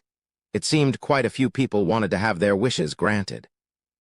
Most of the students had misgivings about the upcoming sports tournament, but the march of time was relentless. Soon enough, the dreaded day had arrived. Sensei, we've got 3 more here, all fractured ribs. Give me a second. I'll get to them as soon as I can. Sensei, Kyudeta Sensei, the referee, has been knocked unconscious. His wounds look serious. He took an iron ball to the testicles and he's foaming at the mouth. He needs urgent care. Take him to the hospital, then. There are carriages waiting outside. The poor nurse, whose position a certain vampire was after, tried to sort through the chaos. The infirmary had reached full capacity, and a number of students had been forced to receive treatment in the hallway. Though all of the members of the health committee were casting healing magic as fast as humanly possible, they weren't able to keep up with the number of incoming patients. The infirmary looked more like a field hospital than a proper facility. The poor school nurse, a young woman who'd just recently married and was being threatened by a fellow teacher to hurry up and go on maternity leave, finally got fed up at the constant stream of injured people flowing in. Sheesh, what the heck is going on out there? She yelled, her hair splaying wildly about her. The poor nurse, who was unfairly hated by a fellow co-worker, was unaware of the madness going on outside. It was turning out to be a very lively sports tournament, just not quite in the way people had hoped, over at the dodgeball field. Take the eyes. Ryutaru threw a ball as hard as he could toward the opposing court. NGH, Shizuku, the student council president, used a volleyball receive to lessen the force of Ryutaru's fastball and just barely managed to catch it. TCH, I knew you'd be the biggest problem, Shizuku. You almost had her, Ryutaru-kun, Kaori said cheerfully. Ryutaru and Kaori were the only 2 people left on their side of the court. Meanwhile, Shizuku's team still had 4 people, including her. The fact that Shizuku could receive even his best throw put Ryutaru in a tight spot. Kaori was sadly useless at both catching and throwing. Though he didn't want to admit it, it appeared the student council team would win the dodgeball match. Sorry, but I really want to live a stress-free school life. I don't know if those rumors are true or not, but I'll crush anyone who gets in the way of me quitting the student council. The other students gave her sympathetic looks. Working on the council really was that grueling. Shizuku passed the ball to an outfielder. Ryutaru wasn't sure if she was trying to catch him off guard with an unexpected tactic, or just trying to finish Kaori off first. Goddamn it, you keep buzzing about like an annoying fly. Shizuku's teammates kept passing to each other at dizzying speeds, confusing Ryutaru's senses. His movements grew rough, and the moment he let his guard down, "Shit! You're mine!" Shizuku's teammate threw the ball straight at Kaori. Because of the constant passes, Ryutaru had been lured away from her and wouldn't be able to get back to her in time. The ball hadn't been thrown with as much force as Ryutaru's fastball, but it wasn't something Kaori could handle. Stew-woo-woo-woo-woo-up? Ryutaru's scream echoed throughout the court. A second later, Ryutaru-kun barrier? You-woo-oh! Time ground to a halt. Ryutaru, who should have been too far away, suddenly flew in front of Kaori and took the ball with his face. Kaori had bound him with her chains and used him as a shield. Devoid of force, the ball slowly slipped to the ground. Kaori easily caught it before it did, and then threw it lightly up into the air. Take this, Ryutaru-kun hammer? Gwa. Kaori swung Ryutaru into the ball, using him as a literal hammer. His eyes rolled back into his head as his forehead connected solidly with the ball. Kaori's super ball hit Atsushi Tamai, one of Shizuku's teammates, right in the stomach. "Gah!" he screamed and flew a good 10 meters backward. He came to a stop outside the court and lay still. "I'm just getting started, you monster." Kaori Shirasaki was the kind of girl who did whatever it took to get what she wanted. "I'll get that vixen fired no matter what it takes. If I have to sacrifice a few of my friends along the way, so be it." In truth, the person Ryutaru had been screaming stop to wasn't the people on Shizuku's team, but Kaori. It was a wonder he'd made it to the finals in one piece. Meanwhile, over at the soccer field, "Shit, anyone, stop her." Kuki screamed desperately as Shay dribbled her way past his team, her bunny ears fluttering in the wind. Seidu, one of Kuki's teammates, did his absolute best to try and snatch the ball away from her. However, Shay's keen sense of hearing alerted her to his movements and to the fact that 2 other people were circling behind her. Even if she dodged the first, the second might still be able to take the ball from her, so she sent the ground flying at them. "Out of my way, Jaya." Shay stomped hard onto the ground in front of her, pulverizing it and sending clods of earth and pebbles flying at Seidu. He screamed in pain and staggered backward while the ball soared over his head. The earth wave hit Nakano and Kondu, who were coming in behind Seidu as well. Both of them screamed, "My eyes, I can't see," as rocks pelted their faces. Our referee, that was an illegal move. Despite Kuki's protests, the referee just looked away. As this was a magical school, using magic was allowed to a limited extent. For example, the goalie could erect barriers to block the ball, and strikers could manipulate the wind to shift a ball's trajectory. So strengthening yourself enough to kick up a chunk of earth was technically within the rules as well. That meant something like Shay accidentally kicking the azantium-filled ball into the previous referee's testicles, despite his continued attempts to warn Shay not to be too rough, were still technically not illegal moves. Shay ran all the way up to the goal and shot the ball so hard she kicked up gravel in her wake. It sailed straight into the net and netted her team their 10th point. Suzu, the goalkeeper, was huddling in a corner of the goal with a barrier around herself to protect her. When Shay made her shot, she didn't even try to block it. In fact, she just tried to make her already tiny body seem even smaller. "Yahoo-woo-woo-woo-woo-oh."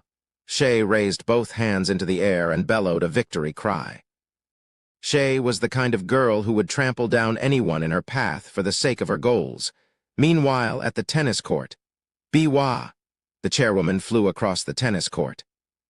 She traced an arc through the air and crashed into the ground a few meters away, a tennis ball stuck firmly in her cheek. She slowly stumbled to her feet, legs twitching. Even for the sturdiest person in school, that had been quite a blow. "Yu-sensei, while I understand magic is allowed, I do not think using gravity magic on the ball is fair." The ball was in. Yu was facing Tio in the final match of the tennis tournament. For the past few minutes, the ball had been bouncing in ways that made it clear it was ignoring gravity, and also inexplicably hitting Tio in her vitals every time. Though Yu looked absolutely stunning in her tennis uniform, no one had the guts to look at her. Nor did anyone have the guts to complain about a teacher and the chairman playing in a tournament that was meant for the students. None of them wanted to be hospitalized after all. Anyone who'd raised a complaint, whether they'd been on the court or just one of the spectators, had been sent to the infirmary by Yu's gravity shot. Very well, if you refuse to adhere to the spirit of the rules, then I see no reason to either. Breath shot? Ultimate technique, gate return. Wait, that really is against the rule, Biwa? The blazing tennis ball vanished through the portal in front of Yu's hand and slammed straight into Tio's back. Tio skidded across the court and came to a stop right before the net. This time, she didn't get back up. The ball's still in. Yu glared coldly at the referee. As far as she was concerned, it was fair play so long as the ball remained in. The referee was too terrified to argue back, and so judged in her favor. Yu was the kind of girl who would stoop to anything if it meant she would get to be the school nurse. Meanwhile, at the table tennis room, the click-clack of a ping-pong ball hitting the table echoed over and over. "You're pretty good, Endawu?" "You think so? Hee. Truth is I actually practice quite a bit." "I see. Click-clack, click-clack. Table tennis sure is fun." "Yeah." Hajime and Endawu conversed normally. Click-clack, click-clack. They continued playing a peaceful, normal game of table tennis. In the end, the sports tournament had to be cancelled because there were too many injuries. The red flower of fate. "Oh, you still have this, Yusan." Hajime and the others were in the middle of packing their belongings, as they'd be leaving Ankaji soon. Yu stopped in the middle of her packing and turned to Shay, who was holding a pair of bunny ears in her hands. Tio and Kaori looked over as well and almost dropped their luggage in shock. "What? Shay, were your rabbit ears detachable? Do they regrow if you take them off?" "Of course not, guys. Quit turning my ears into something weird. These are fake rabbit ears Yusen made a while back." Shay flopped her bunny ears back and forth to emphasize the difference between the real and the fake ones as she handed the bunny ear headband to Kaori. Kaori turned it over in her hands and nodded in understanding. I made those when I got jealous of Hajime staring at Shay's rabbit ears all the time. Well, not like I need them anymore. I've already discovered that cat ears are superior." I refuse to accept that. Yusan, Hajime-san only liked them more that one time because you were wearing them. I'm sure if it came down to just a pair of rabbit ears or a pair of cat ears, rabbit ears would be superior. Yu took out her cat ears and put them on, as if to say, "You wanna go?" Yunayan was ready to battle. Shay made her rabbit ears shoot straight up, as if to say, "You wanna go?" Regular Shay was ready to battle. Tio absently watched the two of them fight over animal ear superiority and mused to herself. "I see. So you were a connoisseur of animal ears, master? Dragon men have tails, but no special pairs of ears." I suppose if I wish to appeal to you, I must throw away pride and don the ears of a cat. Or rather, a dog. For that way you could insult me like the bitch I am? No, wait. Perhaps I should create a pair of pig ears if I truly wish to be belittled. She turned toward Kaori, seeking a second opinion. Kaori didn't hear, as she was too busy examining Yu's fake rabbit ears. Though she seemed fascinated by them, she made no move to put them on. Instead, a wicked grin formed on her face as she continued staring at the ears. That expression scared Tio a little. Worried that Kaori might do something that would ruin the gentle and kind impression Tio had of her, she called out to Kaori. "Kaori, you must return to reality. Your expression is beginning to terrify me." "Huh." Kaori blushed as she realized how she must have looked. Shay and Yu stopped grappling with each other and glared suspiciously at her. "Confess, you closeted pervert. What were you doing to my Hajime in your fantasies?" "I'm not a closet pervert. And I wasn't fantasizing or anything." "Oh. What do you think, Shay-san, Tio-san? She's guilty? All I shall say is that trying to deny it will only make things worse for you in the end." "Ugh." Kaori's shoulders slumped. Yu continued glaring at her, silently urging her to confess, while Kaori tried to look anywhere but at Yu. "I was thinking that the rabbit ears might look good on Hajime-kun." The other girls all sat up straight, as if a jolt of electricity had just run through them. "A rabbit-eared Hajime? He'd be matching with me." "Oh ho!" Yu closed her eyes and imagined what a rabbit-eared Hajime would look like. "Welcome home, Lady Yu. Here, give me your hand."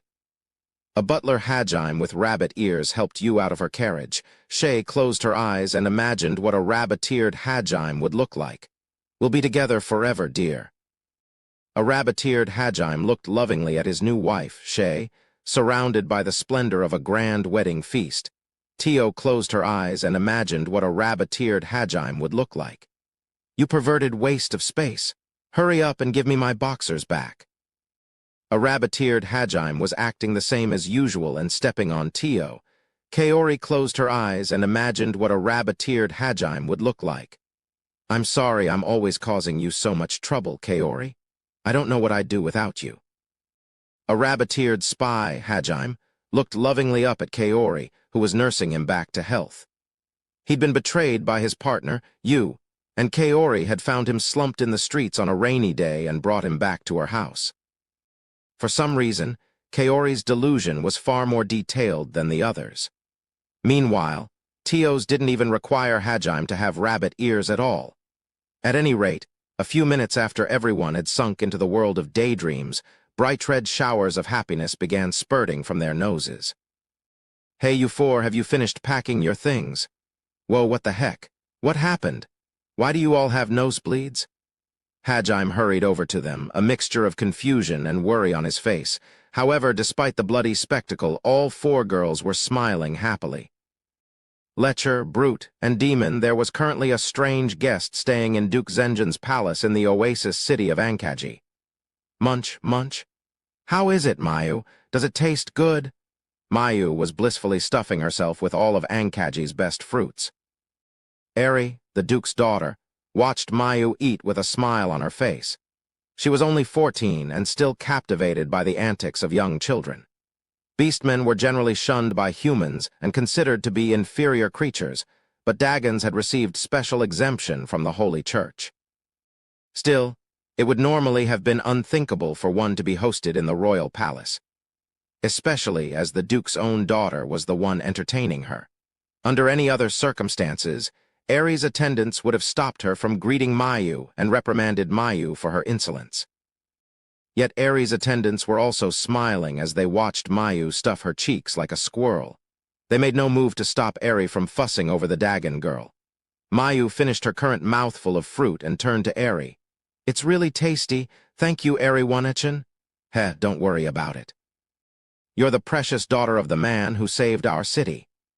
Indeed, the reason Mayu was receiving such favorable treatment was because her surrogate father had done their city a great service.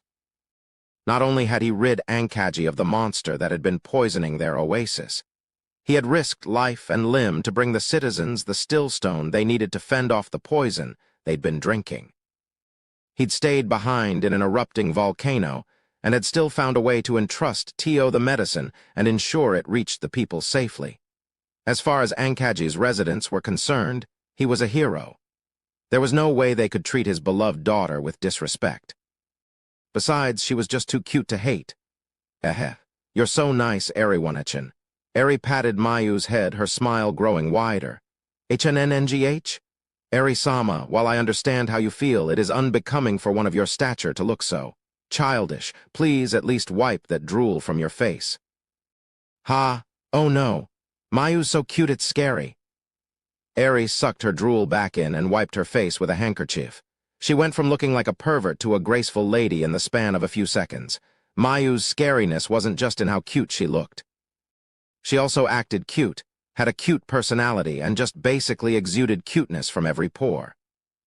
Eri was the youngest child in her family, and she'd always wanted a little sibling, so whenever Mayu called her Eri Wanechan, she basically lost it.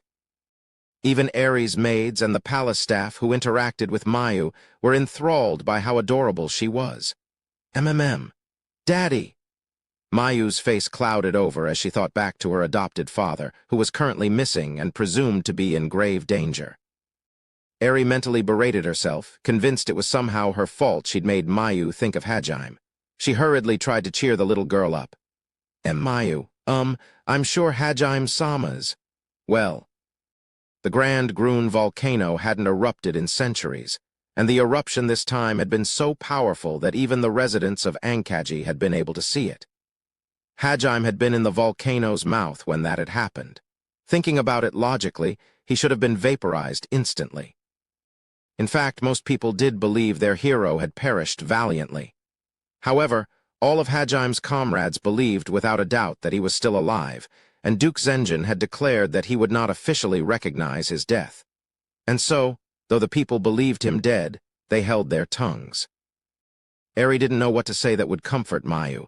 Seeing her at a loss for words, Mayu decided to comfort Eri instead. "It's okay. Everyone says Daddy's the strongest in the world, so I'll see him again. Daddy promised he'd come back, so don't be sad, Eri Wanechan." Mayu. Mayu patted Eri's head with her tiny hand. Eri was moved to tears by the gesture. Even though Mayu was probably the one most hurt over Hajime's disappearance, she was still trying to comfort others. What an unbelievably strong little girl.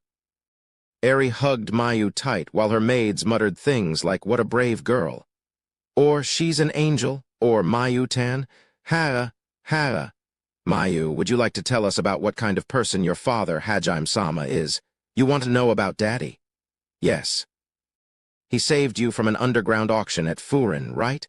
I had heard you'd been kidnapped and were going to be sold off. I'd love to hear the heroic tale of how he saved you." Surely this girl, who has absolute faith in her father, would love to talk more about him. Eri's guess was right on the mark. Mayu's eyes lit up at the prospect of talking about Hajime. Eri and her maids smiled, glad to see Mayu happy again. Just what kind of wonderful tale will Mayu tell us? "So when Daddy saved me, he made all of Furin burn." "What?" "He made all the buildings go boom." "What?" "And then he made lightning fall from the sky." "What?" "Everyone said Daddy dyed Furin red." None of them had been expecting a tale of death and destruction. Mayu, I think you may have summarized your story a little too much. Could you please go into more detail for us?" "Okay, it's story time." Mayu cleared her throat and sat up straighter. Her seriousness made Eri and the others straighten their backs as well. They felt as though they'd be overwhelmed if they didn't go in prepared. "When I tried to run away, I had to go through this dirty place called a sewer." "Oh my, you really are amazing, Mayu." Eri and the others gulped as they tried to imagine it. Just how bad must things have been if swimming through the sewers had been Mayu's only choice? "Then when I woke up, Daddy had taken my clothes off." "He did what?" "It was really warm and felt good." It felt good. Shei-One-Echen was really nice to me." A threesome?" Though Mayu wasn't lying, she'd left out the crucial detail that Hajime had done all this to give her a bath. It was understandable that she'd skip ahead, given how young she was. Sadly, Mayu's abridged explanation had left Eri and the others imagining something very different than what had happened. "Then Daddy left me. He abandoned you." Once again, Mayu had forgotten to mention that he'd left her in the care of an organization which helped kidnapped children get back home. "But then Daddy came back for me." Eri and the others breathed a sigh of relief. "He said, 'How come you're always soaked whenever I see you?' And gave me a blanket because I had no clothes. Isn't it your fault she's always wet?" Eri and the others thought to themselves. Though Mayu was giggling as she told her tale, Eri and the others couldn't help but think that she'd been picked up by an absolute brute of a man. And the tales of his terrible exploits still weren't over. Then Daddy hugged me real tight and blew up the heads of 10 bad guys. Don't tell me he killed her real guardians. I could believe it. Dagons are protected by law. I'm sure a man who goes around making them wet is someone they didn't want her to be with. The misunderstandings continued to grow. Oh, he didn't blow up one of them. He crushed them instead. That's enough. One of the maids was already covering her ears. She couldn't bear to hear anymore. Confused, Mayu cut to the end of the story. Then Daddy took Mayu into the sky and made an example of everyone. So that's what you meant by he dyed Furin red. Eri was trembling in terror. This was too much for a 14-year-old girl to take. It appeared their beloved hero had another side to him. One that took advantage of little girls, mercilessly killed her guardians, and slaughtered an entire city just to set an example. However, Eri was a nobleman's daughter. She quickly recovered her wits and looked resolutely at her maids. They overcame their fear and returned her determined gaze. The lot of them swore that if he still lived, they would never let that man get near Mayu. The next day, Mayu set off to look for her daddy. Eri and the others saw her off with tears in their eyes. 10 days after that, Hajime, who had miraculously survived, returned to Ankaji. It seemed he'd done quite a bit more for the city, but that didn't matter. Eri was going to give him a piece of her mind. "You lecher, brute, demon." What the heck did I do? Hajime's face cramped up as he endured a barrage of insults from Eri and her maids. Tragedy in the carriage, a gloomy atmosphere filled the carriage. The people sitting inside all exchanged glances, but then averted their gazes. They all wanted someone to do something about the problem at hand, but no one wanted to be the one to volunteer. "Ha!" A sigh heavier than a neutron star escaped Kuki's lips. The other inhabitants of the carriage, Ryutaru, Shizuku, Iri, and Suzu, all twitched. Ryutaru shot an unexpectedly timid gaze at his best friend, who was the cause of the gloomy atmosphere. He's totally dead. He's not dead, though he might as well be with how he looks. Suzu somehow read Ryutaru's thoughts and retorted with a telepathic message of her own. Indeed, Kuki was still alive, though he resembled a corpse at the moment. His head drooped on the windowsill. Though he was looking out at the vibrant countryside, his eyes took in none of the scenery. There was none of his usual vitality in his dead expression. He might as well have been a zombie. There were a multitude of reasons for his languid demeanor, but the primary one was discovering that Kaori was in love and had left his party to travel with her crush. Kuki wasn't sure if he loved Kaori or not. However, he had expected that she would be by his side forever, no matter what happened. That was why Kaori's confession and subsequent elopement had shocked him so. Worse, he'd let his emotions get the better of him and challenged Hajime to a duel. Not only had Hajime not bothered to even humor him, Kuki had ended up falling into a pitfall without even so much as scratching his opponent. I just want to crawl into a hole and die. You already did the crawling into a hole part. Do you have any idea how hard it was to dig you out? What Ryutaru had meant as a light-hearted joke was the final blow that crushed Kuki's soul. Ryutaru-kun, you moron. Kuki-kun, are you all right? Pull it together. Everything'll be okay, right, Aririn? Wait, you're asking me. Yes, of course. Everything will be just fine, Kuki-kun. Their attempts at reassuring Kuki only made things worse. How is anything going to be okay? Kuki thought painfully to himself. He didn't register Suzu smacking Ryutaru over the head, or Iri trying her best to comfort him, or Shizuku looking tiredly up at the ceiling. That was how bad his depression was. Suddenly, with the determination of someone resolved to go to battle and never come back, Suzu stood up. I'll give him a one-liner that'll definitely make him laugh. The others looked over at Suzu in awe. What a hero! Suzu shrugged off their stares and resolved to prove that she could cheer people up even in this gloomy atmosphere. Where did they go? I can't find them. I could have sworn I took them with me on this trip, but they're not here. Suzu started patting her clothes and looking around the carriage. As always, Kuki was unable to ignore someone in need. He looked over at Suzu, momentarily returning to the real world. Suzu, what did you? I just can't seem to find my boobs, Suzu said in an exaggerated manner, patting her own sadly flat chest. For a one-shot gag, it was pretty painful. Silence filled the carriage. Time itself stopped.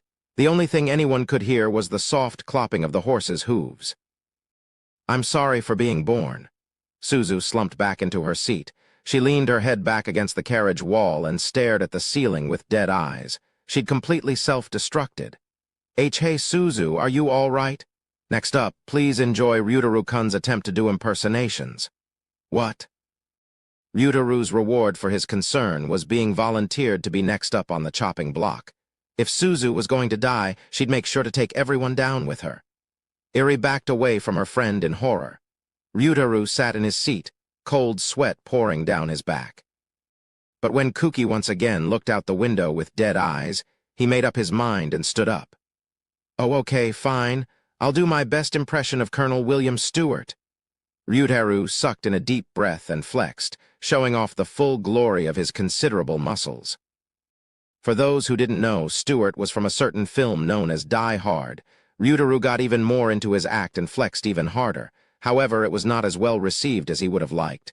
This is too macho for me. Sorry, I can't bear to look. It hurts to breathe. Suzu, Iri, and Shizuku all glared at Ryutaru. It appeared his impersonation had brought the girls nothing but pain. I'm sorry for being born. Ryutaru collapsed into his seat. He looked out the window with the same dead eyes as Kuki. Aririn, you'll have to carry on our will. Suzu. I thought we were friends. Iri shot Suzu, who was still gazing blankly at the ceiling, a murderous glare. She was asking for the impossible. However, it appeared Suzu and Ryutaru's sacrifices hadn't been in vain. Kuki finally turned around and focused on Iri. It seemed with one more push, they might really be able to bring the hero back to normal. Very well. I shall sing. Iri raised her hands to her mouth, as if she were holding an imaginary mic, and began singing in a beautiful voice. Her pitch was perfect, and she had a great sense of rhythm. It was the kind of voice that enthralled people, or it would have been had she not picked one of the most depressing love songs known to man. Thank you for being such a silent and attentive audience. They'd been silent all right. In fact, they were deathly pale. Despair, loneliness, and other negative emotions had sapped their mental fortitude. Kuki looked as if he'd aged 10 years. Irie's proud smile faded as she saw the effect her singing had wrought on her audience. She quietly plopped back into her seat and hid her expression behind her glasses. Things weren't looking good. Shizu, you're the only one left now, Suzu mumbled in despair. Shizuku, who'd been desperately trying to hide her presence, jumped. Timidly, she raised her head to see everyone but Kuki staring at her. You don't think really you're the only one who gets to get out of this, do you? Their gazes seemed to say. Tears pooling in her eyes, Shizuku got to her feet. She covered both of her eyes with her ponytail and said in a high falsetto, Nagumo-kun did? I don't believe it. He always seemed like a quiet, low-profile kind of guy. It appeared Shizuku was acting out a fake interview with the other students. Nagyamuo? Kuki groaned. He had wanted to forget all about Hajime, but now he couldn't. Why the hell did you have to bring him up? Suzu and the others glared at Shizuku. Trembling, Shizuku slumped to her knees and wrapped her arms around herself. Her ponytail was still covering her eyes. Now she was the one who wished she could crawl into a hole and die. In the end, nothing but corpses remained inside the carriage. The only thing that could be heard was the steady clopping of the horse. A few hours later, the group stopped for a rest. Nagayama and the others got out of their respective carriages to stretch their limbs a little. When they noticed no one was coming out of Kuki's carriage, they grew curious. What happened to them? Meld wondered aloud and approached their carriage. Though he knocked on the door and called everyone's names, no one came out. A little worried, Meld pulled open the door and peeked inside. What happened to you guys? Why do you all look so dead? Guards. Kuki and the others need medical attention. Who's the best healer here? Meld panicked and ran to find a healer. Arifureta folk tales the honest woodcutter one day, a woodcutter was cutting down trees near a certain spring. He had with him his trusty magic-powered Azantium chainsaw. His chainsaw made a loud buzzing noise as it cut through trees like a hot knife through butter. With his trusty chainsaw, the young man could chop down anything he pleased, whether it be boulders or steel walls. A tool like this would be just as useful on a battlefield as it was in a forest. Anyone who wielded it would be able to mow down hordes of soldiers with ease. Swords, shields, and even plate armor would be unable to withstand its might. As for why a mere woodcutter possessed such a powerful tool, well, it's not important. Why he was still just a woodcutter despite having the ability to be far more was also not important. With a resounding crash, one of the trees fell to the ground. Phew, looks like work went well today, too. Today's job was done. It had only taken the young man 5 minutes, but he still wiped a bead of imaginary sweat off his brow. Just then, he sensed something trying to kill him. Die, you worthless mutt. He let loose a string of violent curses that one wouldn't expect to hear from a village woodcutter. The young man then pulled loose an L-shaped piece of metal from his pocket and took aim. A second later, a streak of red light was set loose through the trees. There sure were a lot of things being set loose today. The last thing to come loose was the head of the mutt. He'd shot at a wolf-like monster that had been hiding in a nearby thicket. The moment the streak of light hit its head, it blew clean off.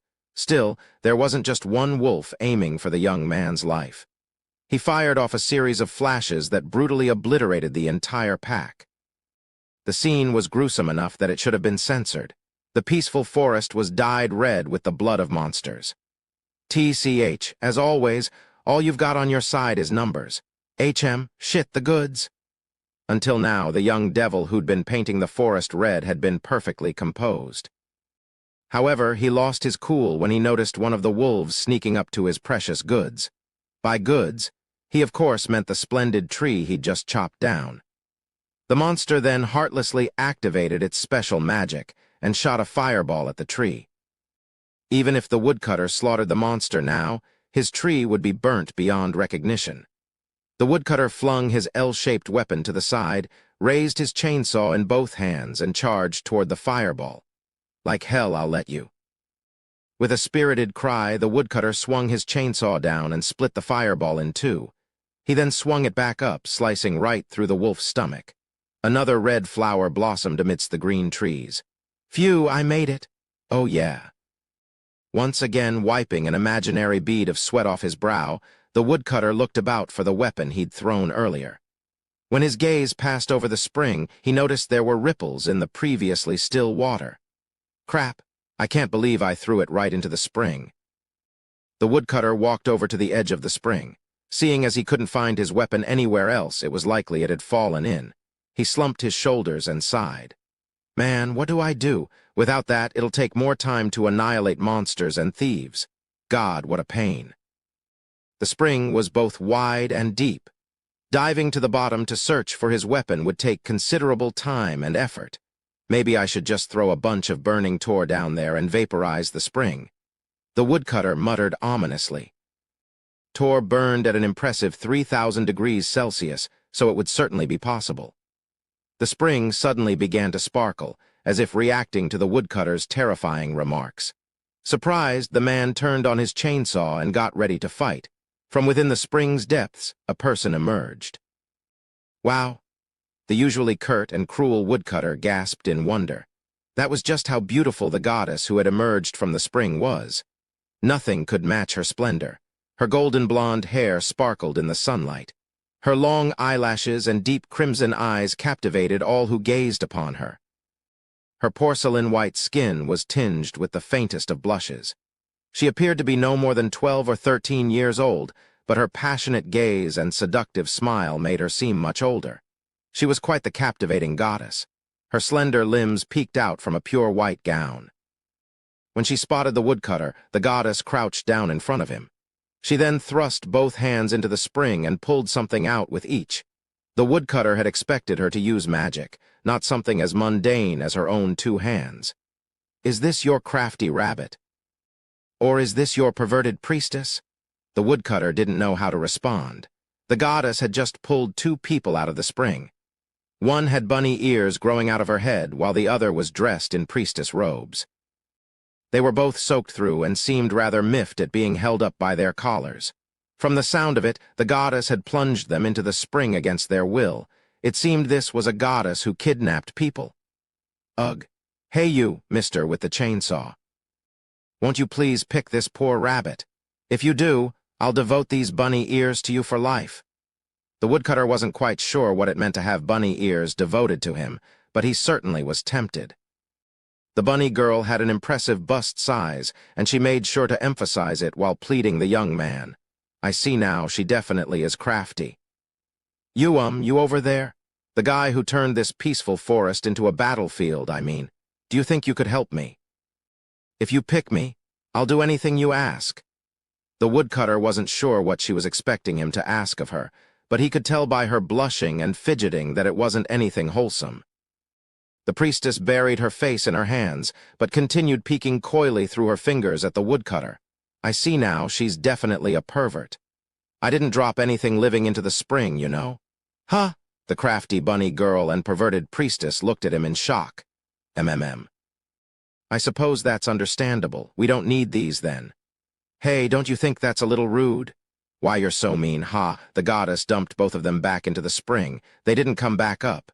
"Then, is this your—" "Oh, is it my turn already? Very well, master, please insult."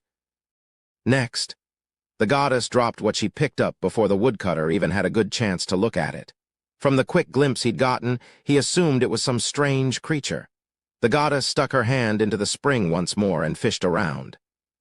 After a while, it seemed she found what she was looking for and pulled her hand back out. "Is this your 35-centimeter long, Tor-made, Azantium-coated, lightning field-powered, 6-shot revolver capable of railgun-enhanced shots, and named after the German word for thunder, Akadonner?" What a frighteningly detailed description. It was hard to believe she'd seen it for the first time with how accurate it was. It was almost as if this goddess had been watching the woodcutter all this time. The woodcutter's expression stiffened. He was realizing, perhaps a little too late, that this goddess was dangerous. Chills ran down his spine, and he opened his mouth to say that it was indeed his. However, the goddess interrupted him before he could. Or, she took her empty hand and placed it elegantly on her own chest. "Is this your goddess?" Like I said, I didn't drop anything living into that spring. The woodcutter retorted. The goddess narrowed her eyes. That was the look of a hunter eyeing her prey. "This is your goddess, isn't it?" Now she was pushing herself onto the woodcutter. However, he wasn't one to be swayed that easily. "No, I dropped Donner into there." "The gun you're hiding behind your back. Please give it back to me." "Hey, wait, don't throw it away." "What? I have to pick you if I want it back. Now you're just blackmailing me." The goddess attempted to throw Donner back into the spring, tears in her eyes, while the woodcutter did everything in his power to stop her. Sounds of their life and death struggle resounded throughout the woods. In the end, their tale ended just how it was meant to according to folklore. For his honesty, the woodcutter received everything the goddess had offered him before. That, of course, meant he received both his revolver and a smiling goddess.